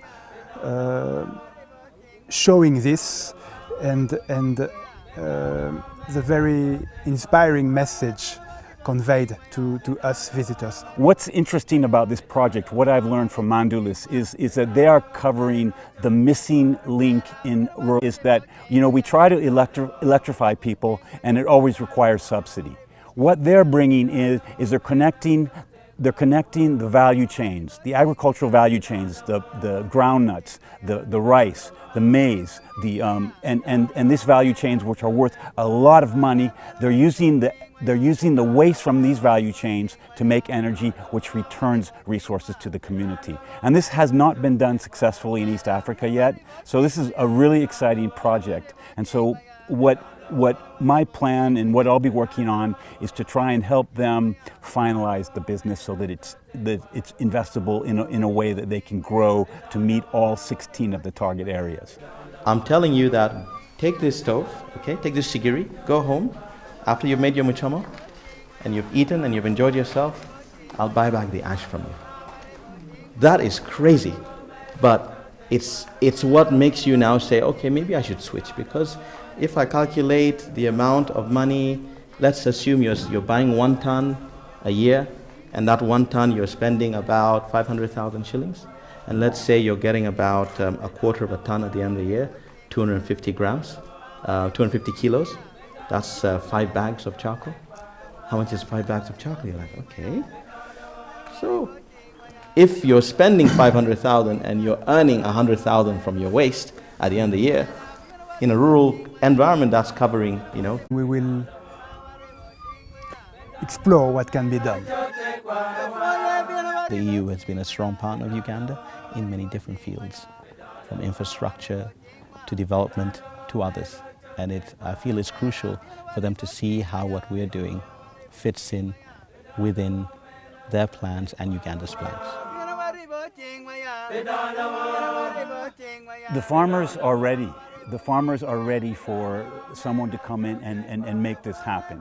So we go back to what we need is rural electrification. What we need is we need markets for food crops. The markets for food crops are there, and the opportunities for rural electrification are there, and the farmers are willing to participate. So what surprised me, it didn't surprise me, but is how knowledgeable they are. Mandulis, I think, has raised the awareness, but they're ready to participate, and they understand that they have a role to play in this great activity. And I'm impressed as well at the potential of this region in terms of agriculture and agro-processing. Just have a look at what's around the landscape. You can see how fertile this land is and how much potential there is for such initiatives as those promoted by Mandulis. So I am confident that there is a big potential for agro-processing industries in the future, and of course the gasification of bio-waste is one of them.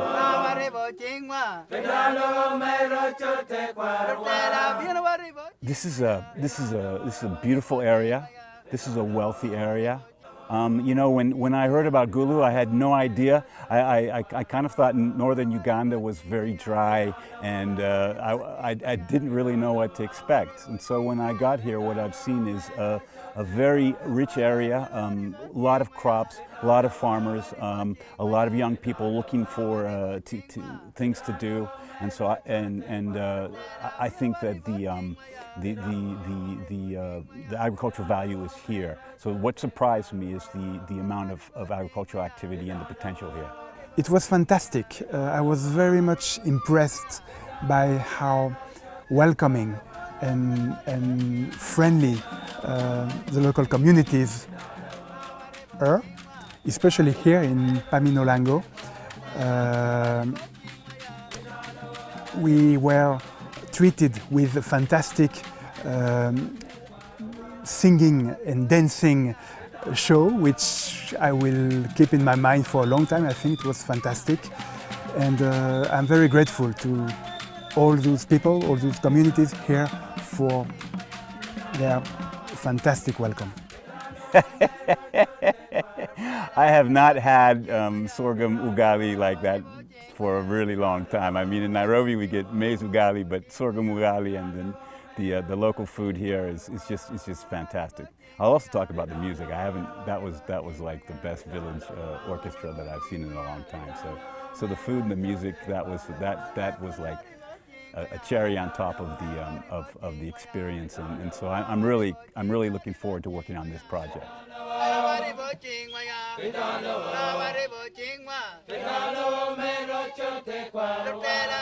We wanted our guests to experience the warm welcome of the culture in rural Uganda, especially in this part of rural Uganda. So we had everything from Malakwang to Bo to Lakorokoro, to Odi to Olel, all the food that's grown just down the road from here. And they've eaten it right here. Everything, even those who had the chickens are grown here, and they've been fed on the maize bran and rice bran, and everything's from around the corner. Fresh food, natural food, cooked with a lot of care and a lot of love for everyone, and a lot of welcoming warmth.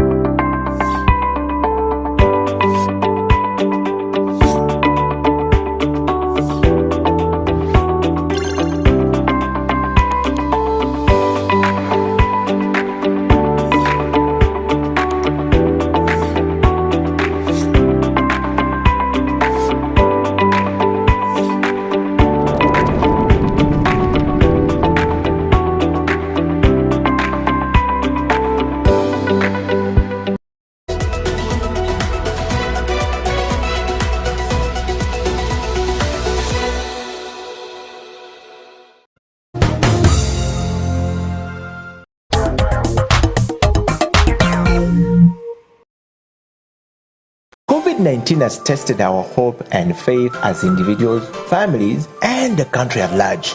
Besides destroying many aspects of our lives, the novel coronavirus has also affected our human rights in many ways.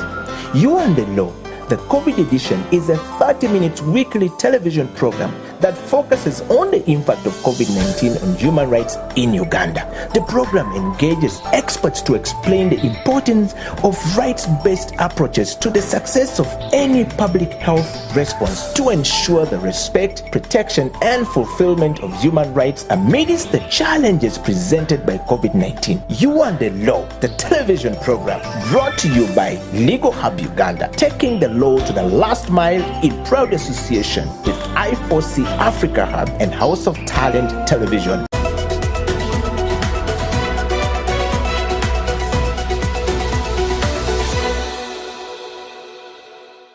COVID was not expected by many people early last year, you know, because I think when it was happening in the Western world, everyone, you know, probably distanced themselves. Yeah, it was a Chinese problem. Exactly. You know, some people would easily say that God was probably punishing those guys in Europe and the Western world generally, you know. But the situation changed rapidly, you know, and it came down to our doorsteps here. It came down to Africa, it came down to Uganda, and we all know what happened.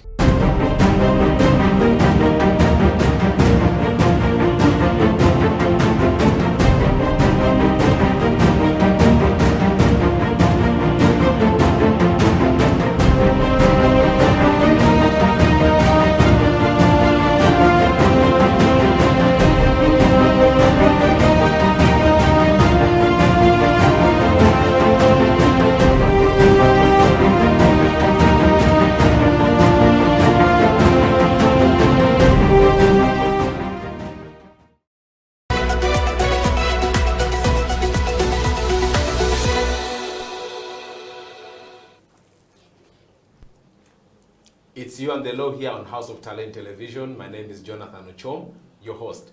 You and the Law is simply what it says, You and the Law. It's a program that seeks to explain the law to people in this country, demystify the different concepts of the law, make people understand what the law is, how it affects their lives, and really to ensure that we keep ourselves on the safe side of the law. Because as you all know, ignorance of the law has never been and will never be a defense. So whether you're a teacher, whether you're a border rider, whether you're a doctor, whether you're a farmer, anything that you could be in your life, the law affects every aspect of our lives. So that's why we have this program to basically enable people to understand the law in its different formations and how it impacts on our lives. Today, we have a very interesting guest with us who will be helping us understand a couple of things about this program and the ideas that we are flaunting for you, the viewers of House of Talent Television. Our guest is a very outstanding and fairly young lawyer. He's a law lecturer. He's practiced law for the last 8+ years. He's taught law in different universities. He's been in leadership in this country, and he's best suited to steer this conversation today. Ladies and gentlemen, join me in welcoming the one and only Emmanuel Elao. Emma, you're welcome to You and the Law. Thank you so much, and thank you for the nice introduction. You know, in House of Talent, we always have to do the fist bump and we spread the love. Yeah, it's just our way of trying to survive in these COVID times, because we're told that we can't be touching ourselves and stuff like that. Yes. So Emma, I know that you do so many things in this country. You teach law, you practice law, you run a startup. So I thought perhaps we could start by having a sneak peek into the work that you do, as a lawyer, as an innovator, just to set the ball rolling for us. Yes. Thank you so much. Well, I do all the things that you have mentioned. Yeah. Been a lawyer for quite a while now, since 2014. Oh. So quite knowledgeable about the law now. You're no longer a young lawyer? No longer a young lawyer. I'm off that bracket. Okay. But of course, always willing to learn and contribute to the society in different ways, like you've stated. And so that includes also, as part of the pro bono work, to uplift people's understanding of the law, teach them what the law is. And this has been appreciated, in different quarters in this country, For example, last year, our organization, that is Legal Hub Uganda, won this LACON award. LACON, that's the Legal Aid Innovations Conference. Oh, yes, Yeah, so we're the best, that was in 2020. Yeah. Yeah, so the work is much appreciated now. You mentioned Legal Hub. I thought maybe you could spend a little bit of time to, explain to us what Legal Hub is all about. Yeah. Well, thank you. Legal Hub Uganda is a non-governmental organization. Okay. This organization was conceived as an idea around 2017 and registered as a company limited by guarantee. And we went on to register as a non-governmental organization in 2019. So since then, we have been contributing to this country in different ways, using the radios, visiting schools, going into the community in different ways. We have, for example, utilized radio stations in this country, several of them, and I believe people across this country have heard about Legal Hub Uganda and what we have been doing. Yeah, I know that you also have a little bit of interest in innovations as an organization. Could you sort of try to shine a light on a couple of innovations that Legal Hub has been pushing across the country? Yes, thank you. So one of our biggest innovations, to date has been the legal podcast. Yeah. So if you're very common on Facebook, on different platforms, you're able to see that we're doing a legal podcast. I believe we're the pioneer podcasters in this country, at least in the legal sense. Okay. So this podcast has been recognized by The Hill. The Hill is the Hague Institute, for innovations of law. Yes, So we competed, and we came out as the best innovators in 2019. Okay. And as a result, we also represented Uganda. We're among the 3 that represented Uganda at The Hague. That's in the Netherlands. Very important milestones that you're raising. Exactly. So we're able to compete with the world, to showcase the world what we are all about, and things like that. And of course, we have kept the podcast running with support from different quarters of this world. So that's why I was saying earlier that we have been able to even win the LACON award. Yeah, which is very big, especially for the country. Yes, because it's so a national sort of system.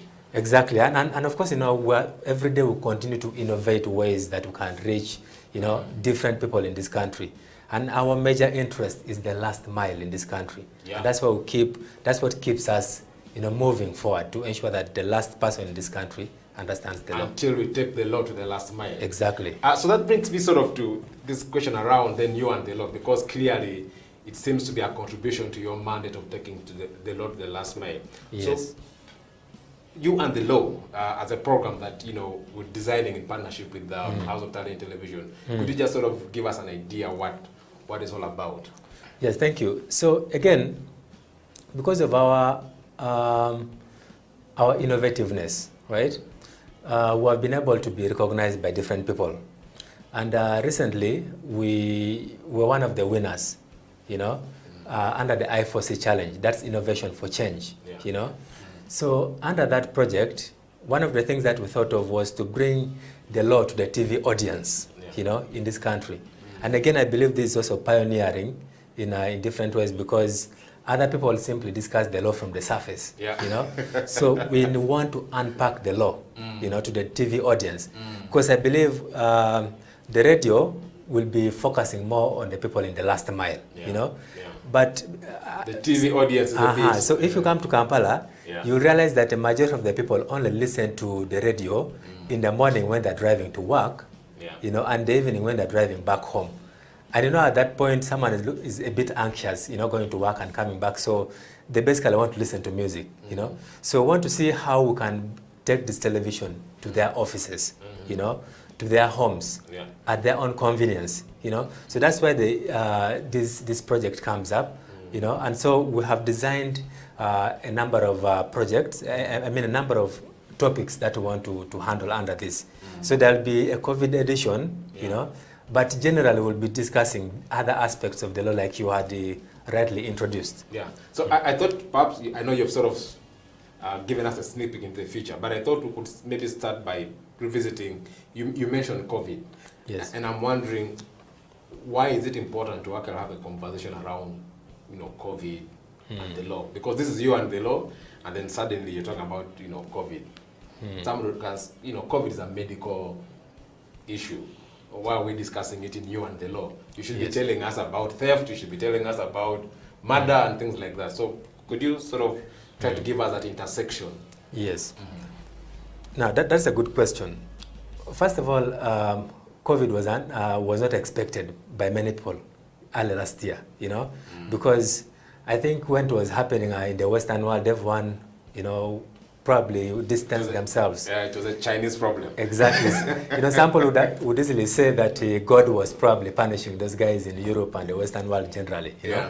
But the situation changed rapidly, and it came down to our doorsteps here. It came down to Africa. It came down to Uganda, and we all know what happened. the country was closed down.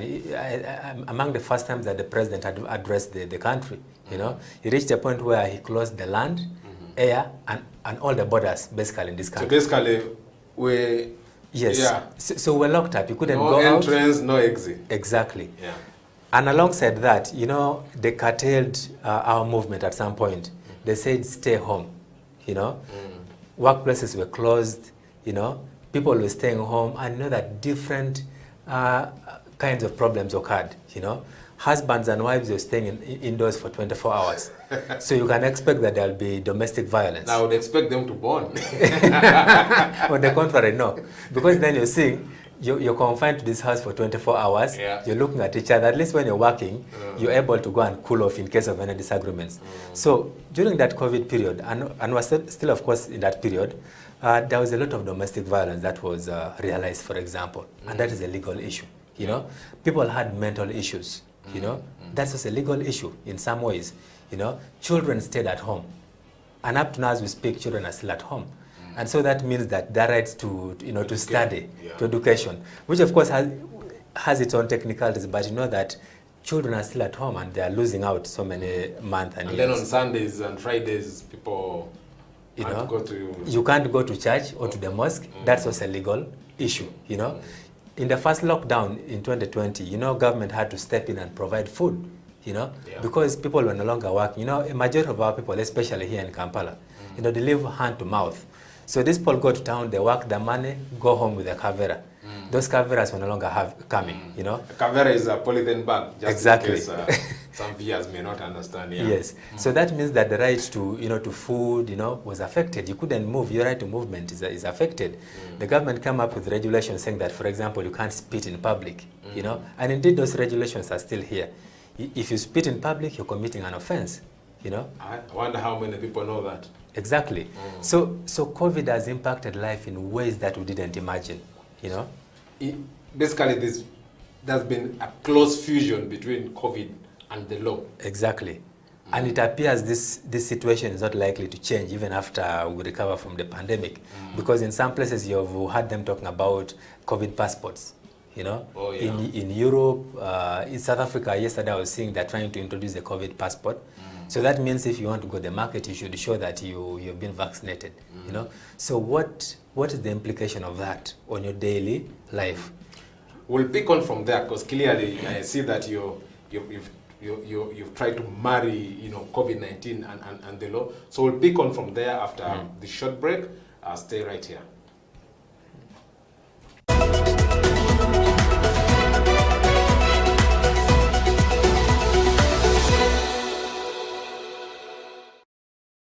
COVID-19 came and disorganized our economy, brought our health system to its knees, and along the way, affected our rights significantly. This is You and the Law, the COVID edition here on House of Talent Television. My name is Jonathan Ocho, your host. When it comes to the law, we basically live the law, you know, on a day-to-day basis, you know. Whether it is in your bedroom, there is a law that governs it. If you're married, for example, even if you're single, there could be something touching on the law, because you might be in your bedroom with an underage girl, or you might be with another person's wife. You know, all the things are the law. You know. If you're a human being, you have rights. Those rights are called human rights. They are examples: the right to health, the right to freedom from torture. That underscores human dignity. Freedom from slavery. You're not supposed to be someone's slave. Our penal code, it sets out another marriage laws. It sets out the persons who can marry and those who cannot marry, right? For example, you can't marry your close relatives. You know, if you did, you'd be committing a crime. The state is not supposed to tell you who to worship, how to worship, how many times a day. No. You have a right to work. The right to work. You have freedom of association. Cohabitation for whatever period of time does not make you husband and wife, right? And that is why we emphasize to people that when the relationship is still hot, you know, you must ensure that you do what? Marry. Yes. You know.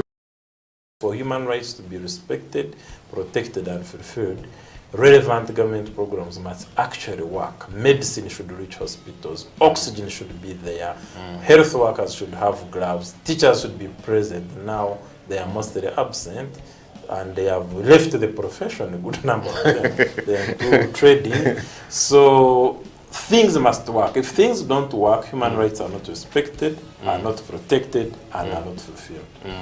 COVID-19 has tested our hope and faith as individuals, families, and the country at large.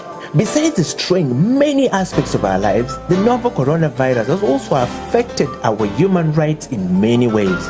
You and the Law, the COVID edition, is a 30-minute weekly television program that focuses on the impact of COVID-19 on human rights in Uganda. The program engages experts to explain the importance of rights-based approaches to the success of any public health response to ensure the respect, protection, and fulfillment of human rights amidst the challenges presented by COVID-19. You and the Law, the television program, brought to you by Legal Hub Uganda, taking the law to the last mile in proud association with I4C Africa Hub and House of Talent Television.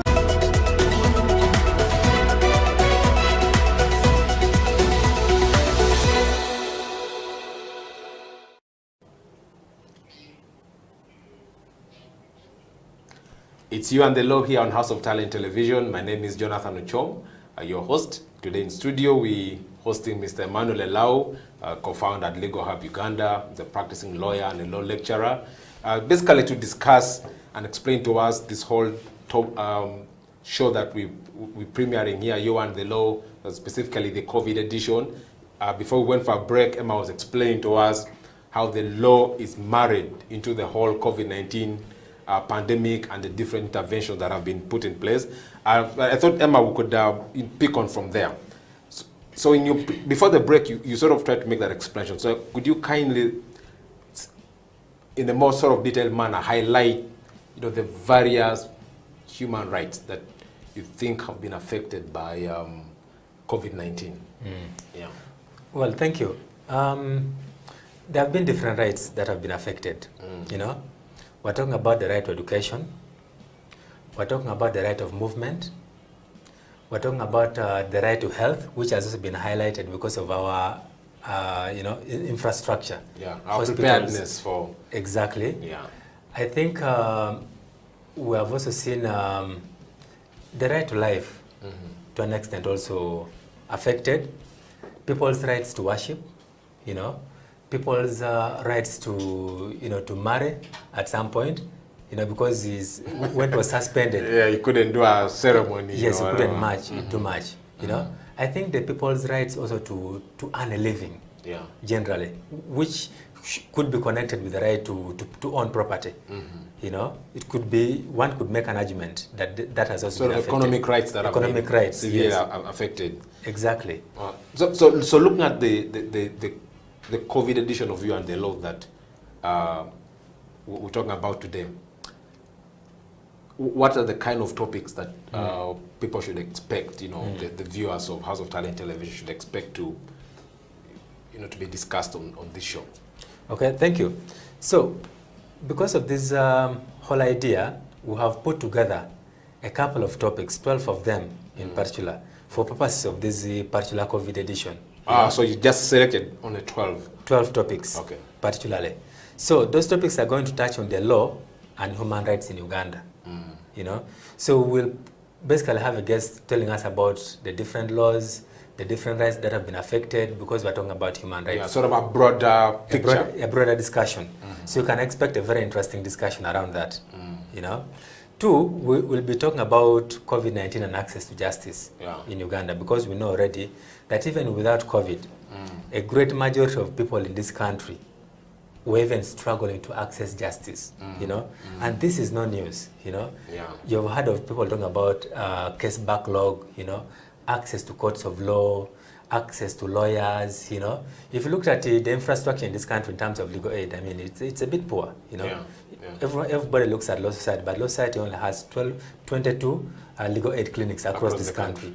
But how many districts do we have? 100 and something. Exactly. So even before Corona, there was a problem. But now we want to discuss post-corona.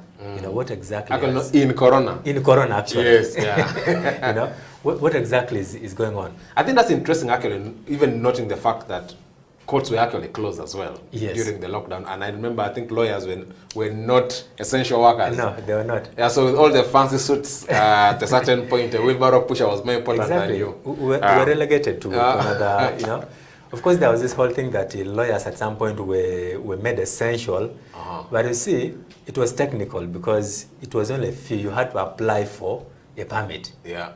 Each time you had a case. Yeah. But remember, if your client is arrested, you know, because sometimes these things are not planned, considering how police operates. You know, if your client is arrested, you have to apply for a permit that could take you a day or two. And then the law, on the other hand, says that 48 hours. 48 hours, and then your client as well is entitled to see a lawyer upon arrest.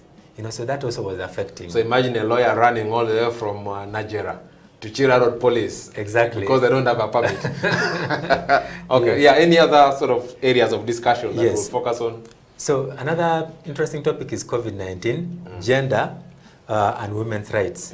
You know, there have been a lot of gender issues. That sounds interesting already, yeah. Exactly, there have been a lot of gender issues in this country as a result of this COVID.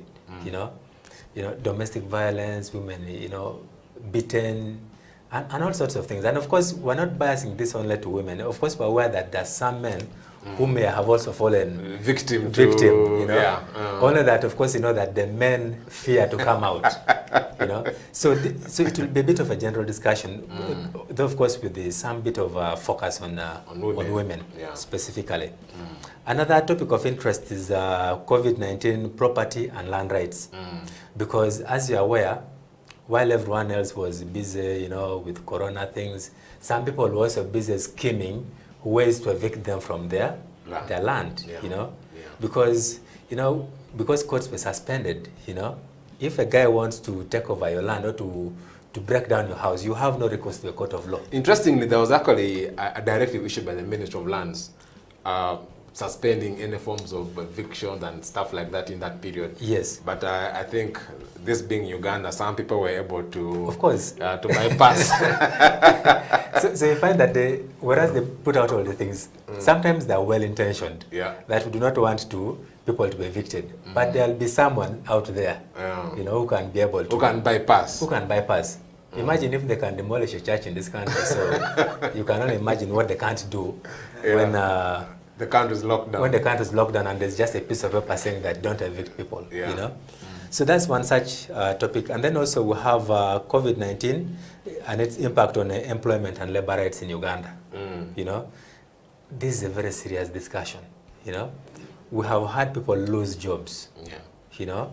We have had people with reduced salaries, you know. Salary cuts, Salary cuts, you know. The teachers are out there, you know, they don't have jobs.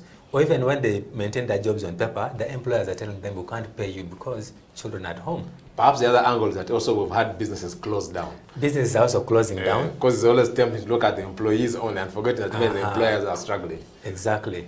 So we'll be delving into the labor issues in this country. And then also, we'll be looking at the right to food, COVID-19, you know, and the right to food. Yes. You know? That's an interesting one because I remember in the first lockdown, people were like, you know, I'd rather die of COVID than die of hunger in my house. So tell us about the right to food. So that topic will also be discussed. As we all know, it's one of the rights which is internationally recognized. So we need to delve and try to understand what that right entails, you know. Does it mean that the government should bring food and put on your table, you know? Or government should create a conducive environment for you to be able to get food, you know? Like you've always had Paul saying that someone should be taught how to fish instead of being given what? Fish. The only danger here is that the fish pond was closed because most of the earning places, you know, were shut down. But I think to be an interesting discussion here to see, honestly, you know, like how this has been affected by COVID-19. Exactly. Now, the other topic of discussion is going to be on civil liberties. You know, in this country. Very big issue. Very, very interesting as well because we need to know whether you still have a right to worship, you know. Well, at least you can worship via television or via radios. Well, maybe some people are comfortable with that. but I'm sure a number of people are also uncomfortable with it. I know the Christians believe in fellowship, in fellowshipping together. So exactly. Yeah. And if I'm not mistaken, I think there's a case which has been filed at the Constitutional Court. You know, a group of pastors thinks that the continued locking of churches is unconstitutional, so they have gone to court. So that's one of the things, among other civil liberties, that we'll be talking about. And again, talking about civil liberties, you know, these freedoms of expression and everything. Again, we've been struggling with this even before COVID. Exactly. So I think it will be interesting to see how COVID has, you know, either worsened or made the situation better. Exactly. And you know, it got a bit confused with the politics at some stage. Yeah, true. And as you're aware, Facebook is still blocked in this country. In this country, yeah. And I don't think, I expect that you're not on Facebook. and I think that sort of there's another interesting angle on the issue around civic space. Because I think we've also seen government of late, you know, taking interest in organizations that are doing work, you know, civil liberties. And then, I don't know if we can pull a connection between that and, and COVID-19. Yes, so I believe that discussion is going to come up as well when that particular topic comes up. Okay. Yes. The other topic of interest is COVID-19 and the rights to health of people in this country. I think that should be the first, actually. But okay, tell us about that, Again, you've seen that there's been a bit of litigation around these issues in the past, even before COVID. Yeah, we saw people paying millions, hundreds of millions, you know, because you have a patient here. Exactly. Yeah. They want 5 million, you know, from you, you know, for you to be in ICU for a day. You know, how many people are going to be able to afford that, you know? And what is government doing, you know, to ensure that people should not be paying this much, you know? So we'll be discussing that topic as well. I think that's interesting because, again, there have been arguments that, you know, there's been a lot of focus on COVID-19 and we're forgetting that malaria is still, you know, a top killer disease where people dealing with maternal health issues amid this COVID, and yet the government seems to be putting a lot of emphasis on COVID and neglecting the other issues we have in the country. Okay, this is another time, you know, to go for a break. You're watching You and the Law here on House of Talent Television. My name is Jonathan Ochom, and today we're hosting Advocate Emmanuel Lau to sort of unpack for us the COVID edition that we've been preparing for you in partnership with Legal Hub Uganda. So let's go for a break. We'll be right back.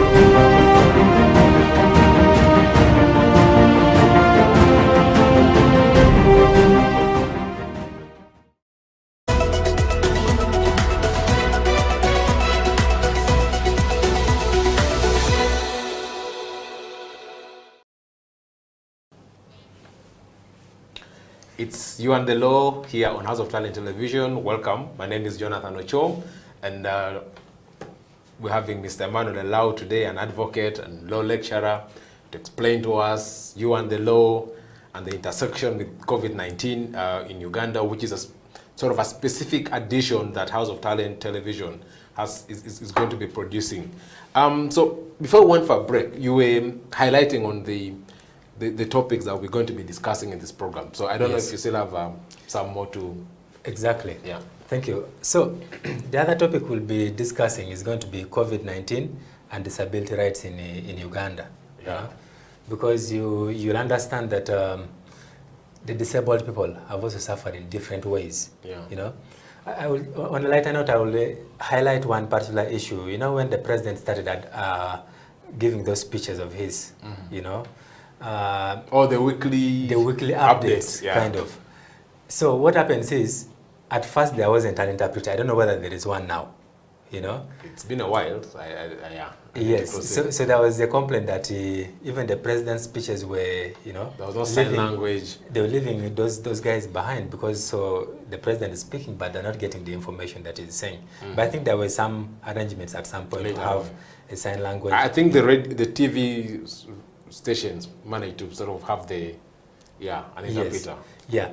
So even with or without, even before COVID, you know, disabled people are already facing challenges in terms of accessing so many other rights that they deserve in this country. Yeah. So COVID has only spoiled the situation. So we expect that that discussion is going to be topical as well, delving deeper into the matters to do with their rights. Yeah. The other issue of interest is COVID-19 and children's rights in Uganda. Yeah. Because as you're aware, children have also borne the brunt of this, of this situation. Yeah. Talk about domestic violence, talk about the right to go to school. I think when the police report, one of the reports showed an increase in defilement cases. Defilement cases, children are getting married off, at a terrific speed. And a majority of them may never actually go back to school. Yeah. Issues to do with child labor have also come in because now parents have said, you're sitting at home, please come and work for us. So we need to understand that what are the rights of a child in the context amidst pandemic. Exactly. Yeah. Now, the other issue is COVID-19 and the rule of law in Uganda. Yeah. The rule of law, very, very important, Yeah. Because, after when the lockdown was announced, they unleashed LDUs onto the streets. And we all know LDUs are the local defense unit. It's Yes. a paramilitary outfit Exactly. in the country. Yeah. So I believe everyone has an experience, one or the other. Either you've been a victim, or your relatives have been victims, or a neighbor somewhere. No, I think the media did a good job, highlighting. Yes. Them chasing traders from downtown Kampala. Yes. And yeah. So people have in different ways interacted with LDUs. In fact, now it is a joke in the public that if you delay somewhere and curfew gets you, LDUs will teach you the what time curfew ends. Yeah, but I think the other interesting angle, perhaps talking about rule of law, there's been a lot of legislation around COVID. Yes. So I think it would be sort of interesting to see how the various laws that have been put in place are also going to have affected our rights as, Yes, exactly. And also the process that those laws took to come into force. Yes. Because you could see the president going on national television, and coming up with all these kind of laws or rules or regulations of sorts, but with no legal backing. So you'd wake up the following that now the Minister of Health, who is mandated anyway, has come up with a statutory instrument. So those issues also need to be... One of the, I think, for me, the most interesting thing was seeing if you interact with a police officer, they will tell you they were enforcing the presidential directives. Exactly. And some of us used to sort of tease them and say, you don't enforce that. There should be law. Yes, I think very interesting area. Yeah. Yeah. So that issue will be discussed ably. Yeah. And then the last issue of interest is COVID-19 and education in Uganda. That will be the last topic. But as you know, it's also a very, very important area because as we speak today, children are still at home. You have kids now who are 8 years, probably 7, but they have not stepped in nursery school yet. They've started P1 for 3 years. For 3 years. You have people who have been in campus for probably 2 to 3 years, who should have finished. So we need to be also discussing those issues to do with the education. But of course, again, when we talk about education, we need to understand it from the context of the law. Yeah. Because it is not an absolute right. It can only be enforced up to a certain age. Yeah. If you're above 18, for example, can you demand to study from your parents? So all those are things that will be discussed when we get into that topic. So basically those are the topics. I think I like the education bit, especially when you mention the fact that, children were left at home, but then the whole inequality in the education system is also perhaps something that needs to be exposed because then I know there are those that were studying online. Yes. But I imagine my people in Bukedia, clearly, I think online is not even an option to, to explore. Yeah. It will be a good angle to also spin it from, from a rights, angle. Exactly. Okay, so Emma, this seems to be like a well, thought out, package. I know there are so many human rights issues that COVID-19 raises, perhaps beyond even the 12 topics that you've highlighted here. In future, perhaps we'll get another chance to have a more detailed explanation on the other angles of COVID-19. So, talking about the COVID edition of You and the Law and the interesting topics you've highlighted. So, who basically, you don't have to drop the names, but I'm just wondering, so who are the guys going to be discussing this? Because clearly, it seems to be you clearly need a rich lineup of people to able to explore this. What have you, done about this? Exactly. So we're sort of putting up a team of different experts in the different areas of the law, So some of them, you might know their faces, some of them might be people who are working in the background but contributing seriously in issues to do with justice, rule of law and the like in this country. So the topics will be assigned based on the areas of expertise of the different people. So just keep your fingers... so where are they drawn from? Because is it private park, is it academia, is it... I don't know. Well, they're drawn from different sectors. We have civil society actors, who will be coming in. We have private lawyers who will be coming in. Some of the prominent lawyers in this country coming to discuss the different topics. We have people from academia who will also be coming in. We also have people from the NGO sector. Well, they will be lawyers, but with a background of the NGO sector. Yeah. Yes. So this is going to give a different mix to this. Perspective. Yeah. So you shouldn't expect that one person is going to sit here and discuss all these different topics, because there will be different people. Okay. So as we come to the end of this, I thought maybe you could just give us a sneak peek into the show. So talking about how is it sort of structured, what are the issues that we're looking out? Of course, we know we're talking about COVID, the law and human rights. That's the overall, but like, how is this structured so that we're able to have a meaningful, conversation or an impactful discussion around this? Yeah. Well, thank you. So, each of these topics is going to be packaged, in almost a similar manner, So we'll be starting with the foundational issues. For starters, If we say we're going to discuss the rights of children in this country, we do not want to attack it at a higher level. We want to start by making you to understand that who is a child, what are their general rights, or what are they entitled to as children, before we come to discussing how COVID has impacted on them, right? You need to first understand what their rights are. The very basic. So we want to demystify the law, essentially. So basically you're living to the title, you and the law. Yes. So we want to bring the law down to the common man, We want, if a border, like you had earlier on stated, listens or watches us on this program, to be able to associate, with the issues which are being discussed at his own level. Because I think the temptation for many people in the past when they discuss legal topics is to be, pompous with the words, which therefore ends up alienating certain, actually a great majority of those who should be, benefiting from this. So the only persons who will be understanding are probably lawyers or educated people who have the ability to pay a lawyer anyway. So we want to take it down. Okay. So that will be the foundational issues. Okay. Now next we'll be talking about marrying those foundational issues to the COVID experience. How has COVID impacted? If children have these rights, how have they been impacted on by COVID? Okay. So after talking about the COVID experience and relating to the different rights, so sort of pulling that connection. Exactly. So after that, we'll be talking about we'll be looking to the future. What is it going to be like after COVID? Because for sure there are certain things which are not going to come back to normal. Different places are going to be left in a different way. Different people's lives have been impacted forever. Yeah. So we need to look into the future. Issues like, do we need a COVID passport, for example? Must you be forced to, to vaccinate so that you can access a COVID passport to fly out of this country?